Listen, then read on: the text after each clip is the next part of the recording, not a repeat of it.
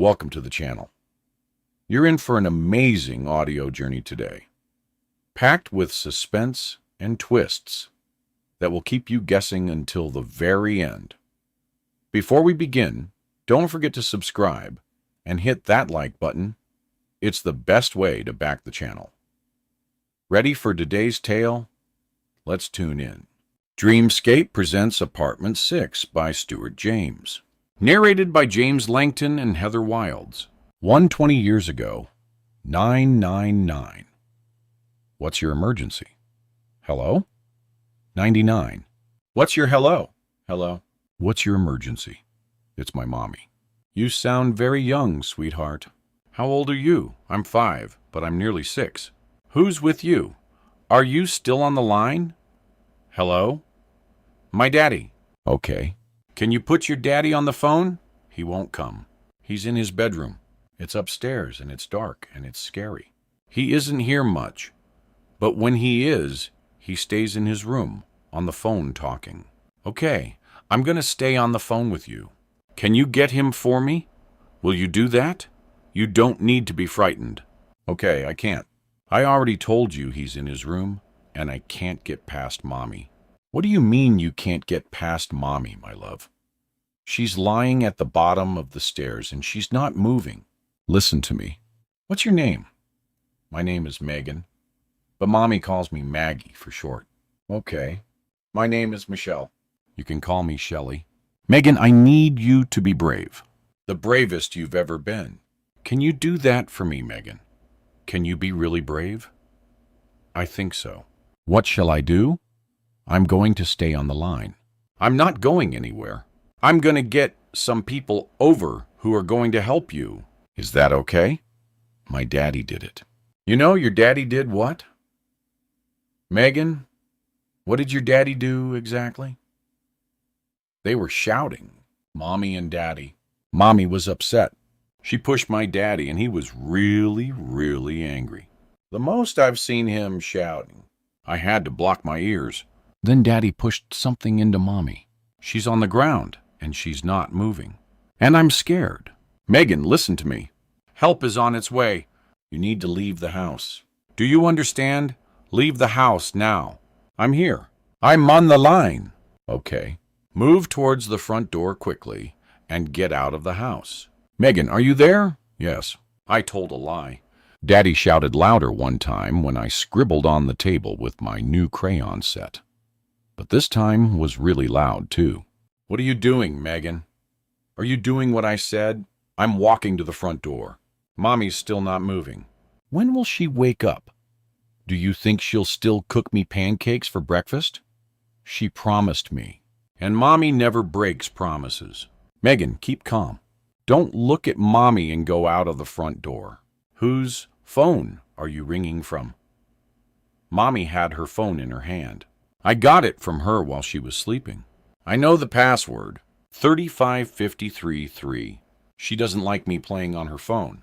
She says it eats the battery, but I only play games, mostly. Oh, it's locked. I think Daddy locked the door. Okay, listen. Can you see a catch? Turn the lock and pull the handle as hard as you can. I am, but it won't pull. I'll go to Daddy. He's strong. No, do not go up the stairs. Do you hear me? I need you to stay down. Can you do that for me, Meagan? Mommy's still sleeping. Oh, I think Daddy's out of his room now. Meagan, you need to listen. What's your favorite hiding place? Somewhere you are never found. Think hard. Well, let me see. Once I hid, for a long time, in a cupboard, where the noisy monster is. Mommy says he eats clothes. Okay. Move to the cupboard as quickly as you can. I need you to go fast, Meagan. I'm on the phone. Nothing's gonna happen to you. You believe me, right? I'm going now. Daddy's coming. I can hear him at the top of the stairs. Move fast, Meagan. You need to hide. Go quickly. If he calls you, don't answer. Do you understand? It will be our little game. Okay, I'm here now. The monster is quiet. Sometimes when it's eating the clothes, it hurts my ears. Okay? We don't like monsters, but it won't hurt you. Are you inside the cupboard? I'm inside. I've shut the door.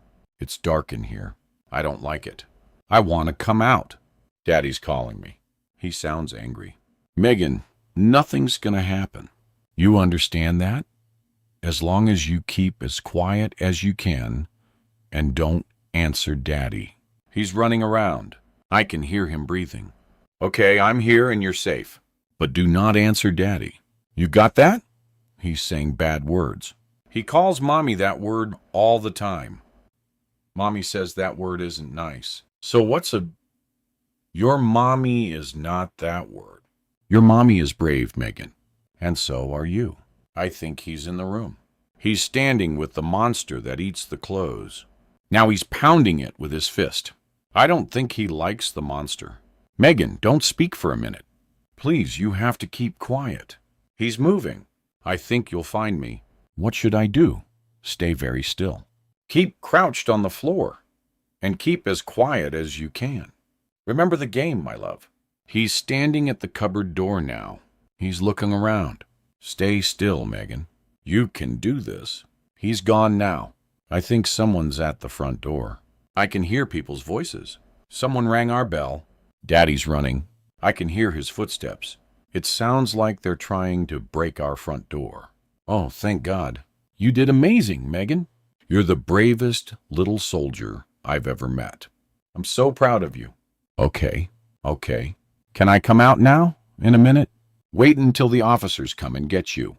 I'll let them know you're in the best hiding place ever. But what if they can't find me? They will. They're going to help you, Meagan. To present day. The alarm clock sounded. Meagan jumped, slapping her hand on the snooze bar. 8:30 a.m. Me. She held her breath in anticipation, waiting to see if her husband stirred. She froze, taking the room in. Everything was correctly placed. She lay still, fighting the knot in her stomach. The anxiety had already started. She waited, staring over at her husband. Once she was sure he was asleep, Meagan eased the blanket back slowly, twisted her body, and stepped onto the wooden floor. She knew where the floorboards creaked. Over by the wardrobe, the second slat out from the bedroom wall, the upstairs hallway just outside the bathroom. That was a large area and a definite no-go. The third step from the top of the stairs. She had left her fresh clothes on the stool in front of her dresser. It was unthinkable to open the wardrobe door at this time of the morning. The bedroom door was open just as well. She'd remembered to leave it that way last night. Meagan grabbed her clothes, held them to her chest, and left the room.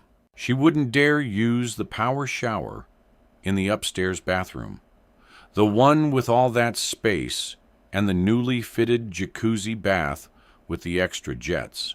She crept along the upstairs hallway, easing her way through the top of the apartment. Then she placed her foot on the stairs and went down, avoiding the third step from the top as if it was spread with hot coals. On the ground floor, she reached the bathroom at the back of the kitchen. Meagan took a deep breath, inhaled, and let out a sigh. She could be herself again, if only for a short while. She ran the shower, removed her nightgown, and stood under the hot water. Once finished and dried, she wrapped her hair in a clean towel and got dressed. Meagan hosed the shower clean, first getting rid of the suds from the tiled wall, making sure every hair disappeared down the plug hole. Then she stood the shampoo bottle in line with the shower gel, hung the flannel back on the hook, and placed the used towel in the laundry basket. Meagan looked down. A wet footprint marked the bathroom mat. Panicking, she went to the kitchen, removing several sheets of thick tissue from the roll above the sink. Some sheets of kitchen paper were hanging down. She wrapped them back onto the roll, making sure it looked neat. In the bathroom, she got onto her knees and patted the water stain on the bathroom mat, absorbing every drop of moisture. Most of it disappeared into the kitchen roll. Meagan thought about setting up a hair dryer, but it was too risky. She kept dabbing until the stain on the bathroom mat had completely gone. She stood back, making sure it couldn't be seen, her eyes sweeping over the spot where the water had been. Meagan pulled herself together and stared at her reflection. She was beautiful, with high cheekbones, full lips, dark brown eyes, and silky shoulder-length black hair. But she may as well have looked double her age for how she felt about herself. Her husband had taken every drop of confidence away and flushed it down the L, draining her of self-belief with his constant cruel jibes, sarcasm, his sneers, and continuous insults whenever she said something until she couldn't feel any worse about herself. She looked deep at the woman she'd become, feeling deflated, pitiful, inadequate. Then she reached for her makeup bag. She applied a small amount of foundation and blusher, and finished with deep red lipstick. She quickly threw on a white blouse, a knee-length tartan skirt, deciding to carry her black boots to the front door, so as not to make any noise. Meagan was creeping along the hall when she heard a voice from the kitchen. "Where are you going?" She froze, her heart racing and anxiety not rising in the pit of her stomach. By meeting a friend for coffee, her face flushed as she struggled to meet her husband's eyes. She watched him wiping the counter with a dishcloth. He looked up. "Would you care to explain the mark on the worktop?" Meagan dropped the boot she was holding, moving towards where her husband stood. "I'm sorry. I'll take care of it." "But you didn't, did you? That's my point. I had a late night last night. A few boys turned up I hadn't seen for ages. I'm hungover, Meagan, and now I have to deal with this." He raised his voice. "It's not really on, Meagan." "Is it? Do you see where I'm coming from here?" She reached for the cloth, and her husband whipped it from her hands. "I'm sorry. It won't happen again." Sorry. That's it." "Are you, Meagan? Are you really? You know how hard it is for me." "Surely." "Yes. I know, Rob. I get it. Honestly, I'm sorry." Rob stepped forward, running his hand along her face. Her body was shaking with fear. She could see how he adored the feeling of being in control. The way he made her what you say, the authority he demanded, and the respect she gave back. Meagan blinked. She flinched, pulling her head back as Rob looked into her eyes. He waited for a minute, enjoying the faces she pulled and how she grimaced, then dropped the cloth on the floor by her feet. "I'm going back upstairs. By the way, I'm hungry." "You're not going out." He left Meagan standing alone in the kitchen. Once her husband was out of sight, Meagan picked up her phone from the kitchen worktop, tapped in the name Sarah, and sent a text. "I can't come. Rob is sick. Sorry, another time." She stared at the text, thinking how shitty a mate she was, letting Sarah down, one of her oldest friends. A reply came back a few seconds later. "Oh, Meagan, I'm already halfway there. Can't you meet for an hour? I'm sure Rob can sleep off whatever's wrong with him." "I've been looking forward to the catch-up." Meagan looked at the phone, bouncing it in her left hand, contemplating the result of meeting Sarah and going against her husband's orders. She tapped a message back. "Okay, I'll be there for 10 as arranged. See you then." Sarah responded with a thumbs-up emoji. Meagan made some coffee, toasted 2 slices of bread, and loaded up a tray. Once upstairs, she was pleased to find the bedroom door open. Rob was out for the count, sleeping off his hangover. She watched him breathe in and out. "Oh, I'd love to pour this coffee over your bowing head, smother you with the cushion, and watch as you struggle to take your last breath. Your final vision of this world would be me ripping the life from your body until your face drained and your eyes rolled back. You evil bastard." She placed the tray on the cabinet beside the bed, then moved slowly out of the room. Downstairs, Meagan quickly glanced in the mirror hanging in the hall.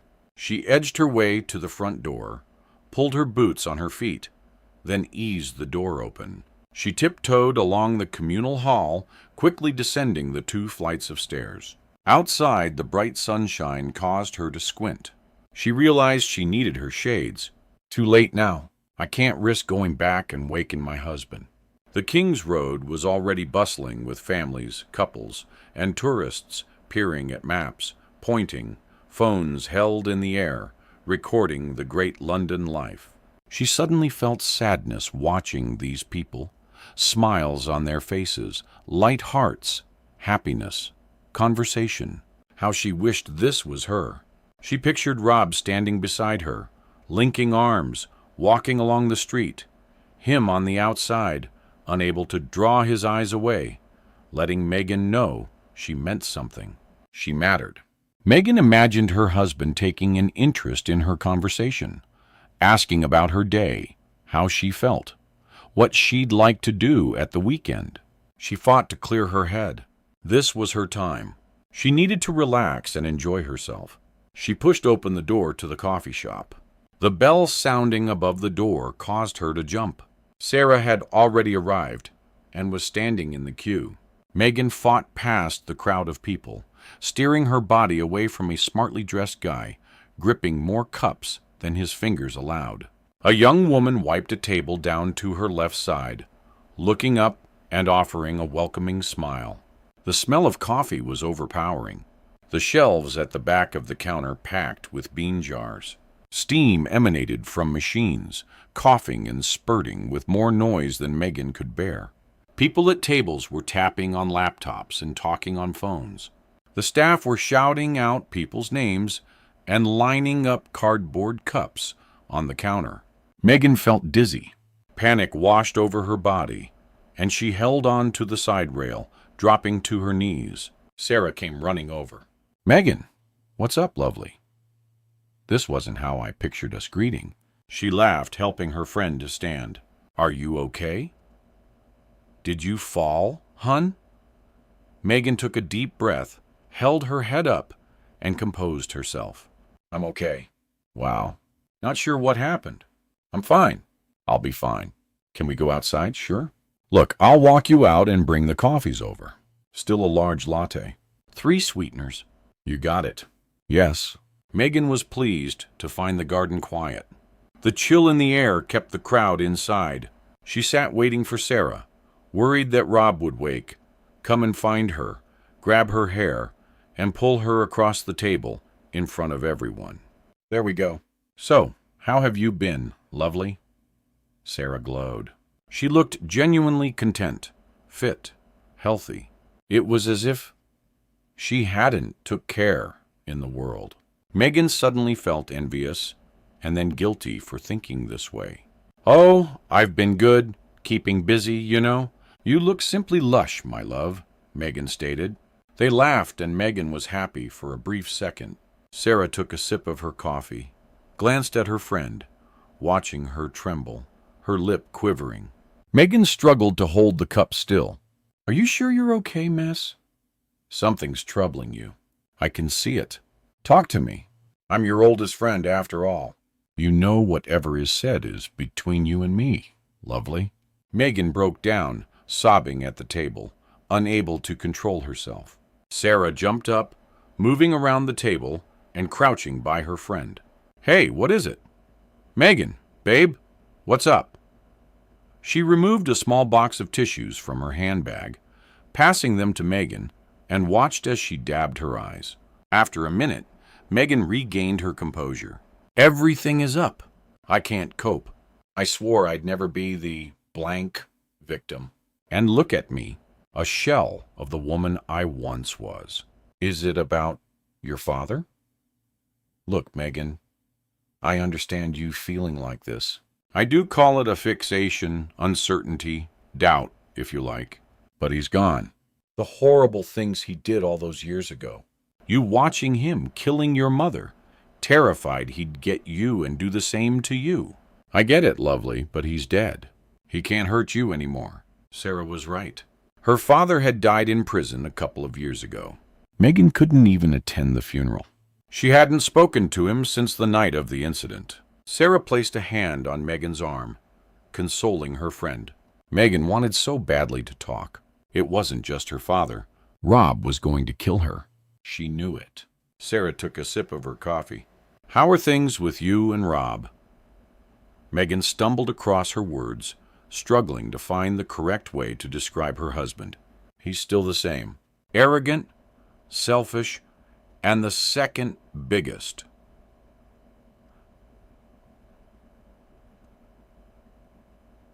I've ever met, my father being the first. Meagan saw the pity in Sarah's eyes, how her face dropped. Meagan, I'm so sorry. You need to get out before something happens. I've told you. Come and stay with me. I can help. All you have to do is ask. You know that, right? Meagan was distracted, staring across the empty tables. I've met someone. You've what? Sarah placed her coffee in front of her, tapping the rim of the cup with her finger. His name is Oliver. We met a few times on the way to work. Sarah held her shocked expression for a moment. Oh, Meagan, are you sure that's a good idea? In light of your situation? I like him, Sarah. He's a gent. He talks to me, takes interest, and he's bloody fit, too. Okay, you need to be careful, though. I don't need to explain what will happen if Rob finds out. Meagan wanted so badly to tell Sarah everything, but she had to leave as quickly as she'd arrived, otherwise her husband would let loose. Meagan had to do something. She knew only too well her life had to change. On the short walk back to Albuquerque house, Meagan thought about Sarah. They'd been friends since childhood, living across the road from one another, inseparable. She reached the shabby apartment block, fished the keys from her purse, and opened the front door. The post had arrived. It was lying on a small table to the left of the dreary communal hall. Meagan walked past. The lift had been out of service for weeks, with no sign of getting repaired. The walls had started to peel and were looking worn. Graffiti tags were scribbled on the white ceilings. Meagan went up to the second floor, passing a family struggling with a pushchair. The apartment she shared with Rob was at the top of the stairs, the first on the left. She stood in front of the door, looking down at the word "Welcome" written on the doormat, as she placed the key in the lock and gently turned it.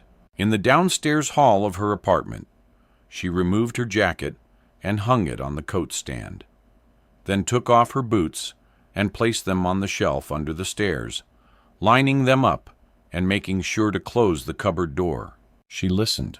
The apartment was quiet. To any visitor arriving, it would seem peaceful. A tranquil home, calm and serene. Meagan stared down the hall, nothing out of place. She was sure she reached the bottom step, creeping up the stairs, avoiding the third step from the top.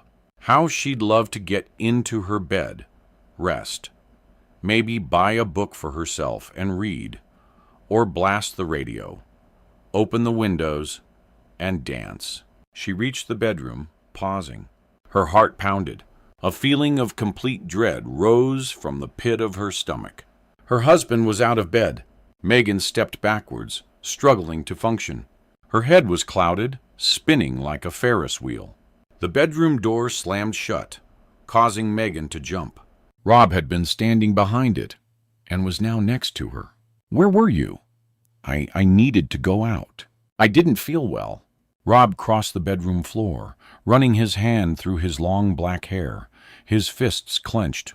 Meagan went to the bed, pulling the duvet straight. Did you eat your toast?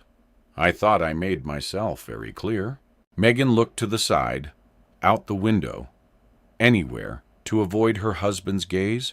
You did, Rob. How are you feeling? Did you sleep enough? She desperately tried to change the conversation and distract her husband. Where did you go, Meagan? I went out to get air. That's it.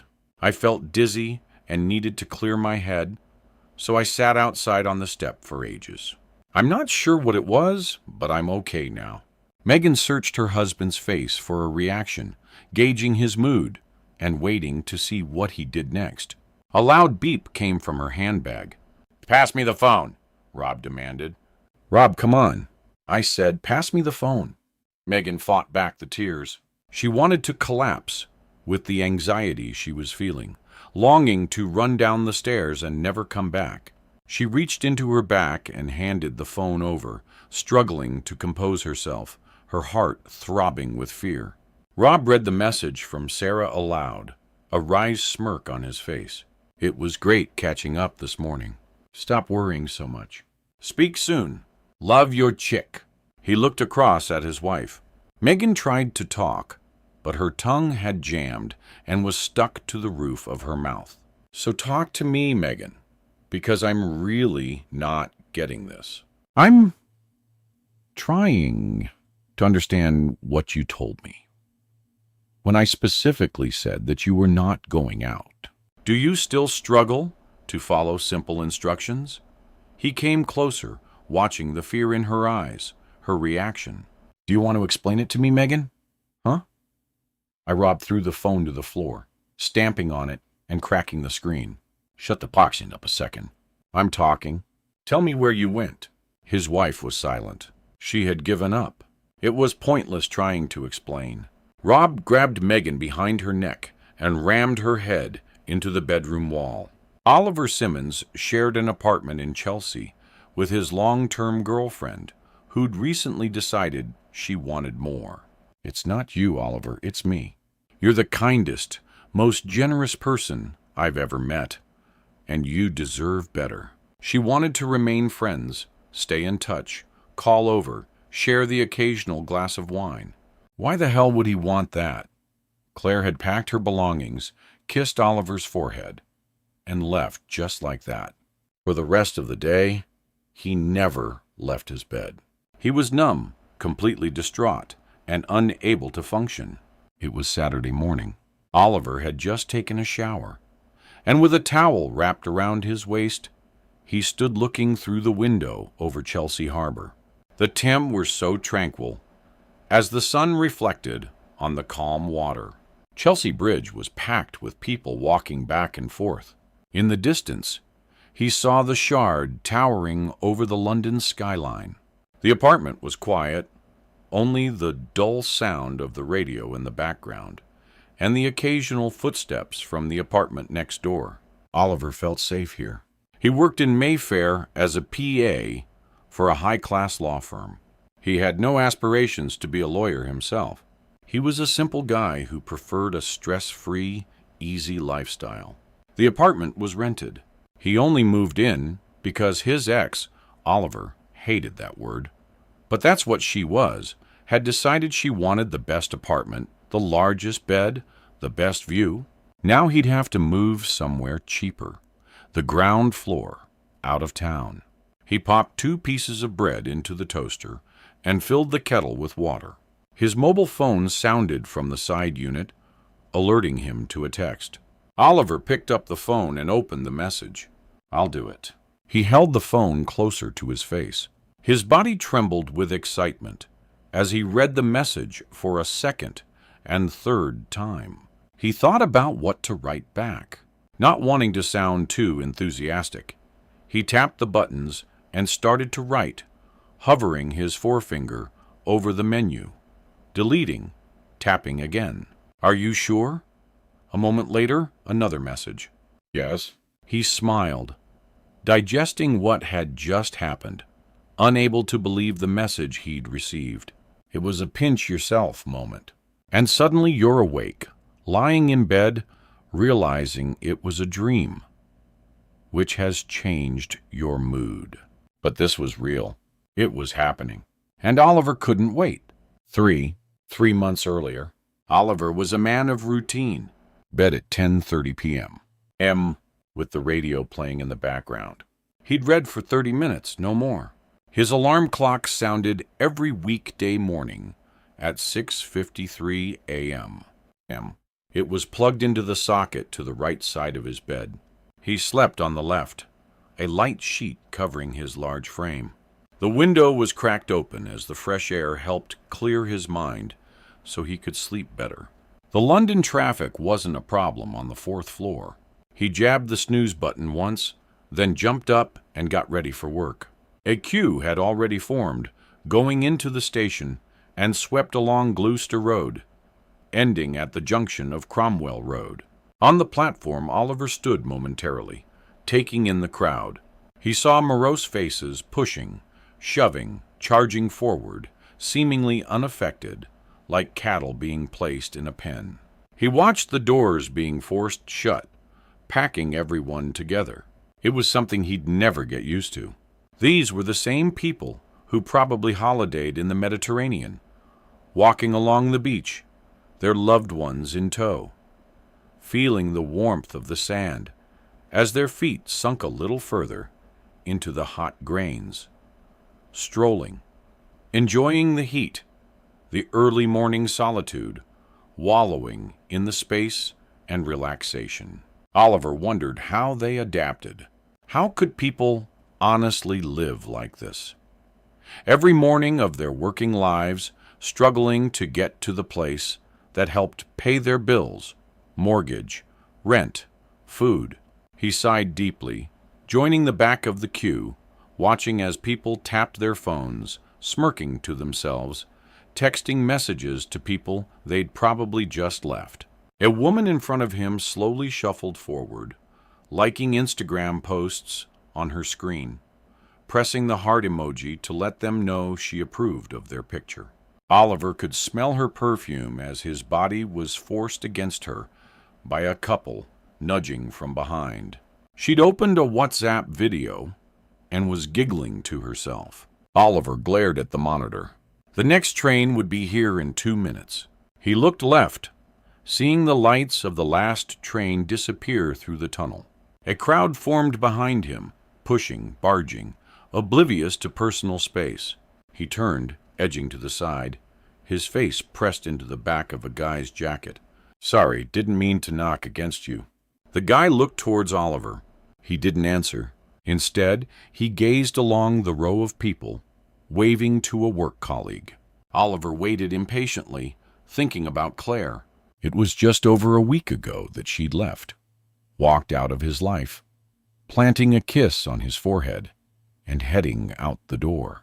So casual, so cold. He tried to forget about her, move on with his life. But everything made him think about Claire. They'd traveled to work together, meeting afterwards for a drink, before going back to the apartment and curling up on the sofa to watch the latest box set. Through the tunnel at the far end of the platform, Oliver could see the lights coming towards him. He pushed forward, catching his leg on a bag and barging hard into the woman in front. She hardly flinched, turning to offer a smile. "I'm so sorry." "Are you okay?" Oliver asked. As she looked at him, Oliver noticed her split lip as if she'd been punched hard in the mouth. He wanted to ask her about it, feeling he needed to know what had happened to make sure she was okay. He knew he couldn't. That would seem nosy, and besides, she'd probably tell him to piss off. "I'm fine." "Really, don't worry," she answered. Oliver immediately noticed her expression. Pitiful. Desperate.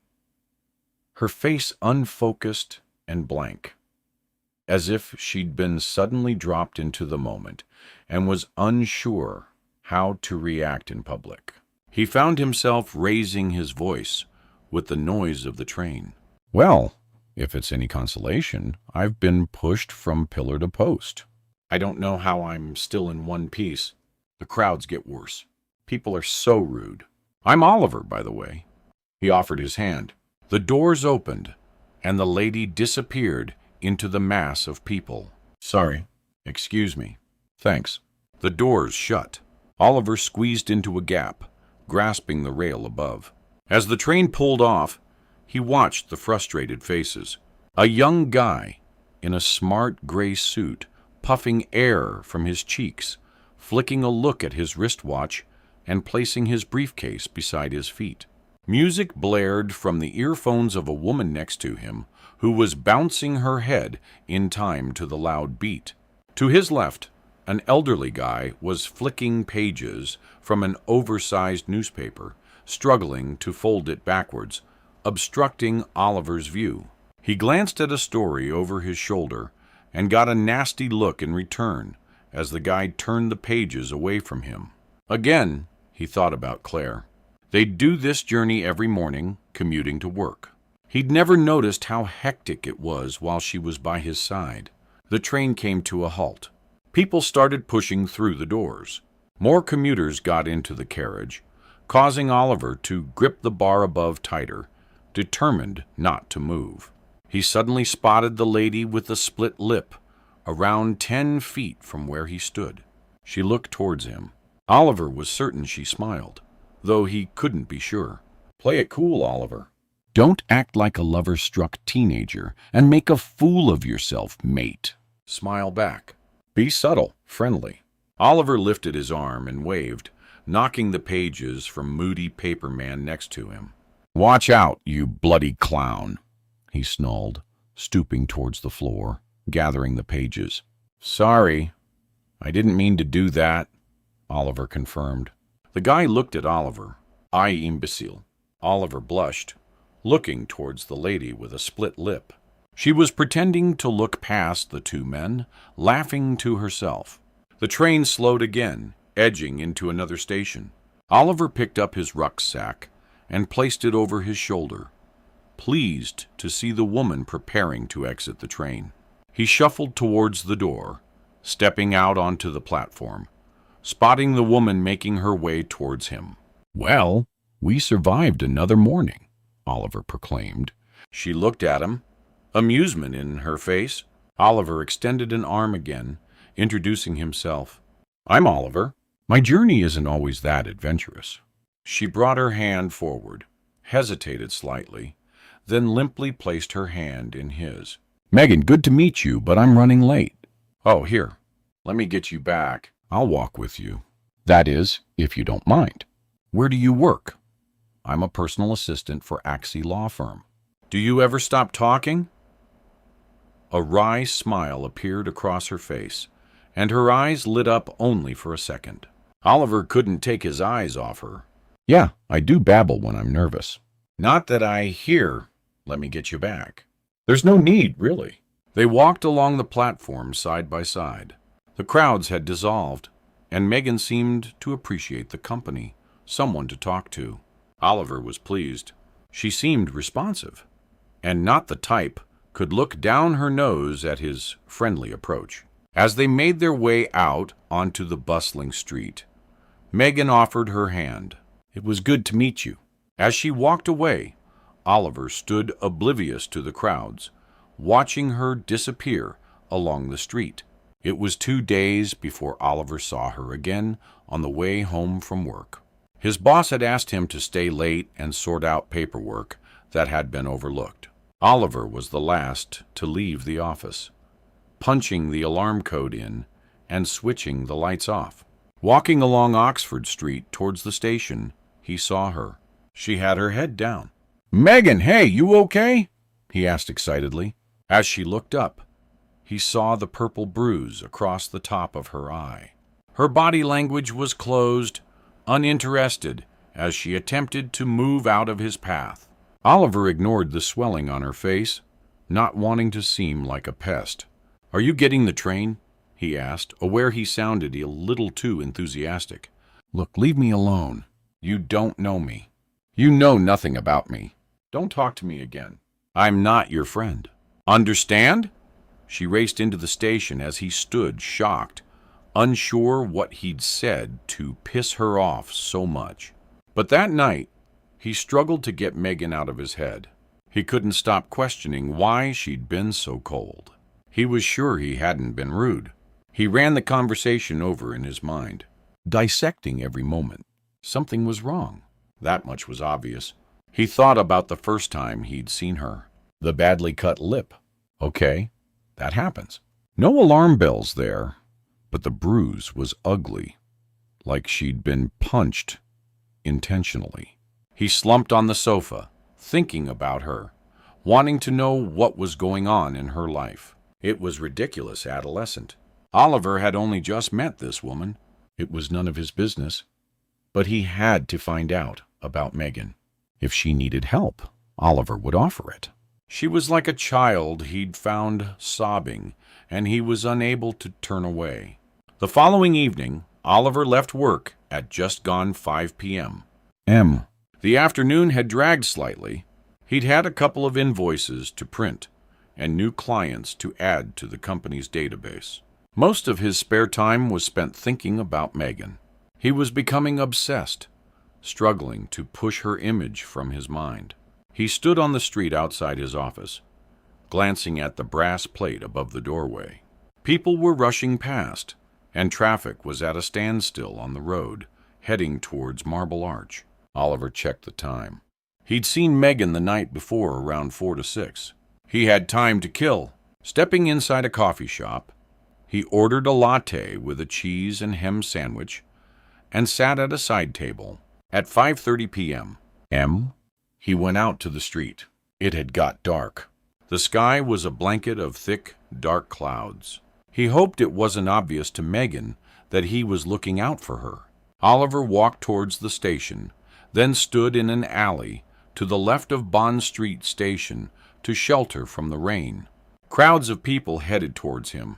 He waited for 20 minutes. There was no sign of her. "Come on, where are you?" "Maybe I've missed her." She could have come out early and rushed home. Oliver waited until 6 p.m. Then called it a night.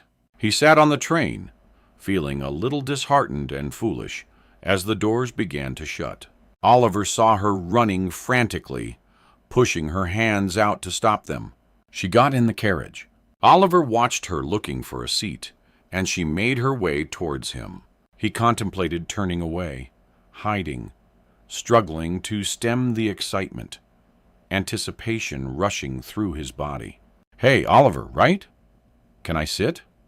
Oliver moved his rucksack, making way for her to settle beside him. She looked at him as she wiped her soaked jacket. "I'm glad I bumped into you. I wanted to apologize." "There's no need, really." He noticed the bruise, more apparent now, a deep purple which had worked further down her face, the swelling almost closing her right eye. Meagan turned towards Oliver. "I was rude to you." "You were only being friendly." She looked away. "I'm not used to it, to be honest." Oliver struggled to understand her sudden interest. "You want to talk about it?" Meagan paused, contemplating. "Not really."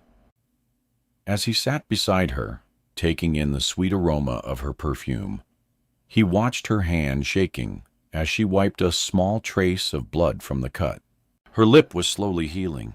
He wanted so badly to help make everything right.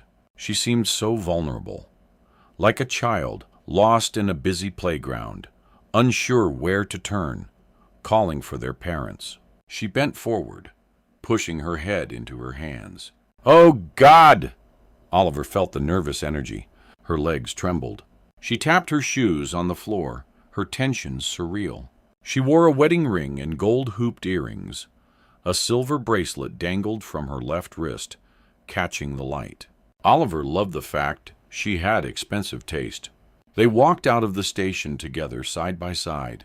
Meagan thanked Oliver for looking out for her and being so concerned. She leant forward and kissed his cheek. He flushed as he watched her turn and walk off along Kensington High Street. She'd been gone a couple of minutes. When Oliver suddenly decided he had to follow her, this was his chance. He needed to find out her story. He walked in the opposite direction, then stopped quickly, glancing behind. Meagan was out of sight. His heart pounded, and with an overwhelming rush, he realized what he was about to do. Oliver couldn't help himself. He turned, walking back to where Meagan had been a minute earlier. He was jogging now, the rucksack bouncing on his shoulder. Reaching a street corner, he gazed along the row of houses and small tower blocks. The streets were empty. Ahead of him were a couple of houses to the left side. He guessed she could have gone into one of them, but they were further down. She'd had to have moved first, and her apparent state of mind would most certainly prevent this. He peered along the side street to his left, 100 yards further along, seeing a turning to the right. Oliver moved quickly past the expensive semi-detached pads with their fancy front gardens and lavish cars parked out the front. He could smell an open fire, smoke billowing from the rooftop across the street. It had turned cold. He saw his breath forming in the air like a cloud of smoke as he panted, wanting to be at home now, stretched out on the sofa, warm and secure in his temporary apartment. There was no sign of Meagan. He stopped quickly, glancing behind, crossing over the side road. A middle-aged lady dressed in a nightgown came out from her house, dumping a rubbish bag in a bin out the front.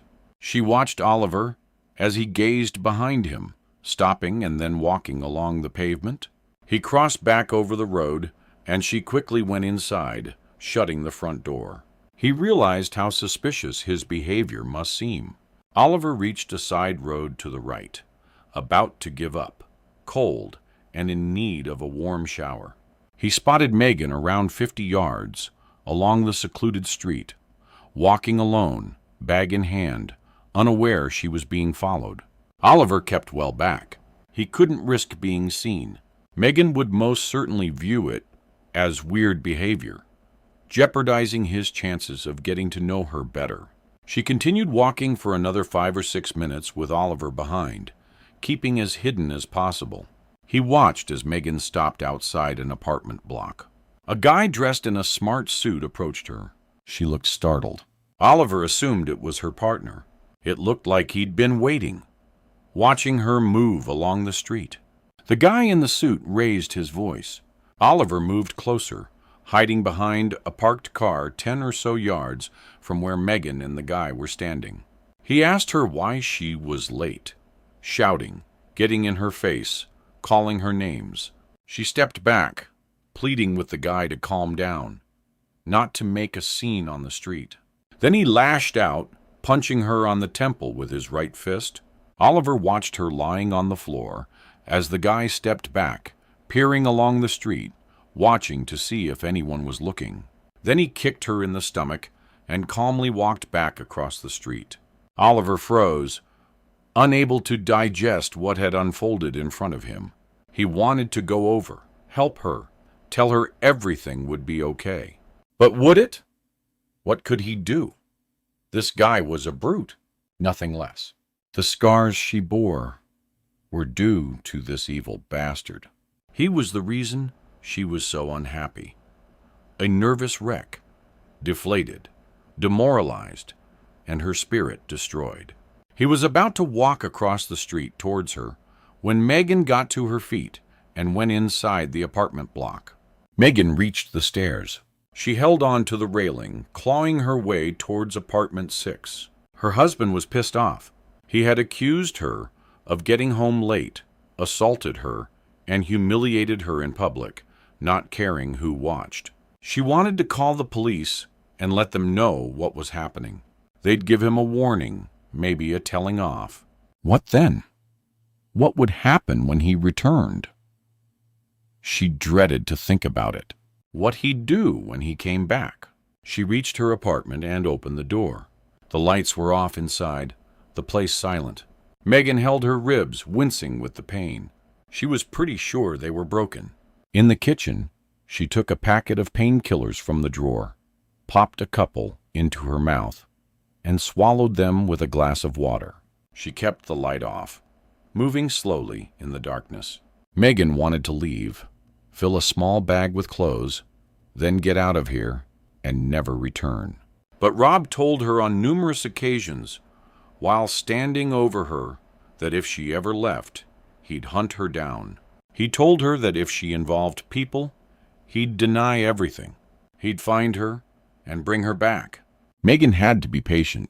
She knew if she stayed long enough with Rob, she'd achieve her aim of a divorce settlement.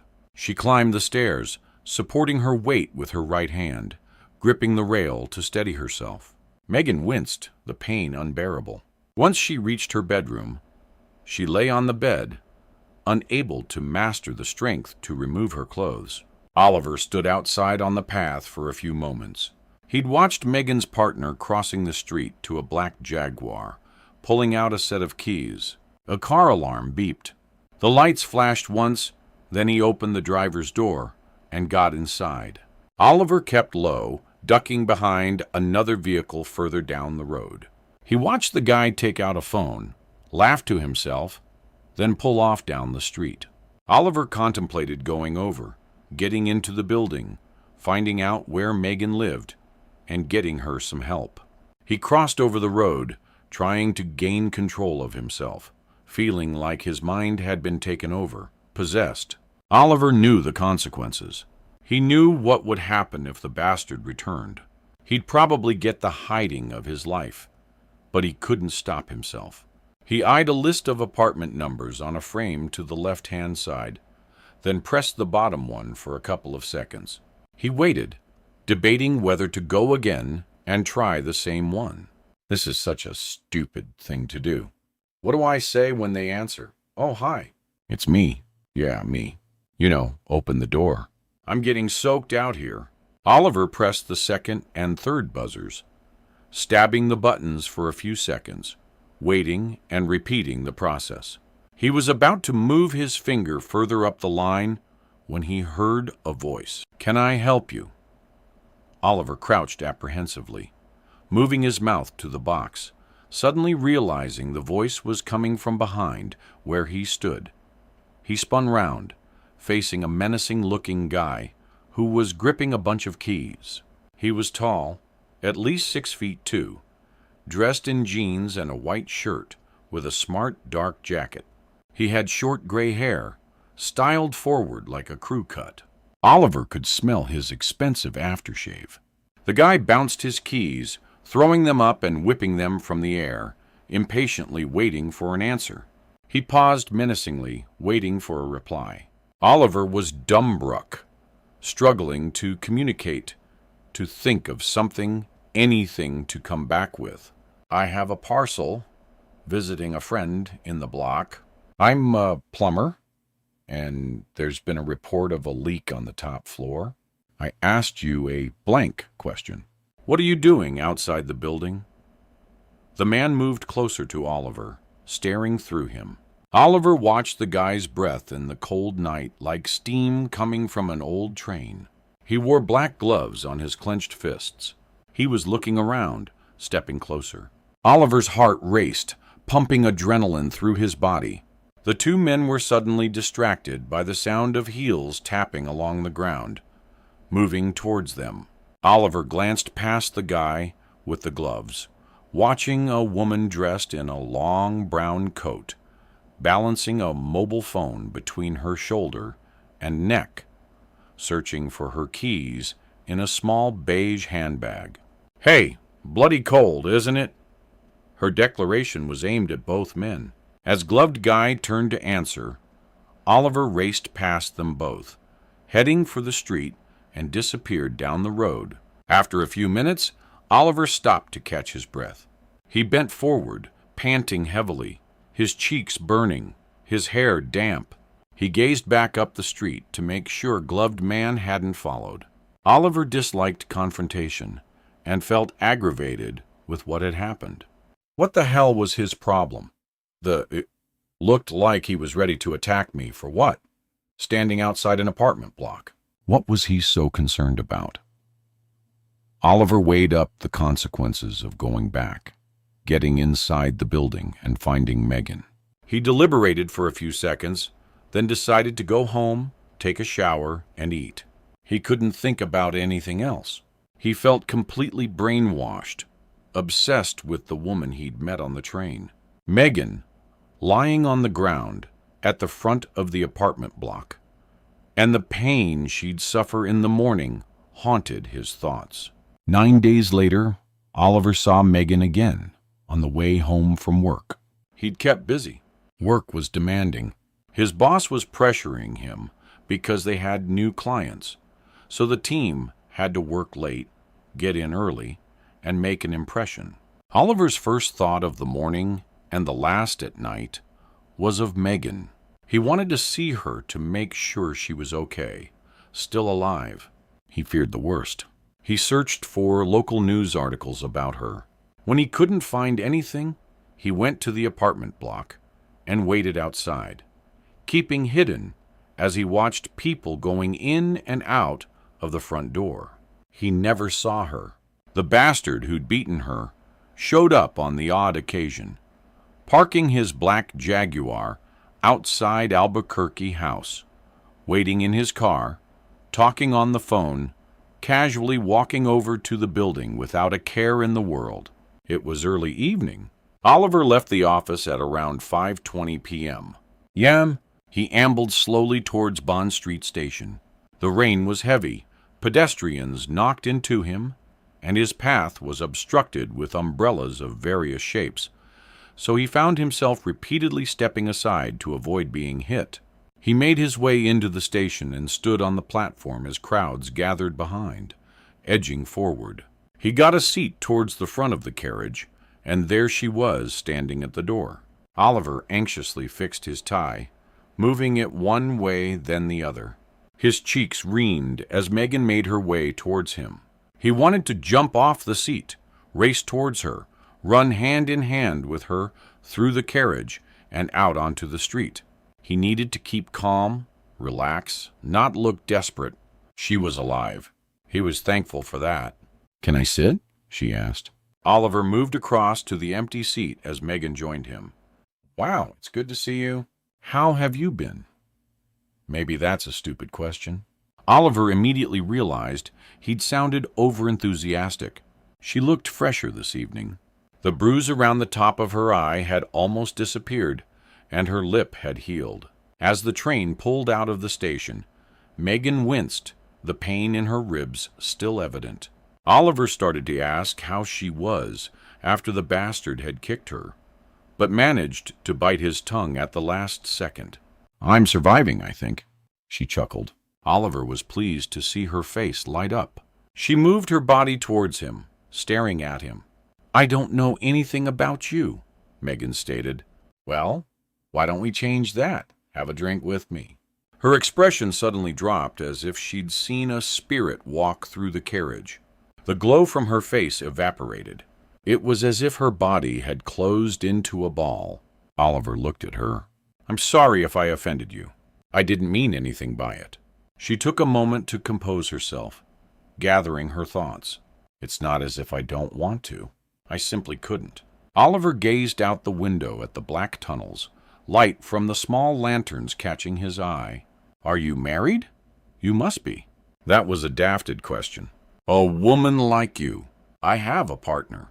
"Yes, but we don't get along." "I'm going to leave him."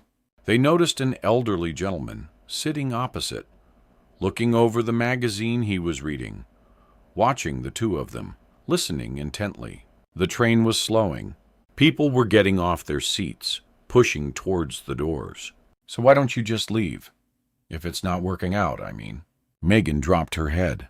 She fiddled with her hair, then pressed her fingers together. "It's not that easy. Let's say that I need to time it correctly."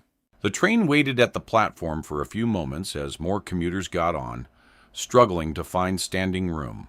People were gripping the bars overhead, determined to hold on to their space as if their lives depended on the one spot they had. Like a baby holding a small, cuddly toy, Oliver watched Meagan, the way she moved, the negative energy which seeped from every pore of her body, how she struggled to hold her head up for more than a few seconds. He reached out and pushed her hair out of her face. He watched her flinch, like she was preparing for a slap. "I'd never lay a finger on you. I want you to know that." Oliver spoke as if reading her mind. She sighed, pushing out a hard breath, struggling to contain her emotions. Then she sat up, pushing her shoulders back as if to rid herself of the pain. "I don't think you would. I'm not suggesting you're like that." They sat in silence while the train passed 2 more stations. Oliver didn't want to seem desperate, and Meagan appeared frightened about where their friendship would lead. As the train pulled into their stop, Meagan jumped up, insisting she needed to walk out alone. Oliver thrust his card into her hand as she made her way to the platform and out onto the street above. Meagan fished the keys from her handbag, opened the main door of her apartment block, and went upstairs to the 2nd floor. She was nervous. Her legs were shaking, eyes wild. She opened her front door, listening for any movement. Rob's car had gone from the street. It didn't mean anything. He rarely parked in the same place. He had once told Meagan it was safer that way, whatever that meant. Her husband was rarely at home. Recently, he had been spending his time at bars, casinos, his club. He gambled most evenings. It's the only way to deal with the frustration, he had told her. It was either that or take it out on his partner. Meagan removed Oliver's card. She looked at his phone number, wanting so badly to call him, to leave the apartment and never return. The hallway was dark, still, and void of life. Meagan flicked on the kitchen light switch, taking in the long, wide room. She was slightly more relaxed now. She wished it could be like this every night without Rob. Meagan went to the fridge, leaving her heels on, making as much noise as she liked. She opened the fridge door, the light temporarily straining her eyes, then banged the door shut and turned on the radio, which was placed by the side unit. She turned the volume to full blast, then sang at the top of her voice. She jumped around the kitchen, banging pans on top of the electric hob, opening and shutting the doors of the units underneath the sink. After a minute, exhausted, she turned off the radio and sat down on a stool by the breakfast bar. She sat in silence, thinking she should eat, but the hunger was leaving her body. Meagan wanted to sleep again. She contemplated calling Oliver, but it wasn't a good idea. Suddenly, she heard something outside. It sounded like an argument. There was shouting, a man raising his voice, swearing. Meagan switched off the light in the kitchen and went down the hallway. As she reached the front door, something pounded against it, like a fist or a heavy object. She stopped and backed up. It was time to call Oliver. Rob had gone out and probably wouldn't return until the early hours. She cautiously walked up the stairs to her bedroom, reaching into the back of her underwear drawer for her spare mobile. She dialed the number on Oliver's card. He answered on the second ring, confirming his name. Oliver Simmons. His voice was cheerful. Meagan whispered, trying to force the urgency of her call. It's me, Meagan. Hey, Meagan. Wow, you called. I didn't expect you. Something is happening in the communal hall outside my apartment. I'm not sure what's going on, Oliver. A woman is screaming. It sounds like she's being attacked. I'm frightened. The front door thumped a second ago and Rob's out. Okay, take it easy. Breathe.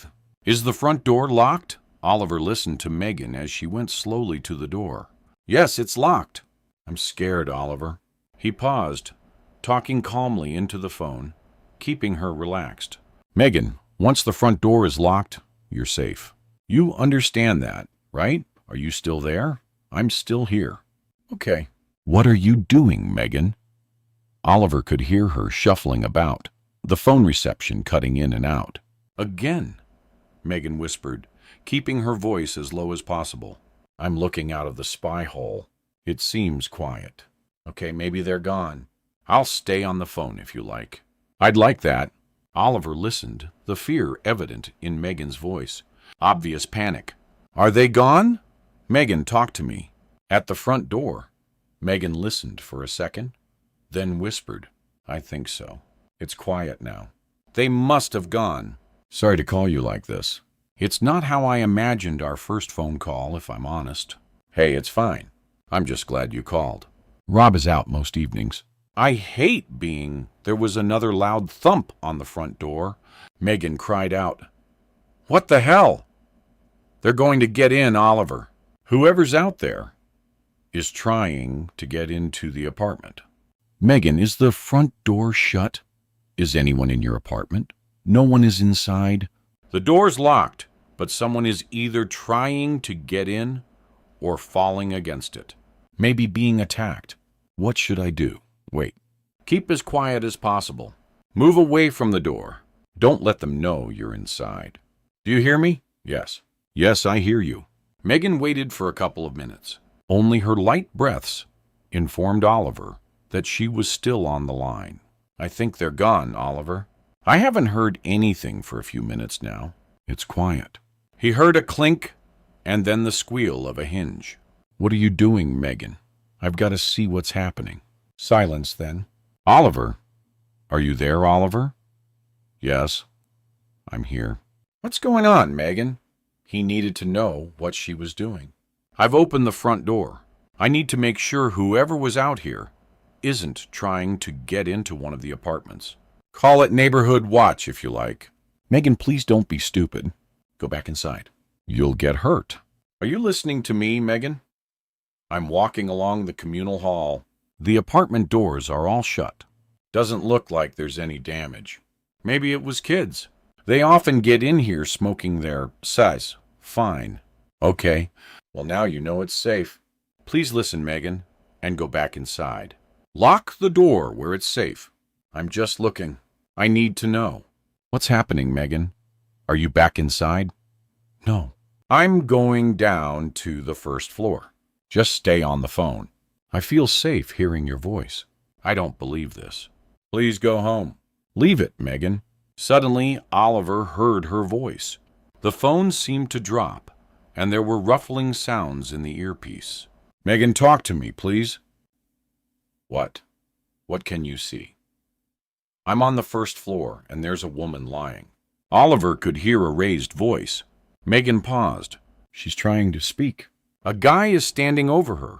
He's wearing black gloves. He's leaning over the woman. His hands are around her throat. Oliver. Oliver recalled the guy who had challenged him recently while he stood outside the building. He also wore black gloves. Is she alive? Meagan froze, struggling to produce the words, sounding confused. I think so. But her body's twitching. He's lifting her, putting her over his shoulder. She's not moving, Oliver. Go back up the stairs, Meagan. Get inside and lock the door. Now, Meagan followed Oliver's instructions, stepping back onto the stairs and racing up to the second floor. Oliver heard the door banging shut and the lock being engaged. I'm by the front door. I can hear him. He's outside Oliver. I'm watching through the spy hall. I can see a shadow. I think he's passing my door, moving along the hall.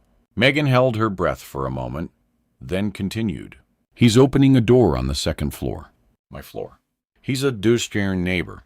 Rob sat at the bar swigging a double Jack Daniels straight. He watched as the bartender wiped a glass with a tea towel and placed it on a shelf above his head. Rob turned facing the stage. A woman in a tight bikini was gyrating in front of him, slowly removing her clothes. The music was loud, a slow dance track from the 90s. He got off the stool and took a seat by the edge of the stage. He watched how she moved, her smooth body glistening with oil, her perfect figure. Then he dipped into his pocket and drew out a 50-pound note, placing it into the side of her underwear. She smiled, giving Rob a provocative wink. When she'd finished dancing, she strutted towards him. Hey, you want to take this further, boss? Rob smirked, taking her hand as she led him into a back room where she continued the private show. There was a large bowl of cocaine on a table, and the door was shut and locked. Meagan stood in the hallway of apartment 6, her body pressed against the wall, arms by her sides, her right hand loosely gripping her mobile. Oliver was still on the phone trying to calm her down, struggling to digest what had just happened. What if he comes for me, Oliver? Her neighbors just strangled a woman and tracked her into his apartment. Oliver listened as Meagan struggled to gain control. The lights were out, the apartment in darkness. Feeling her way towards the living room to the right, Meagan crept over towards the window. The thick, heavy curtains were closed, keeping whatever light there was out of the room. She went to the window, her hands shaking and her body numb from adrenaline. She pulled the curtains slightly to the right and peered into the communal hall. Meagan listened intently. It's too quiet, Oliver.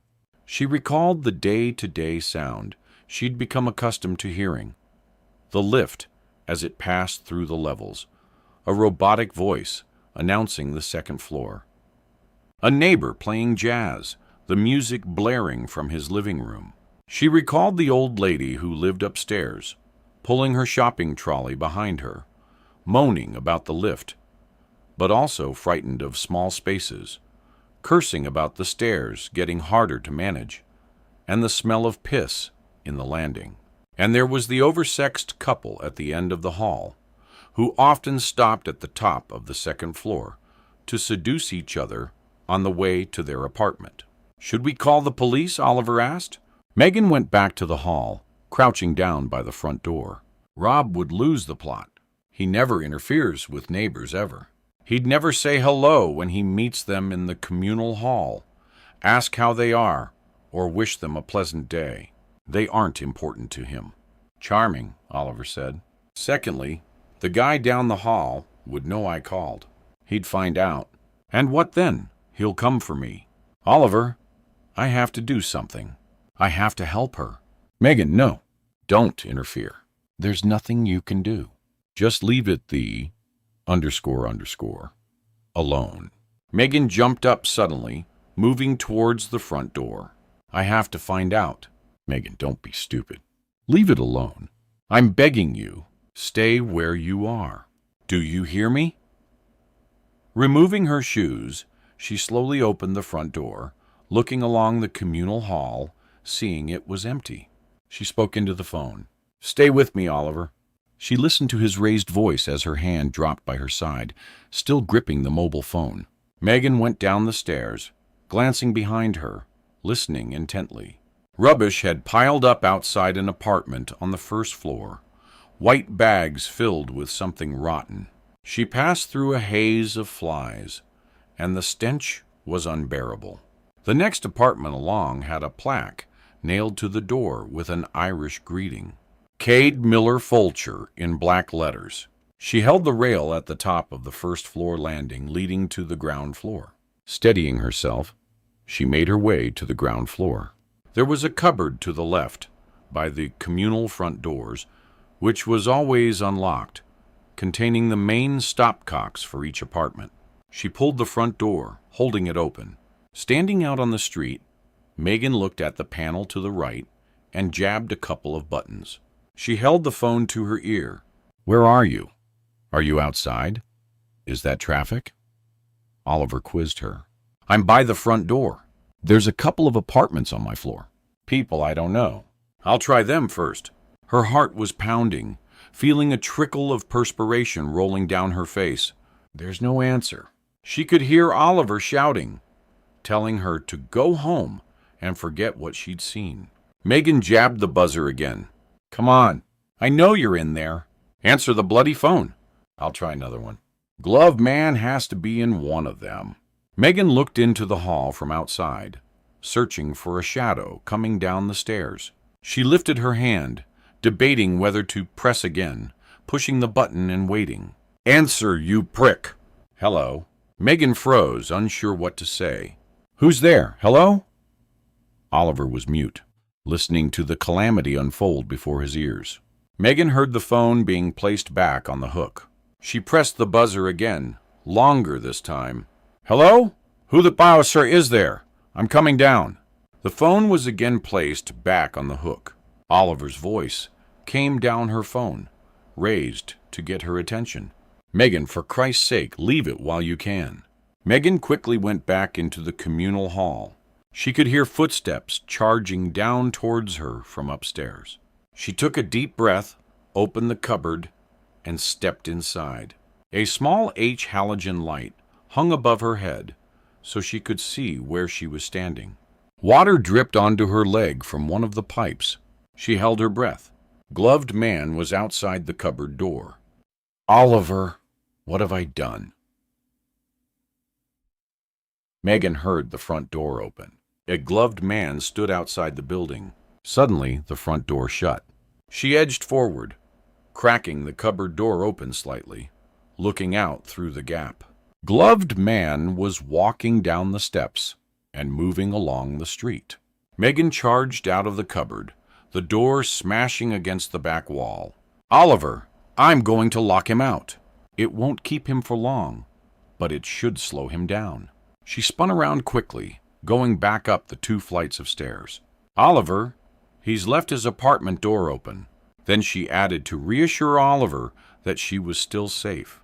"The front door downstairs hasn't opened, so he hasn't come back in. She stood outside the gloved man's apartment, bending forward to ease the stitch that had just developed. Her face was flushed, and her legs had momentarily weakened. She glanced along the corridor. The light was still flickering towards the back of the building. She brought the phone to her ear, making sure that Oliver was still with her. If something happens, call the police. You'll hear if it goes wrong, Oliver. He hesitated. I'm calling the police anyway. You're in severe danger. Meagan, listen. Oliver, if you call the police, Rob will kill me. It's as simple as that. He's warned me time and again never to interfere with the neighbors. I'm on my own here.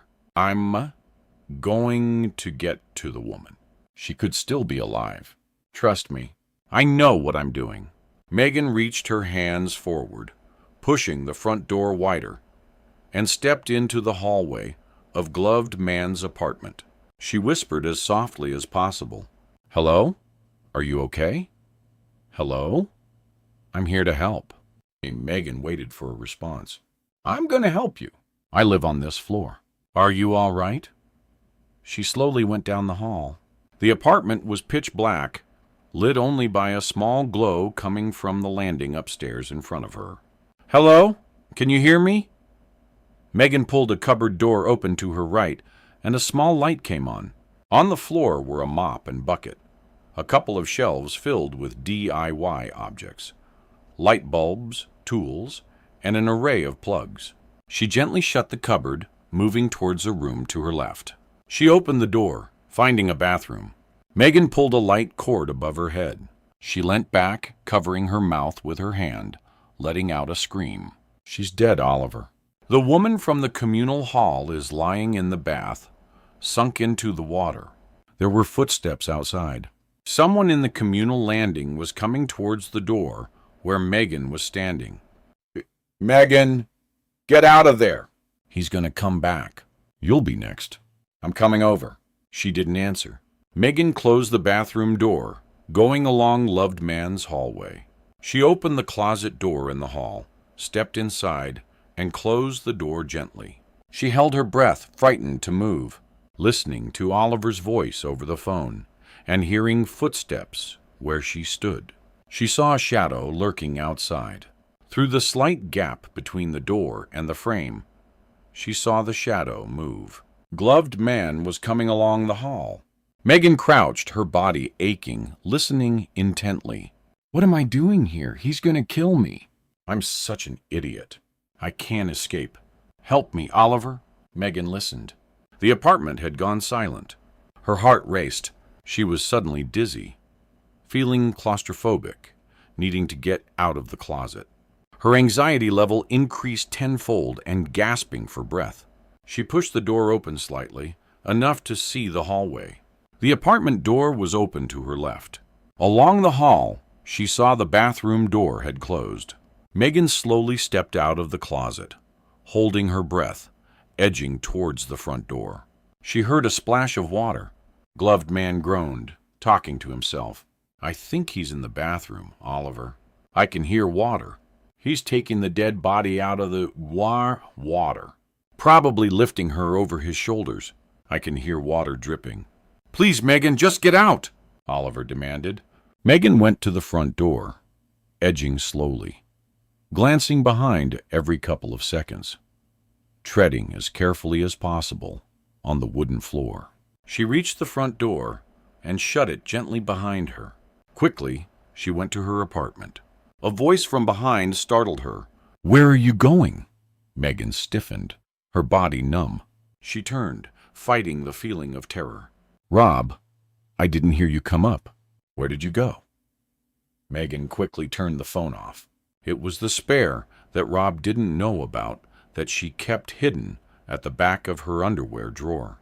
She cut off the call to Oliver and shoved the phone in the back pocket of her jeans. I wanted to see if the lift was working.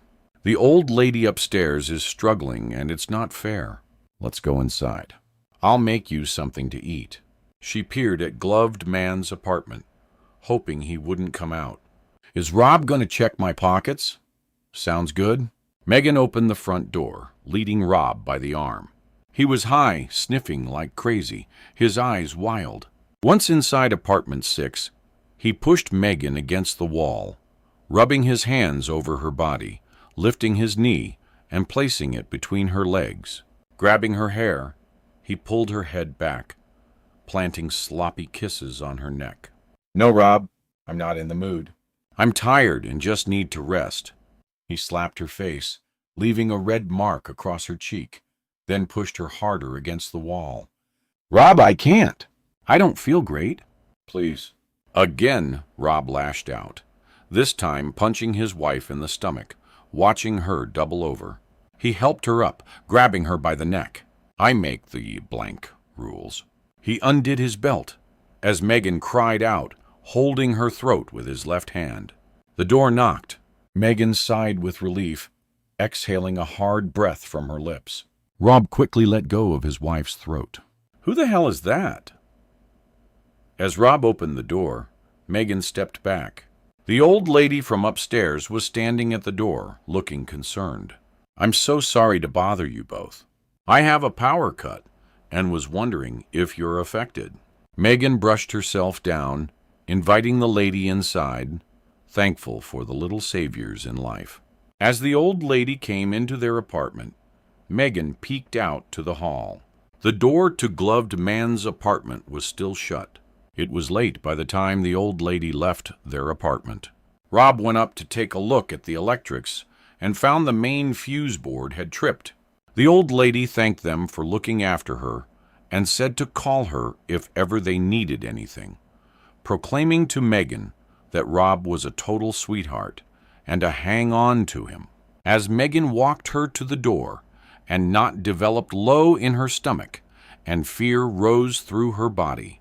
But once she'd closed the door, she was relieved to find that Rob had already gone up the stairs to bed. She messaged Oliver, once she knew it was safe. I'm fine. Thanks for tonight. Rob's home. He's just gone to bed. I know it was stupid. I just wanted to help. She watched the screen as Oliver typed. Don't do that to me again. I was worried sick. Sasaka, Meagan. What were you thinking? You could have got yourself killed. You're too vulnerable to go doing stupid things like that. Promise me you won't put yourself in a position like that again? I've been pacing the floor. She wrote back. I promise. Look, I've got to go. Rob can't know I have this spare phone. I'll see you soon. XXX. Over the next couple of months, Meagan and Oliver met most mornings on the station platform and often on the way home from work. The trains were packed, and they talked whenever it was safe, not wanting to draw unnecessary attention to themselves. Meagan often sat opposite Oliver, occasionally touching his leg with hers, giving him a flirtatious smile, or holding eye contact with him. Oliver struggled to stem his lust, and Meagan needed her husband out of her life. She often imagined how life would be with the stranger she met on the train.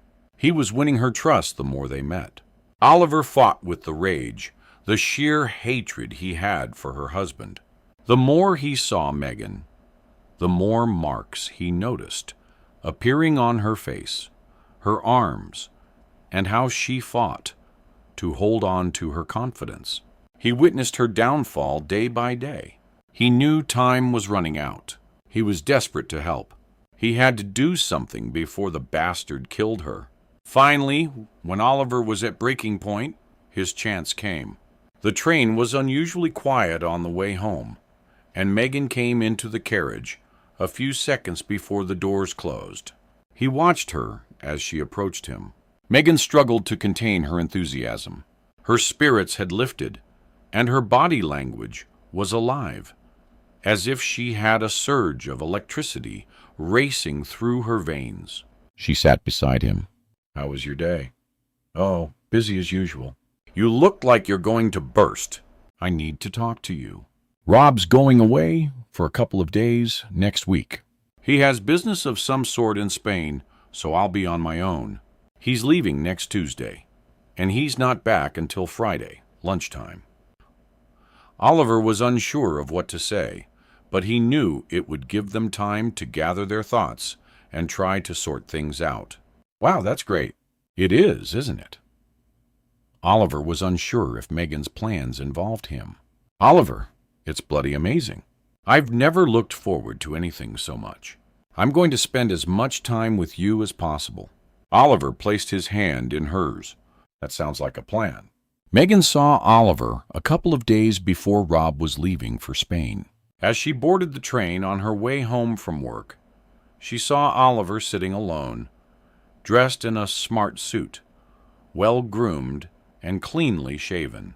His black hair was swept back, and he was looking over documents. As Meagan approached, he looked up, his face gleaming. Meagan, hi. Mind if I sit? She asked. He placed the papers into his rucksack, making room for her to join him. I'm glad to see you, Oliver. How have you been? He smiled, clasping his fingers together and pushing them out in front of him. Oh, Keeping busy, tired of commuting, in need of a holiday. They both laughed. And you? He scanned her face, trying to read her expression. He saw faint scratches along her cheek.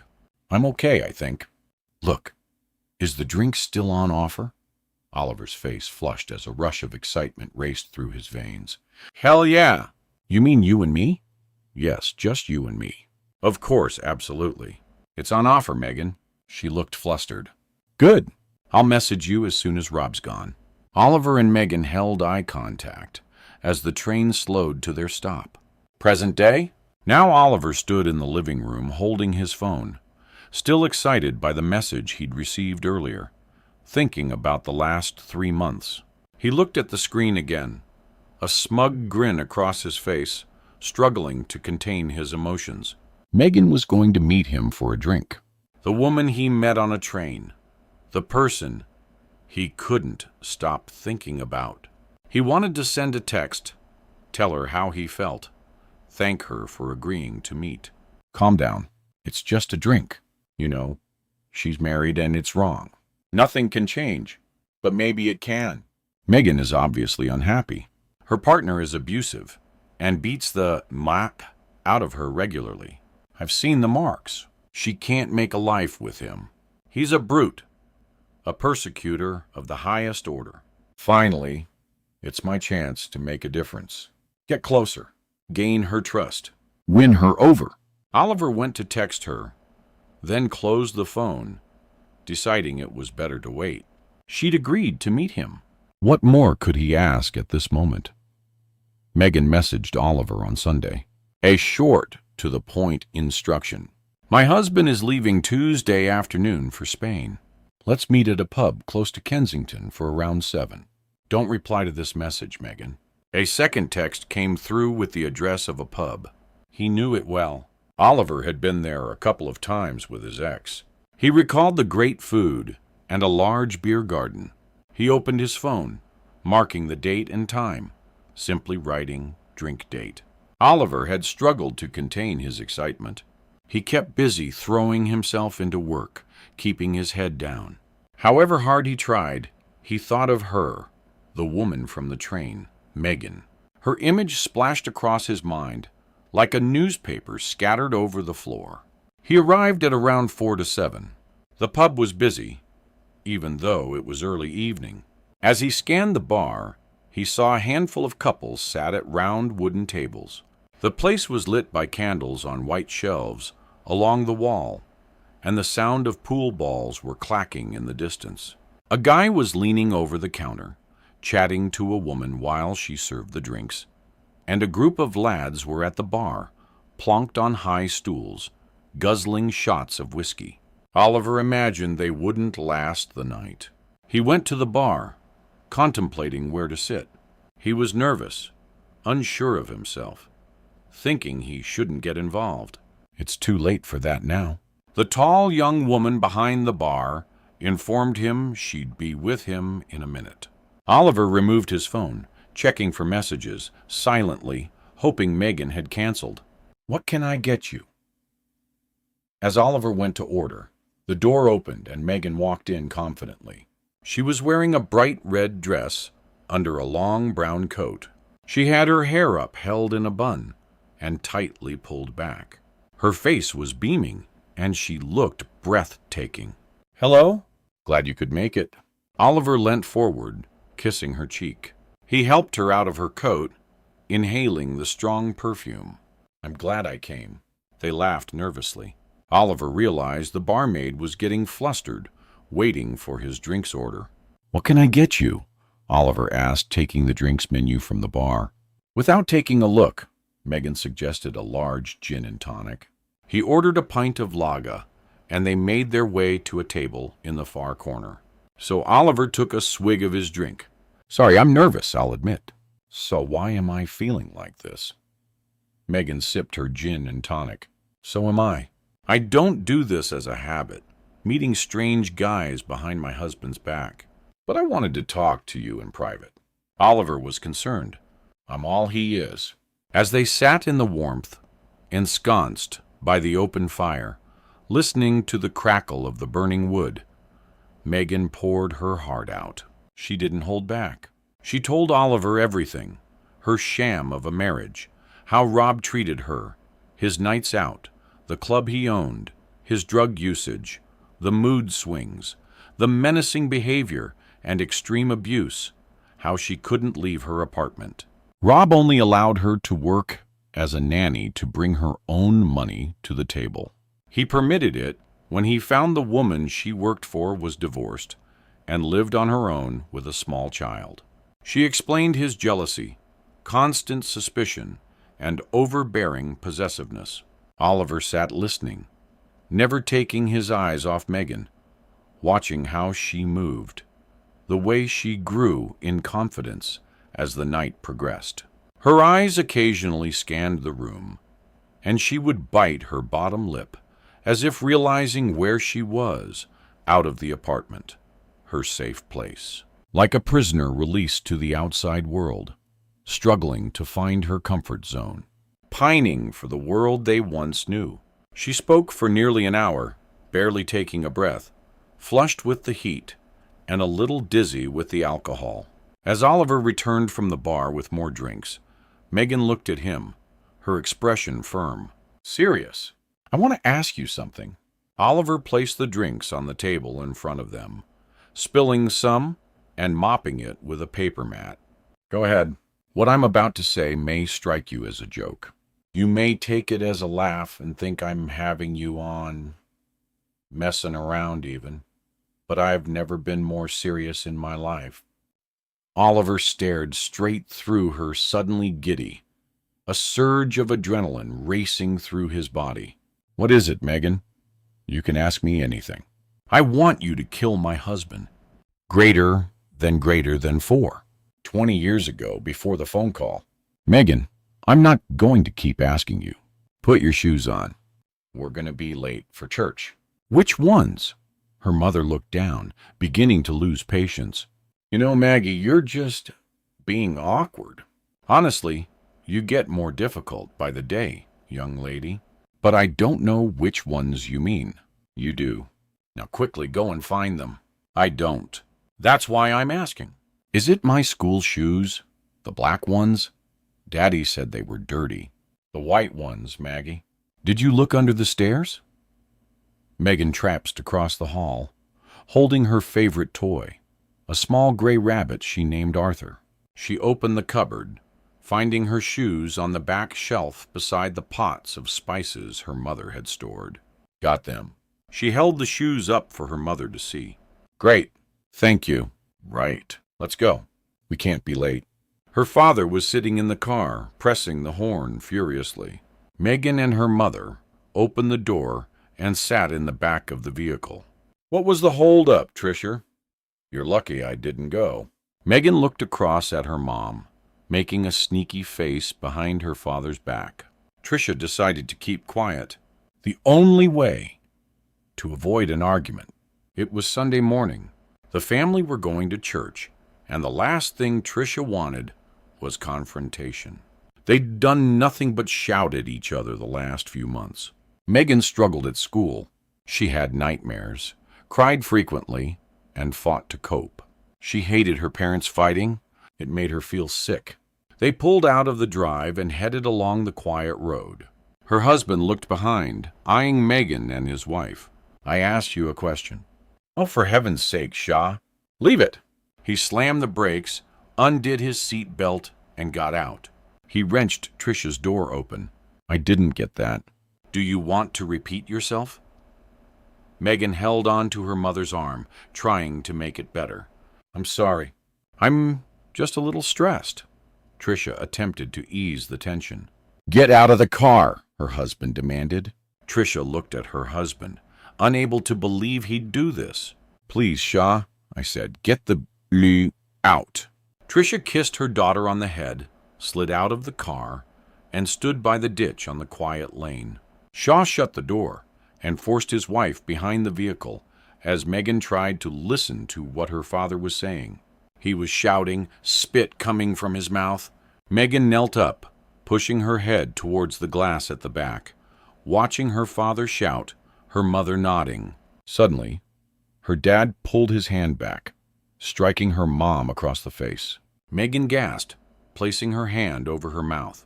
A few seconds later, her father came back, got in the car, and drove off.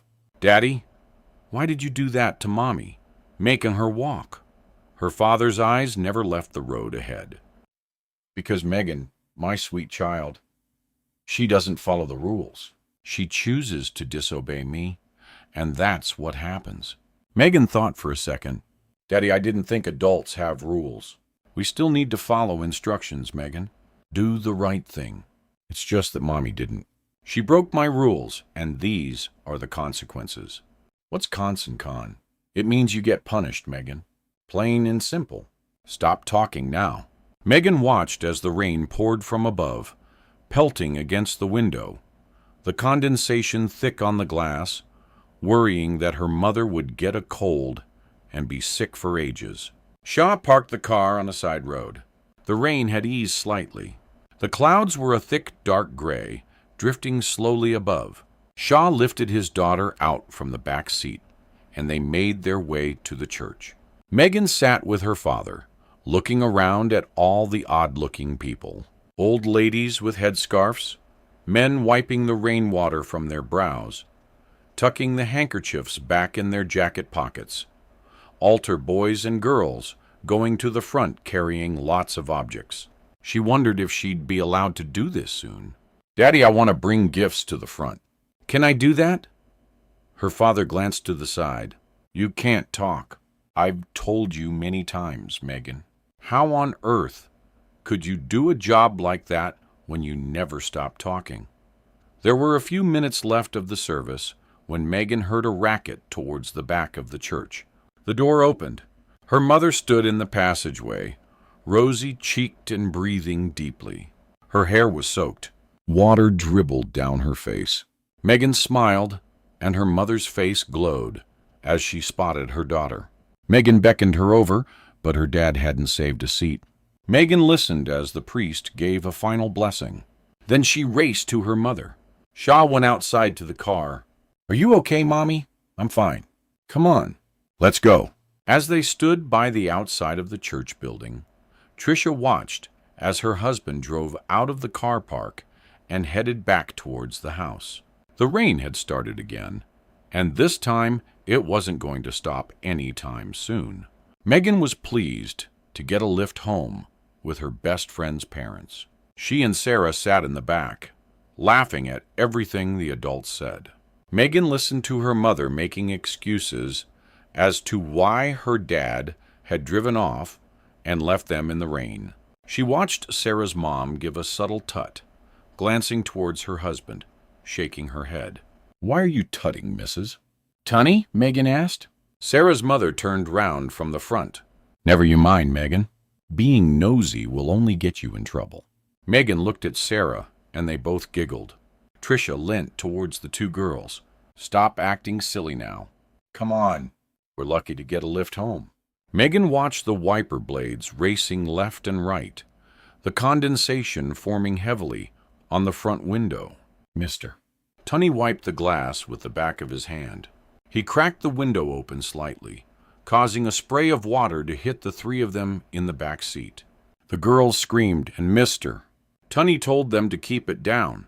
"Mommy, can Sarah have a sleepover in our house? Please, please, Mommy." "Maggie, it's a school night. You know the rules. No sleepovers when you have to get up early." "Why are there rules?" "Daddy says you don't follow his rules." "Does that mean I don't have to follow yours?" Tricia looked at her daughter, gearing herself up for the next bombardment of questions. We were never ending, and the more she answered, the more Meagan came back with like a continuously looping conveyor belt. "Mister." Tarney pulled up to his drive. Tricia got out of the back seat, thanking them for the lift, and Meagan followed. As Tricia looked across towards the house, her heart sank as she saw her husband's car in the drive. The rain had eased, the clouds breaking slightly, allowing light through, lifting Tricia's spirit ever so slightly. Meagan pointed to a captivating rainbow in the distance. Her eyes were wild as she pulled her mom's hand, pleading her to bring her closer to the spectacle. Tricia jumped as she placed her key in the front door lock. Shaw flung it open from the inside, causing her to cry out. "You made it then?" Shaw asked. Meagan stepped forward. "Daddy, why did you leave us?" He turned, walking back towards the kitchen. "Dinner is nearly ready." Tricia removed her jacket and placed it over the stair rail. "I'm not hungry." "You and Meagan eat. I'm going for a lie down." She kicked off her boots and went up the stairs. Shaw paused, standing in the downstairs hallway in disbelief, shocked his wife would do this to him. "You really aren't going to eat after the time it's taken." "I told you, Shaw, I don't feel well." She listened to him move towards the kitchen, slamming the oven door and hammering the food on the table. She undressed and lay on the bed, frightened of what he'd do and frightened of upsetting their daughter. As Tricia drifted off to sleep, she heard footsteps coming towards her. She jolted briefly, wondering where she was. Meagan was at the door, shouting, "No, Daddy, don't!" As Tricia sat up, Shaw lifted the jug of steaming gravy and proceeded to pour it over Tricia's head. She winced in pain, the liquid burning her skin. He then scrunched the potatoes in his hands and crammed them into her mouth until she vomited. Meagan was distraught. She screamed out, "Stop it, Daddy! Stop it! You're hurting Mommy!" She heard her mother scream as she rushed to get water and help cool her face. Meagan was crying, struggling to understand why her father would treat her mother so cruelly, why he'd hurt her every day, making her cry, smiling when she got upset, laughing when her mother begged him to stop and leave her alone. Shaw left the room as Meagan stood at her mother's bedside, dipping a flannel into the water and dabbing it on the deep burn marks. 5. Present day. Oliver sat in front of Meagan, unsure if he'd heard correctly. His legs were trembling and his arms were numb, so he was unable to reach forward and sip his drink. Maybe I misheard. A sudden lapse of concentration on my part. Like when you're talking in a crowd and you're sure you hear someone behind you say something shocking. You zone out temporarily, debating whether to go to the person you've never met and tackle them. Question their last remark. "What was that, pal? What did I hear you just say?" "My wife's a minger. I don't belong in a pub like this with normal, decent people." Is that it? Even though you're sure someone made a remark, you carry on. Ignore it. Put it to the back of your mind. The problem was, Oliver had heard what Meagan had just said. He had heard every terrifying word. So what now? Do I brush over it? Tell her how attractive she is. Ask her how her day went. What does she plan for the coming week?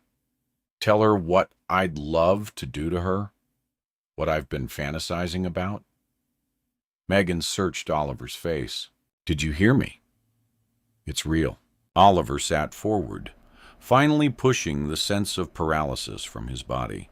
He took a deep breath, sipped his beer, then placed the glass in front of him on the soggy beer mat. I'm getting my head around what you've asked me. You want me to kill your husband?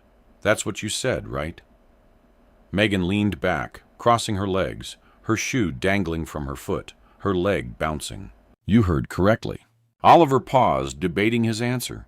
And, how do you think I'm gonna do that? Follow him home, jump out from a cub, and place a carrier bag over his head until he's limp. You're not thinking straight, Meagan. I can't just go around murdering people. It's against the law, for a start. Have you thought about that? I've thought of nothing else. I've been with my husband for almost 3 years. I can't explain what it's like to live with such a vindictive bastard. Worried every day I'm with him. Will be my last. You've seen the cuts and bruises. You know what I'm going through. I can't leave the apartment. He watches my every move. Do you think I'd be here tonight if he wasn't in Spain? I tiptoe through life, terrified of what he'll do. His temper is getting worse, Oliver. She looked up, tears in her eyes. So pitiful. He's gonna kill me unless we do something. You're my only hope. I have no one else to turn to. He's told me on more than one occasion, if I ever leave, he'll hunt me down. He said there's no escape. He won't let me leave. Not ever. You have to help me, Oliver. I'm begging you. Oliver stared, his head fuzzy, his mind racing, confused, contemplating his dilemma. He'd fallen for Meagan big time, was unable to think of anything else. She sat in front of him, asking for help, pleading with him. Scenarios played out in his mind, a mass of outcomes. Meagan was desperate. She wanted out of her marriage, and this seemed to be the only way. Oliver took a deep breath, steadying himself before speaking. I want to help, honest, but there must be another way. What if I break into your apartment, kill this evil bastard? Then what? Meagan answered like she already had it all worked out. I'll leave for the evening. The communal hall will be easy enough to get into. I'll give you a key. Then you can make your way up the 2 flights of stairs to apartment 6. Then what? Oliver watched Meagan's face as she thought of an answer. It's up to you what you do, how you do it. Up to me. Funnily enough, Meagan, I don't make a habit of this.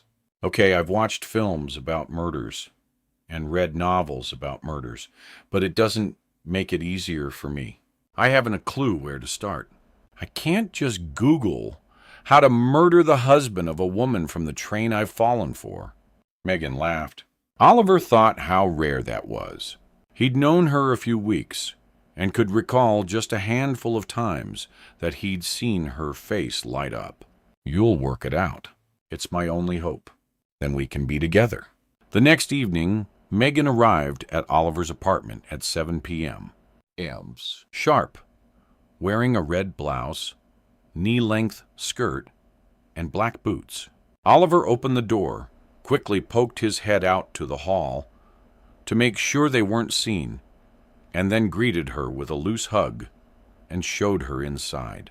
Meagan welcomed the smell of garlic and tomatoes in the air as she walked along the hallway.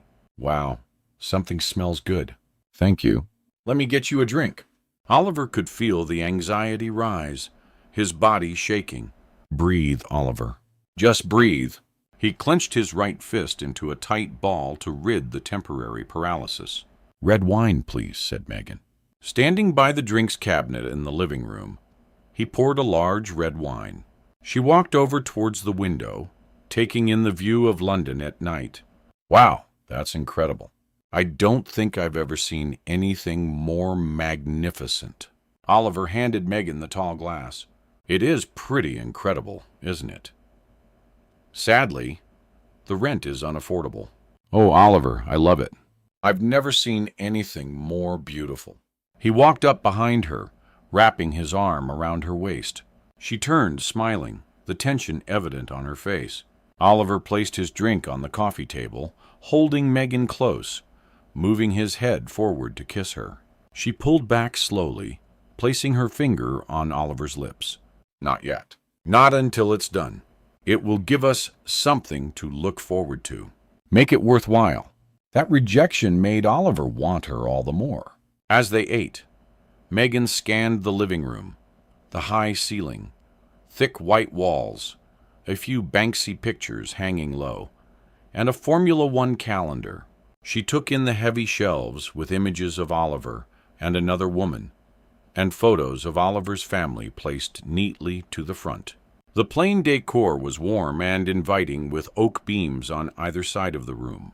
A large curved plasma screen on a dark wooden stand was set in the middle of the wall with speakers on both sides. She spooned the pasta into her mouth, jazz music playing in the background. I could get used to this. Oliver looked up from his plate. He'd been spinning the food with his fork. His mind was confused. How serious are you? Meagan paused for effect. Deadly. Okay. What's the plan? You want me to kill your husband? Why have you never done it? Meagan looked over her shoulder towards the shelf filled with photos. Who is that? She was my partner for 2 years. She just left one morning without an explanation. People can be cruel. Believe me, I should know. In answer to your question, I've never had the guts. I witnessed firsthand my mother, the abuse. No, not just abuse, the torture. The living hell she went through each day. I swore I'd never let it happen to me. Convinced myself I'd see it coming. Rob was kind in the beginning. When we first met, he drove a taxi. He picked me up from a wine bar and slipped me his number. He was good-looking, a real charmer. I agreed to go for a drink, as friends, as I was, like you, on the rebound. We had a great couple of months, the best restaurants, weekends away. He couldn't do enough for me. We married quickly, but within a year, it all changed. It's like he turned overnight. Now I'm just another pathetic victim like my mother. Oliver never let his eyes wander. He was listening to every word, sympathizing with Meagan's story, thinking, God, I want to be with her. Okay, I'll do it. I don't want to make an issue of it, so when it's done, we never talk about it again. Understood. Her face lit up. Understood. Meagan explained that her husband was due back from Spain tomorrow evening. She wanted it done fast. As soon as he returned, Meagan would leave an auto-injector in the storm of the basement hall. The auto-injector would contain botulinum, an extremely fast-acting poison. She gave Oliver clear instructions where to find the auto-injector and described how to work it. The toxin would cause Rob immediate muscle paralysis, closing down his respiratory system, leading to his death. She also told Oliver where to find apartment 6. His instructions were clear. Break into apartment 6, stab the auto-injector into her husband, and leave. She said, I'll be out. I can't watch. I'm afraid. I'm not brave enough, Oliver. Besides, you'll be able to concentrate on the job in hand. If for whatever reason you need me, you have my number. You know what you have to do. They finished their meal. Then Oliver walked Meagan back to her apartment. As she waved goodbye, Oliver stood outside, struggling to curb the complete dread in the pit of his stomach. 20 years ago, before the phone call, it was 3 days ago that Meagan had witnessed her father, Cruy, burn her mother with the gravy. Meagan struggled to sleep. She would wake in the night, crying out with visions of her father doing the same to her. Tricia didn't leave her bed. She developed the flu with cold sweats and high temperature. Meagan frequently checked on her mother, making sure she had everything she needed. It was Wednesday evening. Sarah had come over, Meagan's best friend from across the road. Shaw was out working and wouldn't usually come home until late. He worked at the local council, and his days were taken up with meetings, speeches, and helping local businesses, a regular pillar of the community in the eyes of the neighborhood. The girls were sat on the living room floor, combing their doll's hair and talking about school. Meagan heard the key in the front door, and the menacing figure of her father appeared in the hall. She felt sick, worried her father would lash out in front of her friend. She listened as he went up the stairs, opened the bedroom door, then slammed it hard. "What's wrong with your daddy?" asked Sarah. "Is he in a mood again?" Meagan pushed herself up from the floor and went to the living room door. "I don't know, but he's gone to Mommy, and Mommy isn't well." "Should we go see?" Sarah asked. "No, he'll be angry if he catches me listening. It makes him shout. You stay here, okay? I'll be back soon. Comb this one's hair now, and make her look pretty." Meagan tossed another doll towards Sarah, who placed her hands out, dropping it on the floor. "Be careful. She's not well, just like Mommy." "My daddy says your mommy is lazy." "She is not. He's too." Meagan shut the door so she couldn't hear Sarah anymore. At the foot of the stairs, she listened. There was total silence. As she reached the top of the stairs, she paused, hearing her father's voice. "Is that it? You're just going to lie there and do nothing. This is all because of Sunday. I told you I was sorry. What more do you want? Please, Sean. I'm sick. Let me rest. Please, you've been resting for 3 days. Nothing is getting done in the house." "Do you expect me to do everything?" As Meagan stepped forward, she saw the door open and she hid. After a couple of seconds, it closed again. "I'm telling you something. I won't stand for it for much longer. Get out of bed." "Sean, please." "I can't move. My body is crippled with pain." Meagan quietly opened the bedroom door and found her father at the bedside, slapping her mother around the face. "No, Daddy, don't hit my mommy." Meagan leapt on her father's arm, swinging like a pendulum. He wrestled her off, cursing as he left the room. Tricia burst into tears, apologizing to her daughter for what she'd just witnessed. Meagan leant in, placing her arms around her mother. "I hate my daddy." "Meagan, don't say things you don't mean." "I do, Mommy. He's just like Jimmy Murdato at school, picking on the girls. Jimmy tried to kiss me once. He's all spotty." Tricia laughed, wincing with pain, and laid her head back on the pillow. "Mommy, why do all the ugly boys try to kiss me?" Tricia ran her hand through her daughter's hair. "Baby, you have to kiss many frogs before you find your prince. So why not just go straight for the prince?" "Mommy, you know something? I've never thought of that." Meagan joined Sarah downstairs in the living room, listening to her father slam doors and stomp around the house like a petulant child. Sarah looked up while combing the doll's hair. "Is your mommy okay?" "She's fine. Daddy burnt her on Sunday, and now she's not well." Sarah's eyes widened. "How? I'd rather not talk about it." She looked at the doll in Sarah's hands. "You've done a very nice job." "She'll really find a prince looking like that." The living room door burst open, and Shaw walked in, instructing Meagan it was time for Sarah to leave. "Daddy, she's only just come. Can't we have a little more time?" "Please, Daddy." I said Sarah needs to leave. Sarah stood, wiping the creases from her skirt. "Thanks for having me. I enjoyed being here." Meagan sniggered at how polite her friends sounded. "Off you go now." "We'll see you soon," Shaw instructed. Meagan lifted herself off the ground. "Daddy, you need to walk her across the road." "She's big enough to do it herself, Meagan." "Off you go, Sarah." Meagan watched her father, shocked at how dismissive he was. As Sarah left the room, Shaw walked up the stairs and into the spare room at the back of the house. "I'm sorry, Sarah. I can come with you if you want." "I hate my daddy." "It's fine. I'll be okay. I'll see you soon if you like." Meagan walked to the front door with Sarah and stood there until her friend had made it home. A few seconds later, Sarah's father came barging out of their house, charging across the road. Meagan quickly shut the front door, feeling guilty about the incident with her friend. The doorbell rang, causing Meagan to jump. "Daddy, someone's at the door." "Daddy, I heard you the first time." Shaw went downstairs. He opened the door and found Mr. Tunney standing with his fists clenched. "Don't ever do that again." "Do what?" "You bloody well know." letting my daughter walk home on her own.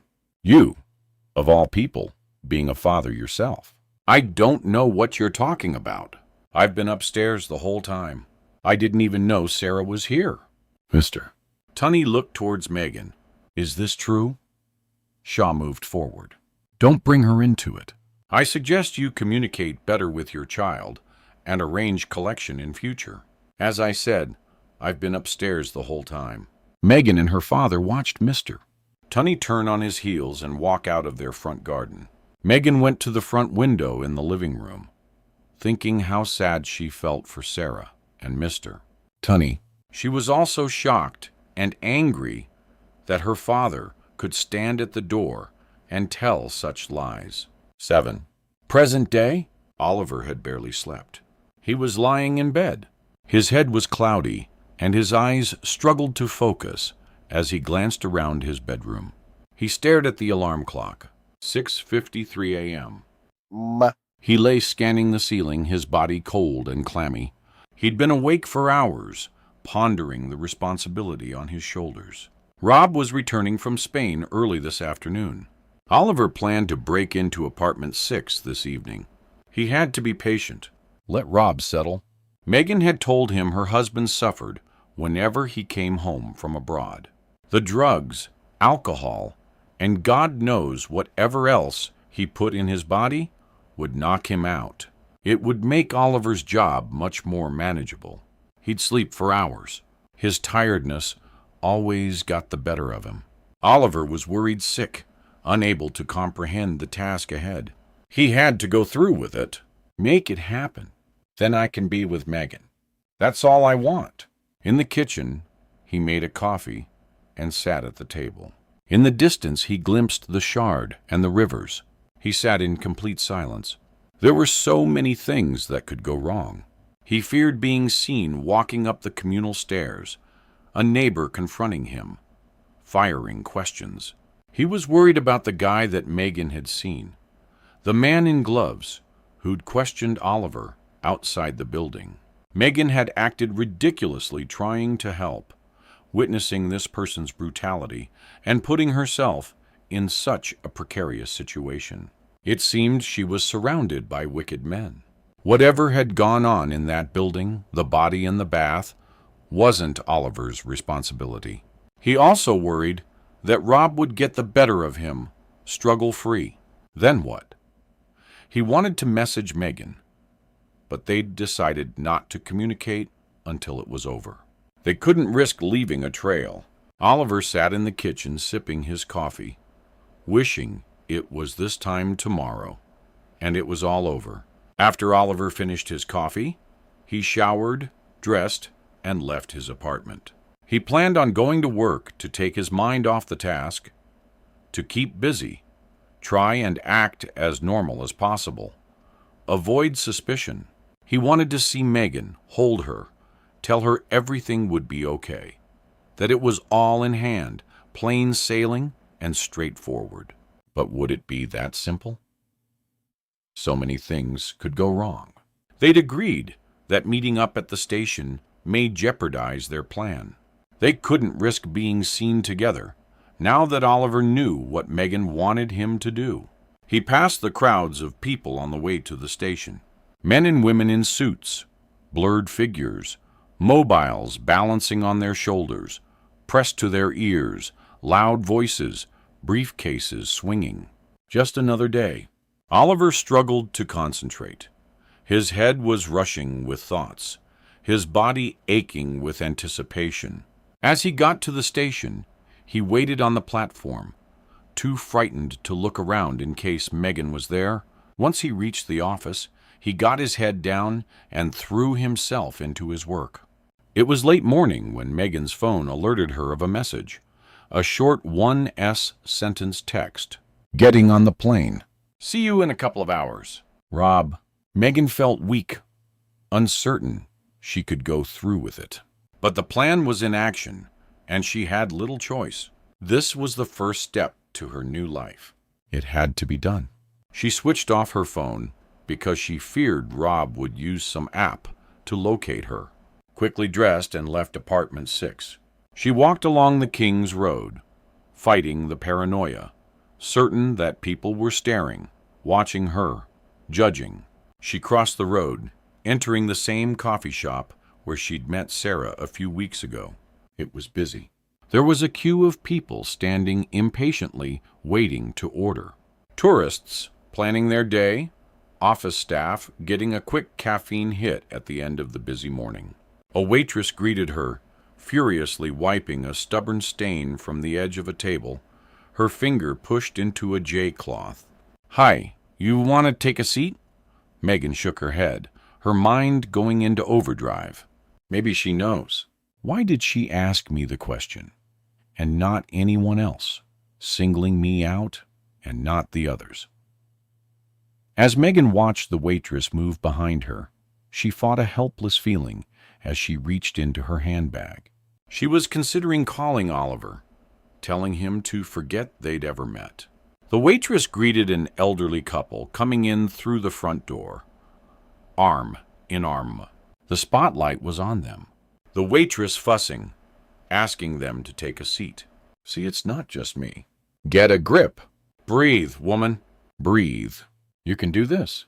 Meagan ordered a latte and sat in the corner of the room. She had time to kill. Her mind drifted once again to Oliver. She wondered if he wished it was only time he was killing. Oliver left the office at 5 p.m. Sharp, heading back to his apartment. He needed to go through everything in his head and plan this evening. Get it right. Meagan had given him the code to the front door of the building and explained where her apartment was. She only had one key to the apartment, so Oliver would have to find a way to break in. "Damage the door a little," she'd said. "Not a problem. My granddad was a locksmith and taught me the tricks of the trade." He'd find an auto-injector containing botulinum in the storeroom of the basement hall. Meagan described where he would find it. His orders were clear. Break into apartment 6, stab the auto-injector into her husband, and leave. He contemplated how it would play out, how he'd feel. Taking the life of another person, watching him take his last breath, ending Rob's existence. He pictured Meagan to make it all seem worthwhile. Oliver suddenly felt ill. He couldn't eat. His body was shaking uncontrollably. He wanted to call Meagan, see if there was another way. He already knew the answer. He left home at just past 8 p.m.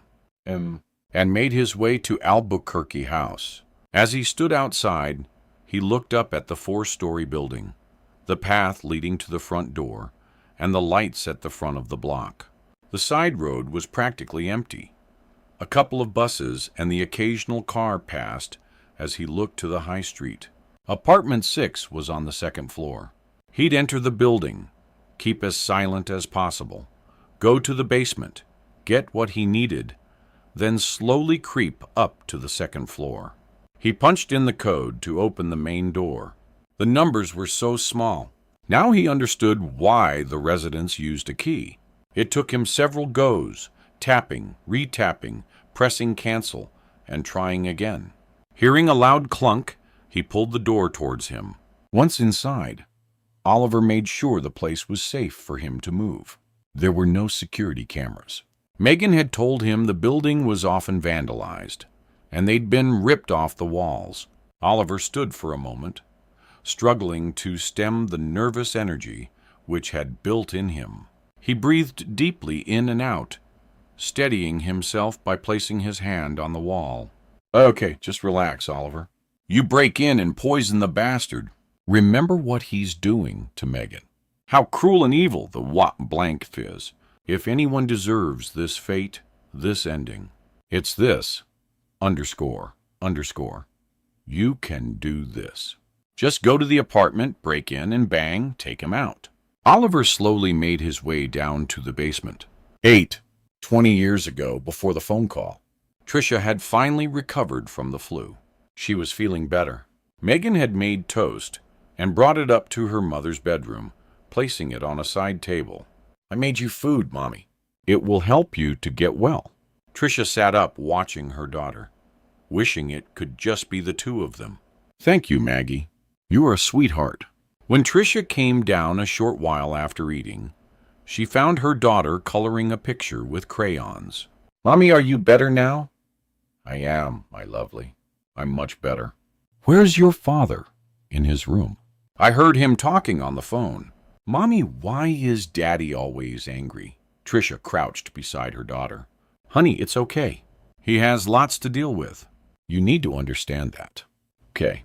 Sometimes adults behave in a peculiar way. It doesn't make them bad people. I think Daddy's bad. Meagan, don't ever think that. Your daddy loves you more than anything. Tricia went to the stairs. Shaw, are you hungry? When he didn't answer, she asked Meagan. No Sarah today? Meagan looked up. Her daddy is angry.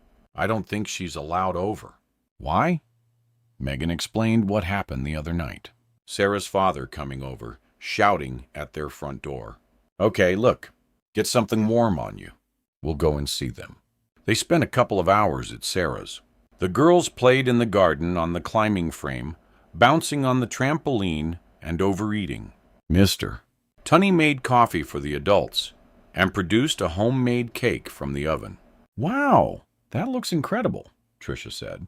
I have to ask, does it contain nuts? I have a severe allergy. Mister. Tunny assured her it was safe to eat. Meagan listened to her mother apologize to Mr.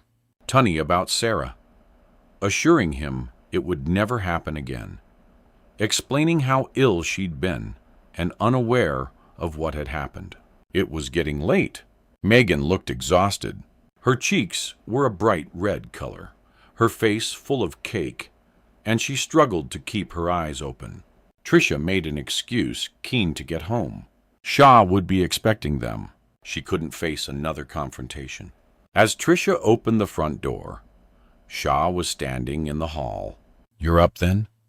She paused, feeling anxious, fighting the start of a panic attack. Yes, I'm feeling better. Did you eat? Where were you both? Tricia's face reened, a rash developing on her chest. We popped across the road. I wanted Meagan and Sarah to spend some time together. Do you want something to eat?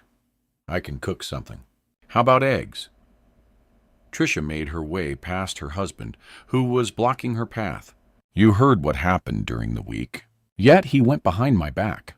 Tricia looked at her daughter. Meagan, why don't you go play in your room? I want to stay with you, Mommy. Am I getting this right? Please tell me if I've missed anything. Shaw was trembling, looking like he'd explode. Please, Shaw, not now. I didn't do it to piss you off. I promise. Meagan looked at her father. I asked Mommy to bring me. It's not Mommy's fault. Meagan, don't talk what I'm talking. Do you understand? How many times have you been told not to interfere when adults are talking? Tricia tried again to protect her daughter from what she feared would unfold. Meagan, baby, please go to your room. Her daughter whispered, I'm not leaving you, Mommy. I'll protect you. Don't worry. I'll ask again. Why did you disobey me, Tricia, when you're well aware of what happened during the week? Tricia flipped. It was fight or flight. She had to make a stand. Shaw, for Christ's sake, you let a 5-year-old child go home on her own. What if someone grabbed her? Or she was knocked over crossing the road? Why would you do such a thing? You're such a... What? You know that, Daddy. That's a bad word. You can't say that to my mommy. Tricia crouched, moving her hand through Meagan's hair. It's okay, baby. Daddy is just tired. He didn't mean it. Suddenly, Shaw lifted his foot back, booting Tricia in the side of the face so that his wife fell hard on the ground. As she winced, he kicked her in the ribs, a loud crack echoing through the hallway. Tricia cried out, Shan, stop! Please, not in front of Meagan. As Tricia moved her hand to protect herself, Shaw stamped on her fingers, twisting his foot, crushing her hand until it turned purple. 9. Present day. Oliver found the storeroom in the darkness. He wanted to use his phone as a torch, but it was too conspicuous. He needed to keep in the shadows, move unnoticed. He slowly stepped along the cold concrete floor, feeling his way along the dingy corridor with his hands waving in front. The basement of the building gave off the odor of a crypt. The murky air was filled with dust particles, and he struggled to breathe in the congested atmosphere. Oliver dragged his left arm along the sharp wall, rough stones cutting the tips of his fingers. Finally, he touched a door handle towards the end of the corridor. He pulled it downwards, opening the heavy door. He removed his phone from his pocket and switched on the torch. Then he closed the door behind him. He welcomed the light, adjusting his eyes, sweeping it across the room. The storeroom was barren. Thick pipes clipped to the bottom of the wall gave off an uncomfortable heat. Straight in front of him was a wooden shelf with a bulging envelope in the middle. Oliver picked it up, took a deep breath, and made his way back out of the dark basement. On the second floor, the communal area was dimly lit and empty. He could hear water dripping in the distance. A light bulb flickered towards the end of the hall. Behind him, the lift bell rang continuously, the doors opening, bouncing awkwardly, and closing unevenly like they'd become disjointed. He moved along the communal hall, edging the fire door open, scanning the apartments from the roof space outside. He watched the windows, seeing a couple towards the end of the block. Oliver moved closer, making sure Rob was asleep. It didn't bear thinking about if he was up walking about. Then he went back inside. Oliver had to be quick. He listened intently, scanning the area, knowing he had to move fast in and out. He couldn't be seen. That would jeopardize everything. He felt for the envelope in his pocket, making sure not to open it until he was inside apartment 6. Again, Oliver drew the phone from his pocket, moving the light towards the front doors. He was pleased to see they looked flimsy, and he thought he wouldn't have a problem getting inside. Apartment 6. It's got to be one of these. He recalled what Meagan had said, the clear instructions. Suddenly, his head was cloudy. He stumbled backwards, struggling to see the building spinning like a carousel out of control. Oliver knelt, pressing his forehead to the ground. Come on, you can do this. Be strong. He urged himself to finish the task, pushing himself upwards. He was dazed, confused, struggling to understand his surroundings.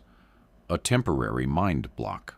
He pictured Megan's face, her disconcerted appearance, the fear in her eyes, her blank, empty expression, the telling signs of how she suffered at the hands of her husband.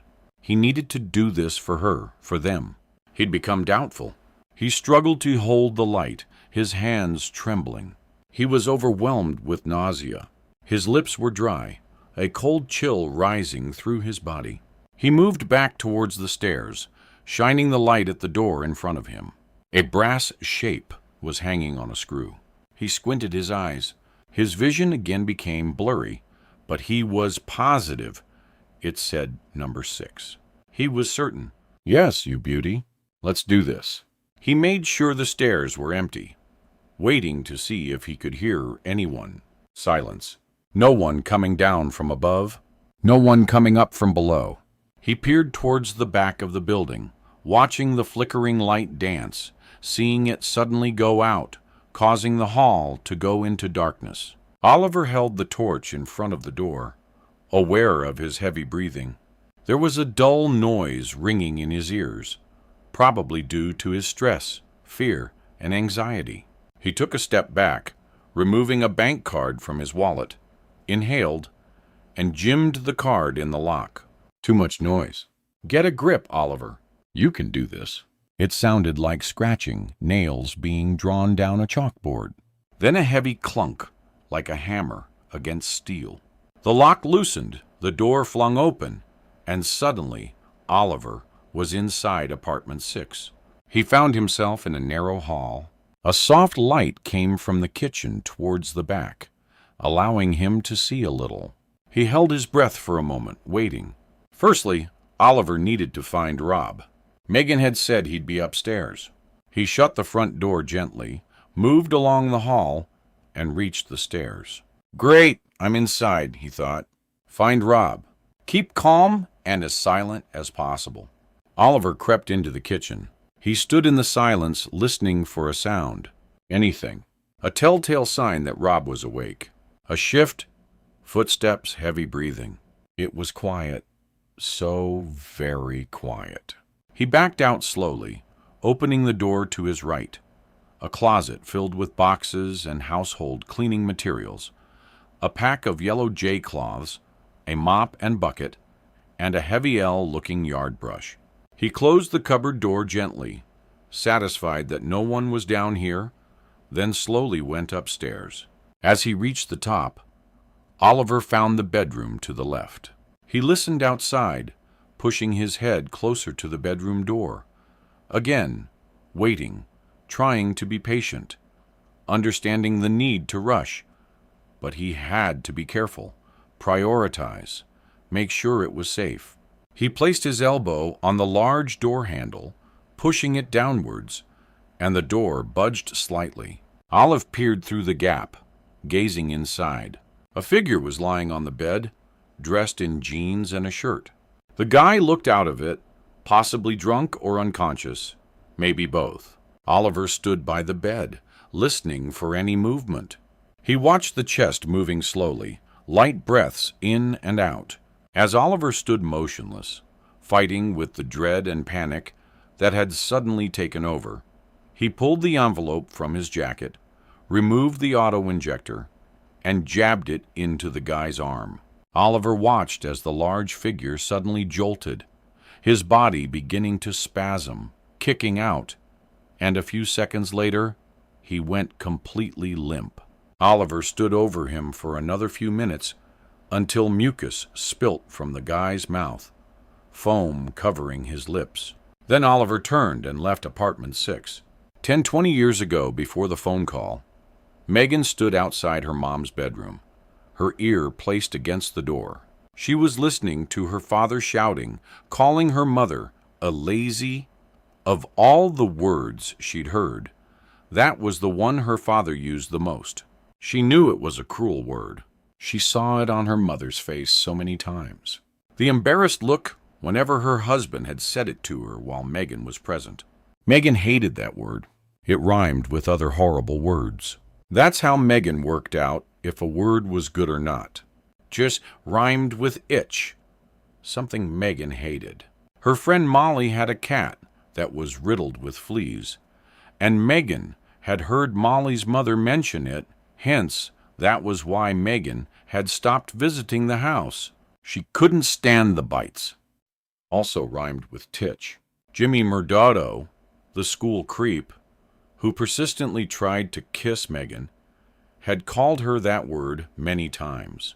It also rhymed with snitch, another word Jimmy called the girls when they told the teacher on him. Meagan listened, her mouth opened with shock. Her father was moving around the bed. You're a lazy, say, good for nothing. I do everything for you. Do you hear me? Without me, you'd be worthless. You understand what I'm saying? Sean, please. Her mother begged. Meagan heard a loud slap. She knew it was her father's hand across her mother's face. Tricia was crying, then another slap. Meagan was shaking as she pulled the handle of the door and entered the room. I can't do this anymore. I can't. I don't want to live. Her mother was sobbing, hugging a soft pillow, shaking desperately. The words rang out. Meagan stood in shock as her father again lifted his hand and slapped his wife.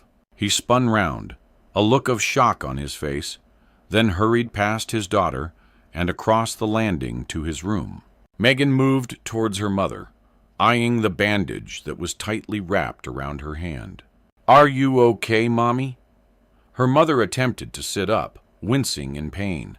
I'm all right, sweetheart. What have you been doing? Meagan dismissed the question. She looked towards her mother's dresser. Shall I comb your hair? Tricia smiled. That would be nice. As Meagan reached for the brush, she quizzed her mother. Why do you want to die, Mommy? Oh, baby, I don't want to die. Don't ever think that. How could I leave you? Does Daddy make you want to die? Tricia waited, attempting to speak, unsure how to answer, then changed the subject. Come up onto the bed and sort my hair out. Have you seen Sarah today? I've been watching telly. I think I'll go see her later. She has a guinea pig, you know. A guinea pig, huh?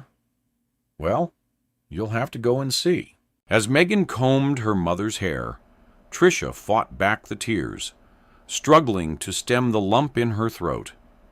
She thought how difficult it must be for her daughter, having to witness the cruelty inflicted on her. She knew how a child's life is mapped out from early memories, and how so often her daughter observed Shaw's behavior. As Meagan gently ran the brush through her mother's hair, she told her about school, who her close friends were, the kids she disliked, the teachers that always seemed cross, and how Jimmy Murdo always tried to kiss her. Tricia laughed as Meagan scrunched her face when she said his name. I think that maybe you like Jimmy Murdoch. Yuck, I do not. He's creepy. That's what Sarah says. Well, Sarah is wrong to say that about Jimmy. He's just struggling to contain his emotions. Now, what do you say we go downstairs and eat? But I haven't finished making you look beautiful, Mommy. Meagan, it will take a lot more than combing my hair to make me look beautiful. Come on. Tricia edged her way to the kitchen and proceeded to make poached eggs on toast. Suddenly, she heard Shaw stomp down the stairs, shouting from the hallway. I'll be home this evening. He shut the front door, and Tricia listened to the car pulling off the drive, breathing a sigh of relief, finally able to relax. After they had eaten, Tricia asked Meagan to clear her plate and wash up. You can visit Sarah and see her guinea pig. Meagan sighed. Can't Daddy do the washing up? No arguments, Meagan. Come on. I'll have a quick freshen up, and I want it done by the time I come down. Fine. Meagan moved her plate to the sink. I hate Daddy. Meagan, please. We've been through this. 20 minutes later, Meagan was holding Arthur the rabbit in her hands, while she and Sarah chased the guinea pig around the garden. The adults were inside drinking coffee. I want a pet. My daddy always says no. My daddy hit Mommy this morning. Sarah looked up. Why does your mommy allow him to hit her? I don't know. I think he hates her. He called her a horrible word, too. My daddy loves us, replied Sarah. Meagan thought about what Sarah had just said. Well, Daddy loves me, just not Mommy. He can't love you if he hits your mommy. He does love me. Don't say things like that, Sarah. He hates your mommy and he hates you too. He does not hate me. Yes, he does. My dad says he's a pig, just like Arthur. Arthur's a guinea pig. They're tinier. And you copied me. My toy rabbit is called Arthur. I thought of the name first. Meagan moved away from her friend and went inside. She didn't like how Sarah teased her. Usually they got along well, but Sarah seemed to enjoy goading Meagan about her dad, which always upset her. Tricia and Meagan spent another couple of hours with the Tunnies. Suddenly, Tricia's face turned scarlet. Mister.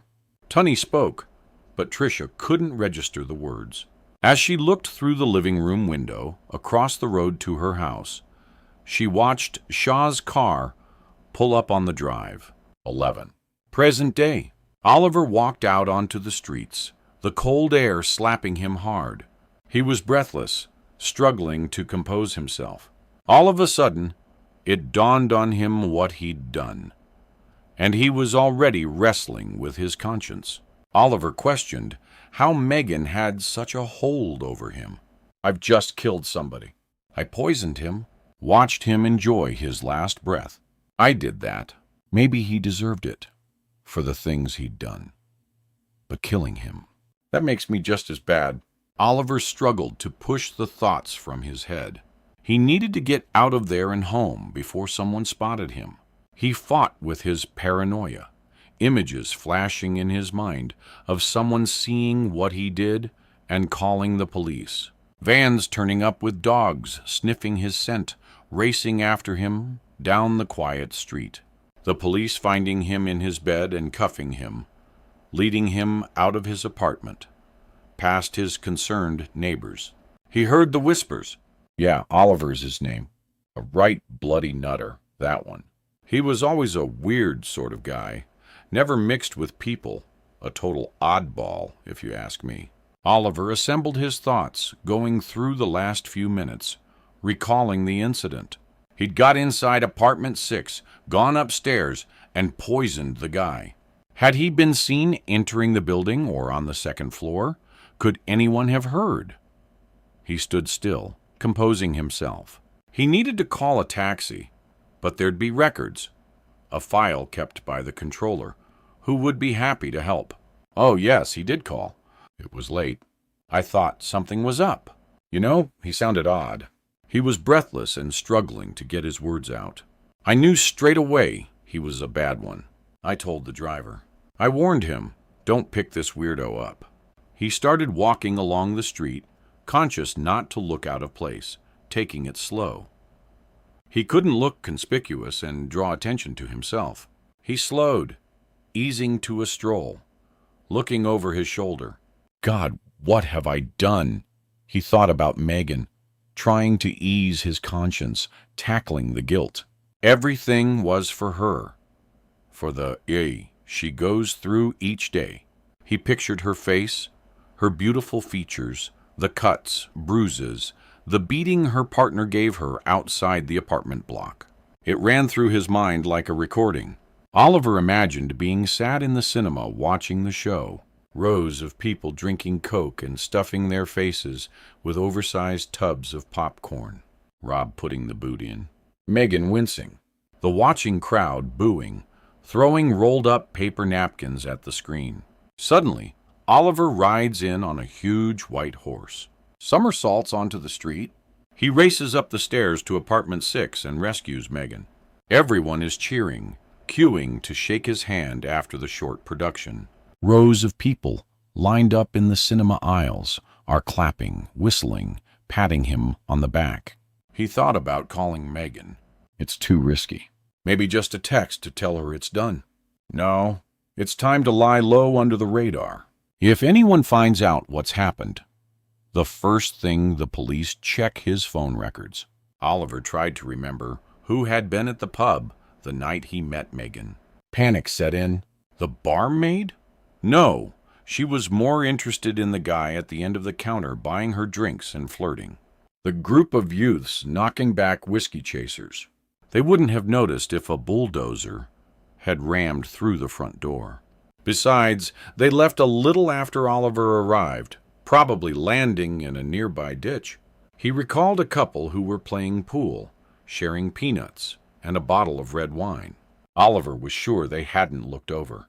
He needed to pull himself together, gain control, get home. Oliver pictured the guy lying in bed. He pictured injecting him with the auto-injector. The way his body had spasmed, the noises he made. He leant over into a bush and vomited. Oliver closed the front door to his apartment, fastening the double lock, sliding the security chain in place. He leaned against the wall, using it to support his weight. Regret washed over him. He struggled to come to terms with the act he'd just carried out, running it over and over in his mind. He'd just killed a man, ended his life, terminated his existence. Oliver was freaking out. He needed to hear Meagan's voice, speak with her, so she could make it all okay, bearable. He knew it was impossible. They'd planned to keep their distance, no contact. Suddenly, he thought of Claire, the girl he had shared so many great times with. He could call her, leave the apartment, go to her. She said they could remain friends. Maybe that's what he needed to get off this roller coaster and hide. From the living room window, the lights over West London were blinding. Oliver reached out, pulling the cord of the heavy blinds, watching them fall, listening to the crunching noise as they bounced, darkening the apartment suddenly. Where was Meagan? Did she say I could call? Or was she calling me? How long can I wait? I need to speak with her. Find out the plan. We can go through this together. Organize what to do next. He was distracted by a siren in the distance. An ambulance. Police. Maybe. London had sirens day and night. It was a city that never stopped. It was getting nearer, louder, coming towards him. Oliver quickly went to his bedroom window, which overlooked the street. He was struggling to contain a panic attack that had threatened since he'd left apartment 6. He wiped the sweat from his forehead. The heating was off, the apartment chilly, but Oliver now felt on fire. The siren was almost on top of him, blaring through his head. He looked to the ground below the window. Flashing blue lights, a large vehicle with a ladder on top. A fire engine, not a police car. He watched as it passed the building, turning right into a side street. The noise disappeared in the distance, a faint hurrying sound fading into the background. Oliver paced back and forth across the kitchen floor, rubbing his fingers together, reaching for the fridge, closing the door, moving toward the window, lifting the blind slightly. The nervous energy was all too much. He needed to rest, take a bath, read. I can't concentrate. How can I do any of these things? He lay on the sofa, picked up the remote control, and flicked through channels to find the news. A reporter was standing outside the Prime Minister's house talking about NHS staffing. He turned the volume up slightly, and after a few minutes, 2 people appeared sitting in a studio, briefly going through local news bulletins from earlier today. Nothing about apartment 6. He was safe for now. For most of the day, Meagan had sat in the coffee shop. She was buzzing from the effect of caffeine, numb from sitting in the same spot at a table near the front. She needed to be seen. That was important in case anyone asked questions later. She began to have doubts about whether Oliver had gone through with it. Had he broken into the apartment and done what he had promised? She imagined him at the last minute turning back, going home, never contacting her again. It would kill her. Him backing out, changing his mind, deciding it's not what he wanted. Leaving Meagan to live the rest of her life with her bastard of a husband. She wasn't brave enough to do it herself. Meagan couldn't comprehend killing someone, especially Rob. He'd overpower her, looking into her eyes. That smirk, the snarl starting from deep within his face, the evil expression, and the spell he'd cast. She'd bottle it, collapse in a heap, and have to face the aftermath. A shiver raced down her spine, and goose pimples rose on her arms. "Another coffee!" she jumped. The waitress was standing in front of her. Meagan glanced at her watch. It was getting late. Rob would be home unpacking his clothes. He'd take a shower and then get into bed. Go on, then. Thanks. Meagan smiled as the waitress passed a menu across the table, dropping it in front of her. No, just the coffee. Thank you. Very well. The waitress had been working all the time Meagan had been sitting there, approaching her every half hour or so. Meagan made sure she spoke with her, asking her how she was, making it obvious when she'd finished her drink and wanted another. She debated whether to call Oliver. Her phone was still switched off for fear of Rob and his tracking apps. She couldn't risk it. She needed to stay off the radar and away from Albuquerque House. The waitress returned. Meagan gratefully accepted the drink, commenting on the rain, how cold it had got. She sipped her coffee, looking at the walls up at the ceiling, distracting herself. People came inside, brushing water from their coats, smiling at her as they went to look at the menu behind the counter. She watched couples hand in hand, families settling down after shopping, storing large, expensive labeled carrier bags under the table beside them, talking about the theater, films, news, sport, laughing together. Meagan found herself becoming envious. She and Rob would never have this type of relationship. Her life was a mess. Meagan thought back to when she first met him. How they laughed, held each other, talked for hours, and made crazy, passionate love every moment they could. The continuous text messages whenever they were apart. They ate together at the best restaurants, went to the best bars, and walked home arm in arm. Nothing else existed, and no one else mattered. How could it happen? How could Rob change so quickly? Sarah had warned her. He's not for you, hun. You could do so much better. Give it more time. Thinking back, maybe he bullied her into the relationship, and she was too green to see past it and realize what was happening. Meagan rechecked her watch. It was getting late. Oliver must have visited the apartment by now. She finished her coffee, paid the bill, then stood. She had a sudden head rush as she reached down to take her hand back, and the room spun. She breathed in and out, steadying herself. Then she waved to the waitress and went out onto the street. The cold air was too much. Megan's cheeks felt flushed after being in the warmth all afternoon.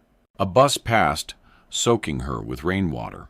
She moved slowly, not wanting to draw attention. Her head down, her frame slouching, her mind buzzed. Meagan regretted drinking so much coffee with the caffeine pumping through her veins. This is it, girl. Time to see if Oliver has come good. Be brave now. Be very, very brave. She crossed over the road, looking up at the 4-story building. 20 years ago, before the phone call, Meagan awoke and raced into her mother's room, jumping on her bed.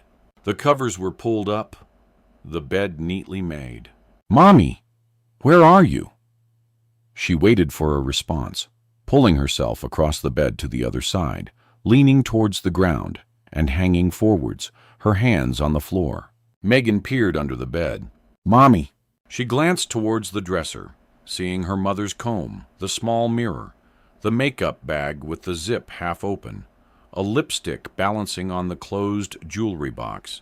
Everything was as Meagan had remembered yesterday. She must be hiding.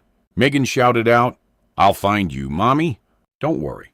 Meagan climbed off the bed, raised excitedly out to the hall, and went down the stairs. She went into the garden, looking in the usual places. The garden shed towards the back, behind the rack of tools, the tall cabinet under the wooden workbench. I know you're here somewhere. I've just got to find you. Meagan left the shed, looking towards the miniature pond that contained a small collection of goldfish and a ceramic fish spilling water from its mouth. Behind was a small patch of woodland that had large oak trees. Meagan recalled hiding there with Sarah a couple of times. Mommy, I'm coming to find you. She crept on tiptoes, moving towards the trees. After a couple of minutes looking, she gave up. You're too good at this, Mommy.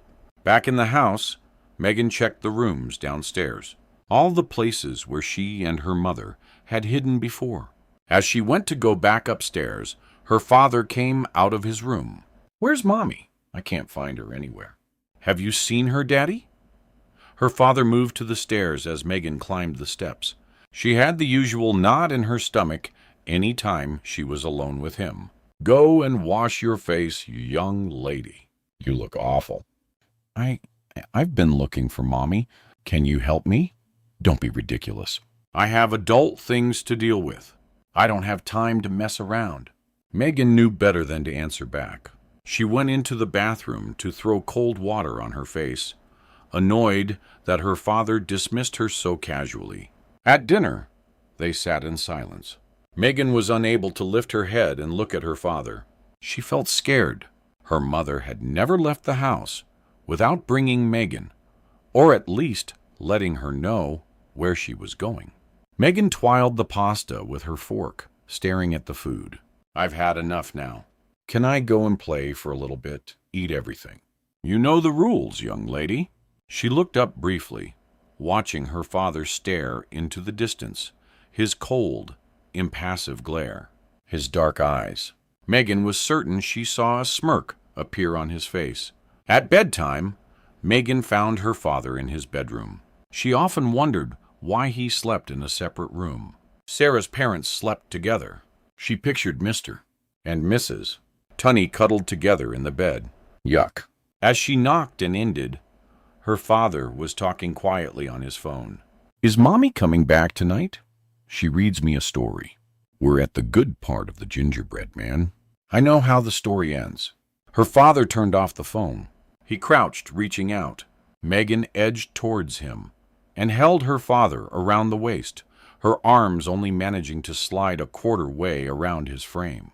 Brush your teeth and then bet. Do you hear me, young lady? Yes, Daddy. As she left the room, her father called out, Love you, Meggie.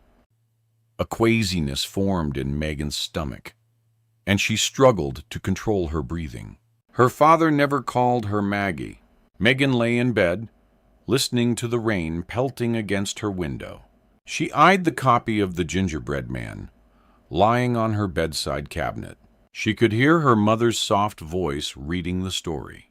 Meagan remembered how she'd glance at her over her reading glasses and push her hand through her daughter's hair at the scary parts, watching her daughter's wild expressions. Her mother would finish the story, then lie on the bed with her arm wrapped tightly around her daughter, making Meagan feel safe. Her mother would place the book to the side, instructing Meagan to turn the side lamp off after 10 minutes. Then Meagan would listen as her father entered the room next door, saying bad words while her mother cried. Meagan listened to the pitiful sobs, wishing she could go in and comfort her mother. Tears filled Megan's eyes as she stepped onto the floor of her bedroom. Looking out of her window, she watched the rain lashing outside, small droplets of water running down the glass as if the window was crying, hoping her mommy was going to be all right. That night, Megan had a dream. She was running through a field, her father just in front, pounding the ground in his bare feet, effortlessly sweeping through the long grass in his path. Megan looked over her shoulder. Her mother was behind and floating through the air. Her mother's dress was colorful with bright spots, and she wore ballet shoes. Her father was beckoning them to hurry. Megan reached out a hand and her mother grabbed hold of it. Suddenly, they were side by side. Her father stopped just in front, turning towards his wife and daughter. He crouched, holding his arms out, pulling them both into his embrace. The three of them was so happy, content. Megan was laughing, a childish giggle, as her mother and father danced to soft old-style music. Her father let her mother was spinning. Then he tucked her under his arms and flipped her over. They were graceful like swans gliding across the water. Megan sat on a nearby haystack, the sky clear and the air warm. Her parents held each other tight. She watched them kiss. Then her father extended his arm with her mother rolling outwards, spinning. She stopped, then carried out the same move in reverse until they held each other again. Sarah had joined them and was sitting beside Megan. The girls were laughing and excited at the amazing spectacle. Her father once again extended his arm. Megan's mother was on tiptoes, lifting her leg outwards, then twisting and whirling like a spinning top. Megan stood. Suddenly, her mother was gone, and her father's arms were empty. Sarah screamed as Megan leapt off the haystack. Her mother had disappeared. Megan opened her eyes.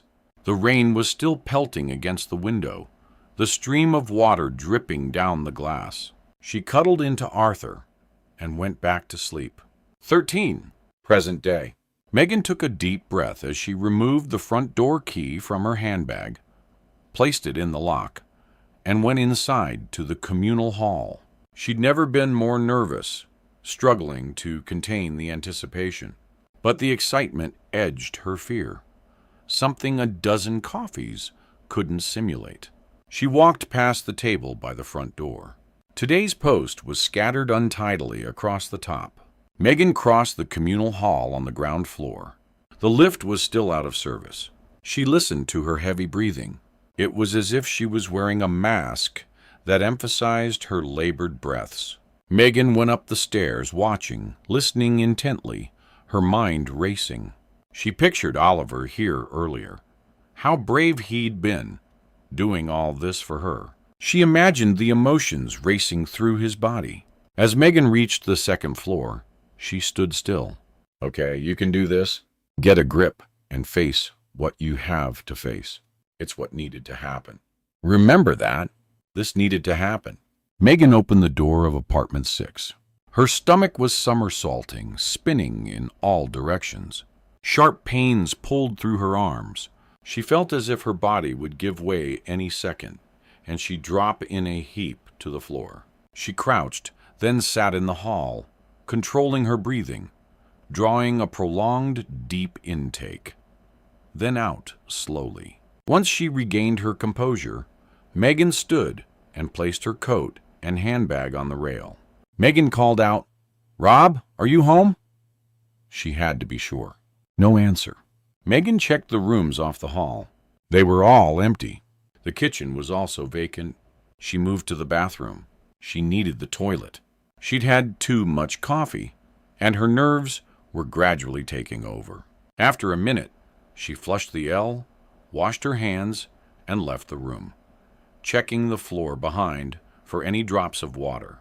She made her way slowly along the hall. Now she was at the foot of the stairs, glancing upwards. She went up one step at a time. Her heart was racing.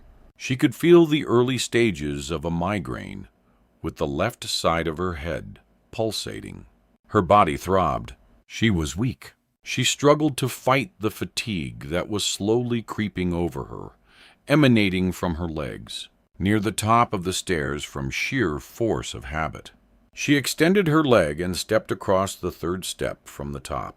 She stood on the upstairs landing, then went to the bedroom and placed her hand on the door. It creaked as she pushed slowly, causing her to jolt and grind her teeth.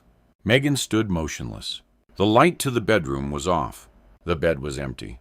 Meagan had to ring Oliver.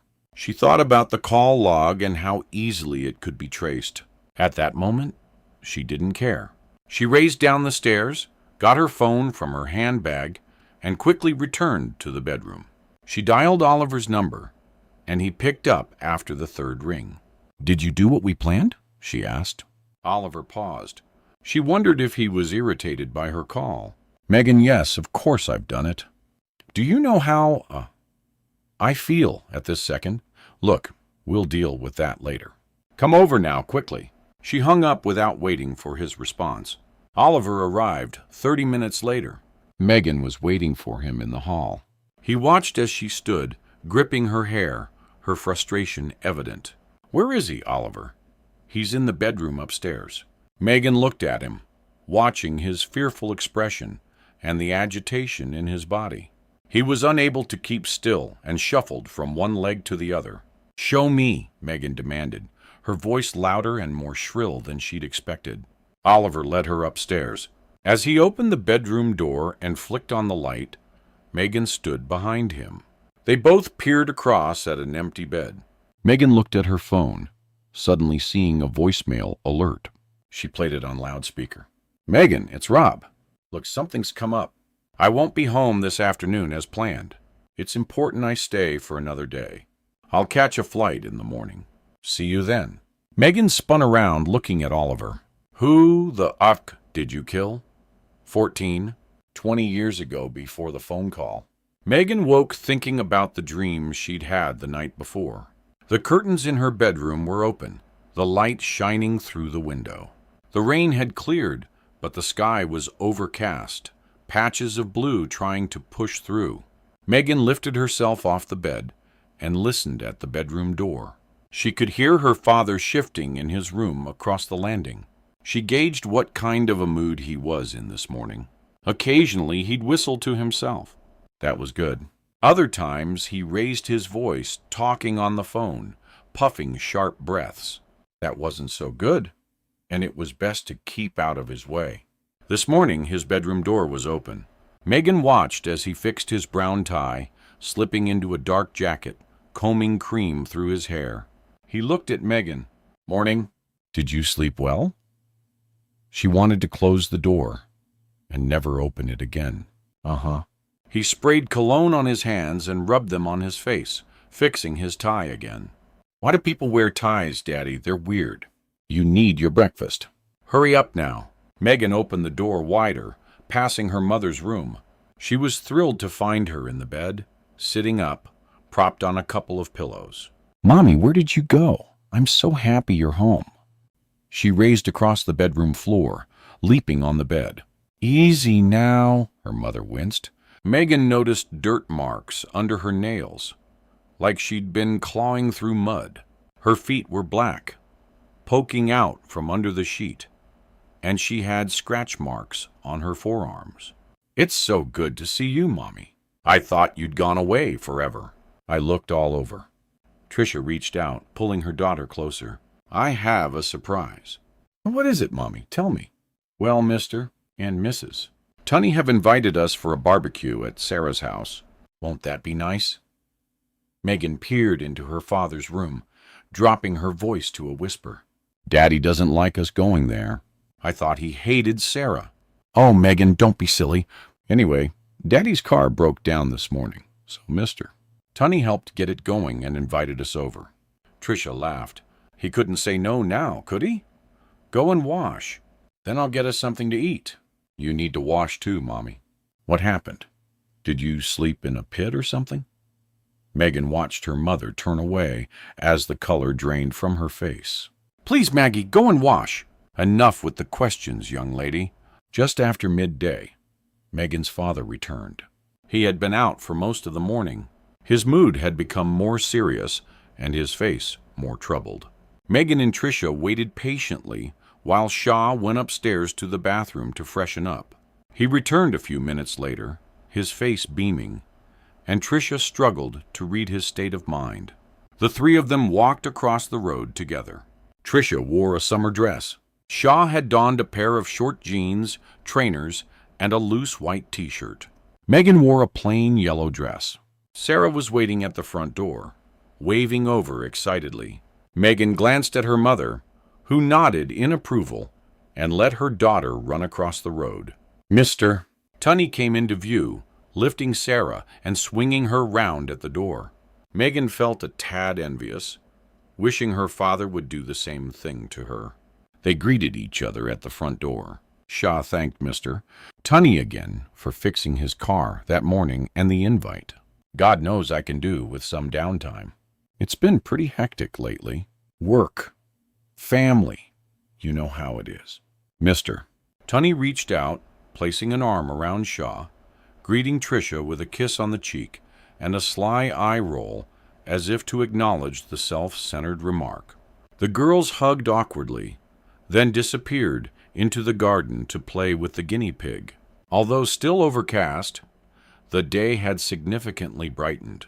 Everyone was in good spirits, drinking, chatting, and enjoying being together outside.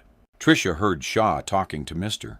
Tunney about the horses, explaining how to place a bet, an accumulator, a tenfold, and how he often got tips from the stables, claiming he knew someone who worked with the trainer. Yeah, right. She watched Mr. Tunney, a gentleman as always, listening intently, never moving his eyes from Shaw as he spoke, holding his wife's hand and making sure everyone had drinks. His social skills were incredible. He always said the right thing, always cared for the people around him. He reminded Tricia of a head tier, authoritative, trustworthy, and reliable. He also spent time with his daughter and listened to her. That was his most impressive attribute. He listened. Tricia stared at her husband, watching how well he interacted, how confident he was, and how genuine he seemed. If only they knew. As Shaw opened another bottle of beer, Meagan came racing over. Daddy, please, can we get a guinea pig? Sarah says. They are so easy to look after. Please, Daddy, he laughed, assuring his daughter it would never happen. Tricia changed the subject, talking to Mrs. Tunney about the school that the girls attended. Meagan was pulling at her father's arm, pleading for a pet. Shaw spoke over her, sounding embarrassingly loud. Daddy, can I please, Daddy? He leant forward and shoved his daughter. Everyone watched her stumble backwards, her right arm breaking her fall. She was crying. Tricia jumped up, going over to make sure her daughter was okay. She looked towards her husband with venom in her eyes. Shaw, really? Did you have to do that? Sarah came over concerned for her friend, helping her to stand. Shaw stood up abruptly, knocking his chair over. Guinea pig. Let's see, a guinea pig. Is that all you luck can think about, for Christ's sake? Shaw, what's your language, please? Tricia instructed. Mister, Tunney intervened. Come on, Shaw. Forget about it. Drink your beer. He regretted the proposal instantly. Shaw swung the bottle up, guzzling half the drink and cracking open another one. Tricia looked on, perplexed. S.H., go easy. He was mid-sentence, raising his hand, beckoning Mister Tunney to wait. What did you say? Directing the question at Tricia. She went red, feeling her heart race. I just said go easy. It's a long day. Pace yourself is all I'm saying. Shaw reached forward, grabbing his wife by the hair, pulling her head back. A large vein showed blue against her pale throat. Say it again. Shaw, you're hurting me. Stop. As Shaw let go of his wife's hair, he clasped her jaw, squeezing tightly. Don't get all brave because we're in company. If I have an instruction, you'll hear it regardless of who I'm with. He let go, pushing her face away. Mister.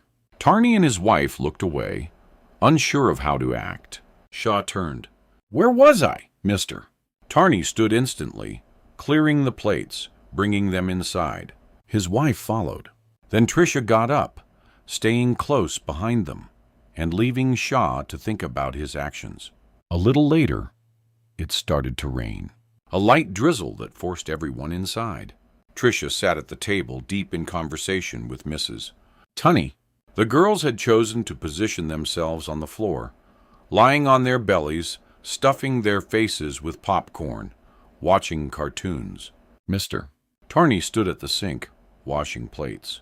His wife called out, Sarah, can you go and get the guinea pig? He'll perish outside. Sarah jumped up and Meagan followed her. The girls ran out to the garden. Can I hold him this time? Meagan asked. Okay, but not for long. Remember, he's my pet. As mister. Tunney placed the dishes into a cupboard.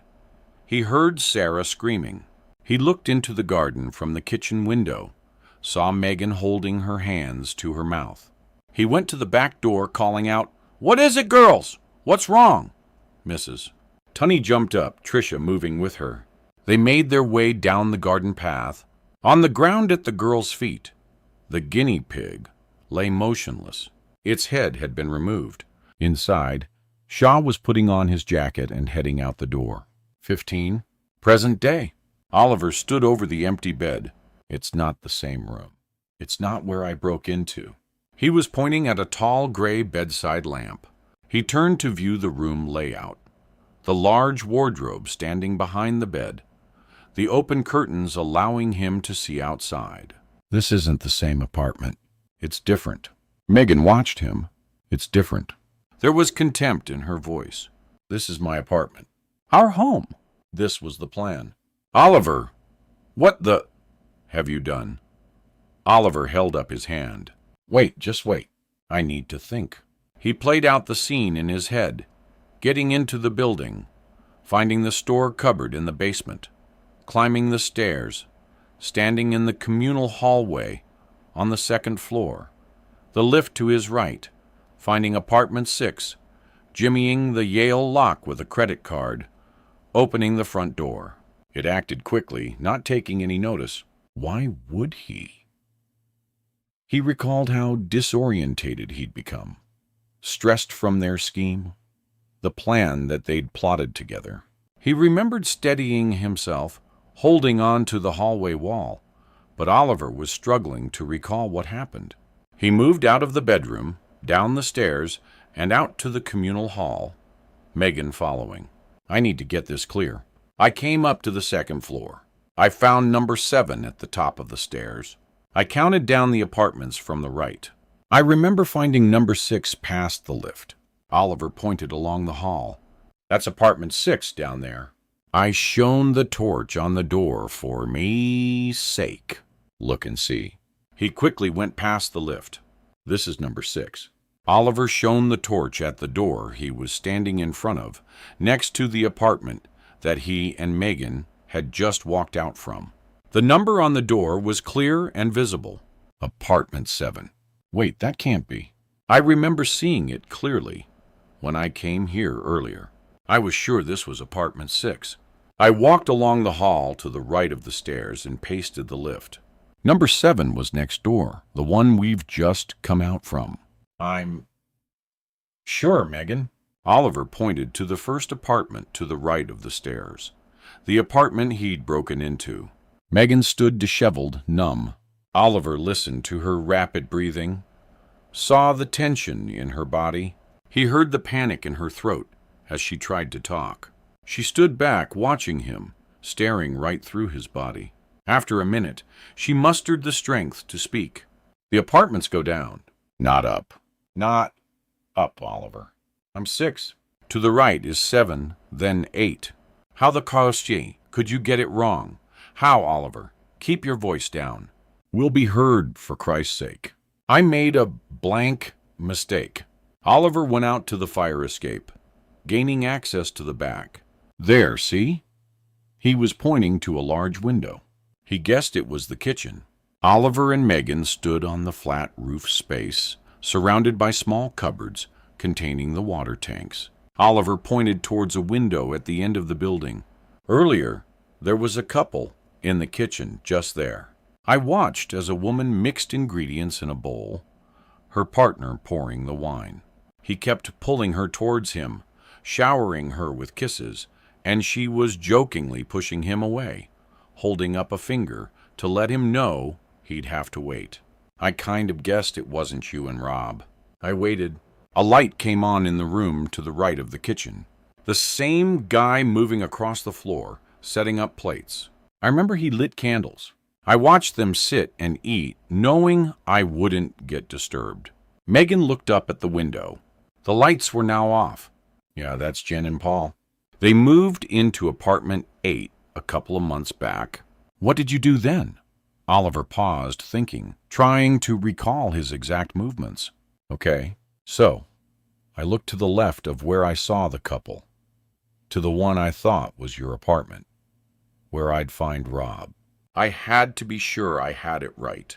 I looked in at the windows, keeping hidden. I made sure Rob wasn't downstairs walking around. The lights were off as I looked across the kitchen into the hall. Then I made my way back to the communal hall and got inside the apartment. Oliver looked towards Meagan, fearing his eyes. For a sake, what have I done? They stood in the hall, staring, blank expressions on both their faces, thinking what to do. Meagan broke the silence. Look, did anybody see you? No, I'm pretty sure of it. Pretty sure isn't good enough, Oliver. Why did you go out onto the roof? The instructions were clear. You've just killed an innocent man. How are we going to deal with it?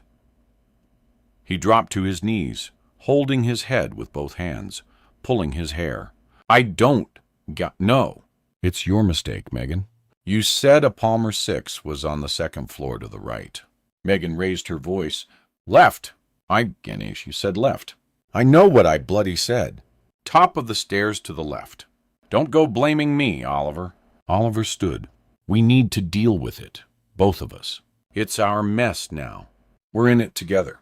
Meagan turned, rubbing her face hard, swinging her head back, facing away towards the back of the communal hall. We need to get rid of the body. She turned back round. Do you hear me? Oliver contemplated the idea, mulling it over. How exactly? You broke in earlier. Do it again. You get your car? Then we lift the body downstairs, load it into the boot, drive, and dump it somewhere. That's how you're crazy. We'll never get away with it. We'll be seen. You know it. Not if we're quick. The hardest part will be getting it outside. The rest should be straightforward. Oliver thought he could run, get out now, and never return. Leave Meagan to deal with the Ischa. He could disappear, and she'd never find him. Oliver, are you hearing me? Yes, I hear you. Let's do it then. Oliver removed from his wallet the card that he'd used to gain entry earlier. Placing it into the side of the door, he slid it, pulling up and down, forcing the lock. "Hurry up," Meagan demanded. "I'm doing my best here." He wriggled the card, pushing it hard against the Yale. "Come on. Where did you learn to do this?" "My granddad was a locksmith. When I was younger, he took me out on Saturdays. I carried his tools mostly, but every so often he let me have a go. I guess it's like riding a bike." The door opened. Oliver entered and Meagan followed. "Hello? Is anyone here? Oliver, for Christ's sake, what are you doing? I have to be sure. What if he has a visitor or someone else lives here with him?" Meagan suddenly had a flashback to when she'd called Oliver. The girl in the bath. "This is Gloveman's apartment." Oliver climbed the stairs, trying to ignore what Meagan had said. He couldn't deal with this now. Using his phone torch to light the path, he went upstairs to the bedroom. Meagan shut the front door and followed him. They looked at the body, the guy lying on his stomach, motionless. "There's not much time," Oliver announced. "We need to get him out of here." "And how do you envisionage doing that? We can't just walk out of here with him, wandering around in the hall with a stiff and risk being seen." "Use your bloody head, Oliver." "I'm thinking, how can you expect me to do anything when you're shouting? You're making me panic." "This isn't my wife's fault." Meagan stared across, wanting to shake him, make him realize the seriousness of the situation that had gone down and what he'd done. Now wasn't the time to curl up in a ball and pass the blame back and forth. They had to act fast, hide the corpse, move it out of there to somewhere safe, someplace it would never be found. "Wait," Meagan had a plan. "Here's what we'll do, Oliver. It might just work." Oliver watched as she paced around the bedroom of apartment 7, her brain working overtime. Rob has a travel trunk, a large leather container where he keeps his paperwork, all sorts of yost from the club he owns. He hasn't opened it for ages. It's lying in the spare room downstairs under the bed. He shouldn't miss it. Come and help me get it. And if anyone sees us, we can make out we're helping a friend move, storing junk, anything. But it won't look suspicious. They found the trunk exactly where Meagan had said it was. Oliver lifted the bed while Meagan slid it out into view. Oliver crouched beside it, feeling the top blowing off the dust and sizing up the container. "It's perfect. Quick, let's get it out and move the body. We haven't got much time." He opened the leather flap while Meagan ran to the kitchen, returning with a handful of carrier bags. Oliver lifted the paperwork out in bundles, flicking through the contents. "What are you doing?" "We're on a deadline here. Dump everything into the bags and let's go." "Jesus, Oliver." Once everything was neatly bagged, Meagan slid the contents under the bed. There were 4 carrier bags that Meagan would have to explain the next time Rob came looking for the trunk. But she didn't care to think about that at this moment. Oliver felt the weight of the trunk. Thankful it wasn't as heavy as it looked. Meagan came out from under the bed. "Okay, let's bring the trunk next door, get the body into it, and go." Oliver lifted the trunk, trying to balance it, while Meagan guided him, making sure it was safe. He struggled, unable to see in front, because the large trunk was pushed against his face. He was trying to get a grip, his arms wrapped around it in a bear hug, and he was banging into the walls on the way out. "You need to be careful, Oliver. Someone will hear." "That's it. Move along." No, back up a little. There you go." "That's it." Oliver struggled to squeeze the trunk through the front door and out into the communal hallway. Once inside apartment 7, he laid the trunk on the ground, and Meagan moved around the side, gripping the handle. They pushed it awkwardly up the stairs. It was much easier to move now that the two of them had a hold of it. "Okay, you lift him. I'll grab his legs on 3. Meagan was standing in the bedroom with Oliver just in front of her. They were staring at the body. "I don't think I can." "What are you talking about? Hold him, Oliver!" "This is ridiculous." "Or shall we leave him here? Is that a better plan?" Meagan asked with a hint of sarcasm. "What if he moves? He might jolt to something." "What then?" "Oliver, you've been watching too much on the telly. Just carry him." He moved forward, his arms placed in front, steadying himself in case gloved man shifted suddenly. He slowly edged forward, his head aching with stress, wanting to be anywhere but here. He began humming a tune in his head as a coping mechanism. He counted backwards from 100, but was unable to get the numbers in order. He saw a haze of digits as he struggled to think straight, a mass of confusion which steered his thoughts away from what he was doing. Once at the bed, he grasped the body under its belly with both hands, then lifted. Meagan took the legs. Oliver was struggling to move the blanket which was coming away from the bed, aware he could be leaving fingerprints, saliva, DNA. As he moved the body to the end of the bed, Meagan pushed the trunk across the carpet, and Oliver dropped the body inside. She quickly shut the flap, securing the leather straps. Meagan had a plan. "Here's what we do, Oliver. Go and get the car. The straps of this trunk are too flimsy, and we can't risk it opening while we move it. Rob has a strong chain in a drawer in the kitchen. He used to cycle occasionally and used it to lock his bike. He sold the bike recently, so we won't miss it. We can wrap it tightly around the trunk." Oliver took gloved man's phone from the bedside cabinet. "We need to dump this as well." He went out onto the street, leaving Meagan to clear up his dirty work.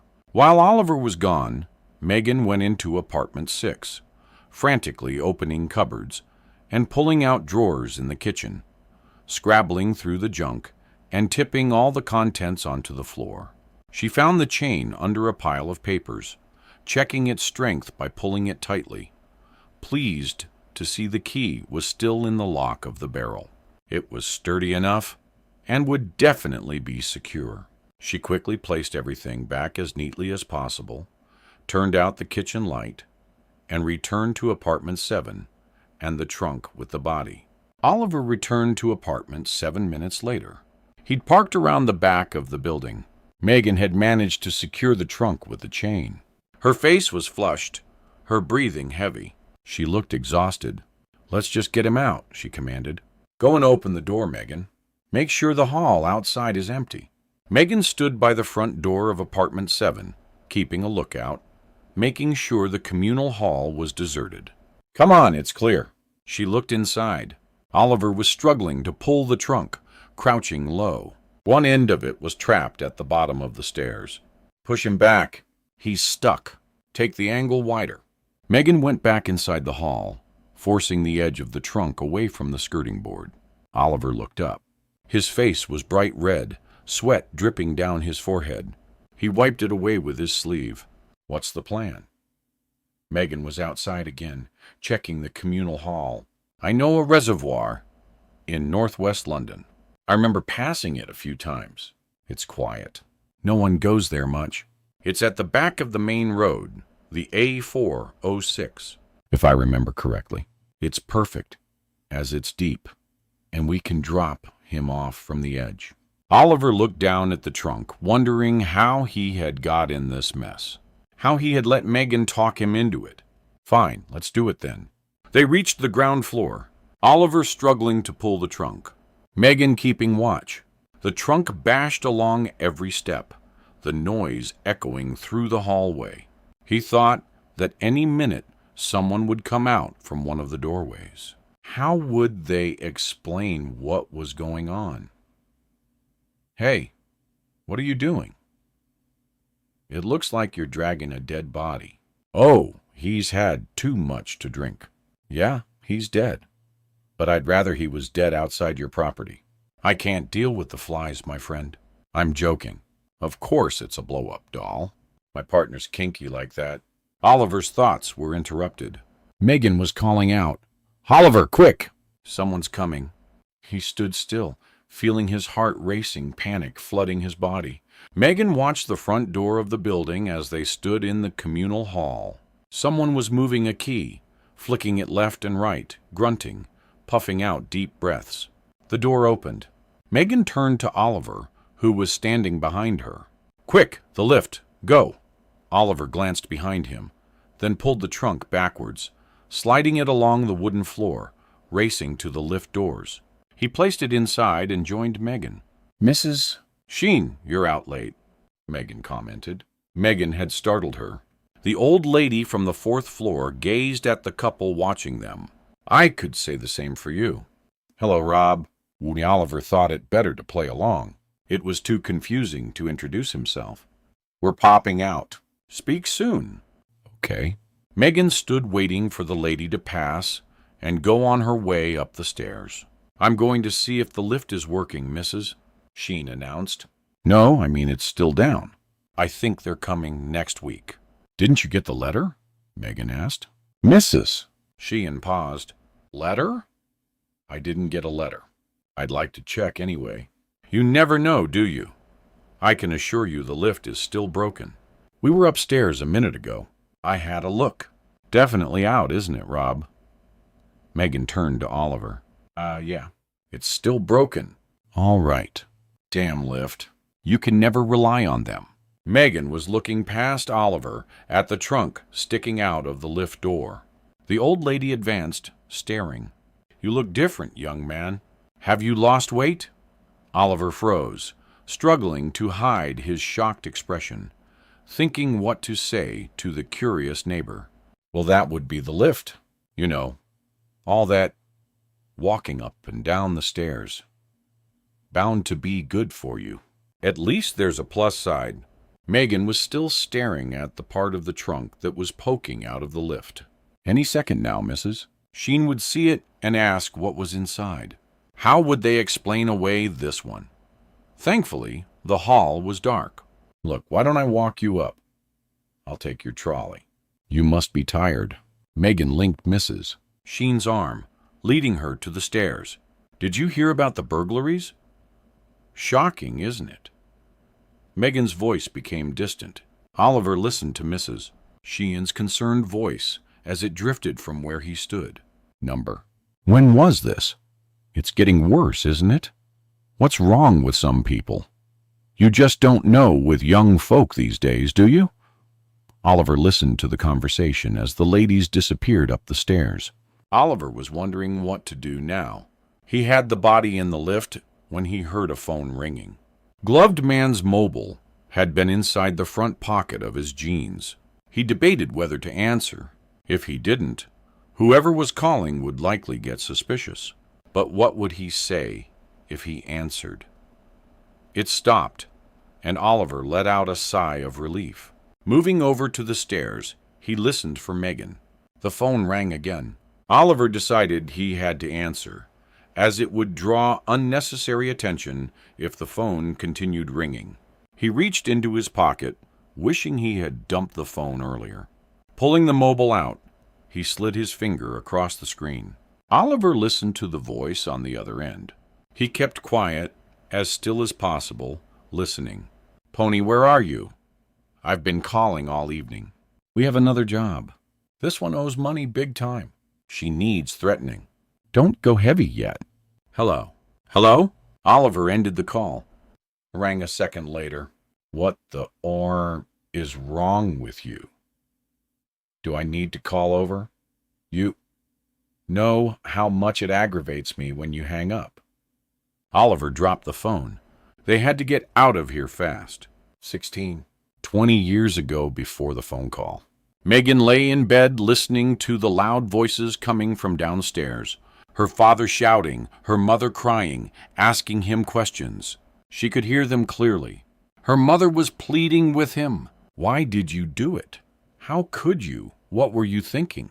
She's just a little girl. You know how much Meagan and Sarah loved the pet." Meagan worked out it had something to do with the guinea pig and its missing head. She thought maybe her father had tried to fix it, but just made things worse.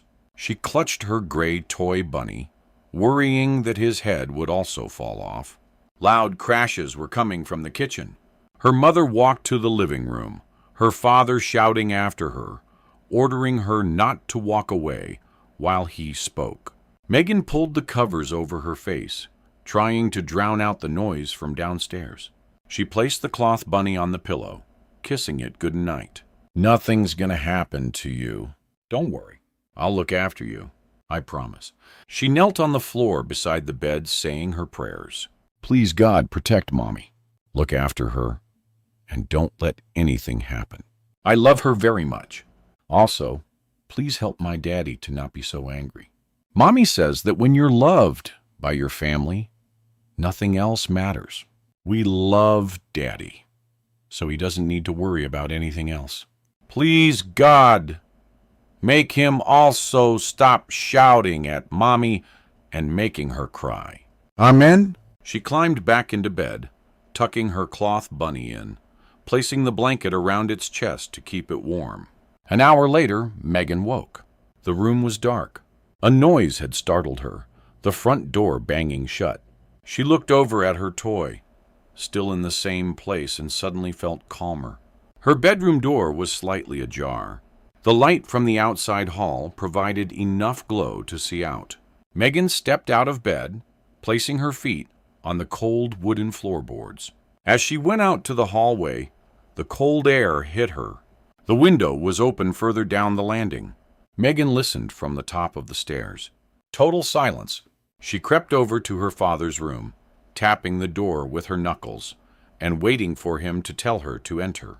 Nothing came. She edged backwards to her mother's room. The door was open, the bed empty. Meagan wanted to go downstairs, making up an excuse that she couldn't sleep. She could hear noises. Her tummy hurt, but her father had heard it all, and he'd only send her back to her room. She went to the open window. The wind howled through the gap, the high-pitched whistle piercing Meagan's ears. As she reached the class, she went up on her tiptoes, looking out. A full moon shone in the sky, and sprinkles of tiny stars were dotted everywhere. Meagan thought how wonderful it looked. The field behind their house was black. Dark shadows waved from the trees. Meagan often thought there were people in the hills calling her to come over and join them. She stood on the skirting board so she could look out. Suddenly, a spotlight came on. She saw a figure walking away from the house, across the back garden, and heading towards the fields. Meagan was unsure if it was a person or an animal. As she leaned her face closer to the glass, she could make out the shape of her father. He had something slumped over his shoulder. Her mother. Meagan watched in horror, wanting to shout out the window at him to bring her mother back and not leave her alone in the house. She panicked, trying to open the window wider, but the handle was jammed. Meagan forced it upwards and then down. It was no use. She ran into the bedroom, making sure her bunny was warm, then put on her white slippers and her pink Tom and Jerry dressing gown and went downstairs. Meagan struggled to push the back door open against the force of the wind. She watched the blades of grass swaying hard in the breeze. Small trees with overgrown branches pounding against the sidewall. There was no sign of her father. Meagan walked along the path across the lawn, stepping into the middle of each paving stone, counting them out loud. Reaching the end, she jumped onto the grass bank, forcing herself upwards. She looked further into the distance. Her father was down by the water, moving across to the caves, which were cut into the hill. Meagan ran towards him, making sure to keep out of sight. She'd be in so much trouble if he saw her. She waited, the wind beating against her face, her body numb with the cold and her bones aching. She watched the cave below, wondering what her parents were doing. Meagan was shivering, fighting off the cold, stamping her feet. Her teeth began to chatter, vibrating behind her lips, and her mouth was dry with the taste of salt in the air. In the distance, she watched the glare from the lighthouse, wishing she could swim over, stay the night, and keep watch for the ships. After another couple of minutes, her father resurfaced, coming into view, moving fast. He was on his own. Meagan stepped backwards, terrified he'd catch her out here. She ran as fast as she could back to the house and up to her room, shutting her bedroom door tight. The following morning, Meagan got out of bed and headed into her mother's room. It was empty. The covers were made, and the room was spotless, as if she hadn't been here for a while. Meagan listened from the upstairs hall, her father talking in his room, his occasional laughter, then whispers. Suddenly, there were footsteps coming towards her. Meagan stepped back into her room, shutting the door. Her father called out, Meagan, are you awake? I'm popping out. I'll be back in a while. Don't open the front door to anyone. I'll be as quick as I can. She heard him move down the stairs and leave the house a minute later. The smell of his aftershave made her sneeze. Okay, you wait here, Bunny. I'm going to find Mommy. Daddy told me not to open the front door. He didn't say anything about the back door. Meagan walked through the kitchen, still in her night clothes. She remembered her father had walked down by the water, going into the caves with her mother slumped over his shoulder. That's where she wanted to go.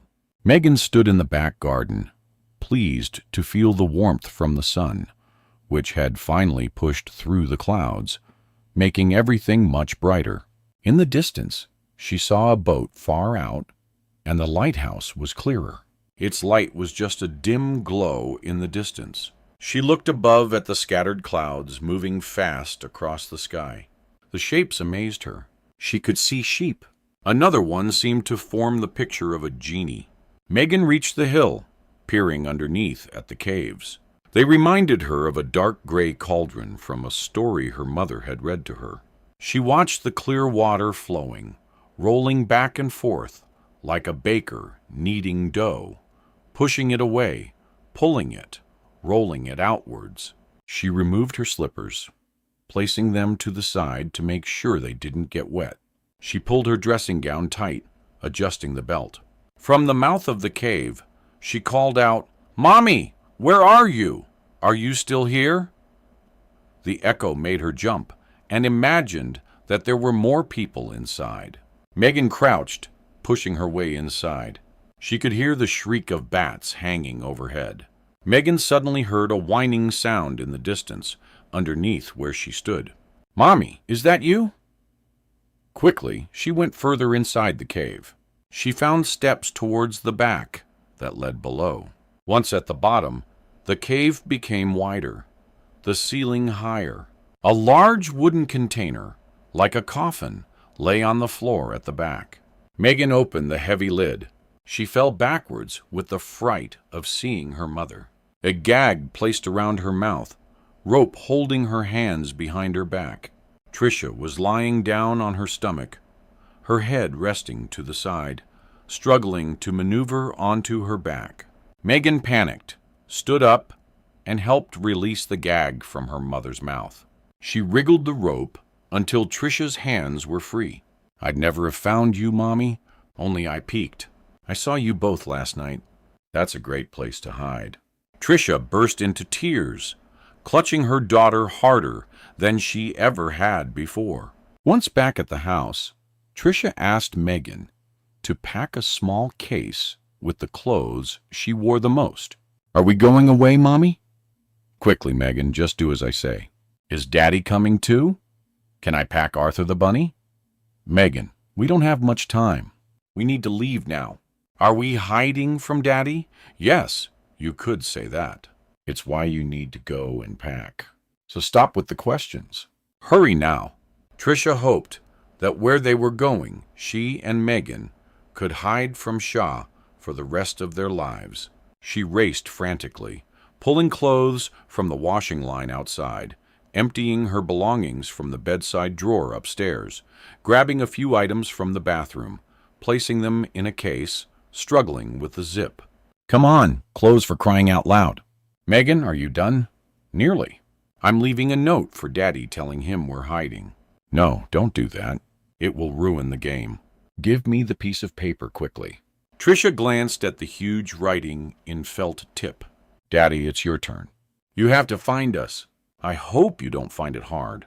Tricia folded the note, struggling to stem the lump in her throat, fighting back the tears. Okay, let's go. You ready? Meagan nodded, holding Arthur the toy bunny under her arm and the small hold doll in the other. Tricia closed the back door and led Meagan across the vast green behind the house. Present day. Oliver was standing by the lift, watching over the dead body in the trunk. He'd placed the phone on silent, pushing the side switch to mute the calls. The phone had been ringing continuously. Meagan had been gone 10 minutes, and Oliver was panicking. Any minute now, the guy on the other end of the phone could turn up, find the body, and there'd be another 2 stiffs joining gloved man in the lift. Sweat trickled along the side of his face. His arms were numb from dragging the body from the second floor. Suddenly, he heard footsteps coming towards him, moving down the stairs. He stepped into the lift, pulling the body closer to the back. Right, you ready? Meagan asked. She was puffing, struggling to take breaths, her hands placed on her hips. You took your bloody time. Let's move. We haven't got long. Oliver explained the phone calls as he watched the horror on Meagan's face. She spun towards the front door, expecting it to open any second. Give me the keys to your car. I'll bring it to the fire escape. Wait a minute. And if you don't hear from me, presume it's safe and come out. A minute. It's not the bloody egg and spoon race. Meagan, do you know how heavy this guy is? He tossed her the keys, telling her where the car was parked. She disappeared along the communal hall. Oliver heard the fire door open at the back of the building, then slowly close. He checked gloved man's phone. The last call was 2 minutes ago. Whoever was ringing was possibly on their way over. He waited a few minutes, then went to the back door and held it open. He was pleased to see the barrier rise and Meagan driving to the back of the building. He could hear the car running, pumping out fumes from the exhaust. Meagan was sitting high on the driver's seat, her body pushed forward, frantically wiping condensation from the windscreen. The screech of the wiper blades grated through his head. He checked once more, moving to the front of the building, past the lift on his right side. He then returned, got a firm grip on the trunk, and dragged it to the car. Meagan was standing outside with the boot open. Quick, lower the seats. Tuck him in and let's go. She stood by the passenger door, keeping watch as Oliver fought to lift the leather trunk. Oliver used his legs, keeping low, crouching, then turned his body and heaved, pushing the trunk into the back of the car. Then he jumped into the driver's seat, opened the passenger door so Meagan could get in, and they drove away from the building and towards Kensington High Street. Oliver and Meagan were quiet. The events of the last couple of hours had justified the silence. Oliver's brain felt like it was about to explode. How could this happen? He was sure Meagan had said the top of the stairs and turned right. Who the hell was the guy they'd killed, and how would they get away with it? He was confused. The pressure had got to him, and he struggled to think clearly. He panicked, wanting to open the car door and jump out. But he couldn't leave Meagan to clear up his eggs. It wasn't fair. This was their mess. They had to sort it. He watched Meagan as he drove, the way she concentrated on the road, her beautiful face, she'd been through. And now this. I'm sorry. Meagan seemed pleased that the ice had finally broken. We just need to get rid of the body. Move on. But we can never talk about it to anyone. You understand? She placed her hand on Oliver's arm, gripping it gently. Goes without saying. It's not something I do regularly, I can assure you. Meagan turned. I'm glad to hear it. Oliver saw a sign for Brent Cross Shopping Centre in northwest London. He tried to focus his eyes, seeing images of gloved man flashing through his mind. It's just up here towards Hendon, Meagan announced. She pointed at the dual carriageway as Oliver used the indicator and moved the car to the left side of the road. Are you sure it's safe? He asked. Yeah, I can't imagine anyone comes out here at night. Oliver turned left, down a quiet side road, and through an open gate at the bottom, spotting the sign reservoir. "This is the place," Meagan announced as they pulled into the car park. The tires rolled over the gravel, causing a loud crunching sound. Oliver looked out at the long grass and the calm water, which glistened with the light from the street lamps. They got out of the car, leaving their doors open. Oliver went to the boot and eyed the trunk. Then Oliver walked to a concrete ledge and looked into the water, hoping it would be deep enough to swallow the trunk and gloved man. Meagan came behind him and gripped him around his waist. He could feel her shaking. They waited for a couple of minutes, holding each other, immersed in the peaceful surroundings. The distant sounds of vehicles moving along the dual carriageway. The drivers oblivious to what Oliver and Meagan were about to do. Oliver shifted from Meagan's hold, then walked to the boot of the car. He gripped the flimsy handle of the leather trunk, and pulling it to the ground, watched it crash with the weight, aware of the indents it would leave in the earth. He looked across the water. Rings appeared in several places, like stones dropping from above, and mid-jets hovered over the reservoir. The glint from the moon reflected on the water, glistening in their faces. Meagan said, "Are you ready?" Oliver had let go of the trunk and was spreading his fingers, opening and closing them to allow the blood to circulate. "Let's get it over with." Oliver pushed the trunk, while Meagan kept her distance, watching Oliver step to the end of the ledge. Oliver crouched, placing his hands under the trunk, flipping it over into the water and getting soaked with the splashback. They stood for a few moments, watching the bubbles rising as if the trunk was sinking into a hot cauldron rather than a reservoir. They realized the water wasn't deep enough. The trunk was still visible. Oliver turned. "Oh, someone's going to find it. We can't leave it here.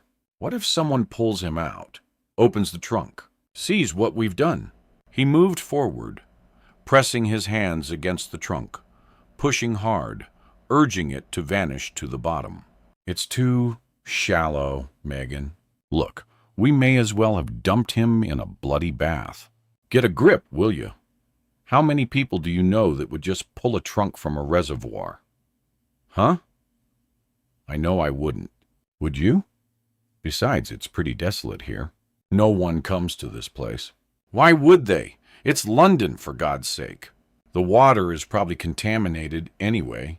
Well, if it wasn't before, it sure as hell is now." "Meagan, I can't believe this. Really, I can't." Meagan made her way to the car, pissed off with the way Oliver was shouting at her. He watched her, moving his eyes between Meagan and the trunk in the water. "Where are you going, Meagan? I'm talking to you." "Hello?" She was already halfway between the reservoir and the car park. He got up, brushing the mud from his knees, watching the trunk, knowing just how easily it could be found. Oliver pulled into the car park at the back of Albuquerque House, killing the lights in the engine. As Meagan got out, she crouched over towards him, brushing the back of her right hand along his face. "Will you come up? I don't want to be alone just yet." Oliver's heart raced as he struggled to contain the excitement of being in her company. "Park the car in that space there," she said, getting out of the car. He watched as Meagan crossed the car park and did as he had been told. She let him in through the fire escape. "Thank you. We need to talk about earlier and what happens now." "I'm frightened, Oliver." They were standing alone in the communal hall, worried they'd be caught. Oliver's heart raced, his face flushed with anticipation, and his body shook with adrenaline. Meagan drove him wild. He struggled to understand how he'd feel like this after earlier. The break-in, the body in the trunk, what they both did. It all seemed to add fuel to his already raging fire. He seized her hand, pushing her against the wall, the light from the lift showing the passion on his face.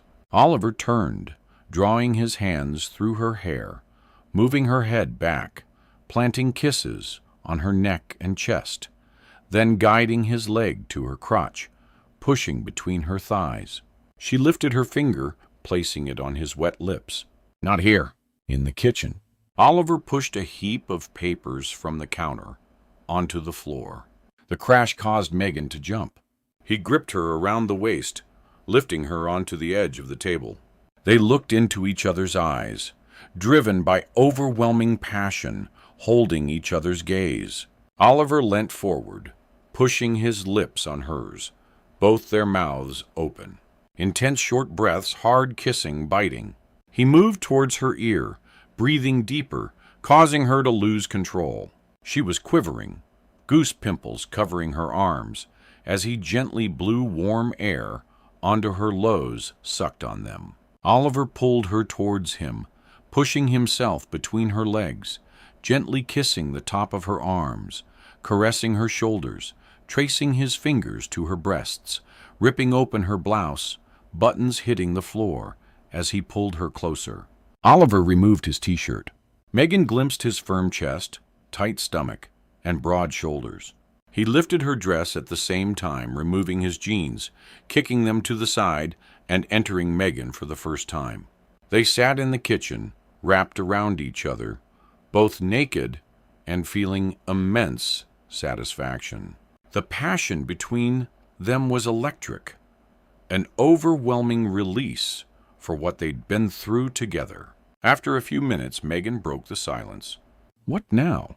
How do you mean? Will I see you again? Rob's back tomorrow. I can't bear the thought of him returning." Oliver stood. The worry concerning her husband returning was too much. "He couldn't be here. I have to go, Meagan. I'll call you." She threw on a bathrobe and walked him to the door, peeping out to make sure the communal hall was empty. As Oliver stepped out of the apartment and stood at the top of the stairs, he noticed the front door to apartment 7 was open. "Meagan, I shut the door when I dragged the trunk out here earlier. I made sure of it. I pulled it hard and tested it. It was closed." Meagan moved to where Oliver was standing. "What's going on? How can it be open?" Oliver pictured the scene earlier. They had moved gloved man out to the communal hall, and he was certain he closed the door before maneuvering the body downstairs. He was sure. He pushed the door open with the sleeve of his jacket. The hall was dark. The lights switched off just how they'd left it earlier. Oliver stepped inside apartment 7, while Meagan waited in the hall. He came out a few minutes later. "I don't get it, Meagan. I must have left it open. That's all I can think." Oliver pulled the door to apartment 7, making sure it was closed. A deathly silence fell over the two of them as they listened to footsteps charging up the stairs, moving at a great pace, heading towards where they were standing. "Quick, Meagan, go inside. Lock the door. I'll hide in the lift." "Go now." Oliver raced along the hall, listening to the person making their way to the second floor. The doors to the lift were open, and Oliver stepped inside, jamming them as close together as possible with his foot so he could keep hidden. The front door to apartment 6 was shut, and Meagan was dipping her hand furiously into the pocket of the bathrobe, fishing for the keys. The footsteps were at the top of the stairs. Oliver watched between the lift doors. The guy stood in front of her. She turned slightly, watching from the corner of her eye as he frantically looked up and down the corridor. He was over 6 foot, well built, with cropped black hair, and wore a leather jacket and dark blue jeans. Oliver could see his desperation and sense his overbearing demeanor. The man pointed along the hall. "You know a guy called Tony? He lives here? I think it's this one." He pointed to apartment 7. Meagan turned facing him. "I don't know.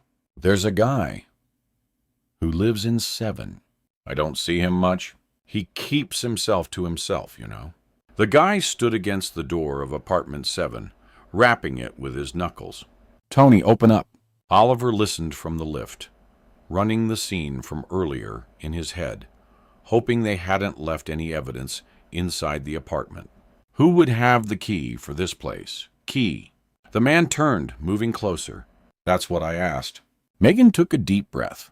There are no skeleton keys. We have our own. He moved away from Meagan, heading to the lift. "Where are you going?" she asked. Her legs were shaking, her voice cracking. Oliver was standing inside the lift, hearing their heavy footsteps moving towards him. "Is there a back entrance?" "I'm going to see if a window is open," snapped the visitor. "You're going the wrong way." "It's back here." Meagan pointed to the other side of the hall as the guy stopped, turned, and headed to where Meagan was pointing. Oliver let out a deep breath, edging further against the lift wall. "Come with me. Show me how to get out of there," the guy instructed. Oliver listened to Meagan and the guy as they walked along the hall, pushing open the fire escape, which led out to the second-floor roof. He could hear voices. The guy was shouting. Meagan was stuttering, fearful of what this guy was going to do. Oliver edged out of the lift, watching the door as Meagan held it open, stood against it. The guy continued shouting, swinging his arms like a large oaf. Oliver kept as quiet as possible, his heart racing as the guy moved into the communal hall and charged down the other side past apartment 6 to the lift. "No!" Meagan shouted. He stopped suddenly, and Meagan raced towards him. As she reached where the guy stood, she looked into the empty lift. The guy turned to Meagan, shouting at the top of his voice, "If I don't get answers, I'm coming back tomorrow." She watched him move to the stairs and go down onto the street. Greater than 18. 20 years ago, before the phone call. "Mommy, I'm tired." "When will we be there?" They were heading to Trisha's sister, who lived around 70 miles from them, in a beautiful cottage on the outskirts of Exat. Although Trisha and Anne hadn't kept in regular contact over the last few years, they were extremely close with one another. Life had gotten in the way, and it was hard to keep in touch. Besides, Shaw would never let Anne stay for more than a night if she visited them. Trisha knew her sister would be there for her, and insist they stay for as long as they needed. She didn't bother calling ahead, as it was difficult to explain on the phone. Although Anne had an idea of what Shaw was like, she didn't know the depth of his cruelty. "We need to get to the station, Maggie." "It's not far when we get to the other side." A short bus ride. They were walking along a deserted country lane, fields either side of them. The wind had picked up, and a faint howl screeched through the trees. Trisha glanced at Meagan, thinking she could have waited and asked Mr. Tunney for a lift, but she couldn't trust him not to slip up and tell Shaw where they were going.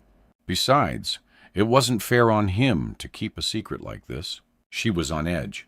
Shaw had no reason to drive out here, but there was always a slight chance. "Are you thirsty, Maggie?" Trisha dipped into her bag, pulled out a small bottle of water, and handed it to Meagan. "It shouldn't be too far now." "Are you okay?" Meagan looked up at her mother. Her large brown eyes were wet from the cold, and her top lip was dry from wiping it on her sleeve.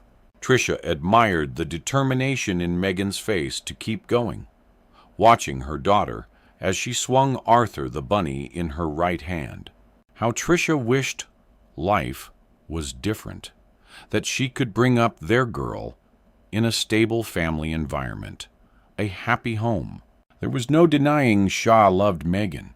He was even a good father, and occasionally spent time with his daughter, as far as Trisha could tell, and she questioned Meagan several times.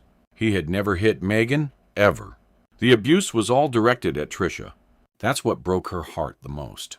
Meagan was seeing the cruelty every day, as if it were the norm.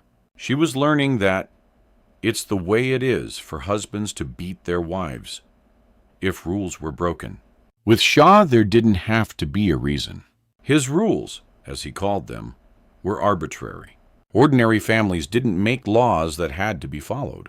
They didn't write long lists and make orders that needed obeying. Meagan had to see how life was without him. Trisha felt guilty, but it was the only way to deal with this.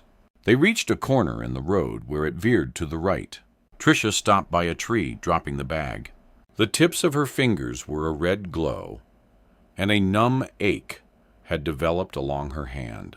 Meagan was sipping from the bottle of water. "Is this where we're hiding, Mommy?" Meagan was pointing behind the tree. "No, Maggie. I told you we're going to Auntie Anne." Meagan placed her bag down, sitting Arthur on top of it, setting his legs out to make him more comfortable. Tricia watched as her daughter placed the bottle of water to Arthur's lips. Then she went to a large oak tree, putting her hand on the bark. This is how you can tell how old a tree is, Mommy. By counting the marks on the bark. Mrs. Lee told us at school. Meagan walked over to her mother. "You only have one line on your forehead. That means you're 10. Maggie, you're a sweetheart. I only wish it were true." Meagan was facing the road they'd just walked along. The game's over, Mommy. Tricia was looking out at a field, watching a small herd of cows that were sitting close by. What do you mean, Maggie? Her daughter was pointing at the road. There's Daddy's car. Tricia watched in horror as her daughter went racing towards the road. "No, Maggie, stop. Please, Meagan." Her mind raced, images playing out from the past, hoping they'd become distant memories. The cruelty at the hands of Shah, keeping her locked up. The beatings. If he found them, he'd most certainly kill her. And she couldn't take that chance. Treasure reached her daughter and pulled her to the ground. They kept low, watching the car speed past. Shah driving. "Is he still looking for us, Mommy?" Tricia struggled to communicate. Her body ached. She was tired, feeling she couldn't go on. But they had to. Tricia had to do it for Meagan. Yes, Maggie. "He's still looking. We need to make tracks. The station is just a little further. You okay to keep going?" Tricia crouched beside her daughter, stroking her hand through Meagan's hair. "Yes, Mommy. If you're okay, then I am too. Arthur is sick. He has a cold, but I'll look after him." Tricia made sure the car had passed and her husband was out of sight. Then they gathered their belongings and headed to the station. The car park was quiet. A couple of taxis were waiting patiently at the side rank, the drivers reading newspapers. A young couple were embracing outside the main doors, and Tricia wondered if one of them had arrived or was just leaving. She hated goodbyes. It broke her heart when she had visited the west of Ireland as a child, and she had watched her uncle's tears-soaked face as the train pulled out heading to Dublin. As they walked through the main doors, Tricia worried if they'd brought enough clothes with them, if the trains were running, if her sister was home.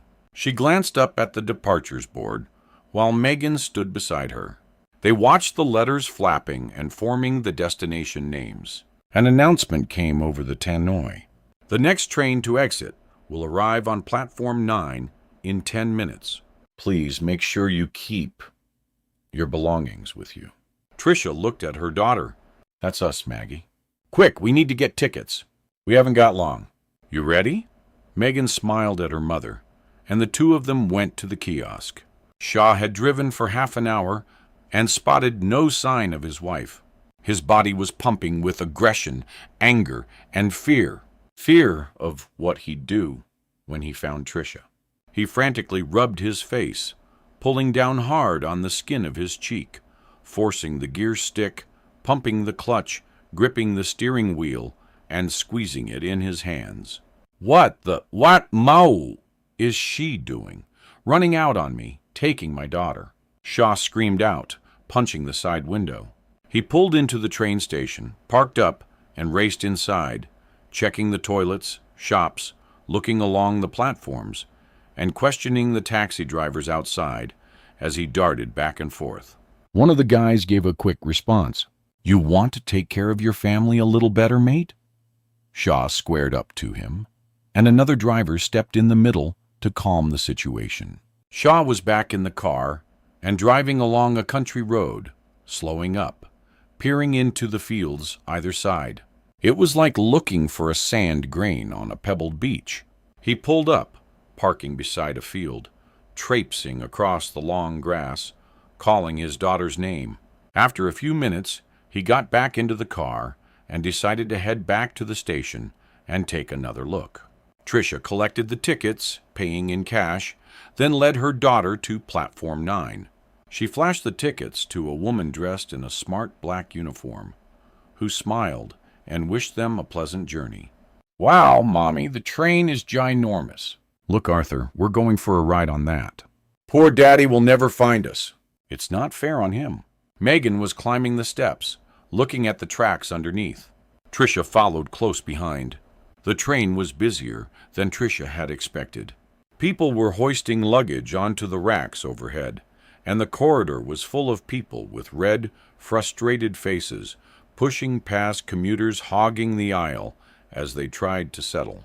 Tricia instantly felt claustrophobic and had to fight the tightness in her chest.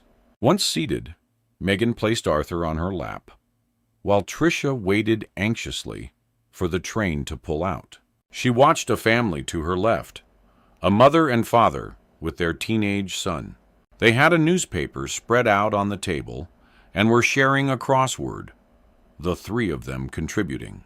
The woman got one of the clues, and her partner looked proud, applauding her, praising her effort. The woman laughed, basking in her glory. Tricia watched them holding hands, relaxed, so content in each other's company. The guy stood, asking what they'd like from the buffet car. How Tricia wished that her life was like this. A loud, piercing whistle sounded from the platform. The doors closed. A beeping noise echoed through the carriage. Tricia's heart pounded. She fought back the tears as she watched the excitement on her daughter's face. Her eyes wild with anticipation. They were sat in the first carriage, Tricia facing the platform, watching as the train pulled out slowly. Suddenly, there was a commotion by the ticket barrier.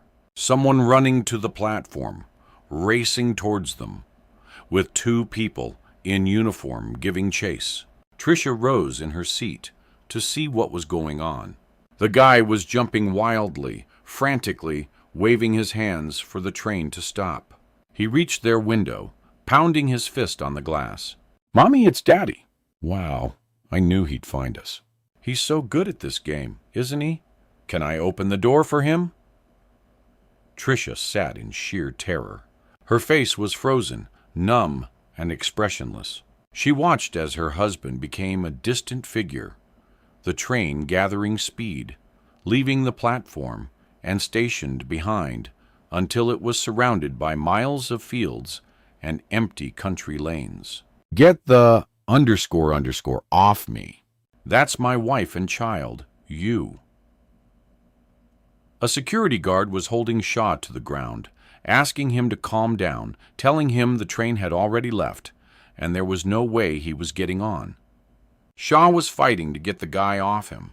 A lady in a smart black uniform stood behind, saying something into the walkie-talkie that was clipped to her jacket. As Shaw cooled off, they let him stand, watching him brush himself down, wiping his shirt. Where's the train going? The staff looked at each other. Then the guy answered, "Exit." Shaw raced from the platform out to the car park and into his car. He knew the roads to exit. It wouldn't take long.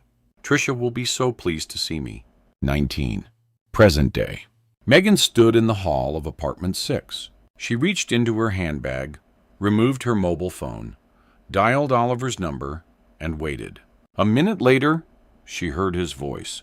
"You're through to Oliver. Leave a message, and I'll return the call when I can." A long beep sounded. "It's me. I know I'm not supposed to call you. Rob doesn't know I have a spare phone, so don't worry, but I need to talk. Can you ring me back urgently?" She hung up and went into the kitchen, placing the phone on the table, facing up and down the floor like a caged animal. A few seconds later, she picked up the phone and dialed the number again.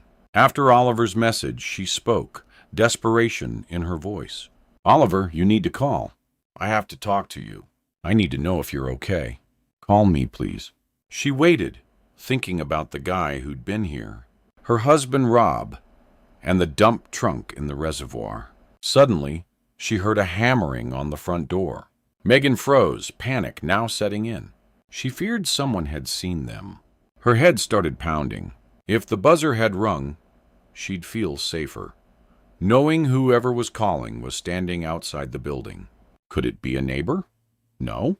It was too late for a friendly call, even for the old lady upstairs who never seemed to sleep. In the hall, Meagan listened for conversation, a voice she recognized. She deliberated on whether she should shout for the caller to go away and leave her alone, but they'd know she was inside, alone, a sitting duck.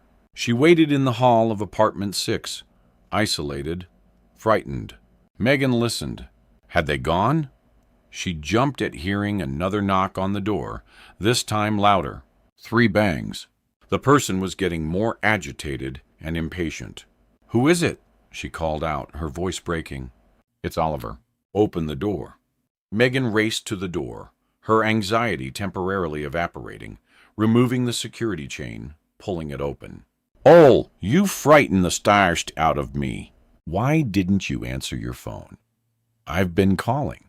I turned it off when I hid in the lift." "Is he gone for now?" "Yes." Oliver rubbed his chin, bringing his hand to his forehead and pulling it downwards along his face. "What are we gonna do? We're in the—" Meagan opened the door wider. "You want to come inside?" "For a minute. I need to get home. It's not safe." Oliver moved through to the kitchen, watching as Meagan made some coffee. "Where is Rob, anyway?" Meagan placed 2 cups on the breakfast bar. "He's in Spain, Madrid. He owns a sleazy bar over there. Someplace in the East End. Strippers and the likes. It's how he gets his liberation. He has a poker room and gambles heavily. Calls it his release. He's looking at opening another one over there. I hate him, Oliver. I hate him with every ounce of my being." Oliver stood, moving towards Meagan, placing his arms around her, comforting the lady he'd fallen in love with, the person he'd do anything for. She stood, pulling him closer, removing the belt of her dressing gown, dropping it to the floor, and lifting his t-shirt over his head. They made love for a second time that evening. It was gone midnight when Oliver finally left apartment 6. He wanted to stay, but it was too risky. There was always the slight possibility that Rob could arrive home early. He stood outside the building, looking up at the second floor from the street, his head racing with the events that had unfolded earlier. He was freezing, swinging his arms and gripping himself to get warm.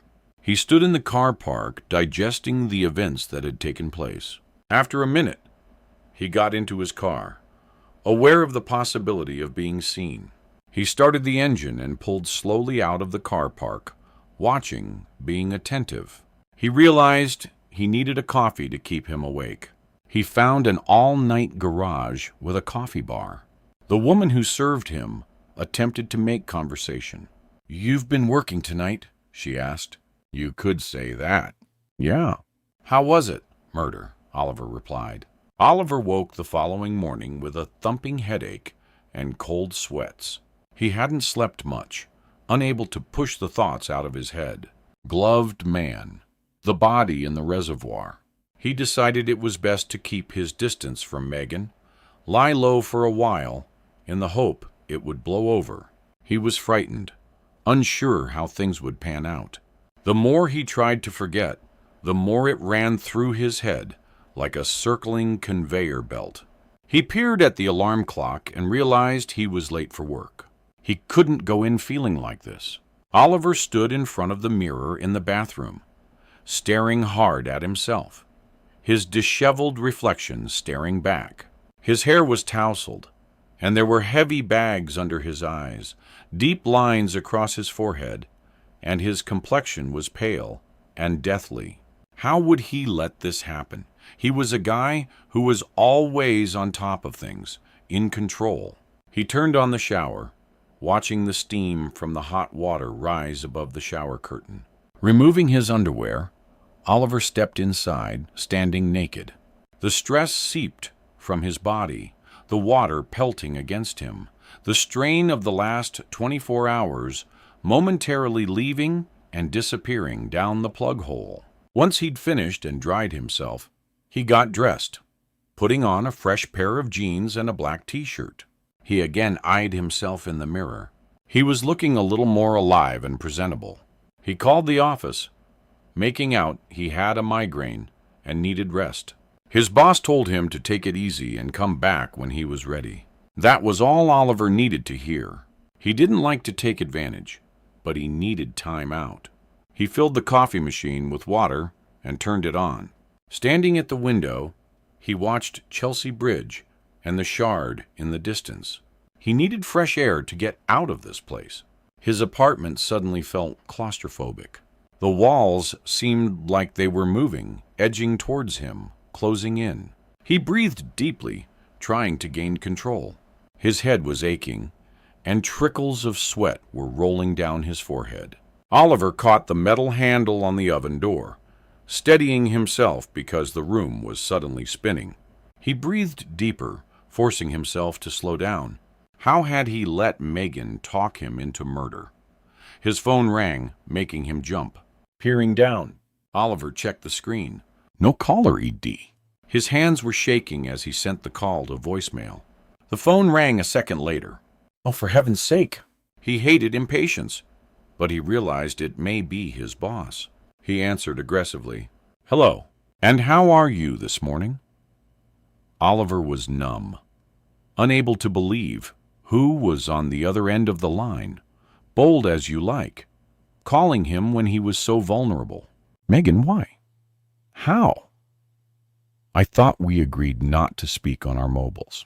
There was a short pause. I thought you could come over. I'm making coffee. I have Quylons, too. I don't think it's a good idea, do you? He could hear the disappointment in her voice. That telling sigh, the sure giveaway of how she was feeling, what she was thinking. Okay, I understand. I do. It's for the best, I suppose. I just miss you. You can't blame me for trying, Meagan. There's nothing more I'd like. You know that, but it's too dangerous. And Rob's back today. I forgot about that. Oh, God. What are we going to do? Oliver waited a moment, gaining the courage to say what he was thinking. Look, you know what you need to do. Leave him. Pack your bags and go. Just get out. I can't, Oliver. He'll never allow it. There's no way he'd let me walk. It's impossible. Oliver was disappointed, let down. He expected Meagan to be more assertive and courageous. He was knocked back, shocked by her response. Well, I don't know what to say. I've told you what needs to happen. There's no other way, Meagan. You have to leave him. The line went quiet. Oliver thought she'd hung up. Then he heard her taking a deep breath, lowering her voice. There is another way. Finish what you started. 20 years ago before the phone call. Tricia glanced at her watch. The train was 20 minutes from exit station. She knew there was a slim chance her husband would be waiting. Fortunately, the country roads were narrow and not built for speeding. The train they were on was direct. One stop, one destination. But if her husband did make it before them, they'd have to hide. The train toilets were their best bet. Either that or run for it. Treasure had to get away. She had little choice. She would have to convince Meagan to keep going, ignore her father, and find someone to help them. She watched as her daughter sat in front of her, coloring a picture of Naughty with a crayon set that another girl sitting nearby had kindly shared. The couple, who Tricia assumed were her parents, had tried to make conversation, but Tricia didn't have the strength to talk. She'd never been so alone. She wondered how it all went wrong. You okay, Maggie? We'll be there soon. You can see Auntie Anne. You're looking forward to that, aren't you? Meagan continued coloring, scribbling outside the lines, and trying to rub the marks out, making more smudges. I'm scared Daddy won't find us. What if he never does? Oh, Meagan. Maybe he will. Tricia quickly changed the subject. Do you want Daddy to find us? Meagan paused, then looked up. Only if he's kinder to you, Mommy, and stops making you cry. A voice came over the tannoy. The next stop is Exit. Please take your belongings with you. We'll be arriving at Exit Station in approximately 5 minutes. We thank you for traveling with us today and wish you a safe onward journey. Tricia looked at the country lane on her left side leading to the station, praying she wouldn't see Shaw's car. Shaw had his right foot to the floor, pumping the accelerator. Come on, I need to be there. Move, you piece of... He'd just passed a sign 10 miles to exit her. The roads were narrow, clear with little obstruction. He knew Tricia had a sister, and presumed that's where she was going with Meagan. The only problem was, he hadn't a clue where she lived. They didn't speak much. Shaw couldn't even recall what she looked like. He slowed at a crossroad, making sure it was clear left and right, seeing more narrow country roads ahead. He couldn't wait to surprise Tricia. Come on, Maggie. This is us. Let's go. As they stepped off the train, Tricia searched for a bus teammate, aware they needed to move quickly. Excuse me, where can I get a bus to Adlington? A member of staff was standing by the barrier, beckoning people to move forward. Tricia was losing patience. Hello? We need to get to Adlington. As the uniformed woman turned to her, an arm reached out, grabbing Tricia from behind. Meagan looked on in horror. Tricia spun round. I'm going there too. Follow my wife and me. It's just outside. Sorry if I startled you. The guy was tall, middle-aged, and dressed in a smart black suit. His wife was much smaller and was dressed in a dark red dress and a long brown jacket. Tricia pushed out a deep breath, noticing how weak her legs felt. She was on edge, which was exacerbated by being in a confined space, and she was dizzy from the crowd of people who had spilled from the train. The guy reached forward. I'm Danny. This is my wife, Bev. So, who do you know in Adlington? I grew up there. We've come down for the weekend. It's so quiet and peaceful this time of year. I can't wait to just kick back and relax. We love it, don't we, Bev? We live up north now, Birmingham. But how we miss this place. Isn't that right, Bev? Tricia watched as his wife kept nodding, wondering if she ever actually spoke. He continued. So, how long you down for? Is it just a couple of days or longer? We've spent a bit of time in Devon, haven't we, Bev? Tricia went to speak, but was cut off before the words could leave her mouth with another bombardment of questions. As they stepped outside, Danny pointed over to the bus. That's us. The engine was running, and the driver was stacking away paperwork. He opened the main doors. Tricia scanned the car park, looking for her husband's car. Although Danny was annoying, she hadn't had a chance to speak to Bev. She was pleased with their company and remembered how her mother had always said there was safety in numbers. Tricia lifted Meagan up the steps. Her daughter was yawning and asking if she could sleep. We'll be there soon, Maggie. You can sleep all you want then. Sound good? Meagan looked at her mother as they sat towards the back of the bus. Her mother crouched, bringing her elbows up and shielding her face, keeping low and turning away from the window. How do you know Danny, Mommy? Tricia laughed. Oh, Peggy, I don't know him, darling. He's just being friendly. That's what people do. Well, he's awfully nosy. Why does he want to know so much about you? That's just him making conversation. I thought we weren't supposed to speak to strangers.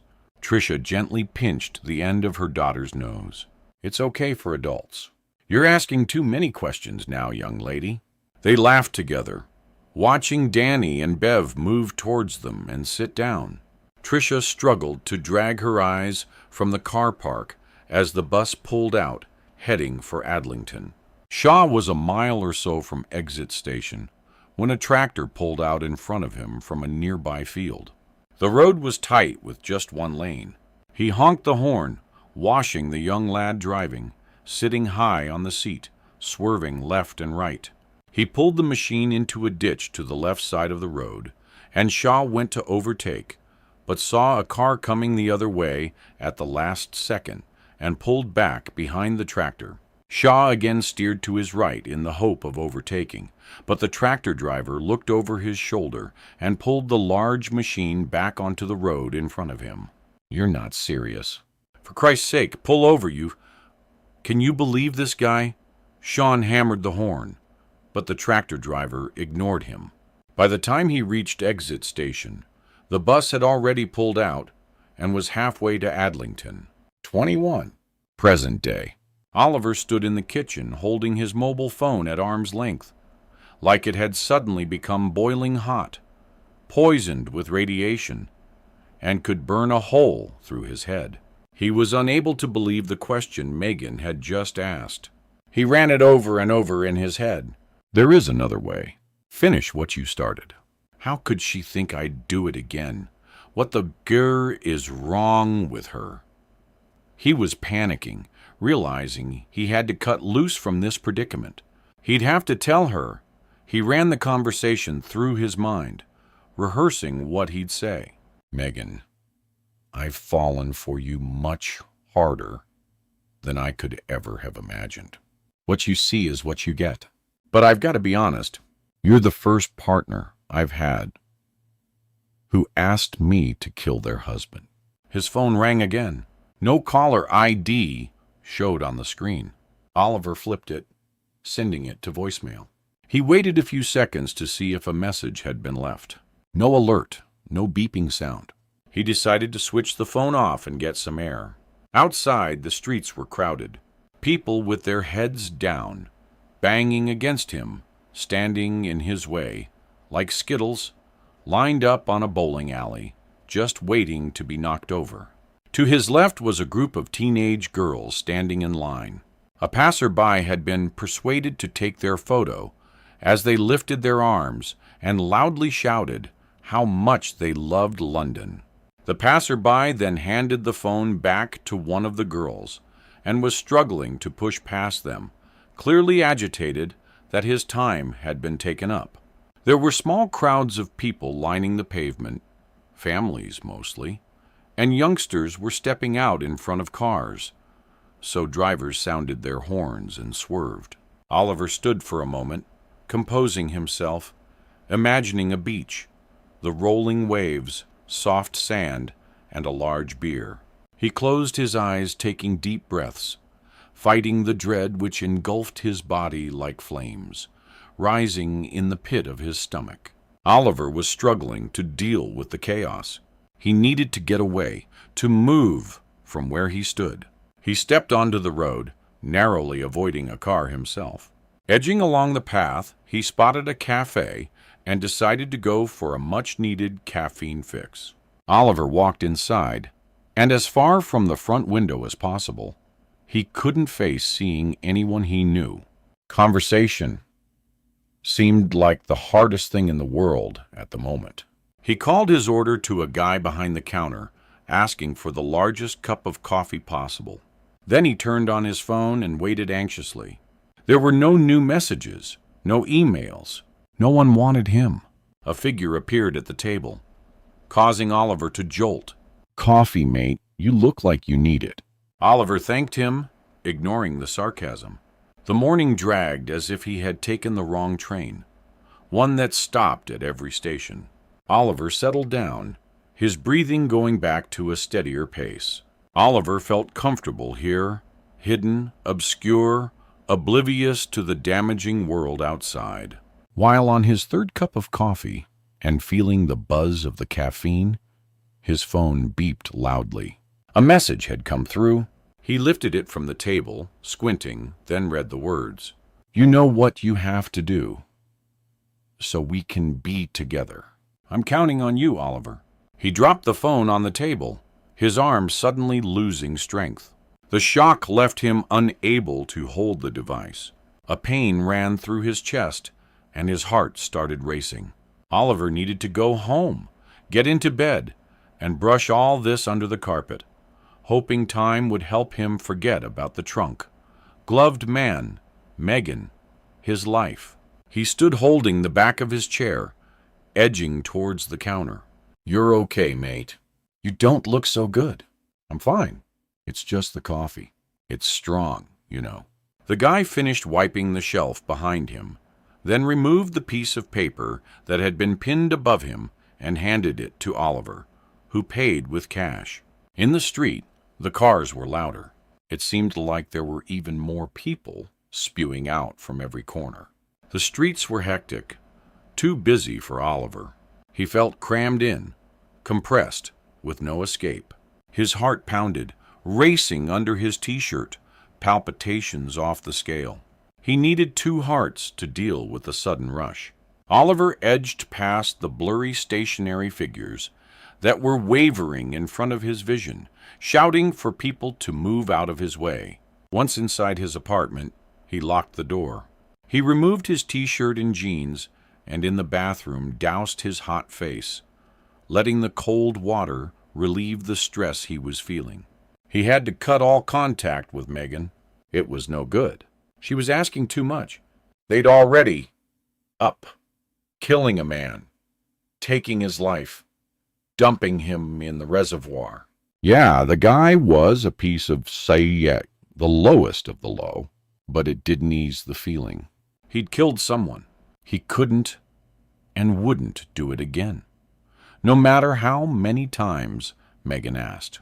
He drew the curtains, turned off the light, and got into bed, lying in silence. Now he had a migraine. Karma. It was his turn. He was lying to his boss, pretending he was ill. And now he really was sick. His head was pounding, his heartbeat resounding through his ears. His forehead ached, his eyes were heavy, his mouth dry. Oliver lay on the bed and tried to relax. Breathe in for 5, then out. Controlled long breaths. He jolted, the type of spasm you make when your body switches off and you're almost at the point when you're out, unconscious, drifting, but not quite there yet. He glanced at the alarm clock next to him. 1:52 p.m. His colleagues would be returning from their lunch break. His boss would be placing a pile of paperwork on the table, asking for the new client's details to be logged, contacted, added to the database, and emailed relentlessly with any old about the company's plans for the future. Come with us on our journey. We are so glad you're on board. We value your custom more than you could ever imagine. Blah, blah, blah, blah. We're with you for the journey. Travel with us. We'll help you finish what you started. Oliver woke in a cold sweat, his body aching. He was shocked to see the alarm clock showing 6:02 p.m. I slept just over 4 hours. This is good. Rest is what I need. He lifted himself, propping a pillow behind his back for support and reaching for his phone. Pleased to find no one had contacted him for a while, Oliver stepped out of bed, running a hand through his hair, focusing on his surroundings. He pulled on a clean pair of tracksuit bottoms and a fresh t-shirt. God, I could get used to this. In the kitchen, he drew the blinds, unable to display himself to the outside world. He'd stay here forever, hidden, protected by the 4 walls. He could do this. It's the world out there. He thought about food. How great a takeaway would be now. Pizza or Indian. He and Claire had usually saved the junk nights for Saturday, but he was sick, unwell, and needed a stodge fix. He stood in the kitchen, enjoying the silence. I'll take Monday off too. They'll understand. Who gets sick for just a day? I can draw it out. It will give me time to get myself together, regroup, as they say. Maybe I'll never go back. I have savings, enough to last for a year or two, maybe more. I need to deal with this, let it all blow over. Then I'll feel better, and I can move on. Oliver penny pinched. He liked to compare prices. He'd saved drastically over the years and watched his bank account grow. He knew he wasn't in a position where he'd end up penniless. He was wealthy, comfortable. Oliver was distracted by a sharp pinging beep from the bedroom, his mobile. He chose to ignore it, not wanting to distract himself. Now he was enjoying his own company. The phone pinged twice more, 3 messages in total. It must be urgent. Maybe it's work. He took the device from the drawer. He screwed up his eyes, half closing them, thinking he may need glasses. He could just about read the blurry writing. 12 words. You know what you have to do, so we can be together. The other 2 messages were exactly the same. Oliver yelled out louder than he'd intended, covering his mouth, banging his forehead with the palm of his hand. Meagan, what the hell is wrong with you? He felt faint. He wanted to throw the phone to the ground and crush it into 100 pieces. He was struggling to comprehend her words, her thoughts. Why would she do this? Calling me, asking me to finish a blank job I shouldn't have started in the first place. I helped her, goddammit. I helped her. Well, now it's her mess. She can deal with it. She can leave her husband. It's not my problem anymore. As Oliver stared at the message, he was sure someone was in the apartment. He had that intense feeling you get when you're not alone. He stood motionless, aware of his breathing, listening intently. He froze. Something moved in the hall. I'm sure there was a bang, like a knock against the wall. He eased his way to the door, slowly opening it, firstly pushing his head out, then the rest of his body, stepping into the hallway. Hello.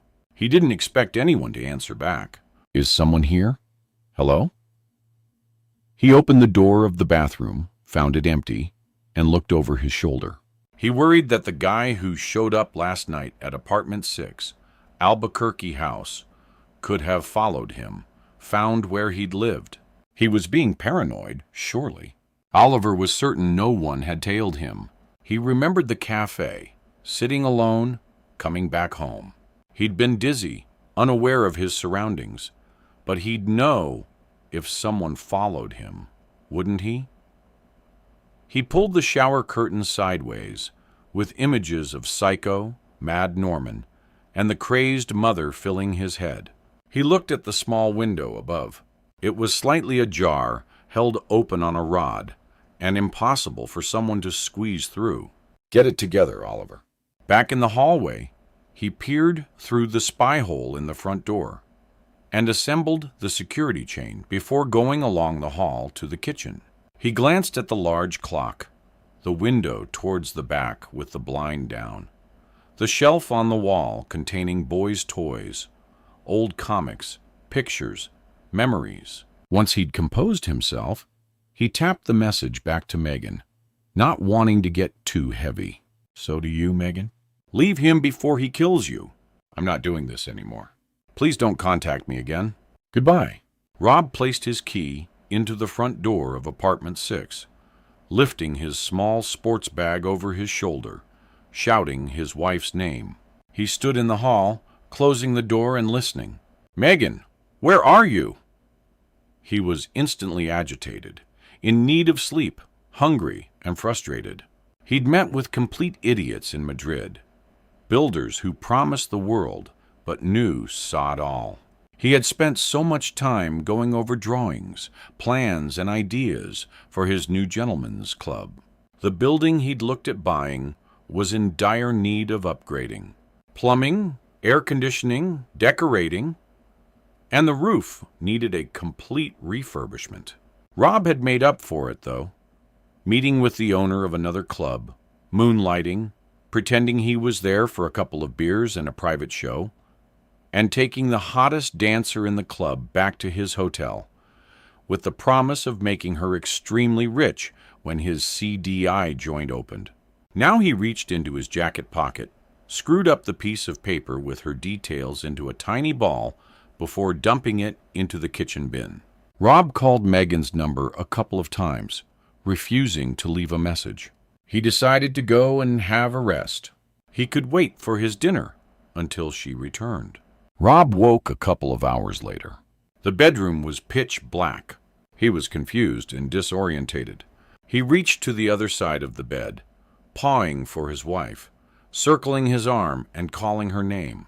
When she didn't answer, he grabbed his phone, switching on the torch. Meagan! He scanned the room, gliding the torch through the darkness. "Where is she?"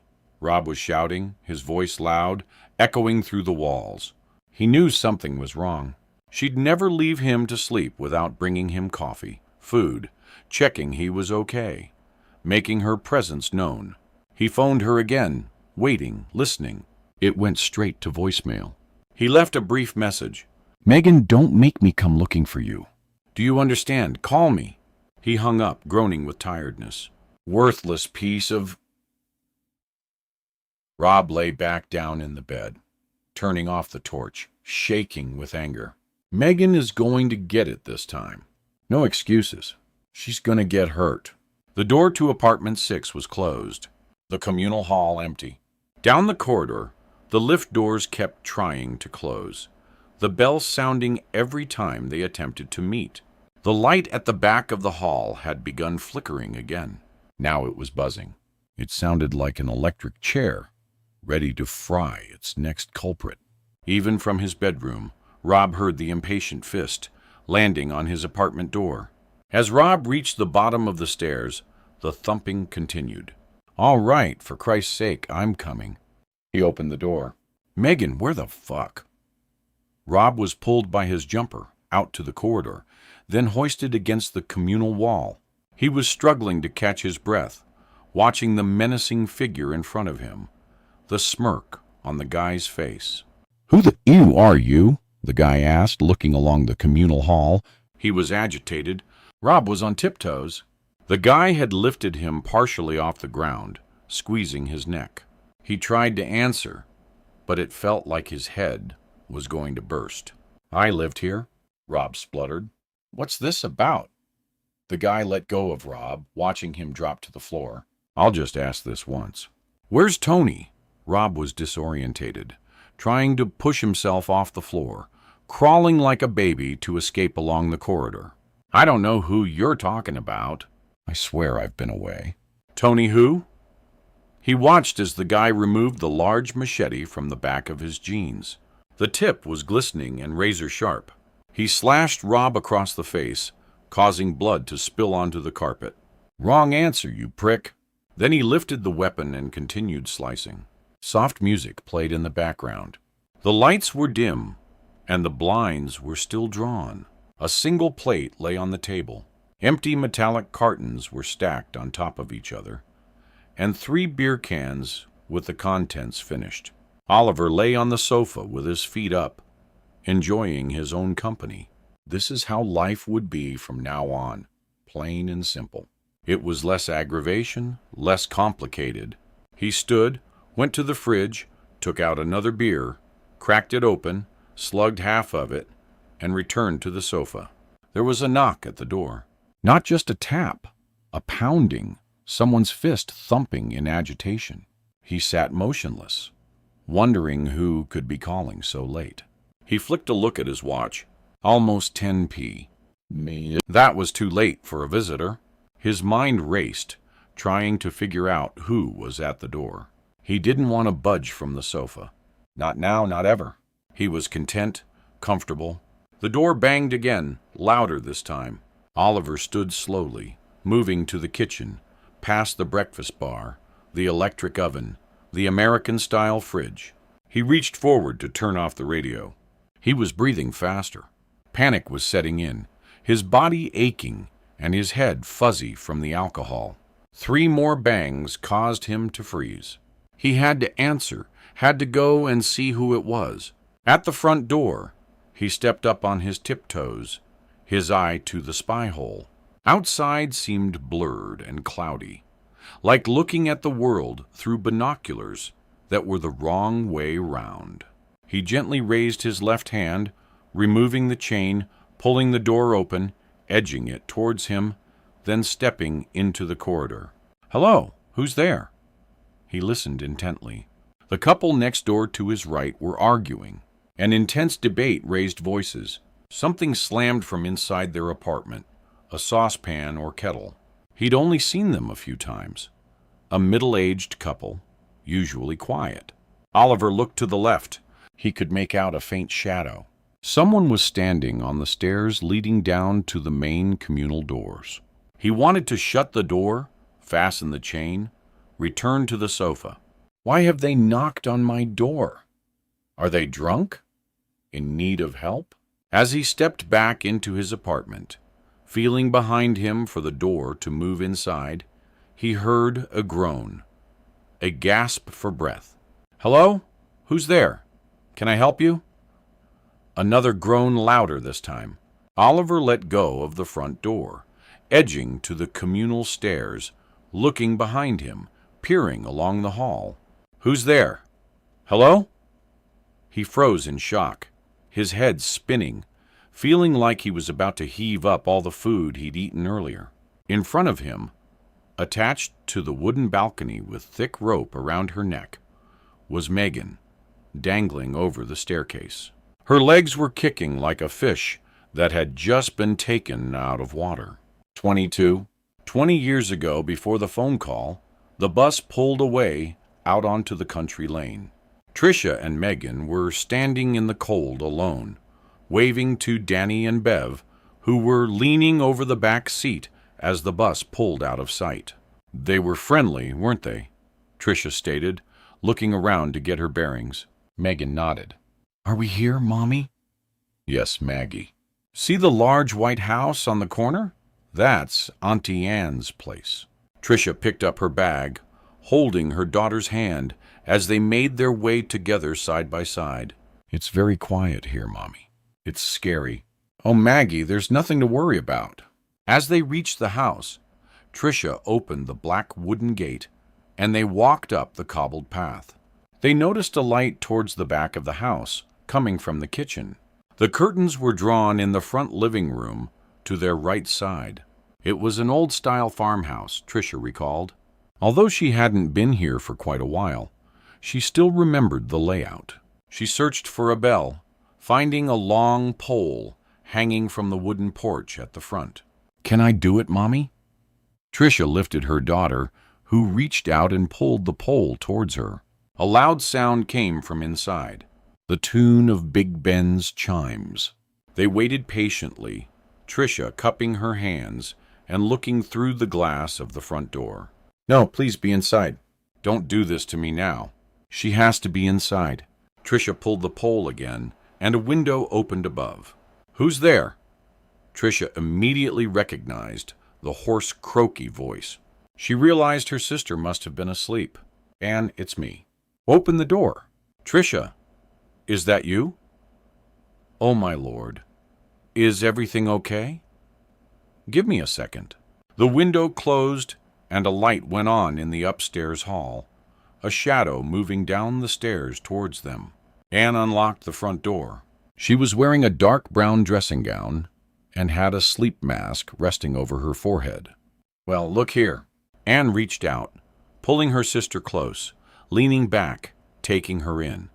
And look at you. You've grown, young lady, directing her comment at Meagan.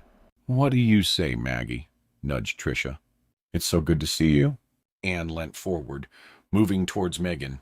It's so good to see you, too. She beckoned them inside. Where's Shaw? Is he with you? No. We're hiding on him, Meagan said. Tricia looked at her sister. It's a long story. Anne crouched down, holding Meagan close. Why don't you come with me, and I'll show you your room. Then your mother and I can have a catch-up. Once Meagan was tucked into bed, she went straight to sleep with Arthur lying beside her.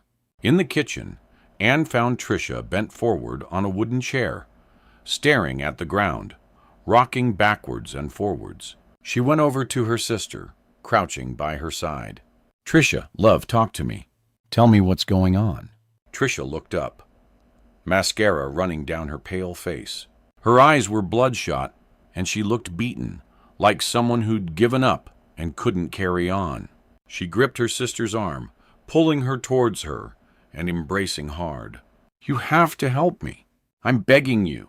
Anne placed her arm around her sister's back, rubbing gently, comforting the broken woman who sat in front of her.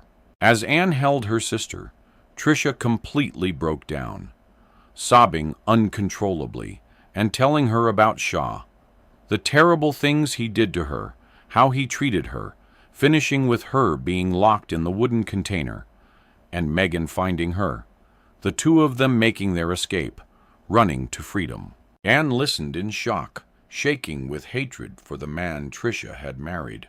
When Tricia had finished, Anne took a bottle of whiskey from the kitchen unit and half-filled 2 glasses. Tricia reluctantly downed the alcohol and watched as Anne tipped the bottle for a refill. You did the right thing coming here. You can't live like that, Tricia. He'll kill you and Meagan. Why didn't you do it sooner? Anne watched her sister, whose face was red from the cold and the sudden hit from the whiskey. Her hands were shaking as she struggled to spill the words out. She was trembling softly, humming to herself to blank out the terror of the last few weeks. Anne stood wanting, needing to show authority. It was the only way she knew to deal with this situation. I'm going to run you a bath. Take as much time as you need. You're staying here now. This is your home for as long as you like. Do you hear me, Tricia? Tricia nodded, reaching for the bottle and pouring another shot. Anne went upstairs, turned on the taps, and started filling the bath with warm water. Tricia leant back on the chair, finally pulling herself together. She rarely drank, but could now easily finish the bottle. Her tears had stopped. The shaking temporarily ceased, and she was calm. She thought about Meagan, how all of this was affecting her, the nightmares, the questions she'd asked, how she worried about her mother. Meagan was such an innocent, beautiful girl who didn't deserve to witness such horrific episodes. How she loved to hide. It was her favorite game. Tricia just hoped they could keep hiding forever and never be found. An hour later, Tricia returned to the kitchen after her bath, wearing a dressing gown that Anne had found for her. Anne had emptied her hold and put Tricia and Meagan's clothes into the washing machine to freshen them up a little.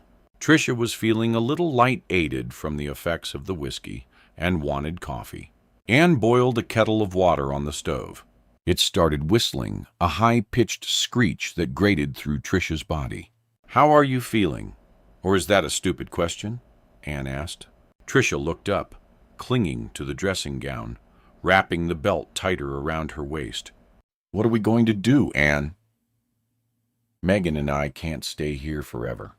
Tricia looked beyond her sister to a large window behind her. The blackness outside, so cold, so bleak and uninviting. I've told you you can stay here for as long as you need. Anne placed 2 cups onto the table, watching as Tricia gripped hers, appreciating the warmth and lightly blowing the drink to cool it down. We can't stay forever. I don't know what we're going to do, Anne. Suddenly, the lights went out and stood as Tricia gripped the side of her chair. What's going on? Tricia asked. Her body was pulsating with nervous energy. She wanted to run to Meagan. It's fine. We get power cuts frequently. It's a regular occurrence. Wait there. I'll go and check it out. I'll come as well. Honestly, there's no need. Drink your coffee. I'll be back in a second. Tricia sat in the darkness, looking out of the window from her seat.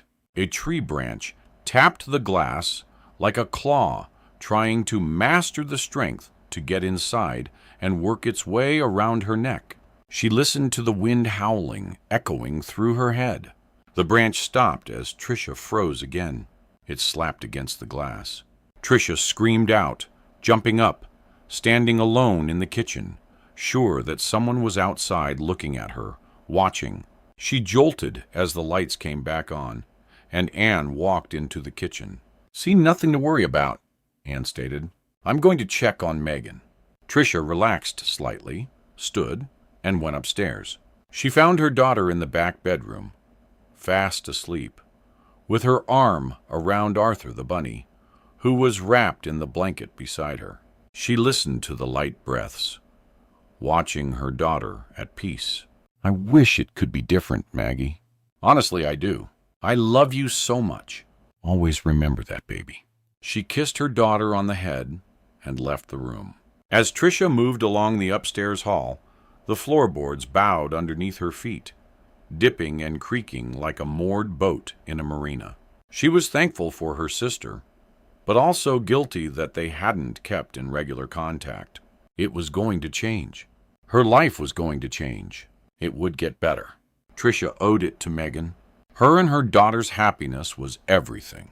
She'd have to talk with her. Tell her how it is that her father couldn't be a part of their life anymore. It was time to stand up to the bastard the only way she knew. Hide and stay hiding. 23. Present day. Rob was lying on the floor of the communal hall outside apartment 6. He had squealed like a pig. Now he was turned on his side crying, his body jolting, his shoulders scrunched towards his neck, and his face bloody. Phil Cavern had just kicked the O's out of him after asking about his partner Tony.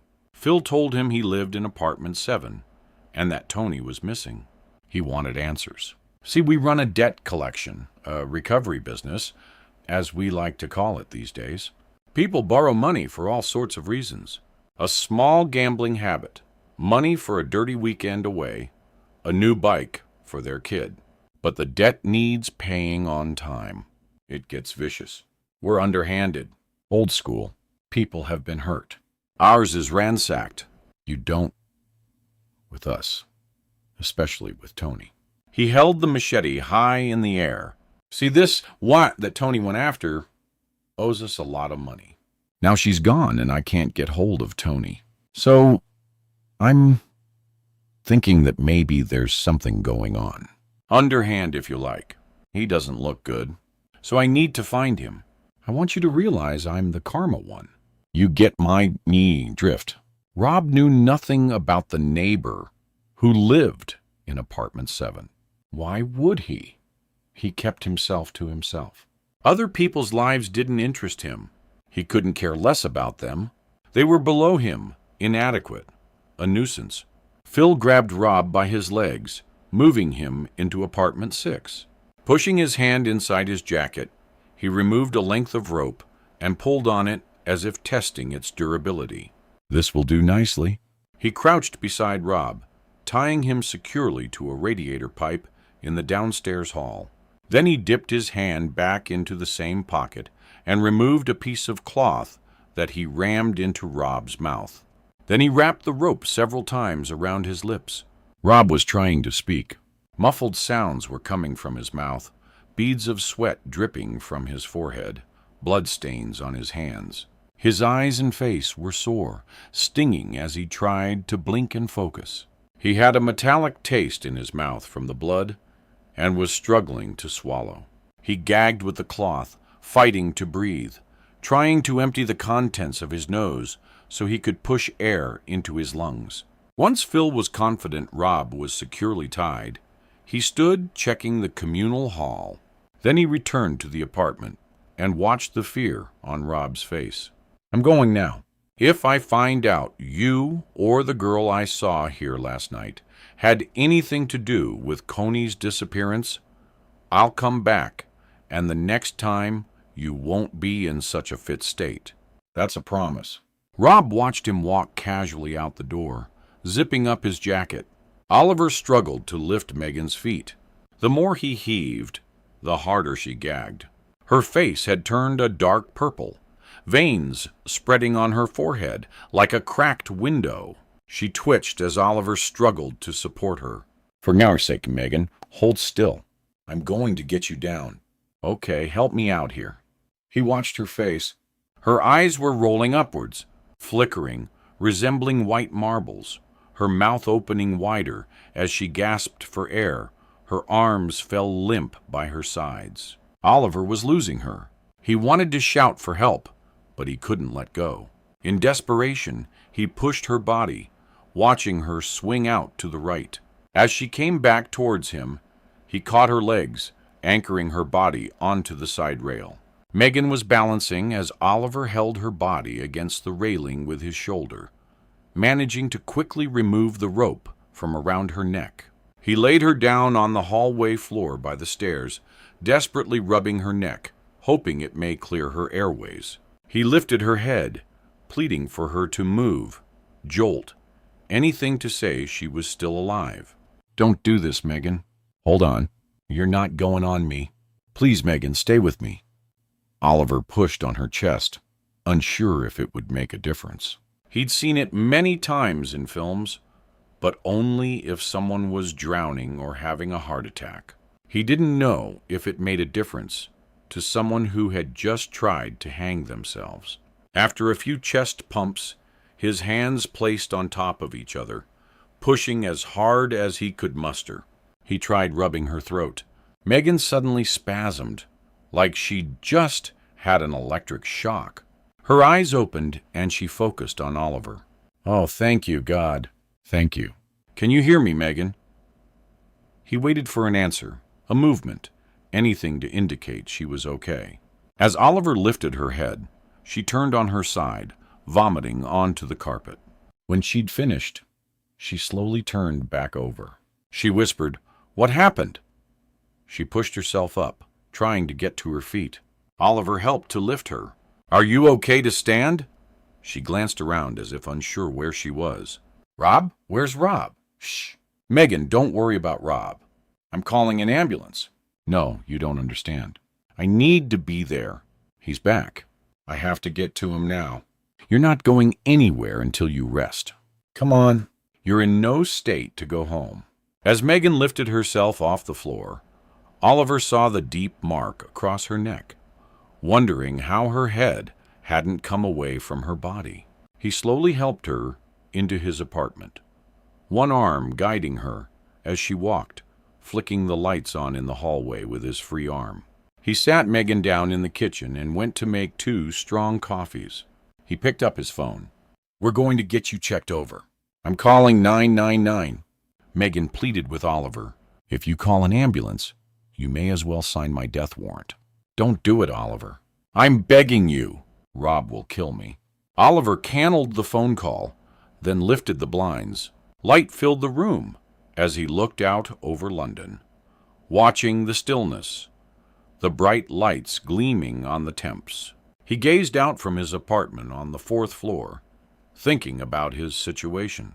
He couldn't carry on like this. His life had turned upside down in the last few weeks. This woman in his apartment, the trouble she'd brought with her, she'd blown in like a breeze.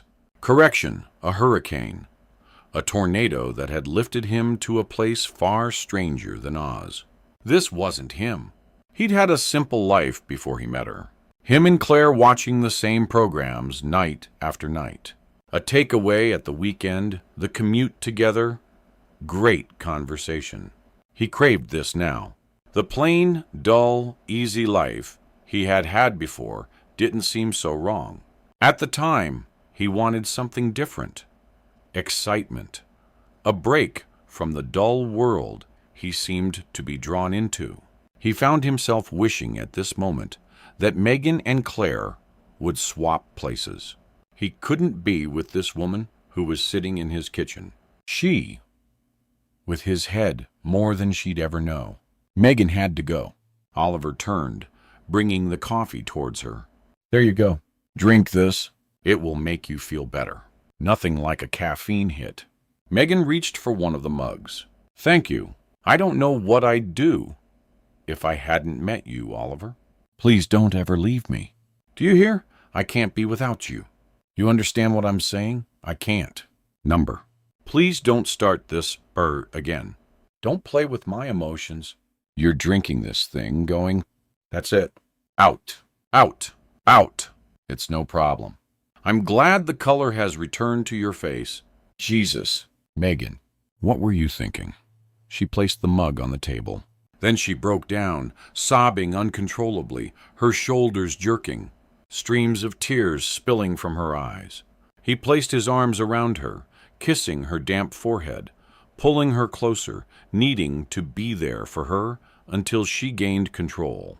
Oliver glanced at the clock on the wall in the kitchen, not wanting Meagan to catch him. She had just finished her second coffee. He mustered the strength and took a deep breath. "Okay, come on. I'll drive you home." She looked at him, through him, her calm, dull expression, the emptiness which filled her eyes. The broken woman struggling to assemble her thoughts, gather herself together. make sense of everything.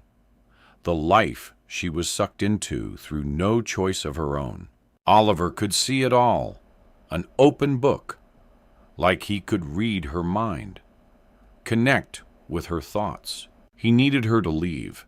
"Are you ready?" Meagan simply answered, "Fine." As they reached Albuquerque House, Meagan stopped, watching above her. It was a place she'd never get used to. A nightmare gateway to another dimension. A dark, mysterious building with supernatural powers. A place where once you set foot inside, you are never the same again. She turned to Oliver. "I can't do it." "You can. It's your home, Meagan. It's where you live." Oliver fought the lump in his throat as he kissed her on the cheek. "This is where it ends. I can't do this anymore." "I'm so sorry, but you need to leave him before it's too late. You know what you have to do. Make a better life for yourself before it's too late." Meagan looked at Oliver. It seemed her confidence had momentarily returned. "I won't contact you again, if that's what you really want. I think it's best. Take care, Meagan." With that, she stood on the street, watching him disappear along the road until his car was a speck. Meagan placed her key in the door, twisting it slowly, pushing the door. The creak, a slow screech that grated through her head. She had a plan. Rob would ask where she'd been, why she hadn't been here to greet him. Coffee in hand, his robe, his slippers. A red carpet rolled out for him to glide down so he could parade himself and announce his return from Spain. God, she hated him with every fiber of her being. Every breath she took was resentment and bitterness towards her bastard of a husband. She rehearsed it in her head while climbing the steps. "I was attacked on the way home." Hijacked? Wait, maybe hijacked is too strong a word. Mugged? Yes. "Two guys in masks grabbed me from the street. They took my handbag." She glanced downwards. Her bag was dangling by her hip, the strap placed loosely over her left shoulder. "That won't work now, Meagan." "Will it?" I've taken a lover. We planned your death while we were together." "How mad is that?" "We both came up with the sickest way possible to top you off, only it went a little pear-shaped. We have a neighbor at number 7. "No, of course you wouldn't know. How could you, self-indulgent prick?" "Well, the poor unfortunate bastard is no longer with us." Coffee? Meagan decided to tell Rob she'd been jumped, and her handbag had been lifted off her shoulder. One guy ripped it from her, causing the burn mark on her neck, and a passer-by came to her aid. It was the best she could think of at that moment.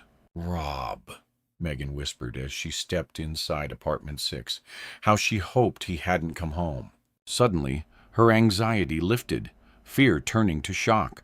She glanced on the hallway floor, looking at her husband, a gag strapped to his mouth, hands tied firmly to the radiator pipe. He mumbled, squealing something she couldn't make out.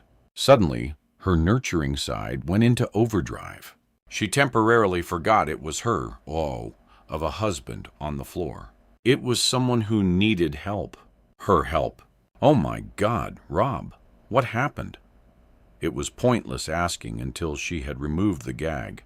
Meagan leaned forward, struggling to untie the knot, pulling the cloth and yanking Rob's head forward, feeling sorry for him for the briefest of moments.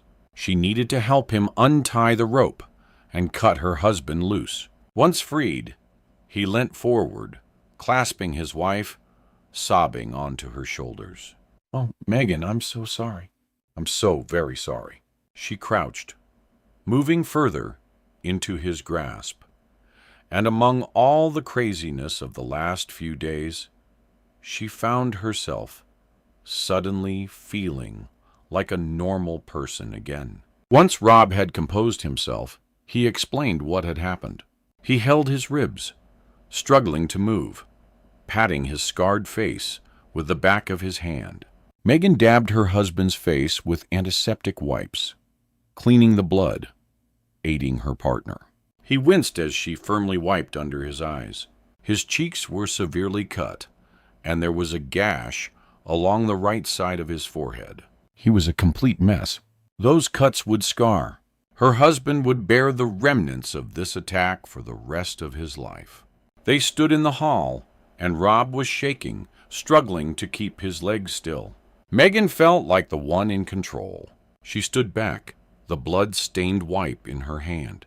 "Here, let me look at you." "Oh, Rob, what have they done? You're a mess."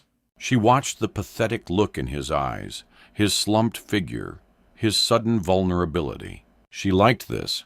This newly formed person, so needy, destitute, wallowing in self-pity. She could do this. She suddenly realized her husband was human with a heart, feelings, emotions. Meagan instantly regretted how she'd felt about him. The anger, the fear. She had doubted her husband could ever change. But here it was, proof that people can change. People are good. They are good after all, aren't they? Aren't they? 20 years ago, before the phone call, "Good morning. Did you sleep well?" Anne was placing 3 plates with poached eggs on the kitchen table. "Oh, wow. You're amazing." Tricia glanced at the wall clock above the fridge. "You should have woken us. I can't believe the time. It's nearly midday. You obviously needed the rest." Anne pulled out a chair from under the table and motioned for her sister to take her place and eat. Meagan came down the stairs, slightly disorientated, happy to see both her auntie and mother together. "Good morning, young lady. How are you today?" Anne asked. Meagan looked at the food, scrunching her face. "I'm good, Auntie Anne." "Glad to hear it." Meagan sat at the table. Her chair was unstable as it balanced on a cracked floor tile. Tricia and Anne laughed together as Meagan grew more frustrated, trying to steady herself. They ate. Tricia watching a ray of light shining through the window where the clawed hand had been the night before. The tree was now still. Anne refilled the kettle with hot water from the urn. The women kept quiet regarding any future plans. Tricia wanted to let Meagan know what was happening, but it was too early. She needed to pick the right moment. After they'd eaten, Anne announced she'd go to town and thought it would be good for both Tricia and Meagan to join her. Tricia was adamant she'd stay and tidy the place a little, stating it would make her feel better. But Anne persuaded her to go. "The fresh air will clear your head, Tricia." The 3 of them spent the day at the market, which seemed to sell everything from old books to antiques to food. To Megan's delight, there was a pick and mix store. She asked her mother if she could have something. Tricia quickly declined, but was then overruled by her sister. "Go on, Tricia. Let her have some fun. We scoffed our faces with sweets most days as kids. What harm did it do to us?" Tricia gave in, and Meagan quickly filled a brown paper bag with everything from white mice to cola cubes. The guy behind the store seemed to take a shine to the young girl, and also filled both her coat pockets to the brim, adding a peanut brittle bar as an extra treat. He winked. "Don't tell your mother, sweetheart." Meagan smiled. "I have a carrier bag as well." The guy laughed. "You'll get me shot." After they'd looked at more stalls, Anne brought them to a small bakery for coffee. She knew the old lady behind the counter, who allowed Meagan to join her and make sugar donuts, much to Tricia's dismay. "She's a kid. Leave her be." "For heaven's sake, Tricia." "Oh, Anne, it's not that I'm worried about." "Today has been wonderful, more joyous than I can ever say. I've never felt so happy. Nor has Meagan. That poor girl has witnessed so much." "Mocking Meagan, sure."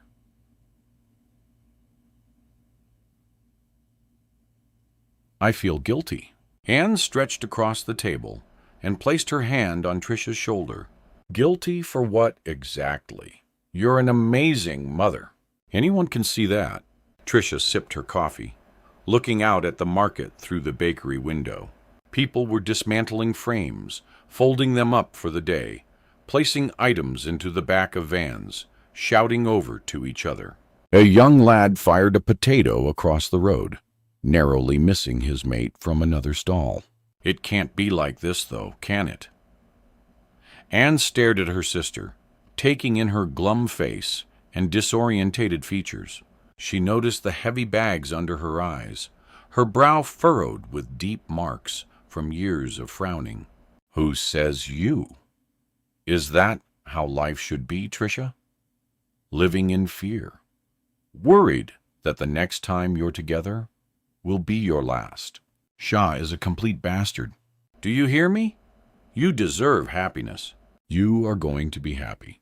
I'll make sure. Tricia broke down and sobbed into her sister's chest. Meagan was distracted, pouring sugar into a bowl to make the donuts, impatiently waiting for the fix, and unaware of how pitiful her mother was feeling. She joined Tricia and her aunt a few minutes later, wiping the sugar from her mouth onto her coat sleeve. She eyed the donuts, offering them out, both women declining. Oh, Maggie, they look delicious. But I can't have them because the lady makes cakes with nuts in her kitchen. And remember, even a tiny piece of nut can make Mommy very ill. You'll get sick if you eat all those. Just a couple. Okay. Her daughter looked up. This is the best day of my life. They stood outside the farmhouse and fiddling with the key to open the front door. Tricia stood just behind, clutching Meagan, who had fallen asleep on the way back from the market. Okay, I'll get dinner prepared. Bring her upstairs. Poor love has had an exhausting day. Anne said, yeah, too much excitement. Tricia climbed the stairs, balancing her daughter around her hip with her left hand, holding on to the rail with the other. She placed Meagan down on the bed, pulling the blanket over her, and tucking Arthur the bunny under her arm. Tricia whispered, "Hey, baby, you had a good day. Life is gonna get better, I promise." This is only the beginning. You, me, Auntie Anne, you wait and see. I love you so much. Get some sleep." She leant down and kissed her daughter's forehead and found the sweet taste of sugar on her own lips. Downstairs, Anne poured pasta into a pan of boiling water. She added tomatoes to another pot for the sauce, sprinkling the contents with salt. She heard Tricia returning. She's out, I'm guessing. Like a light, as they say. Tricia moved towards her sister. I can't thank you enough. Really, Anne? How can I repay your kindness? Anne turned, facing her sister. Tricia, you deserve better. Don't play the victim. Please, we're going to toughen you up. You'll see. Life is going to get so much better. The lights went out. The kitchen was in complete darkness. Tricia pushed her hands forward, reaching for her sister. "Anne, what's happening?" She listened for her voice pouring, jabbing the space where Anne had stood. "Anne, is it a power cut? You said this happens frequently." "Anne?" Tricia listened to her own heavy breaths, trying to gain control, struggling to stem the anxiety that had shot through her body. Her first thought was Meagan. She had to get to her, make sure she was okay. Tricia moved forward, arms in front, swiping left and right. The water was spilling over the pan, and the lid rattled sharply. "Anne, turn the stove off." "You're scaring me. This isn't funny." "Do you hear?" Tricia reached forward, moving her fingers along the knobs of the cooker, turning everything anti-clockwise and making sure the gas was turned off. The water stopped bubbling. What the hell is going on? If this is a joke, it's cruel. Suddenly, the power returned, and the kitchen was drenched in light. Tricia was standing next to the cooker alone. She could feel her heart beating hard. She felt faint, worried she'd collapse. Tricia was too frightened to move, but she had to get to Meagan. As she forced her legs forward, she screamed out, "Anne, what's going on? Where are you? Please, Anne, why are you?" Again, the lights went out. Tricia was standing alone in the kitchen of a strange house, with her daughter upstairs. Tricia spun round, looking out the side window. The branch had started tapping, lightly knocking against the glass, its fingers beckoning her outside. She listened intently. The clock was ticking behind her, as the second hand pounded around the large face, getting louder, sounding like a hammer crashing against the wall. She jumped as a shadow passed the window. Tricia couldn't be clear, but from the corner of her eye, she saw someone or something move. She stepped back, tripping over an object on the floor. She broke her fall by placing her hand down, dropping to the side and rolling onto her stomach. She crawled slowly towards the kitchen door, her hands pouring on the floor in front of her. She was sure she could hear the front door creak open. As Tricia paused, listening, she was certain. The front door to the cottage was banging against the hallway wall. Every few seconds, she heard the wooden door swinging, crunching, getting more intense. She could feel the wind hard in her ears. She looked behind and up at the side window. The branch was crashing against the glass. Tricia maneuvered herself upwards, getting onto her hands and knees and crawling towards the kitchen door.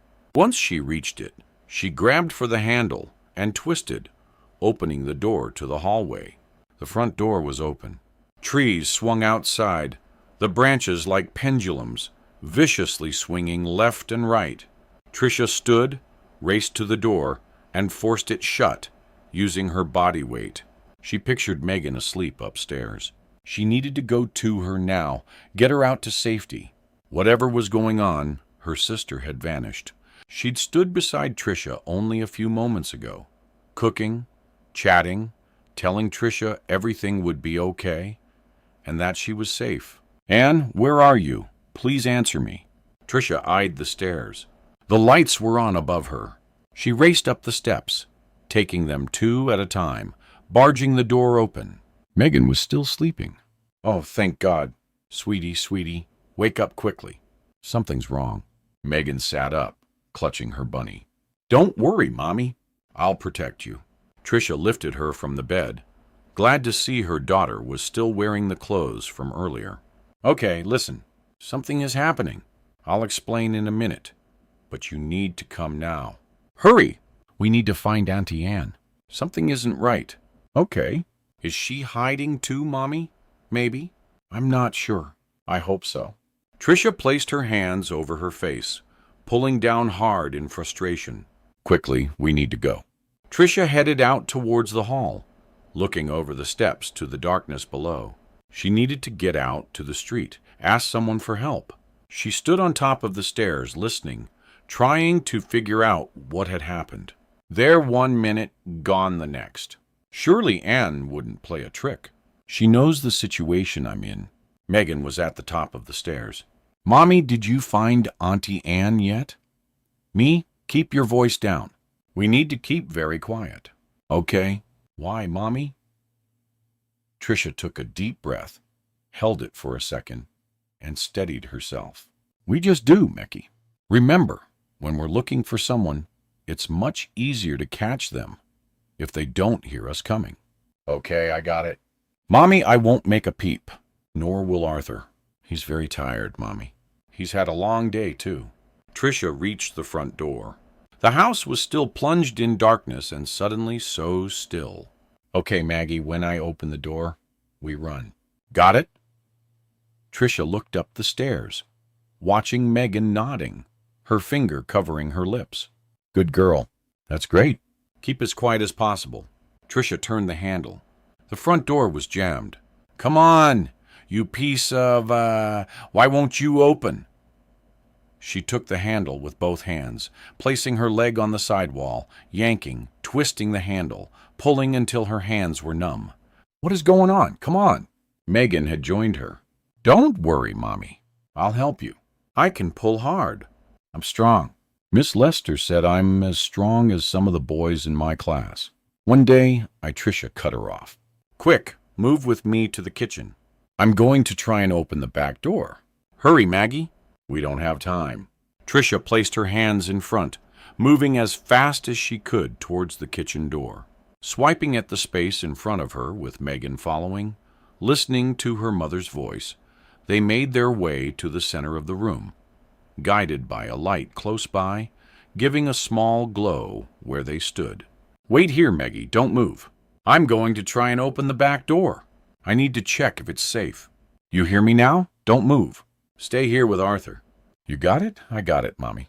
"Stay here with Arthur." I'm not gonna move. Good girl.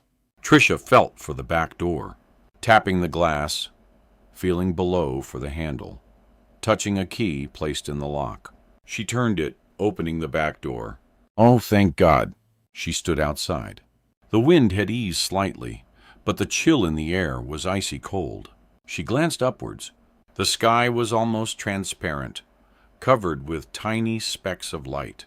She needed to be sure it was safe for them to run. Tricia was worried about where her sister had gone. She hadn't time to look for her. The main concern was getting Meagan to safety, out of the house and unharmed. Something had obviously stirred with Anne's emotions. Maybe she was having a panic attack, feeling sick. Whatever was happening, Tricia would get help and find her later. As Tricia went from the side of the house to the street, she looked along the road. There was no one in sight. The street was clear, empty, and desolate. She stepped back inside the cottage. "Okay, Maggie, it's clear. Are you ready to run?" "Yes, Mommy." "Okay, let's go." "Take my hand." Tricia reached out, searching for her daughter. She heard her voice tiny and soft. "Mommy!" "Yes, Maggie." "Come on, take my hand. We need to go." Tricia could just about make out a shadow in front, standing close to her. "Please, Maggie, where are you?" Suddenly, she fell asleep. "Gotcha. Okay, move. We need to go." Tricia tugged on the sleeve, trying to let her daughter know the sense of urgency. "Maggie, please, baby. Why aren't you moving? Come on, will you? I've got your arm." "You're safe now." "I'm here, Mommy."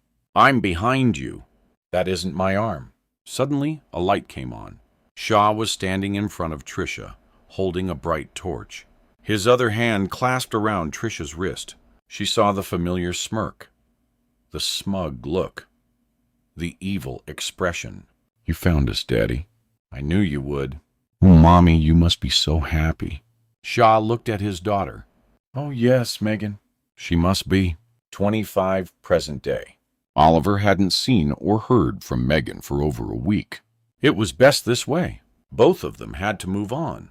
Yes, it had been great while it lasted. Oliver had fallen for this woman hard. He'd never had feelings or known as much emotion and passion as he had for Meagan. She blew into his life like a hurricane, turned it upside down, and left like a cool breeze, calmly saying goodbye as she prepared to face her husband. Oliver was in the process of moving. The flat in Chelsea was too expensive. He'd spoken with an estate agent who assured him he'd be placed on their priority list. He'd just had a call from Darren, head of property management. "Good morning, Oliver. It must be your lucky day." Darren told him about a small flat that had just come onto the market in Kilburn. Newly refurbished, cozy, quaint, great views, affordable, all the usual. They throw at you to try and coax you into falling in love with the place with an offer too good to be true. A drop, everything take a deep breath. Dinger of a once-in-a-lifetime opportunity. "Oh, great. Excellent. That's news I've been waiting to hear." Oliver went on to explain his sudden split with Claire, his ex, the lady who calmly kissed his forehead before pissing off without a thought about how he'd feel. "But she still wants to be friends," he added bitterly. "Oh, yes, that would work now, wouldn't it? I've plowed all my time into honing my skills as a partner, just to share the odd pizza and a glass of wine every few weeks." "Thank you, Claire. How very thoughtful. Am I pissed off?" "Now, why would you think that?" He scribbled the address down on a piece of paper that was lying on a side unit in the kitchen, marking it as urgent at the top of the page. When the call had finished, Oliver looked out of the window over West London. He'd grown attached to this place, The amazing views, the well-insulated apartment, quiet neighbors, and vibrant life outside on the streets. Although maybe he wouldn't miss the crowds as much. He'd get to know people in his new place. That was for sure. It wouldn't take long. Oliver had a good feeling about the future. I just need to get Meagan out of my head. He stood in the kitchen. Everything was in its place, tidy, neatly arranged. The thick white shelf to his left, stretching halfway along the kitchen wall, was furnished with souvenirs and memorabilia. The bag he'd bought as a kid on a family trip to Margate. Banksy pictures, photos of nights out with his parents, cousins, sister, all placed in large frames, mementos displayed along the shelf, spice pots, empty wine bottles he'd collected from trips abroad, their red-stained corks attached to a large board. In the living room, he eyed the black sofa, the Marvel comics piled knee-high and perfectly in line, the statue of a ballerina which doubled up as a lamp. Everything in its place, a place for everything. He was a collector. A hoarder was too strong a word. Once he checked over the apartment, Oliver left, deciding to get something to eat at the cafe a few doors down. "Have you seen my white shirt?" asked Rob. "I'm sure it was hanging in the wardrobe. I must be going mad." Meagan was still in bed, watching her husband hunt for his clothes. She had forgotten life could be like this. It was 10:30 a.m., and she was resting, relaxed, calm. They'd been out the night before at a steakhouse on the old Kent Road. As they left apartment 6, Rob placed Meagan's red coat over her shoulders, helping her into it. He opened the front door, holding her hand as they walked out onto the street. He sat beside her in the taxi on the way there, let her choose a meal, and drink as much as she wanted. He paid the bill himself, making conversation, taking an interest in what she had to say. When they returned home, she fell asleep in his arms. No sexual demands, no pouring and mauling. This was good. Too good. Meagan thought she didn't deserve this. Her new life, new husband. It wasn't her. It wasn't them. Rob and her. But it was. And it felt so bloody good. "I may have washed it." "Let me go and check," Rob reassured her. "Don't worry. I'll check. I'll bring a coffee back up." "Stay where you are."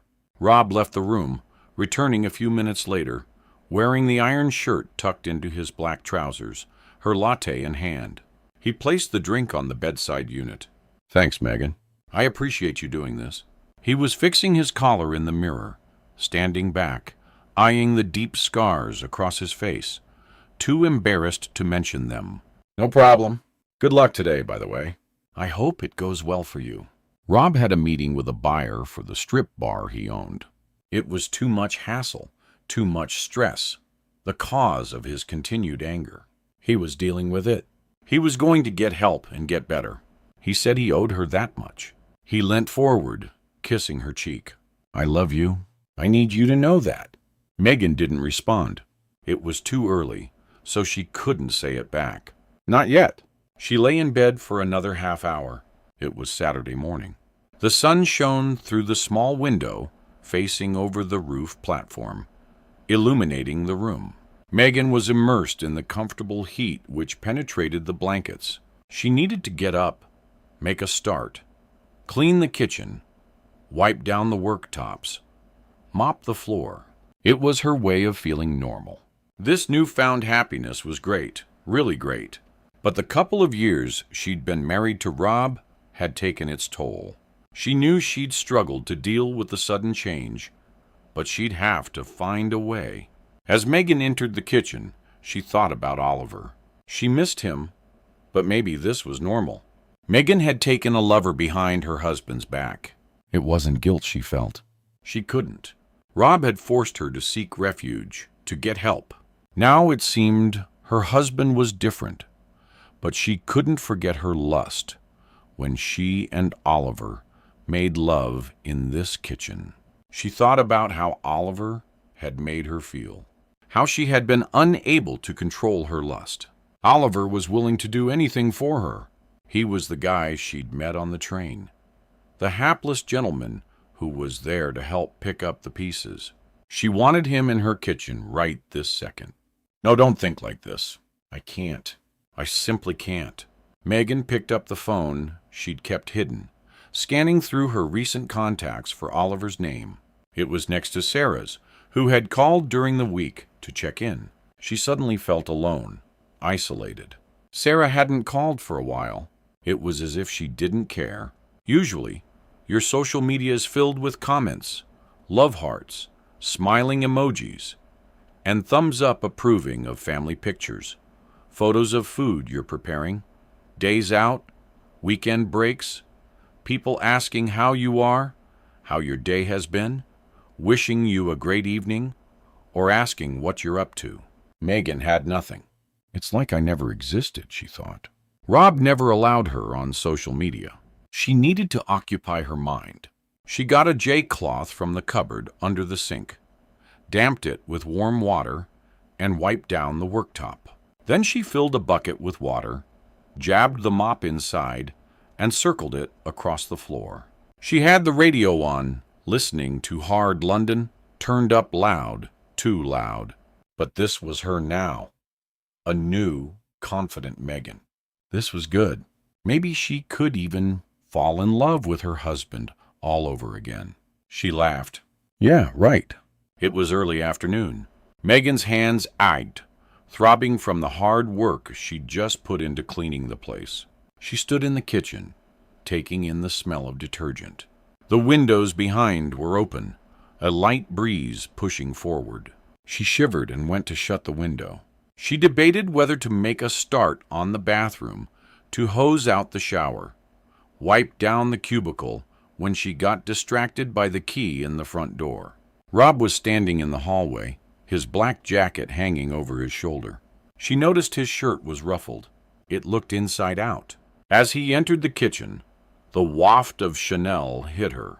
His hair was slightly tousled, falling forward. Meagan stepped forward, hoping for a compliment. Wow, the place looks amazing. Sit, hun. Let me get you something to eat. You should rest more. Stop being so busy all the time. It will get done. Rob stood motionless, oblivious to the hard work his wife had been doing. How did it go? Meagan was instantly aware of the break in her voice. What? How did what go, Meagan? She filled the kettle with water. Here, let me hang up your jacket. You must be tired.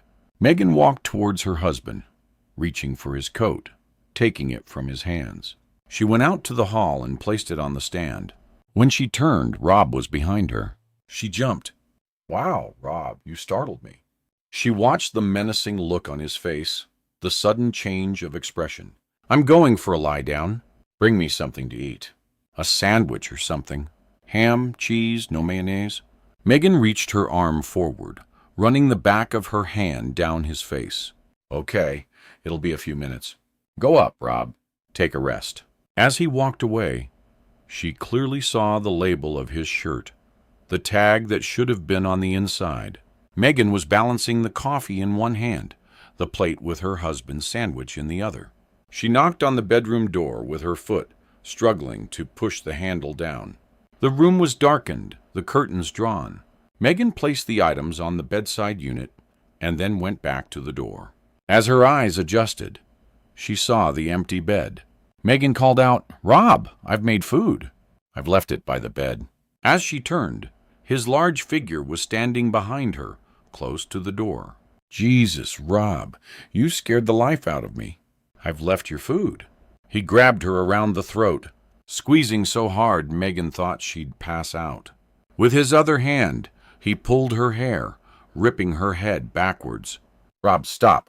What's got into you? I lost a blank contract. The buyer pulled out. She struggled to talk, to make any sound. Meagan was gagging, pulling desperately at her husband's arms, trying to get free. Once he'd loosened his grip, she managed to talk. Okay, it's not the end of the world. There'll be others, Rob. Please, you're choking me.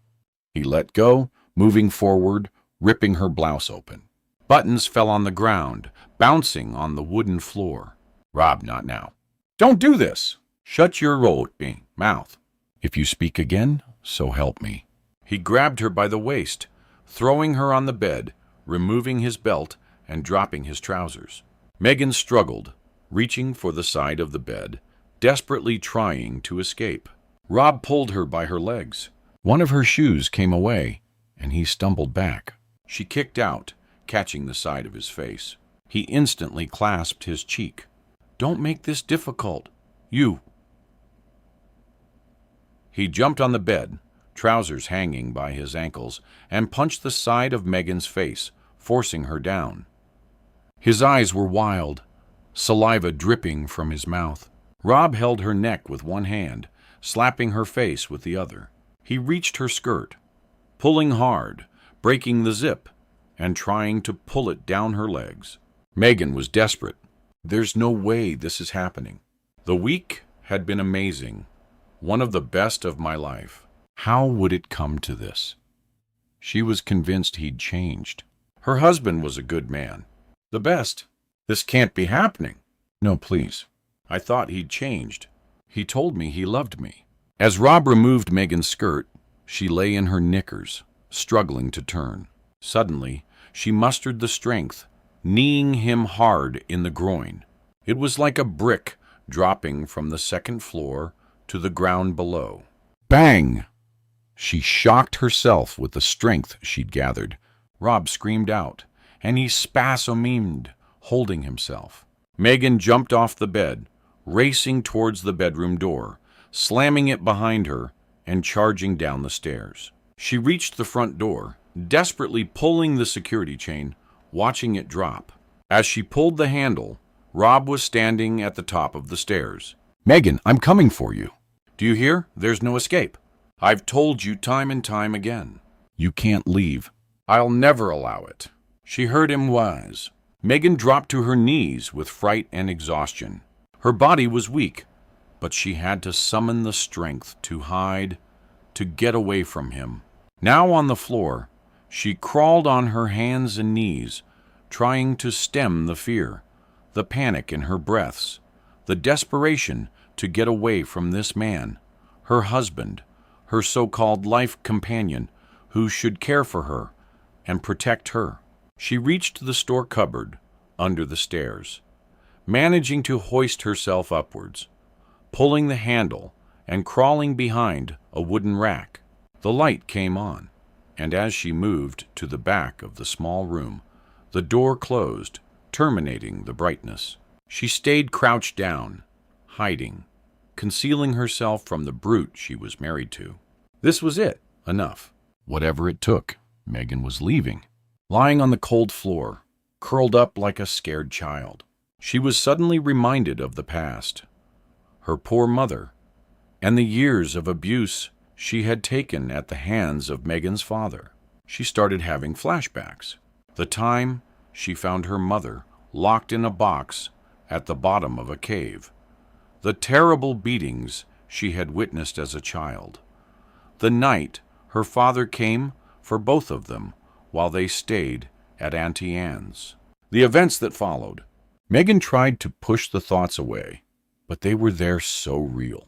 Even now, after all these years, that horrible night when her father brought the two of them back home. How could she ever forget? Meagan jumped as she heard Rob screaming her name, pacing up and down the hallway, then going out, the front door slamming behind him. She dipped into the pocket of her ripped blouse, pleased to find her mobile was still there, then messaged the only person she knew would help. 20 years ago, before the phone call. Daddy, are you angry? Me and Mommy picked a good place to hide. I knew you'd find us. I'm so pleased. Auntie Anne is pretty, isn't she? She looks like a princess. Auntie Anne and Mommy talk lots. We had fun. I made donuts. I'll make them when we go home, if you like. Muffled screams were coming from behind them. Meagan sat in the back, trying to lift the seat of her father's car to see what her mother was doing in the boot. Her father was sweating, his cheeks flushed. He was driving faster than usual, talking to himself. Meagan leant forward, trying to hear what he was saying. "Daddy, why is Mommy in the boot?" Meagan leant back, listening to the panic in her mother's voice. She'd never heard these sounds before. Yes, she'd listened to her mother crying frequently, shouting out, even the odd swear word. But this was a deathly squeal, a noise Meagan would never forget. "Daddy, please let Mommy out!" Her father turned, watching his daughter. "Meagan, keep quiet. This is adult stuff, which you don't understand, okay? I'm teaching Mommy a lesson for running away. This is how she learns." He turned back, narrowly missing a lorry on the other side of the road. He swerved, causing Meagan to grip the seat rest. But she didn't. Didn't what? Meagan. Meagan looked out the window, then checked under the seat, hoping she could hold her mother's hand. Mommy didn't run away. She was hiding at Auntie Anne's. "We both were, Daddy, but you found us. I thought you wouldn't find Mommy and me, but you did." Shaw kept quiet and concentrated on the road ahead. Rain had started spilling on the windscreen. He wiped the glass ferociously with the back of his hand, leaning forward to see more clearly. The whimpering cries from his wife caused his head to ache as he gripped the steering wheel harder, trying to ease his stress. Meagan had been quiet in the back of the car, too worried to speak, distressed about her mother, and wanting to find a way into the boot. She glanced down at Arthur, making sure he was comfortable, whispering in his ear, and telling him she loved him. She was pleased that her father hadn't put him in the boot as well. She couldn't have coped without her toy for comfort. Meagan had fallen asleep. She woke as her father steered the car into their drive, rolling the vehicle towards the front wall of the house. Shaw opened the door for his daughter, then went to the house. "Daddy, let Mommy out now." Meagan was stomping her right foot on the ground, Arthur in her left hand.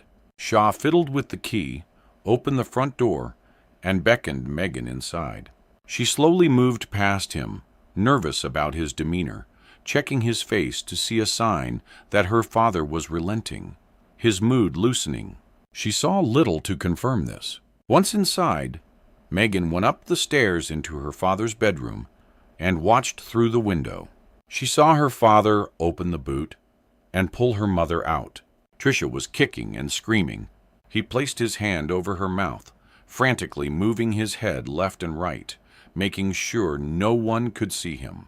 A minute later, the front door closed with a loud thud. Meagan quickly placed her toy bunny onto the bed and walked along the upstairs hallway. She listened to her father shouting in the hall, telling her mother she'd never do it again, that she'd never have the opportunity. He was going to ruin her. He stated over and over that her life was finished. She'd pay for what happened in the last couple of days, and he'd see to it. Pay? What does Daddy mean? How much would it cost Mommy? She shouldn't have to give Daddy money. He has his own. Mommy wears the same clothes, and her shoes are broken. Daddy always has nice clothes. He always looks smart. As she listened, Meagan heard her mother. She was talking and crying simultaneously. "I've had it with you. I'm going to kill myself. I swear you'll be on your own, you bastard. Do you hear me? I despise you. Every ounce of my body has hatred towards you. What you represent, how you treat me, and your own daughter. She's your flesh and blood, and she's witnessing the heartless, calculating bastard of a father that you are. How do you think she feels about relationships, husbands and wives? How can you do it, Shaw? How? Tricia, lessons need to be learned. I love you. You know that. But I'm doing this for your own good. God, I do everything around the house while holding down a full-time job. You should show me the respect I deserve. It's not difficult. Just show me some respect. Meagan looked down through the banister and saw her father remove his belt. Tricia sobbed. Go on. Just kill me. I'm no good to anyone. Do it. Kill me. I beg you. Anything is better than the hell you put me through. Shaw lifted the belt over her head, stretching it out, holding it at each end. He held the leather strap above his wife's head, bringing it down hard, catching the side of her face with the metal buckle. Tricia screamed out. Shaw was sweating, a red flush moving from his neck, spreading across his face. His cheeks were bloated with air, his eyes wild. As his wife winced in pain on the floor, he lifted the belt again, bringing it down hard on the side of Tricia's neck. You'll pay, you. It's another simple lesson for those who betray me. Shaw continued lifting the belt, holding it in the air like a prized trophy, and bringing it down hard onto his wife's body. Meagan listened from the hallway upstairs, covering her mouth with her hand, unable to believe what her father was doing. She needed to act fast. A sentence went over and over in her head like a loop, an ongoing conveyor belt. As hard as she tried, Meagan couldn't shake it from her mind.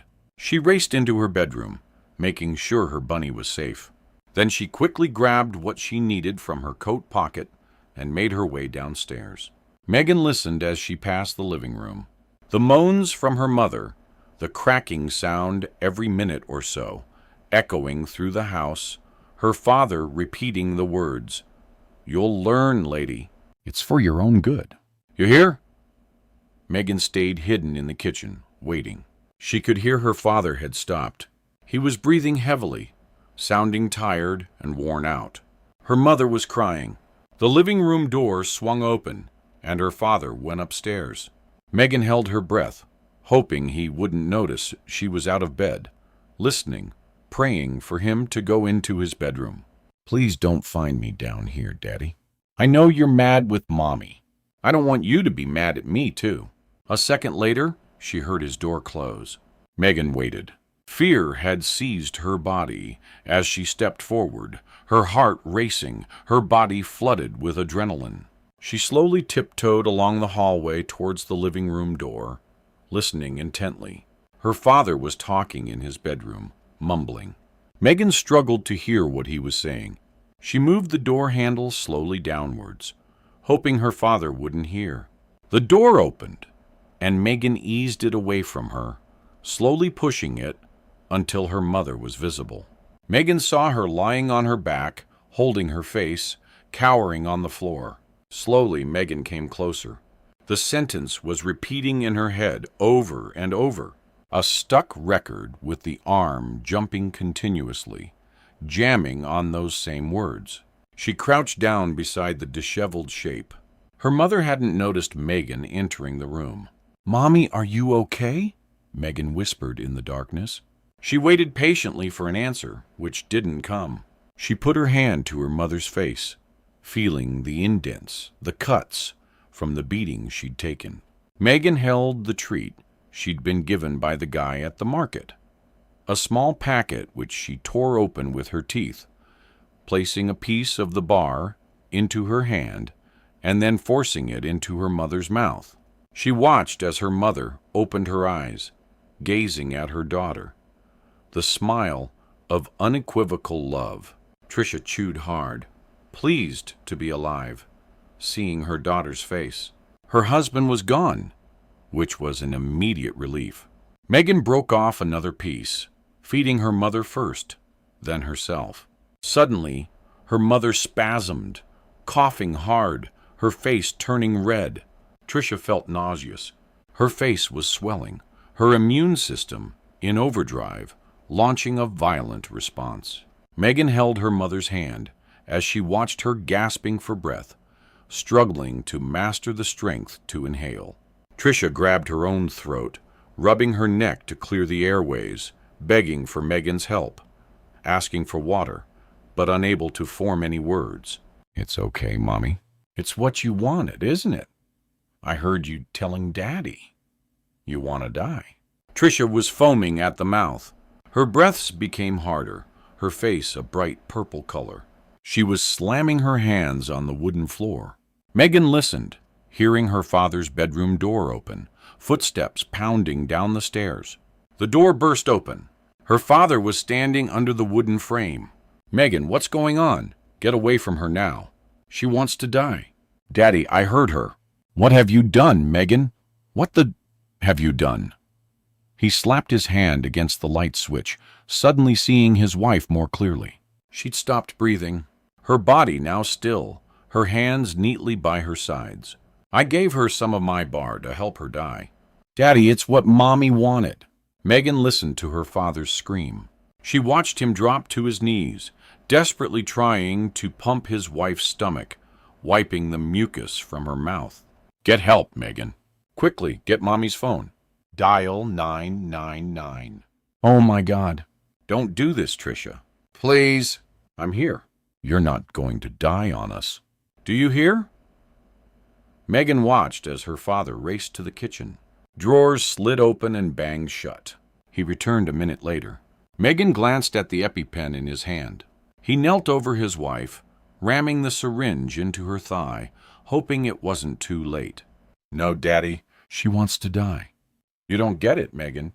You don't get it." Shaw recalled the many times he'd heard Tricia explaining death to his daughter. She had asked numerous times. Kids had spoken about it at school.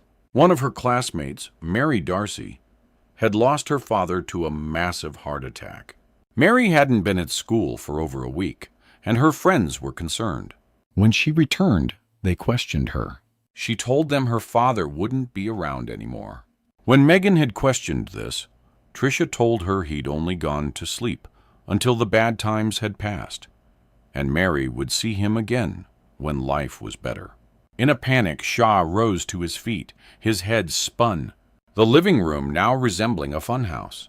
The walls were closing in on him, turning, mirrors capturing his reflection. His head was confused. He saw half a peanut brittle bar on the floor. "Where did you get these?" "Mommy has a nut problem. You've both told me before. I remember you said if she eats them, it can make her sleep like Mary's dad." Shaw struggled to compose himself. He was deep in shock, panic racing through his body like a charging bull struggling to overbear a matador. "You fed her nuts. You know they can kill her. What the have you done? You know she can't go anywhere near them. She has an allergy, Meagan. A life-threatening allergy. Why?" He was shouting, running back and forth over the living room floor. Shaw panicked, dragging Tricia's body to the bottom of the stairs. His daughter followed. Meagan calmly looked up towards her father. "It's what she wanted, Daddy." Shaw stood in the downstairs hallway, watching his wife's limp body, needing to get her into the car and to a hospital. He had to get help. In a panic, he turned and raced upstairs, needing to douse water on his face to calm himself. He shouted at his daughter to call 999. He was unable to process what had happened, and his mind had shut down. Outside his bedroom door, Shaw dropped to his knees. Meagan picked up her mother's phone, doing as her father had asked. 999. What's your emergency? Hello. 999. What's your hello? Hello? What's your emergency? It's my mommy. Greater than 27, present day. What can I get you? The usual. Or shall I read the specials? The waiter stood beside Oliver.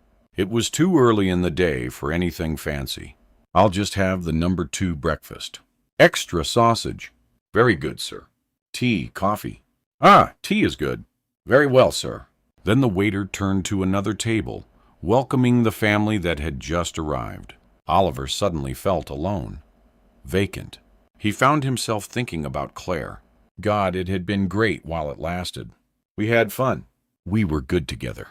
A sudden rush of anger raced through his body, followed by panic. Oliver had no friends because he mostly kept himself to himself. His family were up in the north of England. His parents separated. He hadn't spoken to either his parents or sister for months. They got on with their lives, he with his. A large mug of tea was placed in front of him, causing Oliver to retreat from his thoughts. Thanks. Very good, sir. Wow, the guy's polite. He sounds like a butler serving a large mansion. As Oliver gripped the mug, blowing on its contents, his phone on the table in front of him beeped. Opening the screen and tapping the message icon, he read the contents. Can we speak? It was Meagan. A whirl of emotions surged through his body, repeating the words in his head. He felt excitement, fear, and dread all at once. He looked around the cafe. The family had ordered and were deep in conversation. He watched the couple to his right. The guy leaned forward, removed his wallet from the back pocket of his jeans, and tapped the card machine. Then he stood and pulled the seat out for his partner. God, how Oliver wanted this. It shouldn't be this difficult. Maybe he was attracted to the wrong women. He brushed a hand through his hair, pushing his neck backwards, stretching his throat out, thinking what he should do. He wanted to ignore the message, block Megan's number, disregard her plea. He placed the phone in front of him to the left, straightening it out, touching it nervously. Okay, sir, here's your order. Oliver looked at the waiter. He was short, middle-aged, and wore a stained white apron. A thick mustache ran along the length of his top lip and curled upwards at each end. Bloody hell. Just take it off already. It doesn't become your mate. It resembled a giant caterpillar that had been hit with a mallet. Oliver kept the sarcasm to himself. He glanced at the food, choosing to push it to the side. Picking up the phone, he reread the message. Meagan would know he'd seen it and would be waiting for a response. He pictured her pacing up and down the hallway, the phone held at arm's length, waiting for a reply. What am I doing? Be strong, Oliver. Brave it up, lad. He started tapping. It's not a good idea. He clicked send, then watched the phone, waiting for a reply. The word delivered appeared in the bottom right corner of the screen. He pictured her broken-hearted, placing the phone in her handbag, dejected, crushed.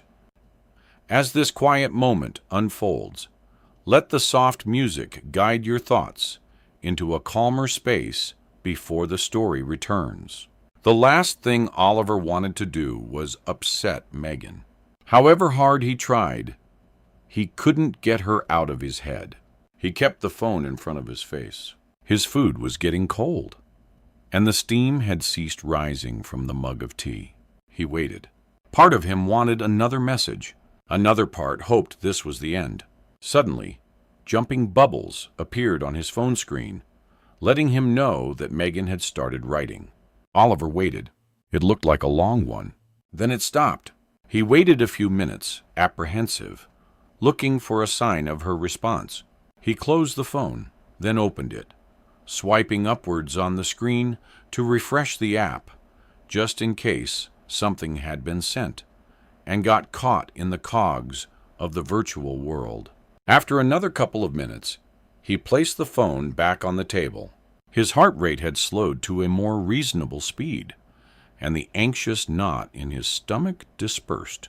He tucked into his food, sipping his cold tea, beckoning to Mustache Man for a refill. The phone beeped and vibrated slightly. Oliver's eyes instantly directed to it. It was Meagan. Oliver placed the cutlery down in front of him, holding the phone 6 inches from his face, wondering when the messages would stop, if she'd ever quit. You need to finish what you started. He stared at the message, trying to make sense of it all, wondering why she kept asking the same question, making demands. He needed to be strong, polite, but forceful. He needed to show authority. Let her know he wouldn't give in to her sick demands. He'd done it once, a stupid mistake, and he was determined not to go back down that path. He started typing. Meagan, we're done. I'm sorry. Please stop with the messages. I've moved on. You need to do the same. He reread the message a couple of times, then tapped the send button. He watched the phone balancing in his left hand, imagining how she'd feel when opening the message. He pictured her hanging from the rafter outside his apartment a week ago, Oliver fought to shed the image from his mind. He thought it was goodbye, a final farewell, when he kissed her on the cheek outside Albuquerque House and told her not to contact him. Now this out of the blue. He suddenly felt suffocated, like it would never be released from her claws. The phone beeped almost instantly. He was losing patience. As he opened the message, he read the online sentence across the screen. I need to show you something. Show me something. What's she talking about? Has her husband beaten her again? Maybe it's a picture of her slit wrists, lying in the bath about to drown, and she wants me to be the last person to see her alive. He tapped just a quick online response, trying to stop the intrusion into his newfound happiness and contentment. Show me what I don't want you to keep messaging. He hit the send button and waited impatiently, aching to know what she wanted.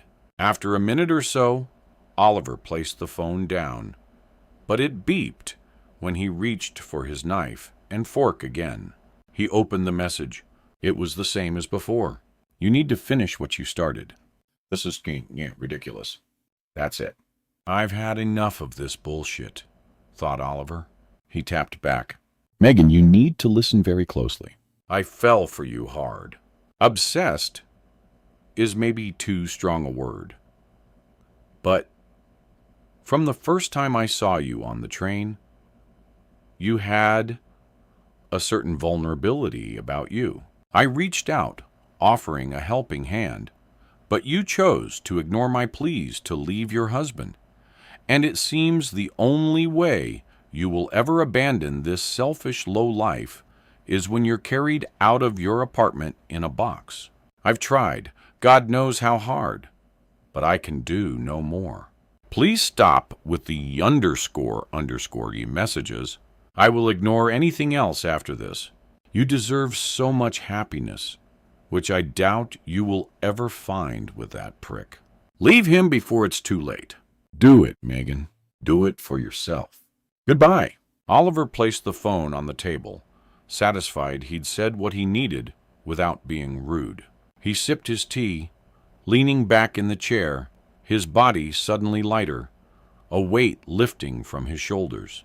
He eyed the family in front of him, watching how they conversed, confident with each other.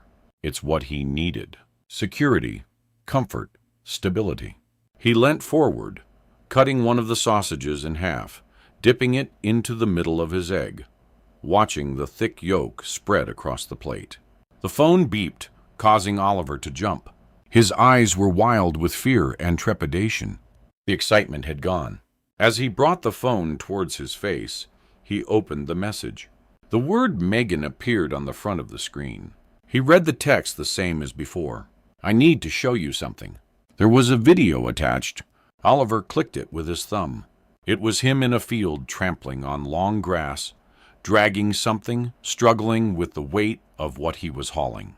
Oliver pinched the screen to zoom in. He had been unaware he was being filmed. It was a clear image. The water was so still behind him, silent. Oliver was talking, asking for help from the person taking the recording. When Oliver reached the water, he flipped the trunk over, dumping it in the reservoir. Oliver realized he'd said the words louder than expected. He dropped the phone, causing a loud crash. Now people were looking at him. He watched as a father cuddled his small child, holding him close as if offering protection. The guy's partner was staring over at him, her face grimacing in disapproval. Oliver lifted his arm. I'm sorry. Suddenly, feeling embarrassed, he dropped his head, waiting for the moment to pass. Oliver's appetite had suddenly diminished. As he glanced at the food, his stomach started swirling around like the drum of a washing machine. There was a painful throbbing in the side of his temple. It was hot, sweat appearing on his forehead, and his face itching. His t-shirt was damp with perspiration. He eyed Mustache Man, who was standing by the kitchen, looking out over the cafe. He appeared to be swaying and blurred. Oliver was sure he heard him laughing. He leant forward, squinting, trying to focus his eyes on the peculiar little figure. "Are you okay, sir? You don't look well." Oliver peered upwards. "Huh? The food." Is it no good, sir? I need to leave. "I'm sorry." Oliver placed a 20 note on the table in front of him, picked up his phone, and left, welcoming the cold air outside.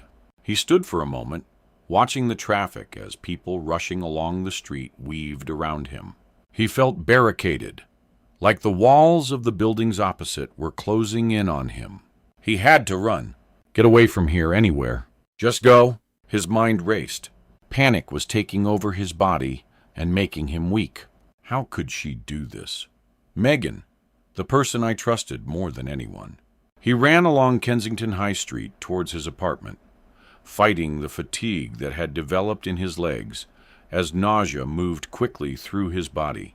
He twisted his key in the lock and opened the main door, shoving it against the wall. Oliver raced along the ground floor and took the stairs 2 at a time. Charging forward to his apartment, he slammed the door behind him. He paused in the hall. The lights were out, the place silent. He listened to the stillness, unsure whether to go and lie down or open a beer and slump on the sofa. How could you do this to me, Meagan? The woman who was so afraid, frightened, vulnerable, detached from normality. The video she had sent him ran through his head. The vision of him rolling the trunk into the reservoir. Caught hook, line, and sinker. How could I let this happen? I'm usually so careful, distrusting even the most trustworthy. She's got me. She's got me good and proper. You're blank now, Ollie. Don't up like a kipper. He pulled out a chair that had been set neatly under the breakfast island, kicked off his shoes, and removed his phone from the front pocket of his jeans. He opened the message Meagan had sent, clicking on the video in the hope he'd imagined the whole thing. As he sat watching the recording of him again, dragging the trunk through the grass, rolling it into the reservoir, he deliberated. Meagan was the only person who'd seen this, the only one who knew. Maybe he could go to the reservoir tonight to the same spot, remove the body himself, drag it back to the car, dump it in the boot, and hide it somewhere. How would anyone be able to prove what he'd done if there wasn't a body? It was her word against his. He'd deny everything if Meagan tried to blackmail him. After all, it's what she's doing. Using something against me to get something she wants herself. Oliver had to do it. There was no choice. He'd wait until tonight, go to the spot where they dumped Gloved Man and get the body out. It's my only option, he thought. And this time I'm on my own. Oliver spent the day battling his anxiety, struggling to stem the sick feeling of dread in his stomach, which was churning like butterflies on speed. His mind raced, recalling Meagan and him returning to apartment 6. How was it only a week ago?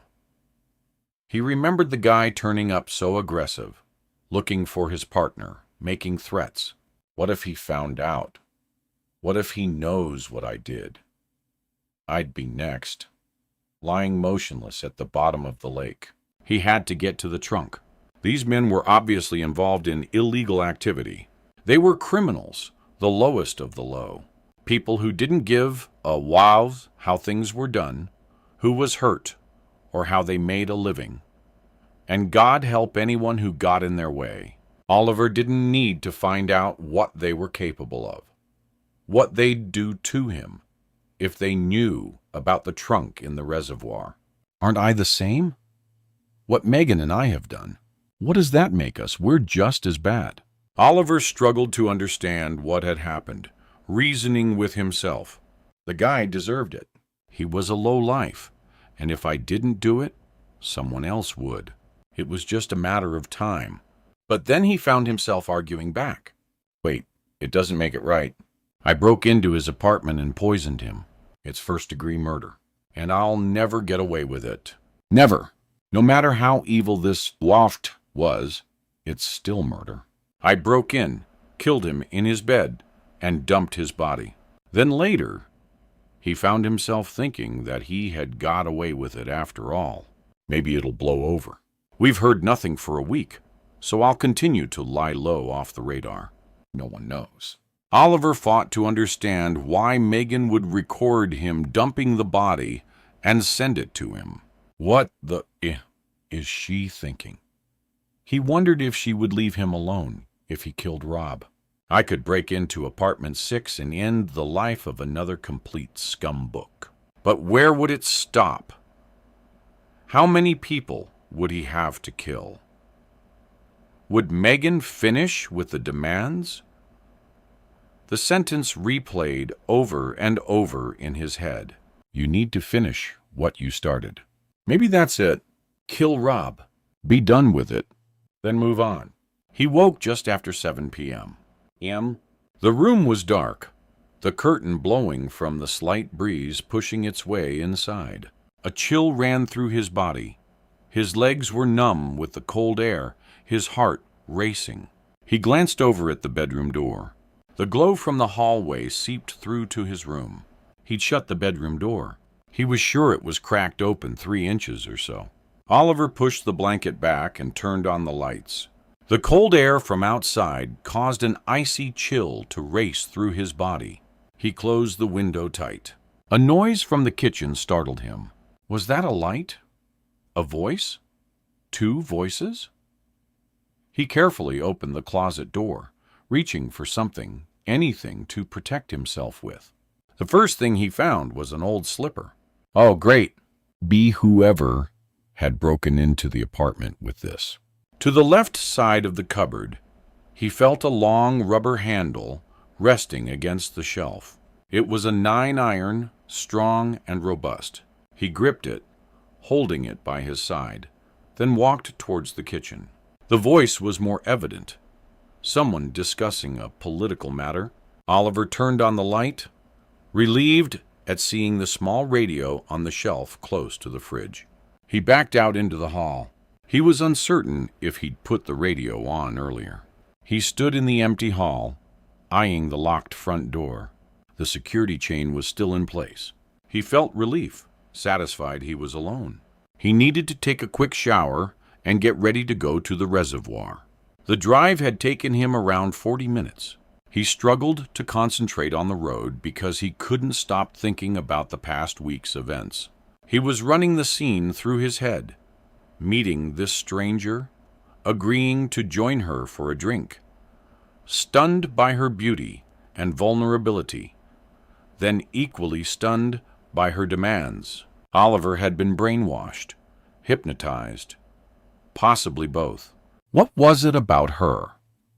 The grasp she seemed to have over him. As he drove, he fought the bitter taste in his mouth, wishing he could be more assertive and positive. Why did he take instructions? Why did he agree to things so easily? Was he incapable of putting up a fight? No. His number. I'm not doing it. Why should I? If only I could say what I need without worrying who I might offend. Now he had no choice. He had to get the body out of the water. He steered the car into the grounds of the reservoir, cutting the lights and rolling the vehicle into the far corner of the car park. As he stepped out, he could see his breath, a dim, hazy fog with every gasp he let out. Oliver was shaking. He struggled to curb the anxiety. He stood for a moment, peering into the stillness. The grounds were quiet. At any other time, Oliver would appreciate the isolation. It would be a place he'd visit to rest, recharge, and contemplate life. Now it was somber, formidable, and lonely. He locked the car, placing his keys into the back pocket of his jeans, then went through the long, wet grass to the spot where they dumped Gloved Man. The leather trunk wouldn't be hard to find. He could recall the outline as it sat in the water. He just hoped no one had been down here since. The area was overgrown with nettles and shrubs. It was littered with dumped mattresses, wine bottles, and empty condom wrappers. It wasn't a place you'd go for a romantic walk. He approached the water, swiping his torch to help navigate through the darkness. He thought he could hear someone behind him. He glanced back. Fear took over his body, making his legs weak. Oliver paused, slowly turning, looking behind at the grass he trampled seconds ago. He could see a shadow. Is that someone watching? The sky was almost pellucid, the moon hidden by a haze of cloud. He shone the torch, aiming it at the shadow in the distance, wishing now that he'd brought the 9-iron from his cupboard. Hello? Is someone there? Oliver waited for a response, unsure if the darkness was playing tricks. Is someone there? He moved back slightly, edging to his left. Pull it together, Oliver. Get the job done. End this. Oliver waited in the same spot for a few seconds, then went to the shore of the reservoir. The water was still. He looked into the water, preparing himself for the freezing plunge. Oliver took one more glance behind him, removed his trainers and socks, then emptied his pockets, placing the contents on the muddy bank. He stood on the edge, then jumped off the concrete ledge, landing into the water, the bottom half of his body immersed. It was colder than he'd expected. The water was muddy, the bottom thick and congealed. Oliver went under the water, trying to open his eyes, pouring around him, then coming up, gasping for breath. Pleased to find he could stand, he ducked his head under again, swiping the water with both arms, holding his breath for what felt like minutes. He grabbed clumps of mud, dirt, and weeds. He came back up, spitting out the taste of oil and rotten plant life. Oliver waited, standing in the icy reservoir. His body was numb, his hands ached, and his face stung from the severe cold. The water seemed stained, soiled. He counted to 10, then went back under. His lungs were heavy, like they were going to explode. His eyes were itchy, his arms weak from pushing against the weight of the water. Finally, he felt something underneath where he stood. He reached for the object as he struggled to keep himself under the water. He felt the rough leather, the thick chain, the straps. It was the trunk lying on the bottom of the reservoir. Present day? It had taken Oliver almost an hour to heave the trunk out of the water onto the bank and through the woodland to the boot of his car. He'd stopped numerous times, struggling to drag his soaking wet burden. The weight was enormous. His hands were raw, his biceps throbbed, and his legs were sluggish as he stumbled over himself several times. Oliver opened the boot of his car, then hoisted the trunk upwards. He shut the boot as quickly as possible. He had another look around, got into the driver's side, and headed out of the woodland. He checked the time, 9:30 p.m. He needed to keep driving away from the reservoir, possibly to the coast, a quiet place where he could dump the body and forget about this. There wasn't enough time this evening, as removing the body had taken longer than he'd expected. He drove along the A406, heading towards Hanger Lane. The road was practically empty. Oliver kept below the speed limit, driving on the inside lane to avoid attention. His head was fogged, addled with the image of gloved man lying motionless in his boot. He thought about dumping the body outside apartment 6, letting Meagan clean up the... See how she likes it. He could text her over and over. You need to finish what you started. Oliver found himself missing her, wanting to be with her now, their arms around each other, planning their future. A future without Rob. Without the stars. He put her through day in, day out. He thought about the first time he met her at the station, as he caught a glimpse of her bruised face, so troubled and disorientated. God, she was beautiful. He needed to be strong. She wasn't messed up, and the baggage she came with would fill a jumbo jet. It was better this way. Do what he had to do. then move on. Simple. He glanced in the rearview mirror. He was still on his own, the road empty behind him. A couple of lorries hauling long, heavy trailers passed on the other side of the central reservation, keeping to 55 meters an hour. He pictured the drivers stamping their feet in the cab to keep themselves awake, opening the window for fresh air and blasting old-school rock music. As he turned left, heading towards the center of London, Oliver noticed a car on his tail hanging back slightly. The road was clear ahead, and the vehicle made no attempt to overtake. He jabbed his foot on the brake slightly, making it awkward for whoever was driving to stay behind. As Oliver slowed, so did the car behind. Go on, then go round me. What's your problem? The vehicle was difficult to make out in the darkness, but Oliver could see the guy's face in the rear view mirror. He looked young, 20-some, and was wearing headgear of some kind. Suddenly, Oliver hit the accelerator, pushing his speed to over 50. The car behind also increased its speed, tailgating, almost touching Oliver's bumper. This is ridiculous. What's with this prick? Again, Oliver hit the brakes, causing the car behind to slow. He spotted a parking bay to his left and decided to pull over. As he did, the vehicle behind moved in, flashing blue lights appearing and a siren blasting noise. I don't believe this. Oliver watched the uniformed officer move along the road towards him. His first thought was to pull out, drive like the clappers, and get away from here. Oliver felt nauseous, panic racing through his body. He was unable to see clearly and realized he was fighting an anxiety attack. A tap on the window swiftly brought him back from his thoughts of the guy in the boot, the dead body. Hi, officer. How can I help? Do you know why I pulled you over? Oh, yes. You saw me down at the reservoir earlier, trampling through the grass, pulling the dead body from the reservoir. It's amazing what you find while fishing. He's a big one, officer. Check him out.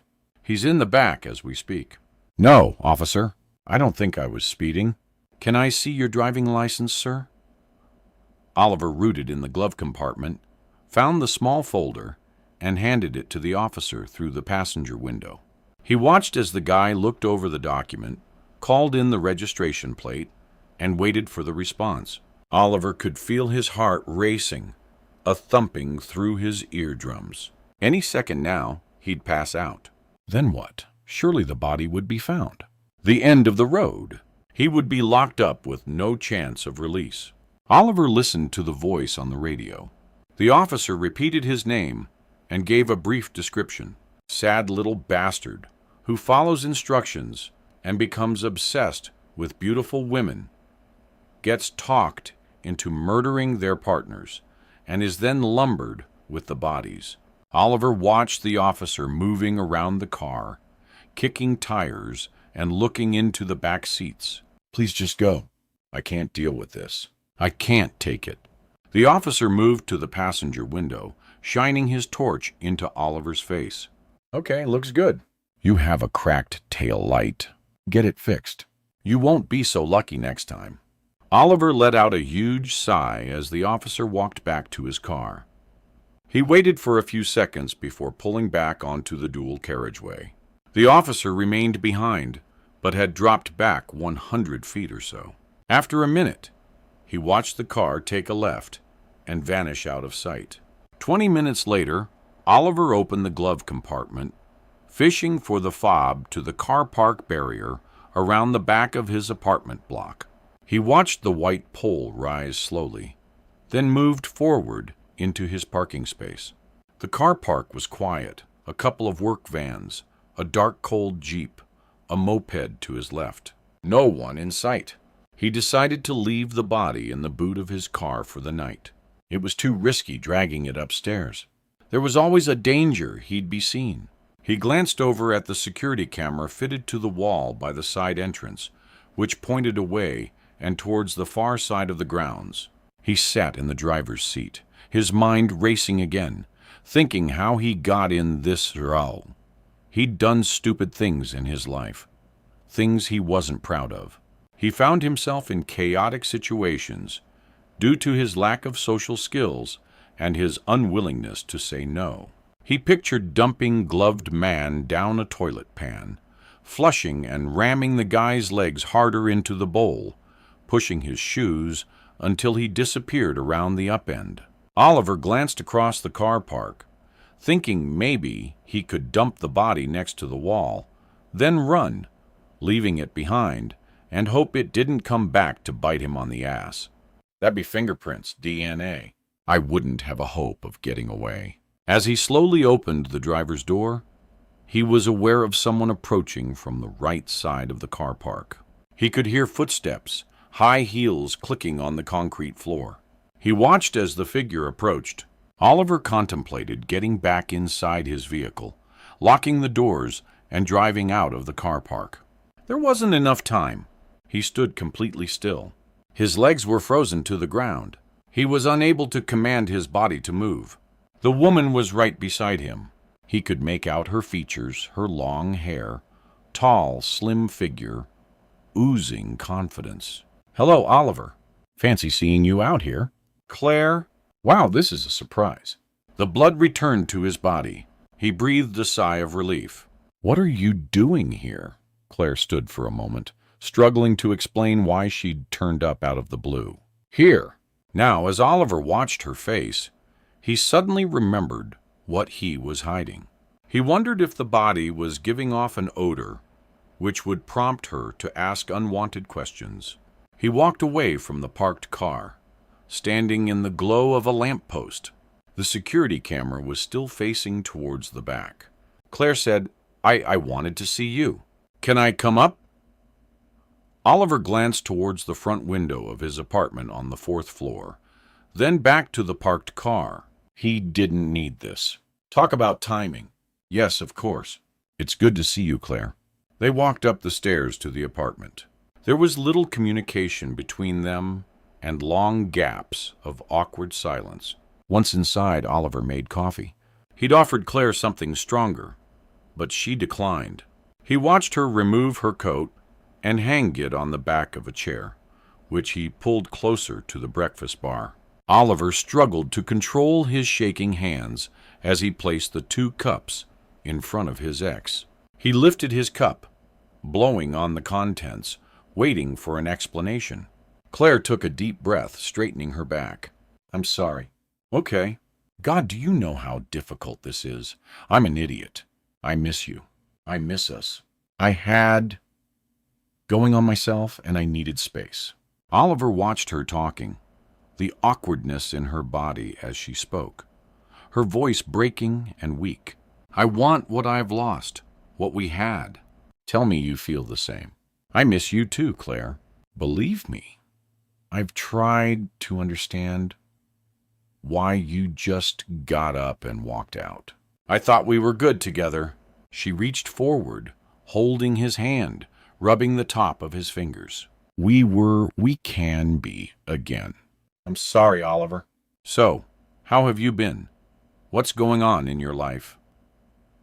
Oliver was making small talk, directing questions at his ex-girlfriend to steer the spotlight from himself. Too much had happened to him over the last few weeks. Claire wouldn't understand. There wasn't time to get into it all now. "Oh, you know. Work. Home. Work." Like a never-ending, depressing conveyor belt of boringness. "I've lost my spirit. I thought I wanted something else, if I'm honest. I needed to find myself, understand my thoughts, how I felt about life, about us," Claire said. Oliver watched her, the way she moved her hands, the flush of embarrassment when she spoke, the struggle to hold her head up and look him in the eyes. He'd never seen this side of Claire before. Oliver was confused by his feelings. They'd had great times together, shared intimate secrets, laughed, cried together. The memories came rushing back like a dam split open, and the 2 of them drowned in emotion. He wanted to stand, pull her close, hold her, and never let go. A relationship with Meagan was out of the question. A no-go zone. A dip your hand in a bowl of piranha fish. A drive to the center of a cyclone. He knew this. Claire was his future, his life, as she sat in front of him, telling him how she felt. He was more confident than ever. After she finished her coffee, Claire stood, fighting the buzz of the caffeine and struggling to stem the adrenaline rush. Wow, that's strong coffee. I need to go. Will you walk me to the car? Oliver stood and helped Claire into her coat. Then he walked her down to the car park and out onto the street. At her car, Claire turned towards him. Look, it's your call. I've said what I needed to say. It's up to you what happens next. Oliver reached forward, pulling his ex into him, holding her close, not wanting to let go. I'll call you. Okay. She smiled, pleased with his response. Oliver waved as her car pulled onto the road, unaware that Meagan was watching. Meagan had stayed hidden in the cupboard under the stairs, praying Rob wouldn't find her. She listened to the front door open and Rob leaving apartment 6. She pulled her phone out and tapped a message to Oliver. She stared at the screen until her eyes became blurry, waiting for a reply. A few minutes later, she repeated the message. Please, Oliver, you need to help me. Rob's attacked me again. I have no one else to turn to. She slowly opened the cupboard door, crawling on her hands and knees, wincing in pain. A stream of blood was running along the right side of her face and dripping onto the floor. Meagan held on to the door handle, pulling herself upwards, so she stood bent over. She quickly checked the front door, moving towards it, making sure it was closed, pushing her face to the spy hole. Her phone beeped. The screen lit up with a new message. Meagan swiped the side of her face with the back of her hand, inspecting the red liquid. She thought about the last week, how great her husband had been, how he'd changed, becoming a caring, loving partner, looking out for her. Now this Meagan read the message. Hey babe, going to the club, then a game of poker with the guys. I won't be back until early tomorrow. Rob. She read the message a second time, unable to make him out. Once she'd cleaned herself up, Meagan took her jacket from the coat stand, turned off the lights, and headed out onto the street. Meagan needed fresh air to clear her head and think about her next move. So, she started walking to Oliver's apartment. Meagan decided she needed to seduce him again, make him want her so badly he'd have no choice but to try again to kill Rob. As Meagan approached the tall building, she saw a couple holding each other on the street to her right side. The woman pulled away slowly from the clinch, lust in her eyes, moving her right hand forward, caressing the guy's face. He was like a puppy, indulged and drowning in the glory of self-worth. Meagan watched as the woman kissed him gently on the cheek, asking him to call her. Then she stepped into the car, her long legs majestically sweeping into the vehicle, her stare sultry as she casually closed the window, smiling, beaming, oozing sex appeal. As the car pulled away, Meagan stumbled backwards, pushing her arms out to break the fall.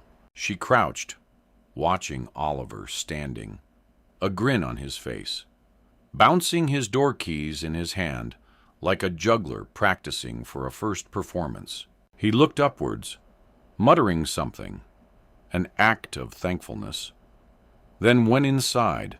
Meagan stood watching long after Oliver had left, wondering why he'd do this now.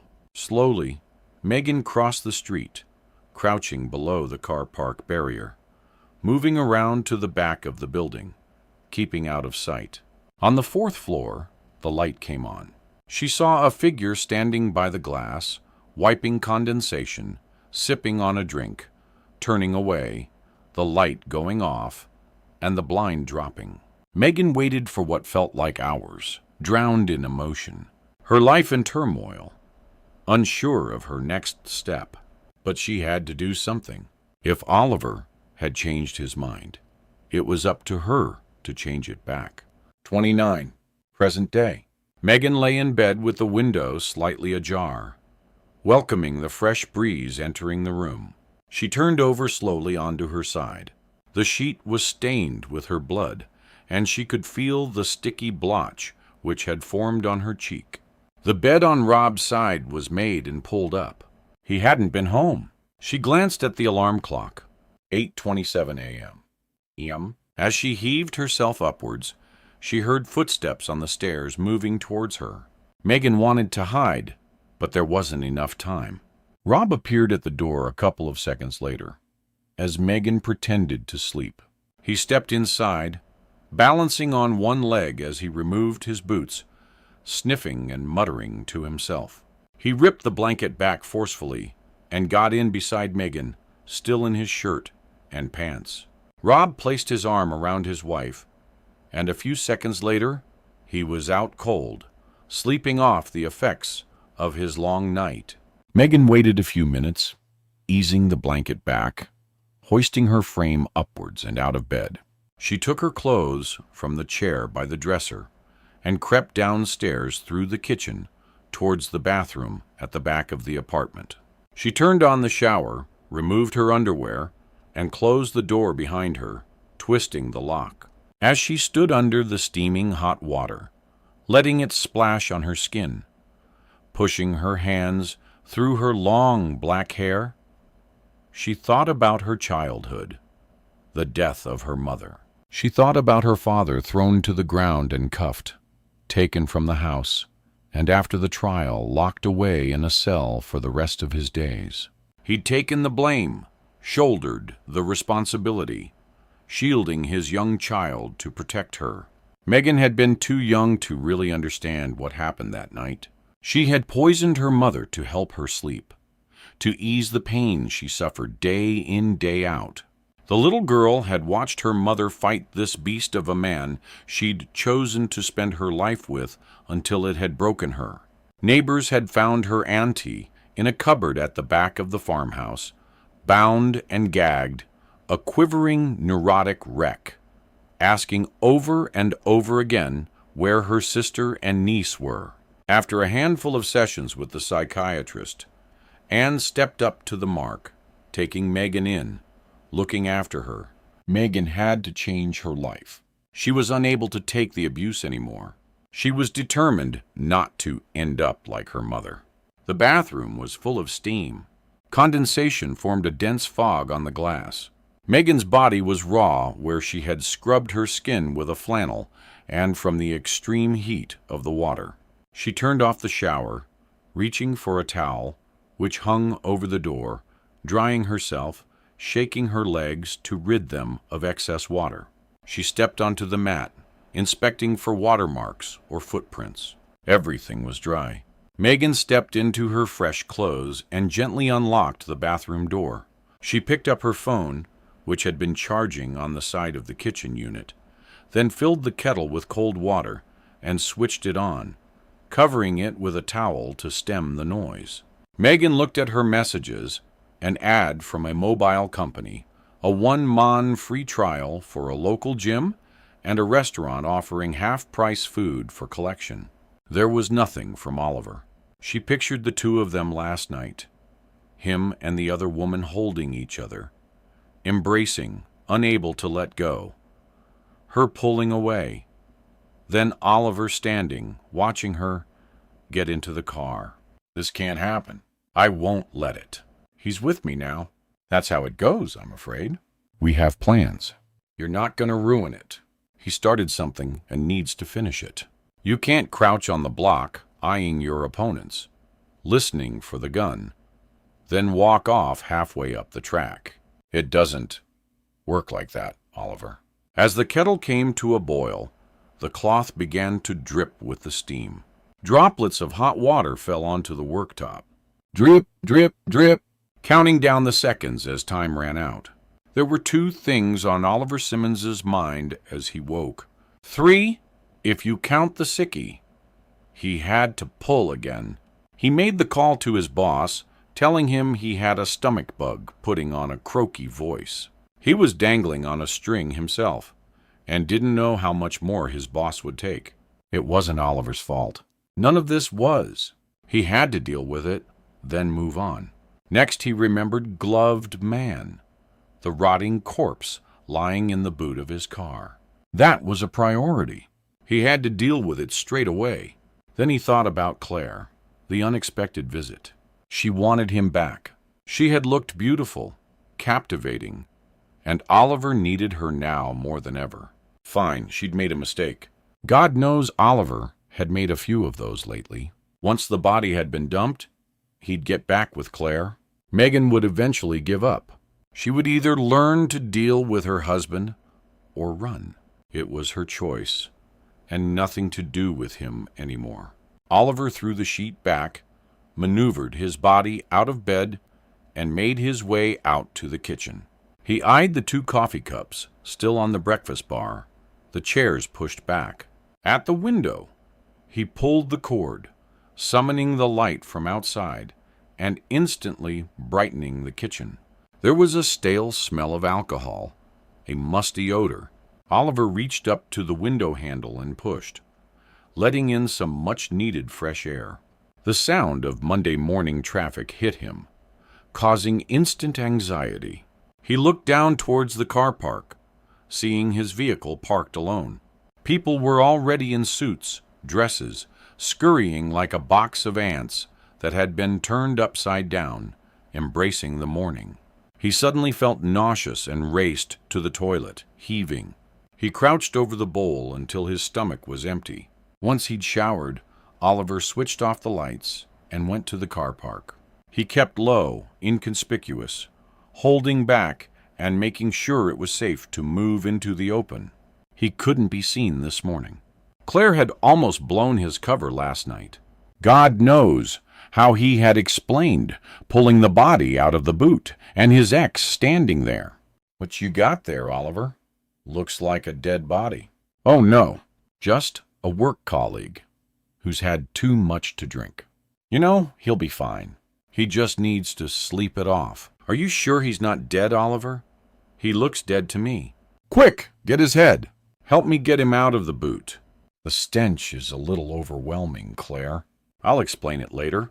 He needed to move quickly, get the job done. Oliver got into his car, checking over his shoulder, then pulled slowly out of the car park. He would keep driving, find someplace quiet, dump, and run. The body had to disappear, and then he'd move on to a life with Claire and forget about this. Oliver was heading towards Tilford, Surrey, as good a place as anywhere to dump a body, as it was relatively quiet, suburban. On a good day, Surrey was around a 90-minute drive. This morning, however, it could be at least double that time. He fought through the London traffic, the sick feeling in the pit of his stomach in full force as he jabbed the brake and clutch. He opened the window, gasping for air, closed it, then cracked it slightly open again, playing with the controls like a baby in a crib. Sweat formed on his brow, and he furiously wiped his forehead with the back of his hands, his arms like wiper blades in a storm. Meagan's voice played in his ears over and over as he drove. "You need to finish what you started. You, Meagan, this is on you, too. Thanks for the help. Next time I won't bother." He saw a gloved man's corpse lying in the trunk, the image flashing in his head like a bolt of lightning. Oliver reached the M25 at 9:23 a.m. And according to the clock on his dashboard, the traffic was unusually light, just the tip of the rush hour remaining. The only people left were either running late or going to MED morning meetings with their lattes in tow. He glanced at the traffic on the other side. Vehicles were practically reduced to a standstill. He watched a couple of the drivers pushing their hands through their hair, leaning backwards in frustration.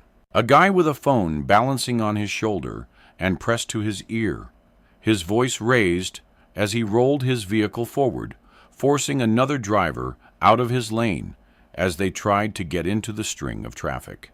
He wondered if anyone suspected what he was about to do. 40 minutes later, Oliver drove along the M3, following the signs for Tilford. It was just gone 10 a.m. M? The roads were quiet, his surroundings comforting. A mile past the Tilford sign, Oliver swung a left, driving along an old dirt track. The lake was to his right. A couple of cottages appeared on the left side of the road. Oliver noticed a clothesline crammed with jeans and t-shirts. A kid's slide was in the front garden, and there was a fountain on the go pumping water around a large rock. The second house had a Jeep in the drive, and all its windows were curtained. Further down, an elderly man walking a dog stood aside on the grass verge, beckoning him to pass, waving with his right arm. Oliver wasn't in the mood for niceties. The road narrowed with sharp bends and potholes, causing him to swerve. He slowed, finding an entrance to his right, leading along to the water. Oliver quickly glanced in the rear-view mirror and pulled over at the opening of the path. He killed the engine, opened the driver's door, and stood outside. The tranquil silence was welcoming. The sky was a dull gray, and thick, deep clouds were forming above, ready to burst at any minute. Oliver stood for a moment, immersed in his surroundings. He took a deep breath, moving to the boot of the car, working out a route. He eyed the path leading to the water, and was pleased to see it was slightly downhill. Maneuvering the trunk shouldn't be too much of a problem, as the terrain was stony, and the grass was longer by the water, which would hide Oliver slightly. He knew the water was shallow where he stood. He'd worked that much out. While looking for a place to dump the trunk, he read that Tilford Lake boasted a small cafe, occasional activities, and a boat hire. He'd need something robust enough to hold the trunk. He didn't need anything flash. A small boat on an hourly charge would be perfect. He made his way to the small wooden cabin by the lake, keeping watch, sizing up the area. From what he could tell, the place was perfect, a trunk dump. As Oliver approached, he saw a plastic window at the front.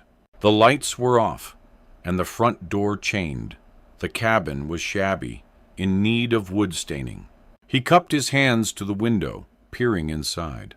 There were a couple of canoes neatly stacked on a shelf towards the back, a small reception with a till, papers, a cup filled with pens, and a roll of cellar tape.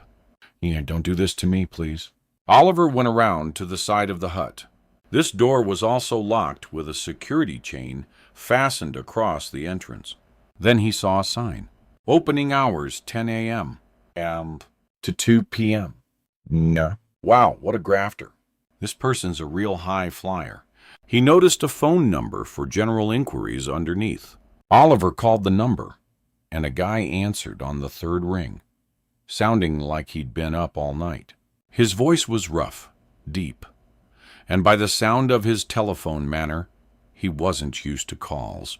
Tilford Lake. Hi, I was hoping to take a boat out for an hour or so. Would it be possible? The guy paused. Oliver thought he'd hung up.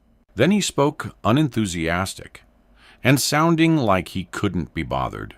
It's the middle of winter, mate. The boats were chained up weeks ago. Wow. Entrepreneur of the Year in action right here. What a guy. I understand. I just need to take a boat for an hour. That's it. A bit of relaxation. Clear the head. I'll pay you treble. The guy sighed, blowing out a hard breath into the mouthpiece, sounding like a poorly tuned radio. Fine, go for it. Knock yourself out. He gave Oliver a code to unlock a padlock, then took his card details. 10 minutes later, Oliver had rowed back to where his car was parked. He got out, returned to the parked vehicle, then opened the boot, placing his foot on the bumper for leverage, pulling to one side the blanket he had used to cover the trunk. Oliver quickly checked over his shoulder, looking into the distance, then heaved the trunk out of the boot, dragged it to the edge, removed his socks and shoes, and stood in the icy water. It was beyond cold. His feet were instantly numb as he balanced, feeling his legs sink into the silt. He quickly grabbed the trunk, maneuvering it onto the boat, then pulled himself over and in. The boat rocked back and forth as he steadied himself. For a moment, he thought he'd drop over the edge and into the murky water. He sat for a second, gaining control, composing himself, then picking up the oars. He rowed into the middle of the lake. Every so often he paused to jab the whiz into the water, and when he couldn't touch the bottom, he stopped. He looked around and then tipped the trunk over the side, watching it drop to the bottom of the lake and out of sight. 20 minutes later, Oliver had chained up the boat, dumped the OS, and was back at the car. He stood for a moment, looking out across the calm lake, selfishly gulping fresh air, clearing his mind, filling his lungs, stretching. He stepped back, aware someone was approaching. Oliver ducked, seeing the old boy from earlier standing at the entrance. His Jack Russell dog was taking a pee, sniffing, then looking towards where Oliver stood. "Go, please, just move on, for Christ's sake." The dog moved further down the path, heading to where Oliver was crouched, barking furiously and pulling at his lead. "What's up, boy? You found something?" Oliver stood, making out he'd just seen the elderly guy. "Hi, I've just got a flat tire. I pulled in here so as not to cause an accident." Oliver waited, hoping the guy would move on and leave him to it. "I'll give you a hand." "Come on, Rufus. There's a good boy." "No, really, it's fine. I've almost finished." "Don't be dafted. It's no trouble." Oliver watched as the dog pulled harder, anxious to get to the water. He could smell something. The elderly guy seemed pleased for something to occupy his time. Any second now, the guy would phone for help, reporting suspicious activity. "I'm Roy." "Good to meet you, Squire." The elderly guy extended his arm, struggling to restrain his four-legged companion. Oliver shook his hand, giving his name, and then turning away. He didn't need this. He hadn't worked out how to deal with being seen. The old guy let the dog go, watching him race to the edge of the lake, lapping the water like it was an ice cream on a hot day. The guy wore a smart waistcoat, white shirt, and light blue cords. He removed his flat cap, wiping the top of his head. "Hard work having one of them," he said, pointing at the dog. "They keep you fit, mind." Oliver was crouched on one knee, making out he'd replaced the tire. "All right, that's it." "Good to go." "Well, it was nice meeting you."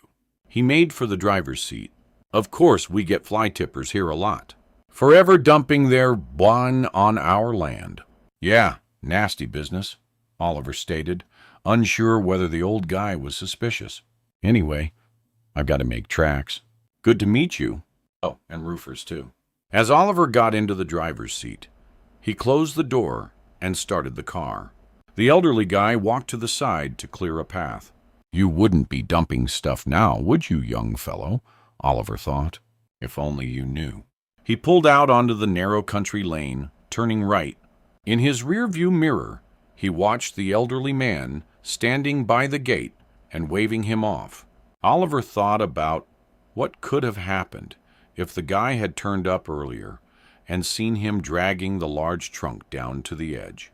He shuddered. The road was quiet ahead. The sharp bends forced him to stay in second gear.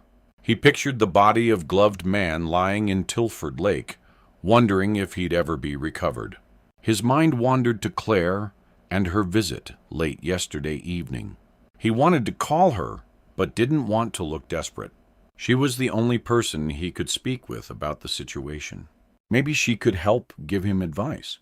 God, they'd been so in love. Shared great times. And he had to talk to someone. How much he told her was up to him. He battled with his thoughts and his conscience, justifying his way of thinking. Why shouldn't I call? Ask her to come over. After all, she made the first move.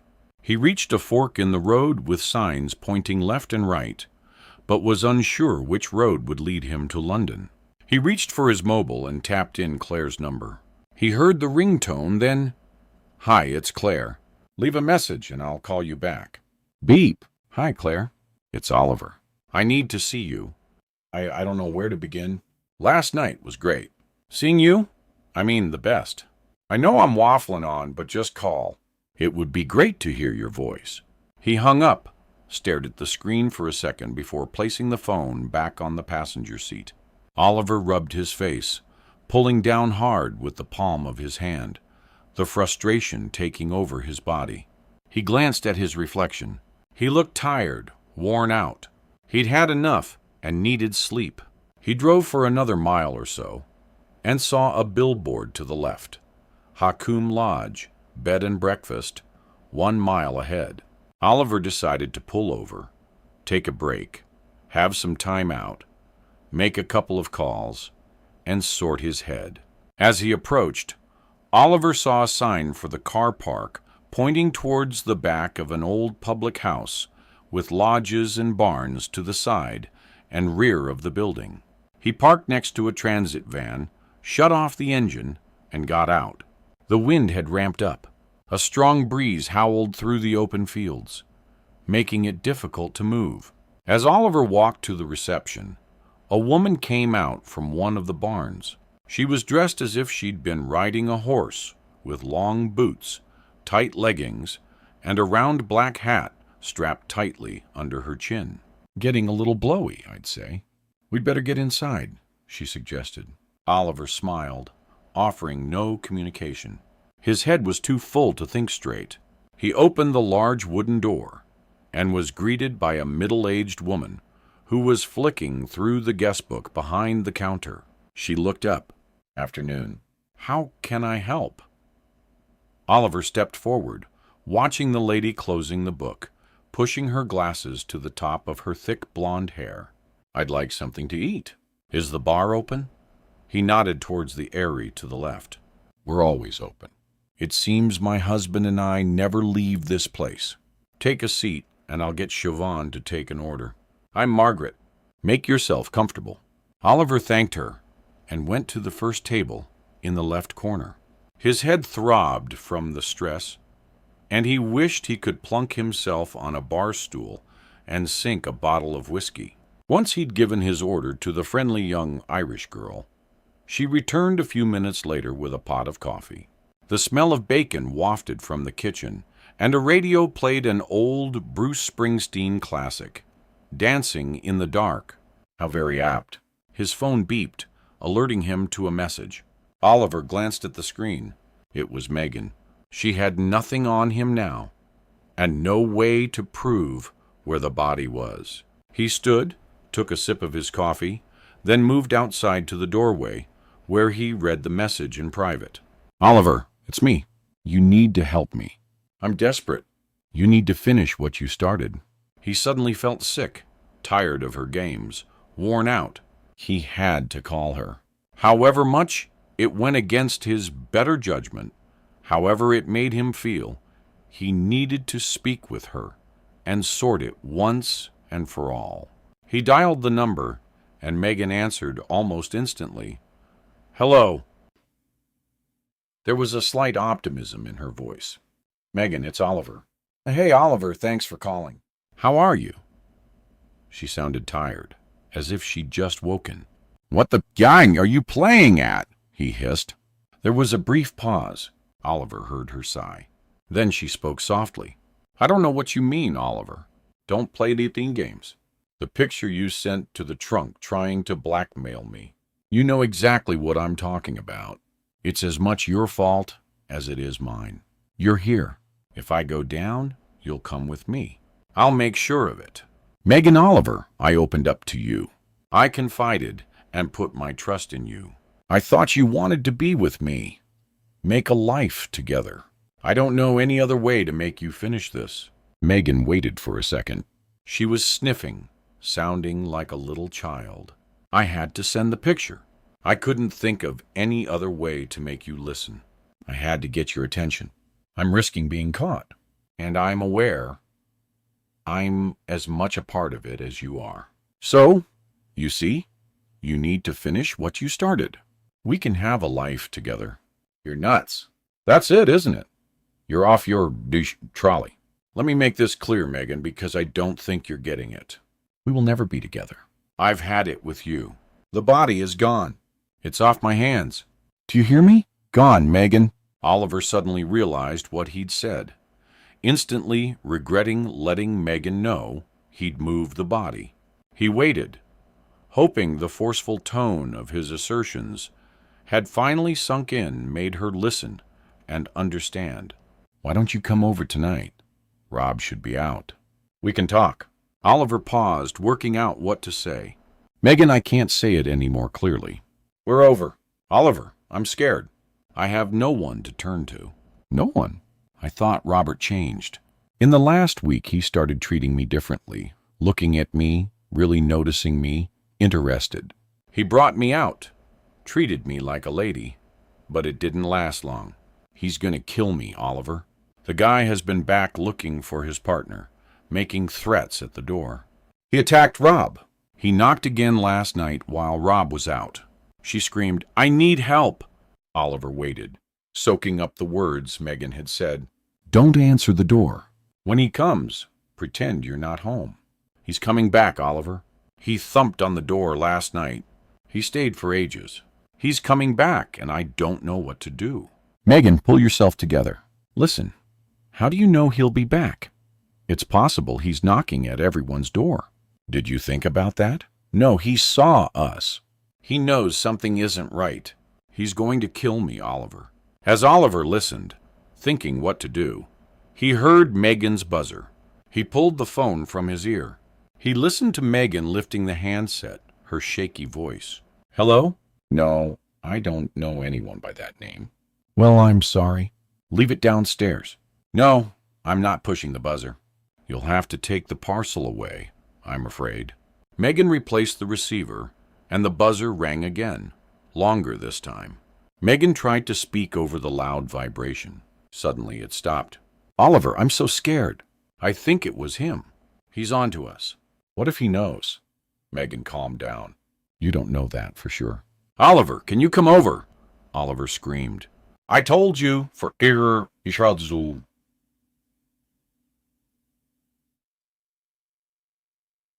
Sake, no. I'm not doing this anymore. You're here. I'm done. Don't call me again. Then you leave me no choice. Her voice was raised louder than he'd heard her talk before. The phone went dead. Oliver looked at the screen, struggling to make out what Meagan had meant. You leave me no choice. What the heck was that about? You leave me no choice. It wasn't as much a threat as total desperation. He stood outside the lodge for several minutes, dissecting the conversation. As Oliver went to close the phone, a JPEG arrived. He pressed the square with his right thumb, and a second later, the image appeared. Oliver eyed the picture, widening it with his thumbs to see more clearly. There was a note pinned to a door. He could make out the words Oliver Simmons at the top. Underneath an address on the King's Road, his address, there was a picture, a still from the video of Oliver placing gloved men into the water. Meagan had pinned the A4 page to the front door of apartment 7. Oliver gasped, more of a desperate groan as he listened to himself cry out. The echo of his voice was penetrating through the fields close by. His heart raced, nausea causing a feeling like his head was swelling, like a pumped-up balloon about to explode. With his brains spilling over the path where he stood, he stepped backwards, gripping a handrail, gasping for breath. He went quickly towards the lodge, making his way into the breakfast area, and took his coat. His food had been placed on the table. The works, a full English breakfast. The waitress looked across as she moved away from the table. Can I get you anything else? The bill. I need the bill. She straightened her name badge, looking awkward. Is it not to your liking? It can bring. Oliver cut into her speech mid-sentence. You don't understand. I need to leave. Are you okay, sir? Can I help in any way? Just get the bill. Oliver raised his voice. Please, I have to go. Certainly, sir. Come this way.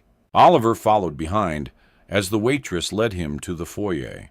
Margaret was talking on the phone, unaware they were standing next to her. That's all booked then. 2 nights for a family lodge. Fine. Looking forward to seeing you all. Oliver motioned to the waitress, tapping the watch on his wrist. Mouth thing for the bill, forcing a sense of urgency. He listened to Margaret, still deep in conversation. Oh, there's loads to do. Wait, let me get a brochure. Bear with me. For sake. Here. This will cover it. Oliver dropped a 20-pound note on the counter and raced out through the front door. A minute later, he pushed his car into reverse, jabbed the accelerator, and swung onto the country lane. He drove at a fast, steady pace. Although desperate to get home, he couldn't draw attention to himself, so it was too dangerous to speed. He eyed his reflection in the rearview mirror. Beads of sweat had formed on his forehead, and he wiped at them with his fist. He ferociously shouted at the screen, calling Meagan. It went straight to voicemail. He tried Claire again, leaving a message, trying to keep calm. Claire, it's me, Oliver. I just wondered if you got my message earlier. Call me back. His head raced with the events of the past week. How could Meagan ask this of him now, knowing what they'd done? Why is she doing this now? Oliver pictured the A4 sheet hanging on the door of apartment 7. He tried desperately not to imagine what would happen if it was found. With his details on display, like a card placed in the window of a shop. He tried both numbers a couple more times as he reached the A3. At last, he could put his foot down and sort out this mess. Oliver pulled into his apartment on the King's Road at just gone 1:30 p.m. He struggled to recall the journey, remembering only vaguely waiting in the forecourt of the lodge after speaking with Meagan, their heavy traffic, as he joined the M25 and the last couple of minutes in central London. He needed sleep, wanting nothing more than rest, a hot bath, and to sink as many cans of beer that his body would tolerate. He jabbed the fob on his keyring, locking the car and moving up to his apartment. As Oliver entered his front door on the 4th floor, his phone rang. He quickly ripped it from the back pocket of his jeans, glimpsing Claire's name. She was returning the call from earlier. He needed to speak with her. How much he'd tell her was debatable, but Oliver had to talk to someone. Hi, Claire. You okay? I'm good.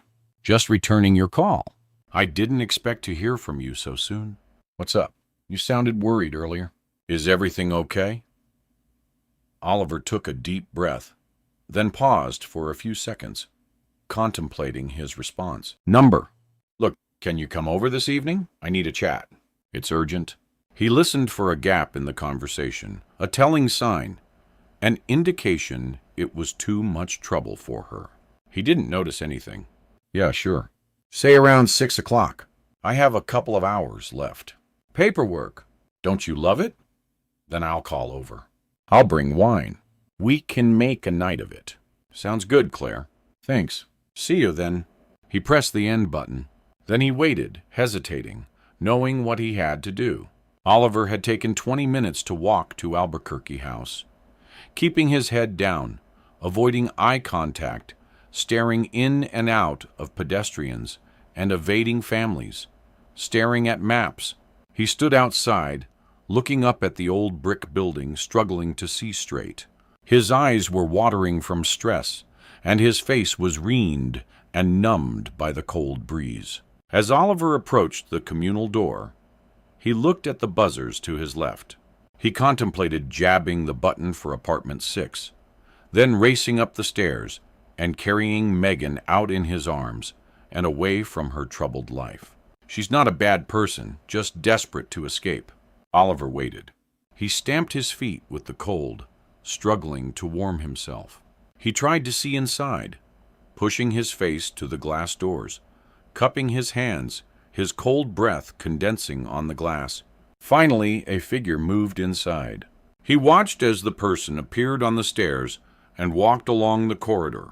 Oliver pushed himself to the side so he was concealed behind bushes and listened to the front doors opening. Oliver glanced at the man as he passed. He was sure he had seen him before. Was he the guy who had threatened him and Meagan? He could only see the back of the guy's head as he walked down the path and out onto the street. He wore a black jacket, grubby blue jeans, and his hair was short, graying, and cut tightly. He had something in his hand, which he folded and placed inside his jacket pocket. Then he turned right, heading in the direction Oliver had come from. Next to come to the door was the old lady from the 4th floor, slowly making her way down the hall with her trolley, bouncing behind as she struggled to pull it along the carpet. She fought to push the main doors, and Oliver stepped forward to help. Oh, thank you, dear. My bones aren't as strong anymore. It's old age, you see. Gets us all in the end. It's no trouble. Here, let me get the trolley. Oh, you are kind, dear. Bless you. My husband Ken was a gentleman. Held the door for me, pulled out a chair. Not many of you left, I'm afraid. He sounds like the perfect man. Oh, don't get me wrong. He wasn't skew, blank at times, but he must always try and see the good in people, dear. My Ken had a great heart. He always spoke to people. That was his charm. You see, he made time for everyone. As she edged down the steps, Oliver placed the trolley beside her. She leant into him. Not like that ignorus who's just come down here. Oliver looked behind. What do you mean? Well, let me tell you. I know everyone here. All of them. I've seen people come and go. 1967 I moved in. They'll have to carry me out in a box. What ignoramus? Oh, let me tell you, dear. I was coming down the stairs, blasted lifts on the 2nd floor. It was a big guy, ripping something off the door of number 7. He barged past me, all manner of profanities. Nearly knocked me flying. I tell you, if I was 50 years younger, Oliver turned and raced off down the street. 30, present day. Meagan had known that once she sent the image of the A4 page she had pinned to the door of apartment 7 to Oliver. He'd have to act. He'd have to take her seriously. The buzzer sounded again. She lifted the handset and heard a neighbor talking, asking who was there. Meagan heard the clunk as the front door to Albuquerque house opened. She quickly replaced the handset. Moments later, she heard footsteps coming up to the 2nd floor. Heavy boots walking in her direction, pausing, turning back along the communal hall. Suddenly, there were voices. She listened as trolley lady from upstairs fired questions, her curiosity taking charge. She was the longest-staying resident here, and didn't like intruders. After a few seconds, it went quiet. Meagan wanted to open her door to find out what had happened. Instead, she placed the chain across the front door and moved back from the hallway. As she sat at the breakfast bar in the kitchen, sipping on her lukewarm coffee, she heard Rob staring from the room above. Her heart sank. Her body was numb with the pain he'd put her through. A few seconds later, he appeared in the doorway, still dressed in his shirt and pants. His hair was unkempt, and his eyes had the usual menacing glare she'd never get used to seeing. Afternoon? Wow, what a late one last night. What's for lunch? Meagan sipped her coffee, looking across to her husband. I can make you eggs. There's not much as I haven't had a chance to shop. Here, take my seat and I'll rustle up something. Rob was snorting and croaking like a farmyard animal. What's your plan for today? He asked the question more sarcastically than inquisitively. Meagan thought, oh, you know, I've taken a lover and we're plotting your death. I wanted to hit you over the head with a club, bash you until your head exploded over the kitchen floor. But he has other ideas. Just wait, you bastard. Time is running out fast. I'm going to attempt to sort out the paperwork from the club. There are unpaid bills. The VAT is due soon, the usual. I'll get it all up to date, Meagan said. Great. Can you get me a glass of water? There's a box of headache tablets in the drawer. Pass them over.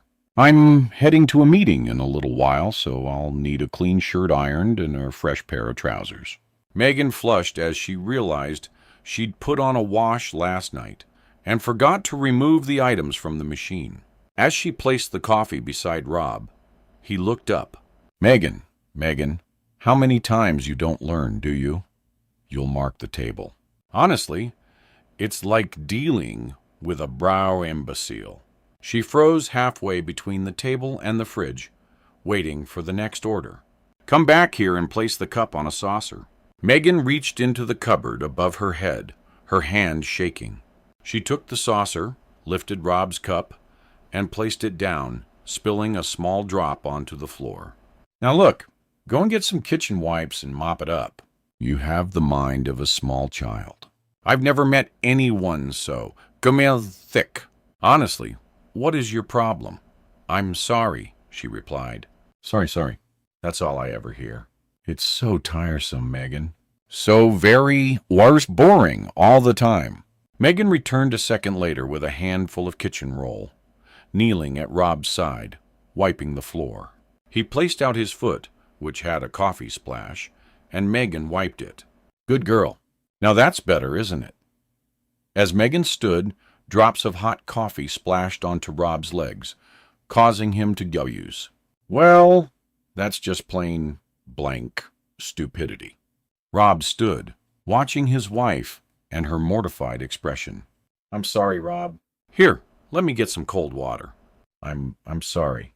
As Meagan turned to the sink, Rob grabbed her hair, pulling it back, ripping downwards, like he was trying to remove her head from her body. He reached for the steaming hot coffee, throwing the contents into her face. Meagan lay on the floor, writhing in pain, holding her face, the heat raging across her skin. Rob stood calmly. I'm going to take a shower. Be sure to have my shirt and trousers ready when I come down. Oliver raced along the King's Road, trying to get a glimpse of the guy who had exited the front door of Albuquerque House. The road was still busy with cameras clicking, teenagers arranging selfies, holding phones on the end of poles, and smiling like they'd never visited a city before. Oliver ran next to the pavement, avoiding crowds of people who were oblivious to his desperation. As he ran, he scouted the side streets, desperately trying to catch up with the guy, unsure what he'd say, how he'd play it out. He had to find him, tackle him, try his best to convince this lunatic that he had nothing to do with his partner's death. The problem was, the guy had Oliver's address and a picture of him. He reached his apartment block. He stopped across the street and waited in the doorway. The sky opened, and heavy rain pelted down onto the streets. People were running for shelter, and car headlamps lit the darkened road. Oliver backed up, keeping low, watching for anyone acting suspiciously or loitering. Oliver lifted his hand to divert the water from his face. He eyed the car park across the road. The doors at the front of the building remained motionless. The rain eased to a drizzle, and Oliver stood in the doorway for a few minutes, certain that the guy who had come out of Albuquerque House had gone somewhere else. Perhaps it wasn't him. But if it was him, I'm in trouble. Give it more time. I need to make sure it's safe to get inside. Then I'll lock the door, stay put, and let all this blow over. Oliver gave it another 10 minutes, then slowly crossed the street, heading to his apartment. He reached the communal doors, glancing behind, darting his gaze along the street, looking into the distance, trying to study people, checking and rechecking. The vibration of his phone in his back pocket made him jump. Geez, calm down. Get it together and take the call. He eyed the screen. Hello, Oliver. It's me. Instantly recognizing the voice, he tried to keep calm, steering his emotions elsewhere. Claire. Hey, you okay? Yes, look, I finished early. What do you say I come over in an hour or so? Oliver looked at the phone, feeling calm for the briefest of moments. Sounds like a plan. Looking forward to seeing you. Oh, Claire, call me when you're outside. She paused for a second. What? You don't think I'm capable of climbing the stairs by myself? Will do. See you in an hour. She hung up, Oliver's mind raced with the consequences of Claire coming to his apartment. He craved normality. He needed her now more than ever. He fished the key from his jeans pocket, pulled the heavy door towards him, and entered the building. Oliver stood for a few seconds at the bottom of the stairs, listening for movement. The building was quiet. Most residents were at work, leading busy lives. He'd been here for over a year, but no one had ever knocked on his door. There had been no welcome from the neighbors when he and Claire moved in. No baked pies or bottles of champagne or flowers to say how close the small community were, and how they appreciated another career-minded, normal young couple taking residency. Oliver thought, if only they knew. Inside his apartment, Oliver went to the window and lifted the blind so he could look out over London. How he wanted to be away from here, in a hut on a warm, sandy beach, a barge on the Norfolk Broads, a cold drink as he watched the sunset, anywhere but his apartment.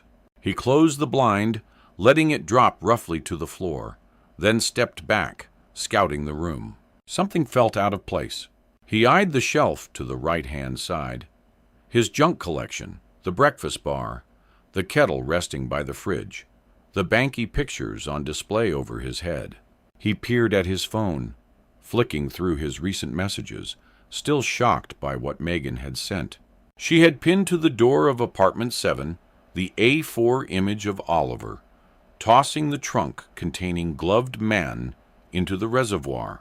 What was she thinking? How desperate must she be to do something like this? He wanted to go over to apartment 6 and have it out with her, take her phone, and dump it as he had the trunk.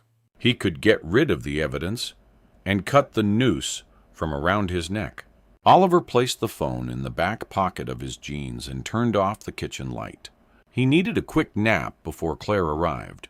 His body was exhausted, and he needed to rest. The door to his bedroom was open with a slight gap, so he could see inside. He pushed the door and removed his t-shirt, placing it neatly over the end of the bed. I'm sure I shut the bedroom door when I left this morning.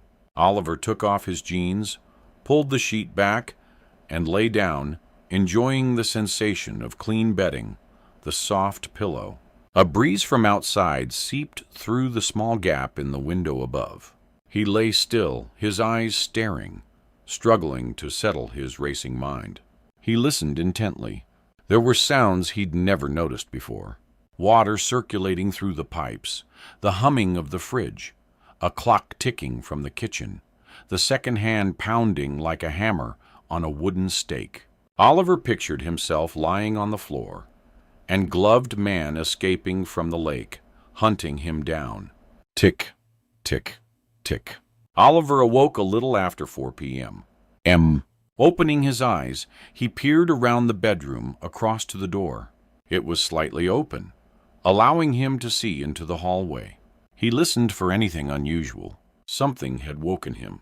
A noise from outside the bedroom. Suddenly, the buzzer sounded, a deep drone bellowing through the apartment. E__claw.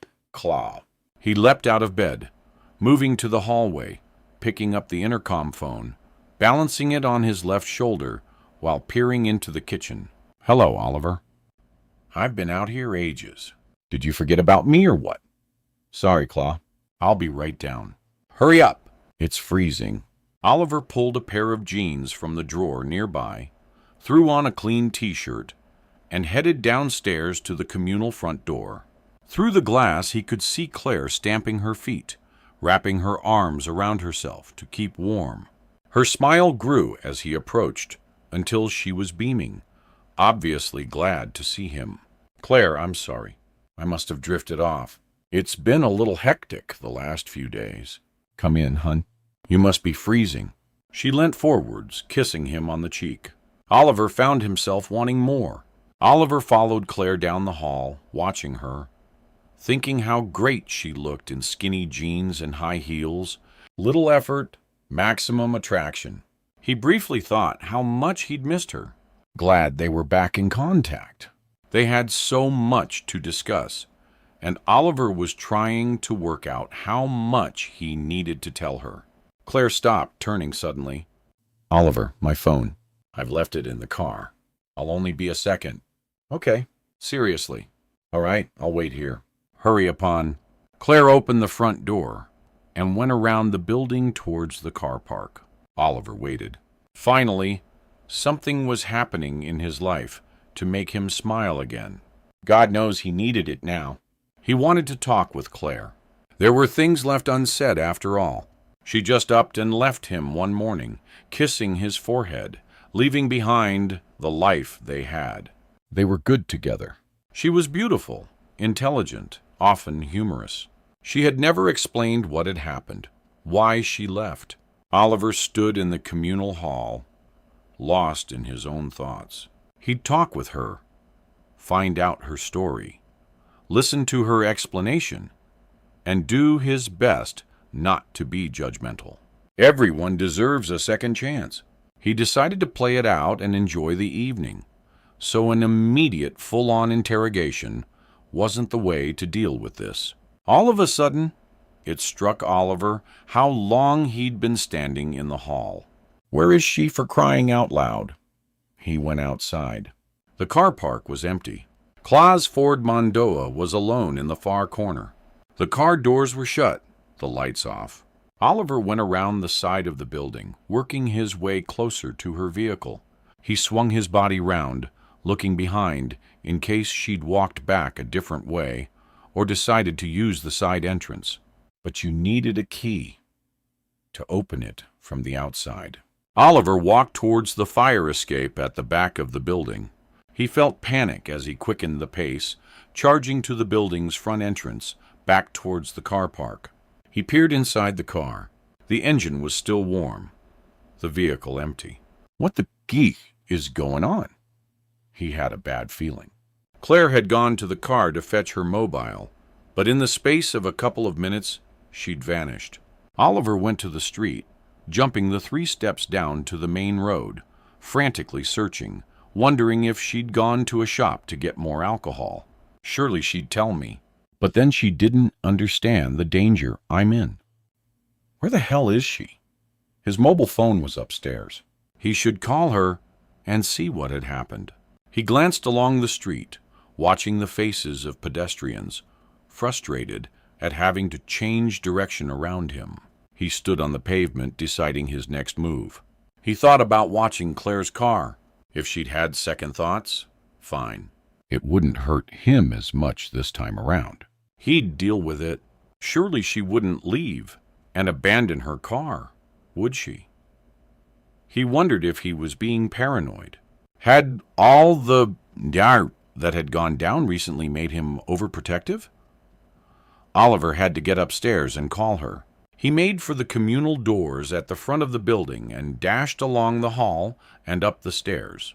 Once inside his apartment, Oliver fetched his phone and tapped Claire's number, then listened for a dialing tone. It went straight to voicemail. Oliver hung up and redialed the same thing, her voice asking the caller to leave a message with the promise of a call back. Where is she? Oliver stumbled dizzily into the kitchen. He felt like he'd just returned from a heavy drinking session. He took a glass from the cupboard overhead, turned on the tap, and gulped some water, poured more, and threw it back. He turned slowly, sure he could hear someone. The guy from apartment 7, loved man's partner in crime, knew where he lived. He knew what he'd done, and was now coming for him. Oliver was sure of it.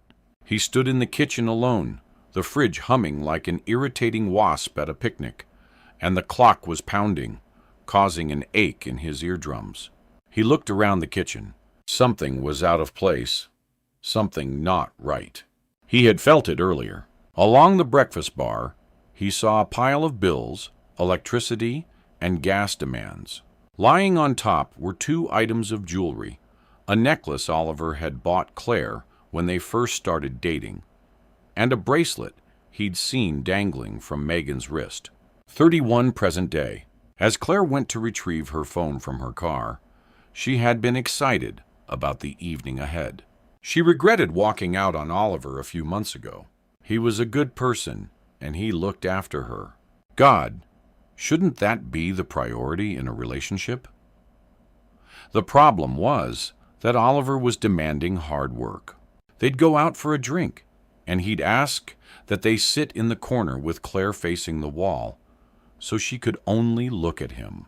He was jealous, insecure with low self-esteem and paranoia. She had to keep reassuring him, praising him, telling him over and over how great he was. The night before she left, they'd been at a party, a friend of Claire's. Oliver had too much to drink, and was jealous when she'd spent time talking to a male colleague. She had seen Oliver grow angrier by the minute until he walked over and made a fuss, demanding they leave. Her friend had made a stupid comment, a joke. "Oh, it's like that, is it?" Oliver had inquired. "No, it's not like that," Claire had replied. "Oliver, we're not going anywhere. Come and join us." He had stormed out. Claire had joined him at home a half-hour later. She walked out the following morning, but the weeks apart had made Claire realize she could deal with this, so she'd made up her mind. She was very much in love with Oliver and could work through anything for the sake of their relationship. As she locked her car, checking her phone for messages, she saw a tall guy by the side doors of the car park. He was wearing a boiler suit with the words "Lift Engineer" on the back.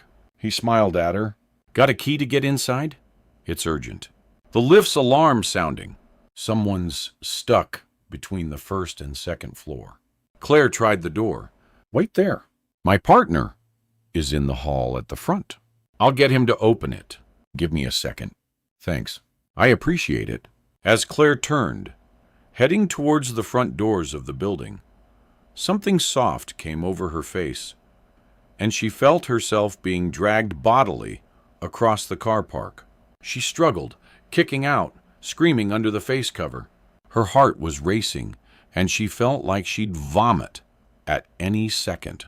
Claire's chest was about to explode. She tried desperately to rip the cloth from her head, struggling to breathe. She shook uncontrollably, her body spasming, and she feared she'd faint. "Please let me go." "I beg you!"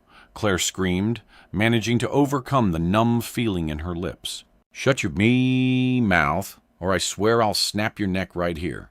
Please don't do this. I beg you, don't do this." As the guy pulled her body along the rough path, he punched her in the side of the head. He dragged her further, then stopped, loosened his grip for a moment, but she was too shocked by the punch to react. The hood over her head slipped, and she caught sight of the back of a truck. The guy in the boiler suit tied rope around her, circling her body several times, making sure she was secure. He reached for another shorter piece of rope, wrapping it around her face and pulling tight. She heard a door open, and he threw her trembling body into the cargo area. She felt the truck shift and start to move. She thrashed and struggled, trying to get free. The driver shouted at her, "Don't make it more difficult for yourself. Your air is limited, so I keep as still as possible if you don't want to suffocate." She lay still then, mooning. The man said, "Your boyfriend is a very blank, stupid man. He doesn't know who he's dealing with." "Did he tell you?" "I bet he didn't mention what he's done, huh? This is what happens when you are with people like us. How's the breathing going back there?" He paused. Claire tried to move herself into a less uncomfortable position. "Your boyfriend, he with the wrong people. Now it's payback." Claire lay in the back, bound so tightly with rope that her body throbbed. It felt like her airways were blocked, and the bottom half of her body was hanging on by a thread. She was staring into the darkness. The hood was smothering her, and her breathing was becoming more rapid and desperate. She kicked out, thumping the side of the truck with her heels. Her mouth was open, but nothing was coming out. She could hear the driver shouting about something Oliver had done. Why did I go back for the porn?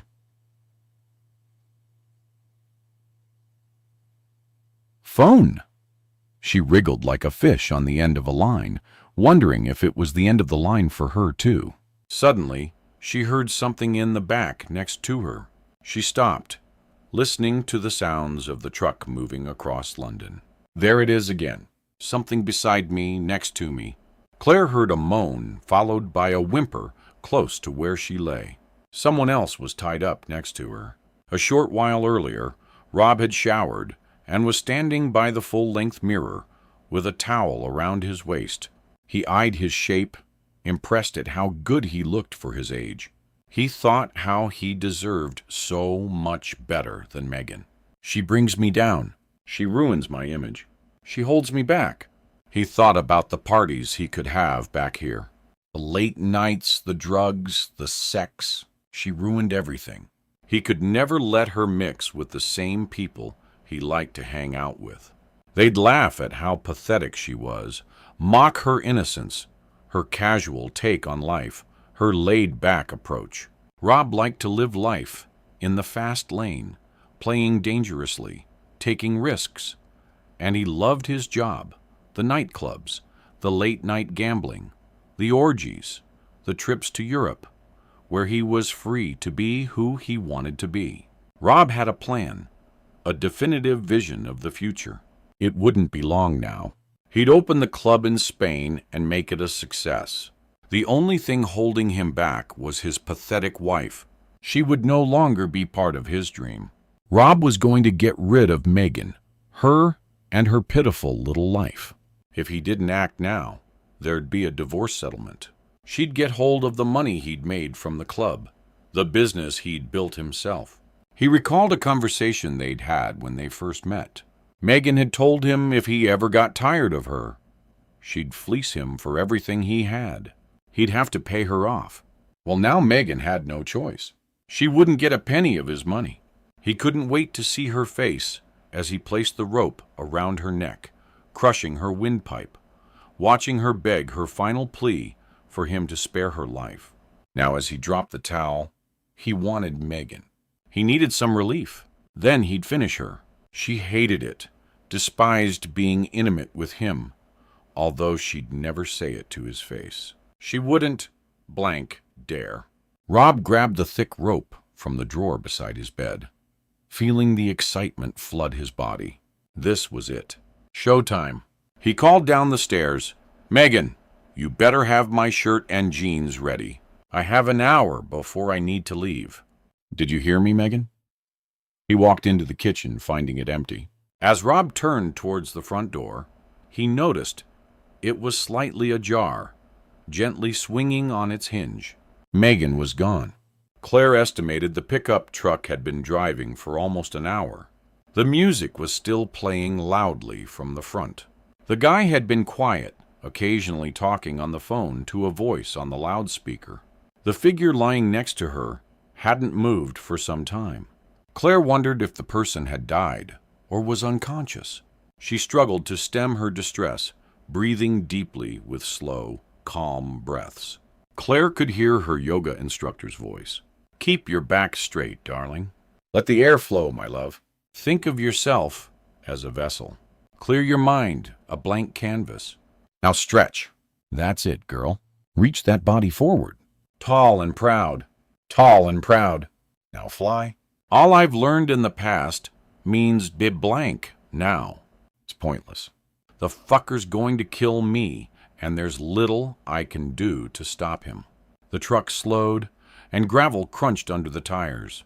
Claire's body was thrown around like a suitcase, and the hold of a plane going through heavy turbulence. Suddenly, the truck stopped. The music went off. There was the sound of the driver's door opening and footsteps moving towards her. The figure lying next to her suddenly moved. Something pushed against Claire's body. Claire needed to get out. She was struggling to keep calm. She shook her head, desperately trying to remove the hood, needing to escape.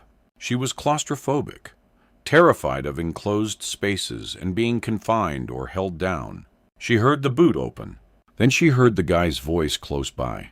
"Don't make this difficult, or I promise I'll slit your throats right here." Claire listened to his words, needing to cooperate with whatever he said. Regardless of his demands, she needed to follow the instructions. He dragged her body towards him, dropping her on the ground with a heavy thud. She landed awkwardly on her head, her aching frame collapsing. She heard the person who had been lying next to her falling on the ground and crying out, begging to be released. It was another woman, her voice hysterical. The boot was shut hard. Then Claire was lifted and placed over the guy's shoulder. She kicked out. The guy walked calmly across the gravel, like he was strolling along a sandy beach, watching the sunset. Claire tried to imagine warm water lapping the coastline. The sensation eased her racing mind, if only for a few seconds. As Claire bounced on his shoulder, she sensed some steps, her body lowering, heading towards a basement deep below. She pushed ferociously, thrusting her legs in desperation. She heard a door open and the air changed. They were in a dank, cave-like room. She was sure she was going to die there. Present day. Oliver had tried Claire's phone numerous times, each call going to voicemail, until eventually he'd memorized the message and found himself mouthing the whole sentence, then hanging up and redialing. He was frantic. It had to be Gloved Man's partner. It had to be. He called Meagan, getting an answer message. Oliver shouted louder than he'd expected. He pounded his fist on the breakfast bar, then stood still, staring at the jewelry. "The guy has been in here inside my apartment." Oliver wanted to go to the police. Let them know what had happened. Have them deal with it. Find this mower and bring him down. But how could he? Firstly, the guy had the photo showing Oliver dumping a body at the reservoir. It was only a matter of time before the police put two and two together. They'd bang me up for the rest of my sad little life, he thought. Secondly, Meagan has a video recording. If this lunatic has got to Meagan, he'd more than likely get into her phone and see the film. There was the possibility she would talk. If Claire had been taken, Meagan was also on his radar. Gloved Man's partner already had suspicions, calling to her door, making threats while Oliver hid in the lift. He had all the evidence he needed, and it was only a matter of time before he came for Oliver. "He's been in my apartment. He'll come for me." Oliver thought about Claire and Meagan. He couldn't break down now. He had to be strong. Claire had been such a big part of his life. They'd shared so many laughs together, so many wonderful moments. It couldn't end like this. Oliver wouldn't allow it. His mind moved to Meagan, the life she'd lived, the torment and abuse she'd suffered. How could he put them both in such a predicament? He was going to help them. He was going to rescue Claire and Meagan at any cost. Oliver raced through the hall. He pushed the chain across the front door, twisting the key, engaging the double lock and checking it.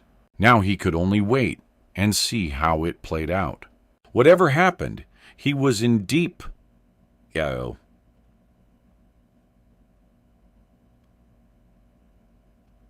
he had no idea how to escape.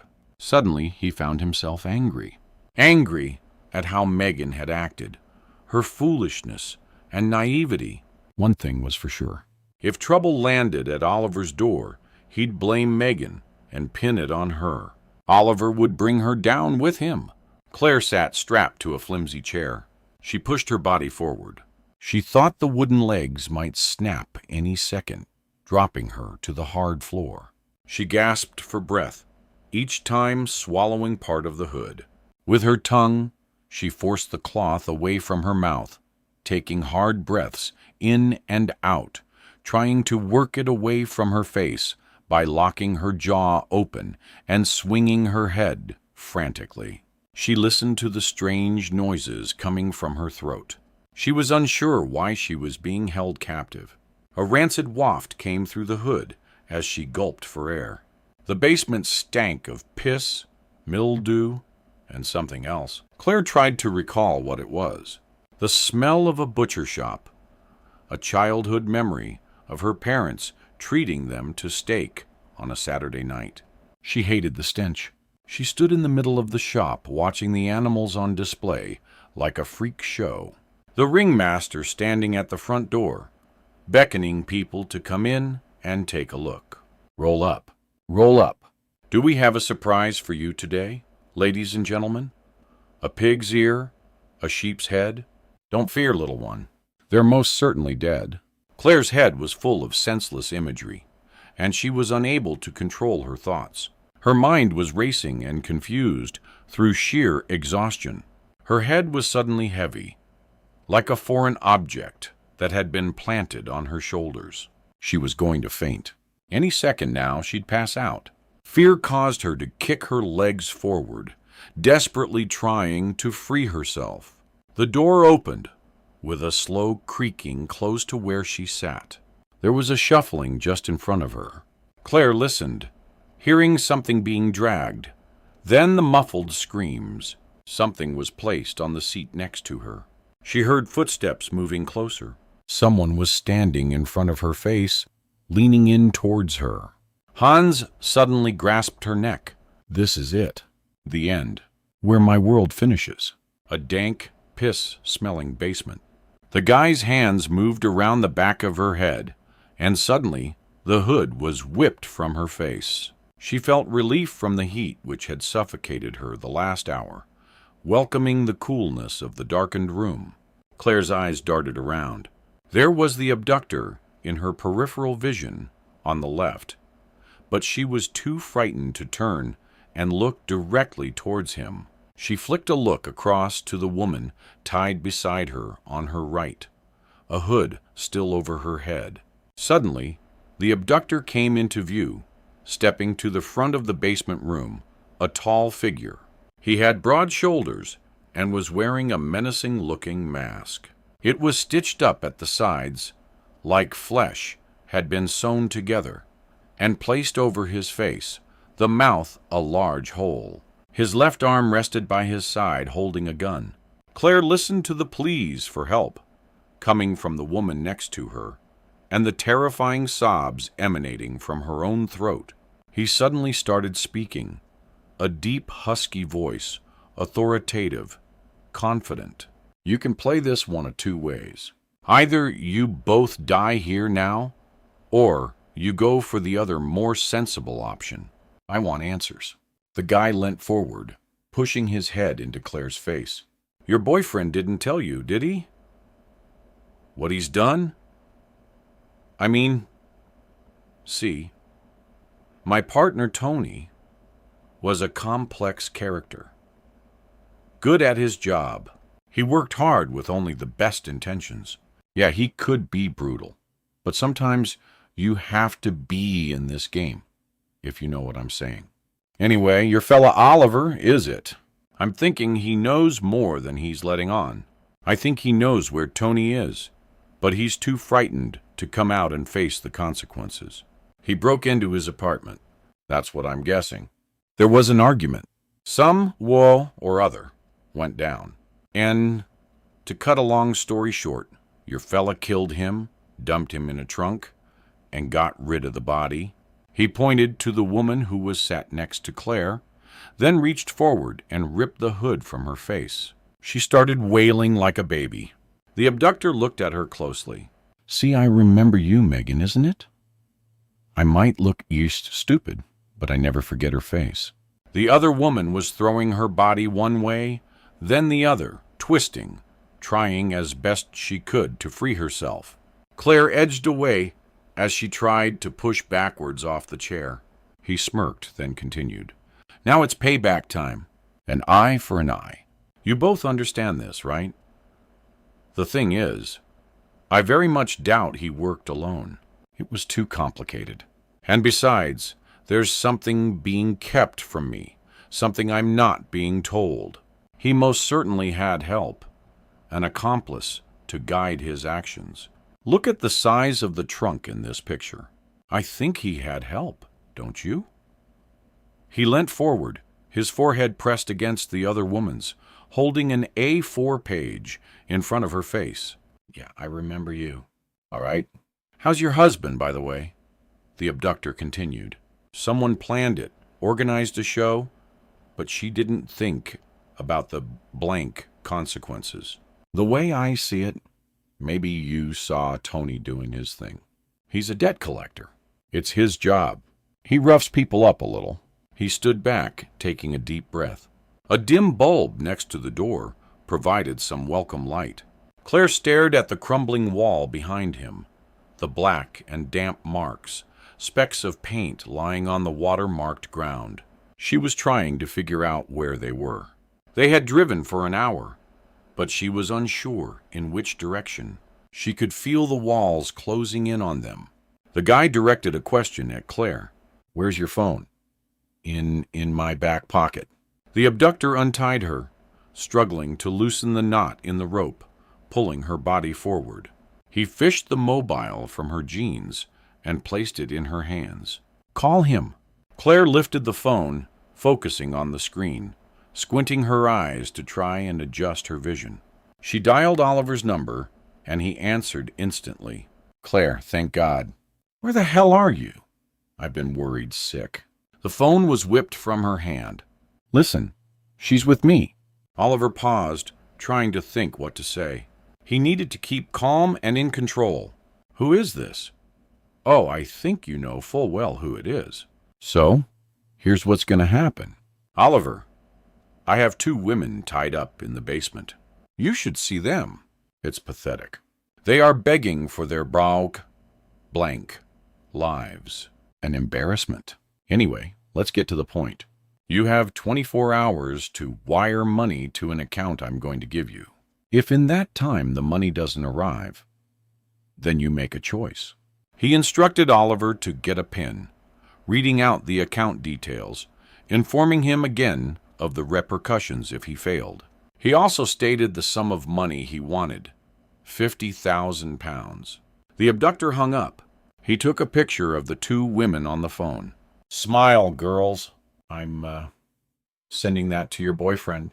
He then placed the phone into the front pocket of his boiler suit, tied the rope around Claire's hands, wrapping her body tightly to the chair. "You're going to wait here?" He turned to the other woman. "Meagan," he'd called her, and rammed the gun into her mouth. Meagan frantically tried to shift away from the weapon, the chair bouncing on the concrete floor. She was gagging, and Claire feared she would vomit and choke to death. Her mouth was open, saliva spilling from her lips. The man leaned forward into her face, pulling the gun from her mouth. "You better start talking." The woman gulped air, trying to release her body from the rope. "I'm sorry. I'm so sorry. Your partner was in the wrong place at the wrong time. We didn't mean it. It wasn't supposed to happen this way. It should have been my husband." She was hysterical, completely breaking down. She screamed out, crying uncontrollably. Oliver made a mistake. "It should have been my husband." Claire sat still, listening to Meagan's confession, waiting for the gun to go off, worried she'd be next in line. Regardless of whether Oliver paid the money, she wanted Meagan to keep quiet, close her mouth, and never speak again. The man placed the hoods back over their heads. "Well then, thank you for clearing that up. Now someone's going to pay." Oliver stared at his phone. The picture of the 2 women had just come through, showing them held in a basement. He had goose pimples. His skin started to itch. Claire and Meagan were tied up in a groy room somewhere. He had to cooperate and pay this psychopath, but he feared it would not be the end. People like this never stop. He'd come after Oliver, and maybe he'd pay. But the women would be killed for the fun of it. He knew these people were ruthless. Gloved man pulled a woman into his apartment and drowned her in the bath, for Christ's sake. It might only be the start of his problems, but Oliver wasn't going to delay. 2 women's lives were in danger. That was the reality. He had to deal with one thing at a time. He looked at the piece of paper on which he'd taken notes during the call. The account number was a haze of digits lined up. He wondered how much these bastards had made from lending money to desperate people who needed cash for an electrical bill, heating, a phone that had been cut off, or to put food to the table. Yes, certainly we can help. We'll have the money sent to you immediately. Oh, I can imagine. It must be freezing. Well, hey, light a candle for now and you'll be warm in no time. Oh, just one thing before I go. Our terms. There's just a little interest on the payment. Call it our hidden service charge, if you like. Oh, and another thing. If you don't pay, we'll kill you. How about that? Have a great day now, won't you? Oliver had a crazy thought. He wondered what would happen if he called back and asked the abductor if he could borrow the ransom. Oliver paced the kitchen floor, rubbing his face, his heart racing like a greyhound, just released from the traps. He'd pay. What choice did he have? The money was a worry. But the greater concern was the hold this guy now had over him. He knew what Oliver had done. He'd taken Claire and Meagan. He'd seen the picture, knew where he lived. It was impossible for Oliver to go to the police. He contemplated going back to the lake in Tilford, cutting up the body, and dumping it down the toilet. Even so, it could still be found. He would pay the 50 grand. Then what? What's to say he won't come after him again? Demand more money? Or even worse? He sat by the breakfast bar, trying to keep calm. He opened his laptop and accessed his bank account. He had the money. He could just about scrape it together, but it would car him to send it over. Maybe if this was the end of the matter, it wouldn't be so bad. But Oliver knew this was wishful thinking. He stared at the money in his account, fearful for Claire and Meagan, tied up, bound, and gagged in a room and begging for their lives. Tick, tick, Oliver. It's in your hands now. Claire and Meagan sat in the basement, their hands tied, rope marks on their wrists. They heard scuffling noises coming from the corner of the room. The sound seemed to be getting closer. Claire moved her feet, scratching the stony ground, fiddling with her fingers, trying to summon the strength to untie the rope. It was tight, so it would take her hours to work it loose. Their captor had left a few minutes ago, slamming the door and pulling a bolt across to secure them both inside. Claire wanted so badly to remove her gag and speak to the woman next to her so she could get the story straight and understand what Meagan and Oliver had done. It was clearly a plan that had gone horribly wrong. Meagan hadn't stopped squealing since she'd been placed next to Claire. A cacophony of noise, panic, hysteria penetrating her gag. They both waited, listening for a sign that the guy was outside, observing their surroundings. Claire sensed the room they were in was surrounded by fields, a large open space. There had been little traffic on the drive here. The roads were rough, and she recalled bouncing around like a ragged doll in the back of the truck. When she'd been taken out of the boot, the air seemed different, wholesome, if you like. There's a sense you get in the countryside that the atmosphere is lighter, the breeze fresher. Claire quickly focused, listening to heavy boots coming down the steps, moving towards the door. She could hear Meagan gasp like she'd woken from a nightmare. The door opened. The figure walked slowly across the basement floor to stand behind the girls, casting a menacing shadow as he stood still, silent. Both women tried to talk, groaning noises coming from deep in their throats. The room had filled with uncontrolled panic. Claire was pushing her mind to cope, to master the strength. She struggled to tear away from the bonds that held her. You can do this. Stay calm and breathe. You will get through this. She was coughing, forcing sharp breaths from her nose. Her head was dizzy, her mouth aching from the hood. The guy leant in. Claire could feel his breath on her earlobe. You better hope this goes smoothly. I promise. If it doesn't, I'll destroy you both here. No one will hear your screams. Again, he left the basement, leaving the words going over in their minds. No one will hear your screams. Oliver pressed the transfer button, watching the money dissolve from his account, his savings disappearing down the plug hole. He may as well have taken a match to the notes, sat by a campfire, and watched it all go up in smoke. He stared at the laptop screen, his mind flooded with a barrage of hatred towards this guy. His account had been almost emptied. The procedure so easy. A couple of buttons, and boom, everything was gone. His life savings, the dream of a better life, disappearing out of the window. Anger was seeping through his veins, working its way towards his neck. A pulse was developing, his heart pumping rage through his body. He wanted to find this guy, rip his head off, humiliate him, and beat him to within an inch of his smug,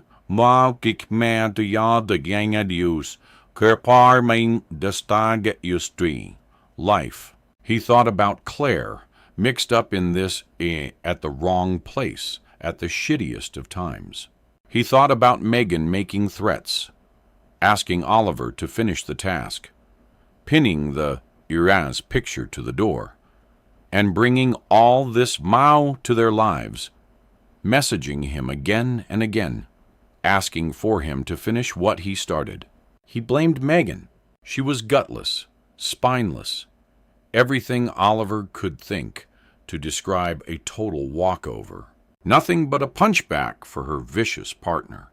If she'd left when Oliver had asked her to, none of this would have happened. He wanted to rescue Claire now that the money had been paid, and leave Meagan to rot in the room tied to a chair, the rats eating her sad, pathetic little body. Maybe he'd persuade the captor to finish her off and take her out of the equation, slip him a bundle of cash, and ask politely I could offer to dump her body. Oliver called Claire again, getting her answering machine. Then he tried Meagan's number, the same thing. __. This. He debated whether to go for a run to try and stem the anger. Maybe he could take a walk, hit a bar, and down as many shots of Jack Daniels as his body could hold, until he passed out in a slumber, temporarily paralyzed from the thoughts which were festering inside.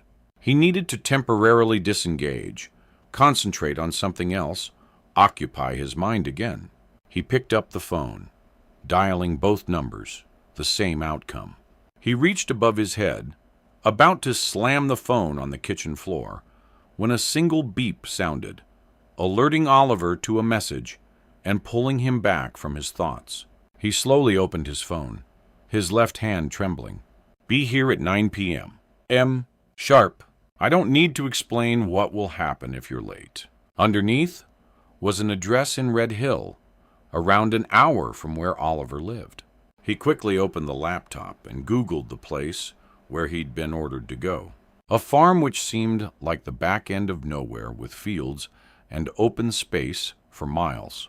He didn't like it, but Oliver had little choice. He glanced at his watch, 6:58 p.m. Then he reread the message. I don't need to explain what will happen if you're late. Oliver watched the clock ticking, the second hand dragging, the minutes elapsing like hours. He'd need to leave shortly, another hour, and then Oliver would make the drive over to the address that the guy had given. He couldn't call anyone. The one person he could trust was tied up in the basement room. Oliver would have loved nothing more than to turn up, break the door in, lift Claire out from her seat, biting through the rope with his teeth. He would meet the captor at the door on the way out and pummel him, break his body in half, and see him beg for mercy. Oliver killed time by taking a shower. Then he dressed in a pair of tracksuit bottoms and a thick jumper. He was nervous, his body weak from the stress, his mind poisoned against the person who had taken Claire and Meagan and all his money. He checked over the apartment, then headed to his car, opening the text on his phone with the address the guy had sent. The digital display on his dashboard showed the time, 8:32 p.m. He had just under half an hour. He was unable to recall the journey as his head was too full. Like a blanket had been placed over his mind, smothering his thoughts. He was on an A row surrounded by fields. There were lights in the distance glaring towards him, temporarily blinding him. It was dark, and the roads were empty. Every so often he'd take a sharp bend too fast and slow up, jabbing the brake with his foot. The address was less than 2 miles away. The nearer he got to the place where the girls were held, the harder his heart thumped through his jumper. His sat-nav instructed him to turn up a side road leading to woodland. Some levar. What are you doing? Maybe it's a trap. The guy has my money now. Perhaps he has no intention of letting Claire and Meagan live. He could be waiting, hiding, wanting to make an example of me. It was half a mile to where Oliver had been instructed to go. The road was stony with deep potholes, filled with water and miles of trees either side of the path. His view was obstructed by a mist that was thick in the air. The area was in total darkness and uninhabited. But this was the place. He was sure. Oliver heard a voice. "You have reached your destination." He rolled the car towards the side of a ditch, killing the lights and getting out. Stepping onto the rough ground, Oliver took the heavy-duty torch that he'd brought from home out of the glove compartment. He shut the driver's door and waited, slowly, scanning the area and listening hard. He walked forward, more of a creeping action, keeping as quiet as possible, trying to duck to stay obscure. Ahead, he saw a glow from a small window, a barn or stables, he thought. Oliver couldn't see any movement. He walked across the ground, heading towards the barn, checking behind every few seconds. He heard a twig snapping beside him, and had the feeling that someone was watching him, waiting for his arrival. "Hello?" He realized the stupidity of his action after he said the word. If someone was waiting, they most certainly knew he was here. As Oliver reached the barn, he opened the door and went in. He swung his torch left and right, trying to scan the area. The place was empty. He stepped backwards. His heart was racing, and he was struggling to stem the coldness, penetrating his body, fighting thick cobwebs which had clung to his head. Back outside, Oliver crept along the edge of the barn, finding steps leading down to a basement. He went slowly, trying his best to keep calm, deep breaths in and out. The door was solid with a metal bar across the outside. The area was wet under his feet, damp and contaminated with feces. Oliver listened, placing his ear to the cold wood, trying to gauge the situation. He needed to open the door, face what he had to face, and get to Claire and Meagan. He lifted the heavy bolt, pulling it backwards, the squealing noise penetrating, grinding like an old machine. As he opened the door, he lifted the torch, guiding the light towards the back of the room. He saw a single figure sat alone, strapped to a chair, a hood placed tightly over their head. He walked forward, moving slowly towards the figure, conscious of the urgency. The empty chair troubled him. Oliver scanned the room, looking for the other woman, knowing the abductor could be lying in wait, ready to pounce at any second, he thought. Could this really be it? Will it end here? It sounded too easy. Surely the abductor wouldn't just let them leave.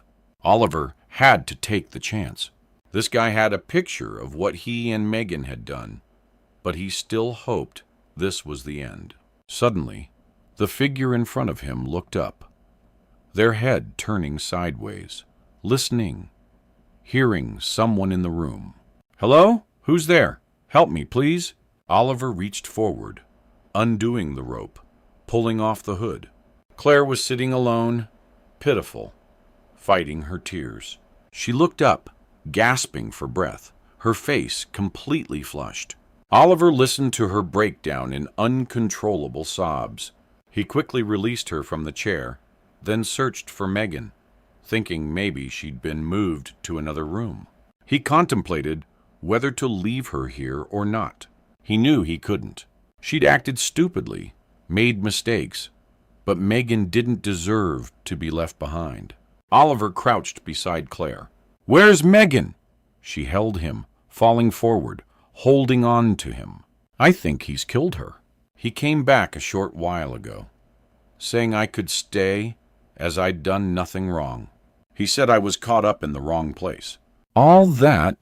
"He said that you'd paid the ransom and were coming for me." I felt him in front of us, crouched down. I heard the excitement in his voice. He picked her up. I heard her kicking. The chair fell. She pleaded for her life, begging him to forgive the two of you. She kept screaming that it was supposed to be her husband. I heard the door open. He was struggling to drag her body out. Then I heard crashing noises like a pole or some other heavy object. He hit her, Oliver, over and over. He dragged her body out of the basement, and I heard the metal bar being placed across the door. That's the last sound I heard. I think he's killed her. Oliver placed his arms around Claire, helping her stand. He was numb, utterly sick in his stomach. He knew this wasn't over. He knew he'd be next. I have to help. I have to find Meagan. 33. Present day. Oliver drove with Claire in the passenger seat. Her cold, aching body was wrapped in a blanket, and the heat was turned up full. Oliver's mind went to Meagan. He wondered if he'd see her again. The guy had the money, but what would stop him coming for Oliver, demanding more? What would stop him breaking into his apartment in the middle of the night, torturing him, murdering him, and placing his body in a trunk? Oliver drove along the M25, pleased it was quiet. He looked across at Claire, placing his hand in hers. "I'm so nothing sorry. I didn't mean for you to get caught up in this shit." He watched her as she turned towards the window and closed her eyes. She didn't have the energy. 40 minutes later, Oliver pulled up outside Albuquerque House. Claire was asleep. He needed to see if Meagan had got home. Somehow, he knew she hadn't. As he stood outside on the street, he dialed her number, but it went straight to voicemail. Oliver didn't want to leave a message. He had to see her and try and help, but where would he start? He contemplated going to the reservoir. Images flashed in his mind of her body in a trunk lying at the bottom of the water. He slowly walked towards the main door, cupping his hands against the glass, looking at the buzzer for apartment 6, and picturing Rob alone, frantic, a baseball bat in hand, enraged and smashing everything in sight. Maybe he was out looking for her. Oliver didn't care. He hoped he was suffering. He stepped back from the doors, thinking this was a ridiculous idea. It was too late. There was nothing he could do tonight. As he stood by the front door, a voice startled him. "Hello, Rob." Oliver spun round, looking at the person in front of him, the small, frail figure, the headscarf wrapped tightly around her head, a trolley beside her. He smiled at Mrs. Sheen, the elderly lady from the 4th floor, wondering if she ever slept. "Hi, how are you?" Oliver asked politely. "Oh, Rob, how are you more like it?" Oliver played along. "I'm good, thanks." "Is everything all right?" She squinted at him. "Out already? You must have a good lawyer." She placed her hand on his arm, smiling. "It's a lot of nonsense." "I know. I'm a good judge of character." "Always have been, dear." "I said it. I told that officer while he held you on the ground earlier. He's a good man, a gentleman. So let him loose." He was quite rude. "You know, the officer, him telling me to mind my own business. I've lived here longer than his father's been alive. More than likely. These youths think they own the world. I told him while he leaned on you, you'd never mess around with that stuff. You know, drugs." He was shouting all manner of profanities at you, saying they'd found things at your club, illegal substances. But it's just not true. You're not like that. Anyway, I'm glad you're out. And how's the lovely lady? Oliver stood his mouth open, trying to grasp what she had told him. Rob had been arrested. Well, good riddance, he thought. Yeah, she's fine. Thanks for asking. Take care, dear. I'll see you soon, no doubt. If I haven't croaked it walking up them bloody stairs, I shall speak with the service company. Those lifts have been out for so long now. I'm sick of it. They don't care. That's the trouble with the world nowadays. People don't look after one another. She climbed the steps, fishing a key from her handbag and placing it into the lock. He held the door open, watching her walk towards the communal hall. Thank you, dear. You are a gentleman, I must say. Oh, before I forget. She turned round, facing Oliver as he stood at the front door. Did you get your parcel? Parcel? Which parcel was that? She placed her hand on her forehead, her mouth open deep in thought. Let me see now. It was last week, I think. A charming young man he was, dressed in uniform, smart-looking. I passed him on the stairs, the second floor. It was early morning. He was standing outside your apartment. I told him I'd take it.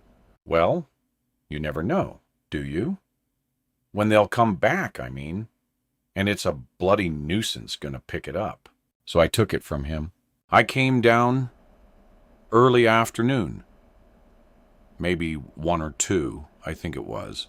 I can't remember, to be honest. I was confused, though. I remember that much. Your door, the top of the stairs on the left, had a number 7 on it. Well, I know you live at number 6, as I've passed your place hundreds of times over the years, and I know everyone here. I went along, and lo and behold, number 6 was on the other door, further down the hall. Anyway, I left it outside your door. The numbers were back to normal when I passed by the next morning. I know I'm not crazy. Well, not yet, anyway. Probably kids. You know how they like to play tricks. Anyway, take care, Rob. I'll see you soon, young man. Oliver watched as she made her way along the communal hall. The wheels of her shopping trolley were the last thing he saw disappearing up the stairs. He stood alone on the path outside Albuquerque House. It was like he'd been stabbed, and he couldn't let his breath out. What the old lady had just said to him, it couldn't be true. But then, insanely, it made sense. The numbers had switched. The numbers had changed, with apartment 6 becoming apartment 7 temporarily. She said the numbers were back to normal the following morning. Could Meagan have done it? Swapped them around? Tricked him? Making him kill the wrong guy? For sake. The more he thought about it, the more realistic it seemed. Meagan had begged him to kill her husband. She'd said the second floor, the first apartment on the right, past the lift. Then she changed her story, insisting she'd told Oliver the apartment was on the left. She definitely told him apartment 6 was on the right side.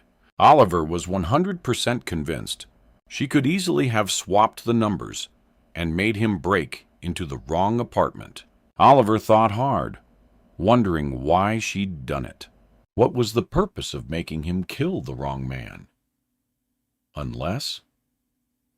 He tried to figure it out, his head rushing, his brain on fire, trying to piece it all together.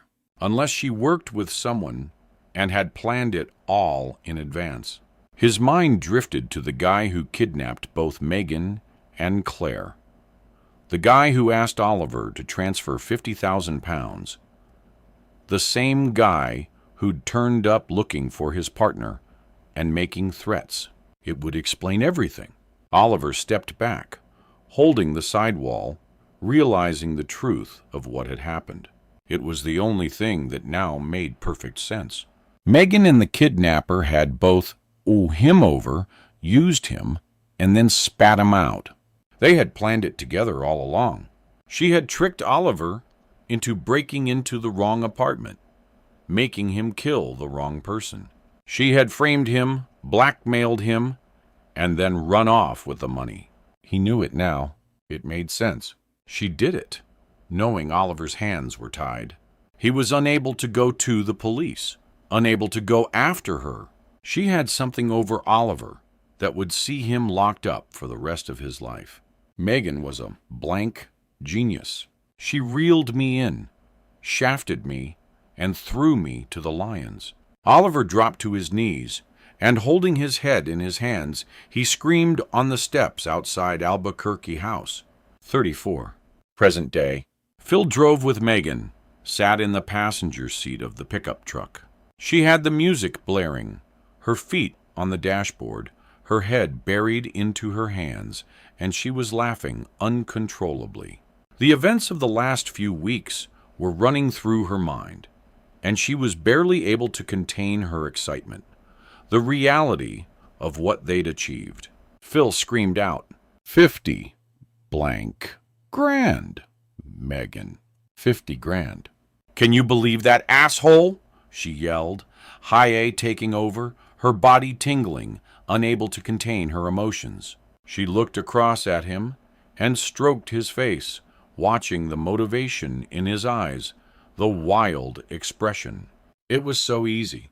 I can't believe the blank fell for it. Happy days, Phil. Happy friggin' days.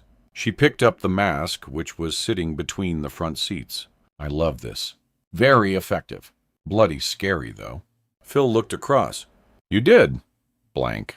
Amazing. A right little actress in the making. They'd conned Oliver with a plan they had hatched when they met in a psychiatric hospital. After Meagan had killed her mother, she'd gone off the rails, unable to cope with the guilt. Her father went to prison, taking the blame for the death of his wife, keeping the secret to his dying day a couple of years back. Meagan had nothing to do with him. She had decided that being placed in a cell for a crime he didn't commit was punishment enough. Meagan guessed he'd suffer in much the same way as her mother had. Aunt Anne had stepped up to the mark, taking her niece in, looking after her, acting as her legal guardian, and adoring her. And Anne had watched Meagan's destruction as she rebelled against society. During her early teenage years, Meagan was constantly in trouble. Petty crimes at first on a small scale, getting into drugs, dealing, mixing with the wrong crowd. When she'd committed one too many offenses and was arrested for grievous bodily harm, they locked her up. You'll serve time, her solicitor had explained. Meagan pleaded with the court, playing the victim card. She had a psychiatric evaluation. The diagnosis was paranoid personality disorder, often delusional. It was attributed to the trauma she had watched her mother suffer. Meagan had been so damaged by her father's cruelty to her mother that she subconsciously distrusted men in general. But Phil was a tool, a way to help her get what she wanted. She was using him as a revenge mechanism. So far, it worked for her. Phil had been locked up for fraud. He was a con man of the highest order. He'd faked a bipolar condition and gained entry to a hospital where he'd be loosely monitored. Anything was better than prison. Meagan and Phil had struck up a relationship, eating meals together, talking whenever possible. The attraction was instant, but not sexual. Phil had a plan, but he'd need help. He explained the idea to Meagan, and it was something they'd put to work as soon as they left the hospital. He'd planned the con for years, and all he needed was help. Someone who could play the victim, entice the opposite sex, get what she wanted. Meagan was perfect. Meagan was released a couple of years before Phil. She'd taken regular medication, put her head down, and it seemed like she'd finally got her life in order. Once outside, she was down on her luck, with nowhere to turn and no money. Her aunt had died years ago, willing the farmhouse to a charity. It was her final response to the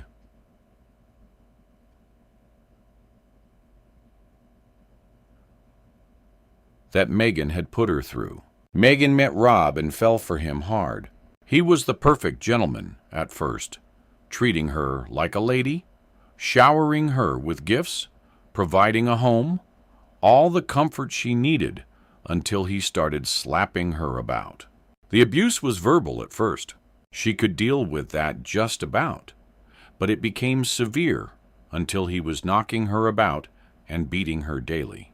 She feared for her life, needed a way out. Meagan was trapped with nowhere to turn and nowhere to hide. She received a text message from Phil. He'd been released, let out earlier than expected for good behavior. He wanted to meet her and put the plan in action immediately. Meagan was worried, as she couldn't even take a piss without asking her husband. Rob had a trip planned, telling Meagan he'd be away for a couple of nights. That was perfect. She used the opportunity to meet Phil and get the ball rolling. A couple of weeks later, it was time. She'd been attacked by her husband, kicked and punched like a rag doll, so it wouldn't be difficult to find someone who would offer a helping hand. Meagan had her eye on someone. He seemed perfect. She'd kept hidden, observing him, watching. She knew where he lived, what he liked, what he ate. While standing behind him at a cash point, he jabbed in his PIN. He requested a receipt that showed his balance. Then he got distracted, removing his cash, but leaving the printed receipt hanging from the machine. Meagan watched him disappear into the crowd, knowing how much he had in his bank account. It was so easy observing people and monitoring their behavior. You can get into anyone's life. You'd be amazed at the stuff people throw into their bins.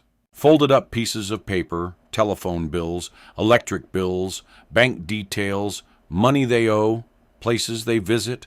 That morning at the train station, a tall, good-looking guy introduced himself. Meagan just had to play the game and act like the perfect victim. The stage was set. Meagan was slowly starting to show interest in Oliver, leading him on, then playing hard to get, exchanging numbers, telling him she worked as a nanny, her excuse for meeting more often on their commute to work, calling him and making out she was worried that her neighbor had killed someone. Meagan had invented a character so believable that she was almost convinced herself. She met with Oliver while Rob was out of the country, convincing him to kill her husband with the promise they'd be together. This was the part Meagan was most concerned about. She knew how difficult it would be to convince someone to commit murder, so she and Phil planned it carefully. Meagan had to act desperate, as if her life depended on it. Rob helped in a perverse kind of way. The cuts she suffered at the hands of her husband were very much real, proving that he was a wicked human being. Before Oliver arrived to poison Rob, she had swapped the door number on her apartment number 6 with apartment 7, which was empty. And so, apartment 6 became apartment 7. It was perfect. Phil broke in and waited in the bedroom upstairs face down on the bed, while Meagan left what Oliver believed to be an auto-injector containing poison in the basement. It was all played out in the vacated apartment next door to where Meagan lived. But as she waited in the cafe, she turned her phone on and received a message from Rob while he was still in Spain. She had never planned on bringing Oliver into her apartment, but realizing her husband would be staying in Spain for an extra night, she quickly set it up for Phil to make a phone call, posing as Rob and telling her he wouldn't be returning today. Oliver knew no different. It was the icing on the cake to convince Oliver he'd broken into the wrong apartment and killed the wrong man. While they lifted the body into the trunk, Meagan made out she was going to look for a chain to secure it, while instructing Oliver to go home and get the car. While he was gone, Phil stepped out of the trunk, and the plan was in full swing. They loaded the trunk with bricks wrapped in cloth. Meagan and Oliver brought the trunk to the reservoir, and while Oliver rolled it into the water, Meagan stood behind him recording everything. Evidence for blackmail. All Meagan needed to do was torment Oliver, asking him over and over to kill her husband and finish what he started. Phil watched Oliver closely keeping tabs in case he really did try to kill Rob. Once Meagan sent the video to Oliver's phone, they knew he'd panic, and this would drive him into their hands. Meagan and Phil worked convincingly together.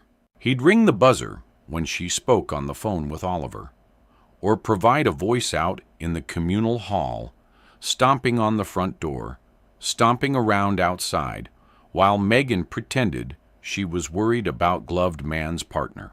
The only problem they hit was when Meagan went over to Oliver's apartment. She brought some rope and placed it around her neck. She'd planned to make a racket in the communal hall, then stand on the side rail, pretending she was about to jump. As Oliver came out, she got more into the character. As she stood on the handrail, ready for his pity, her legs slipped and she fell, almost breaking her neck. Rob was easy to deal with. Meagan had contacts, people who dealt in everything from a dodgy passport to heroin. She had bags of cocaine delivered to the club, paying for everything on Rob's credit card. She made a copy of Rob's key, giving the delivery driver the code to disarm the security system. Once the shipment had been planted in a storeroom out the back, Meagan made a call to the police. It would be enough to see Rob arrested, and the club closed down for good. The final piece of the puzzle was working out how to force Oliver into a corner. They had planned on staging a kidnap with Meagan tied up, bound, and gagged.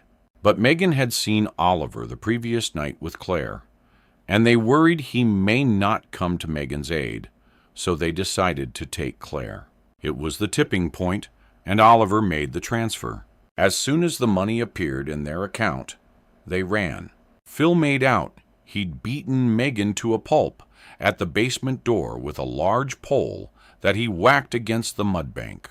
Meagan hadn't planned on making love with Oliver, but the passion and excitement was too much.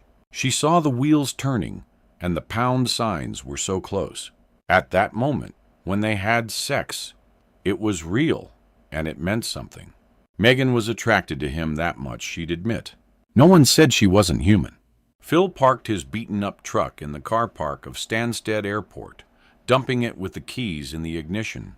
A few hours later, they were drinking cocktails in Paris.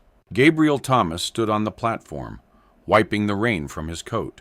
It was a drizzly Thursday morning in Paris, and the metro rush hour was in full swing. The train pulled into the station, the driver eyeing him, looking bored. Gabriel turned, stepping back from the platform, waiting for the train to stop, the wind from the tunnel tossing his hair forward. He was dressed impeccably, wearing a long brown coat, smart black trousers, and a white shirt. He gripped a briefcase tightly in his right hand. As the passengers pushed off the train, he noticed a woman standing next to him. She had her head down, slumped forward, looking like she was carrying the weight of the world on her shoulders. Gabriel stepped closer to the train, moving his arm and banging it against the woman next to him. She looked up, and Gabriel noticed the cuts on her face, her split lip. "I'm so sorry." "Are you okay?" he asked, watching as she forced a smile, noticing her eyes and the sadness behind them. She was beautiful, elegant, and completely breathtaking. He observed her as she boarded the train through the crowd, disappearing into the barrage of people. Gabriel followed, moving forward, pushing through the commuters. He gripped the handrail overhead as the train pulled off. As he steadied himself, he saw her and was certain she directed a smile towards him. Gabriel wanted so badly to talk to her. He smiled back, thinking he'd literally kill for a woman like that.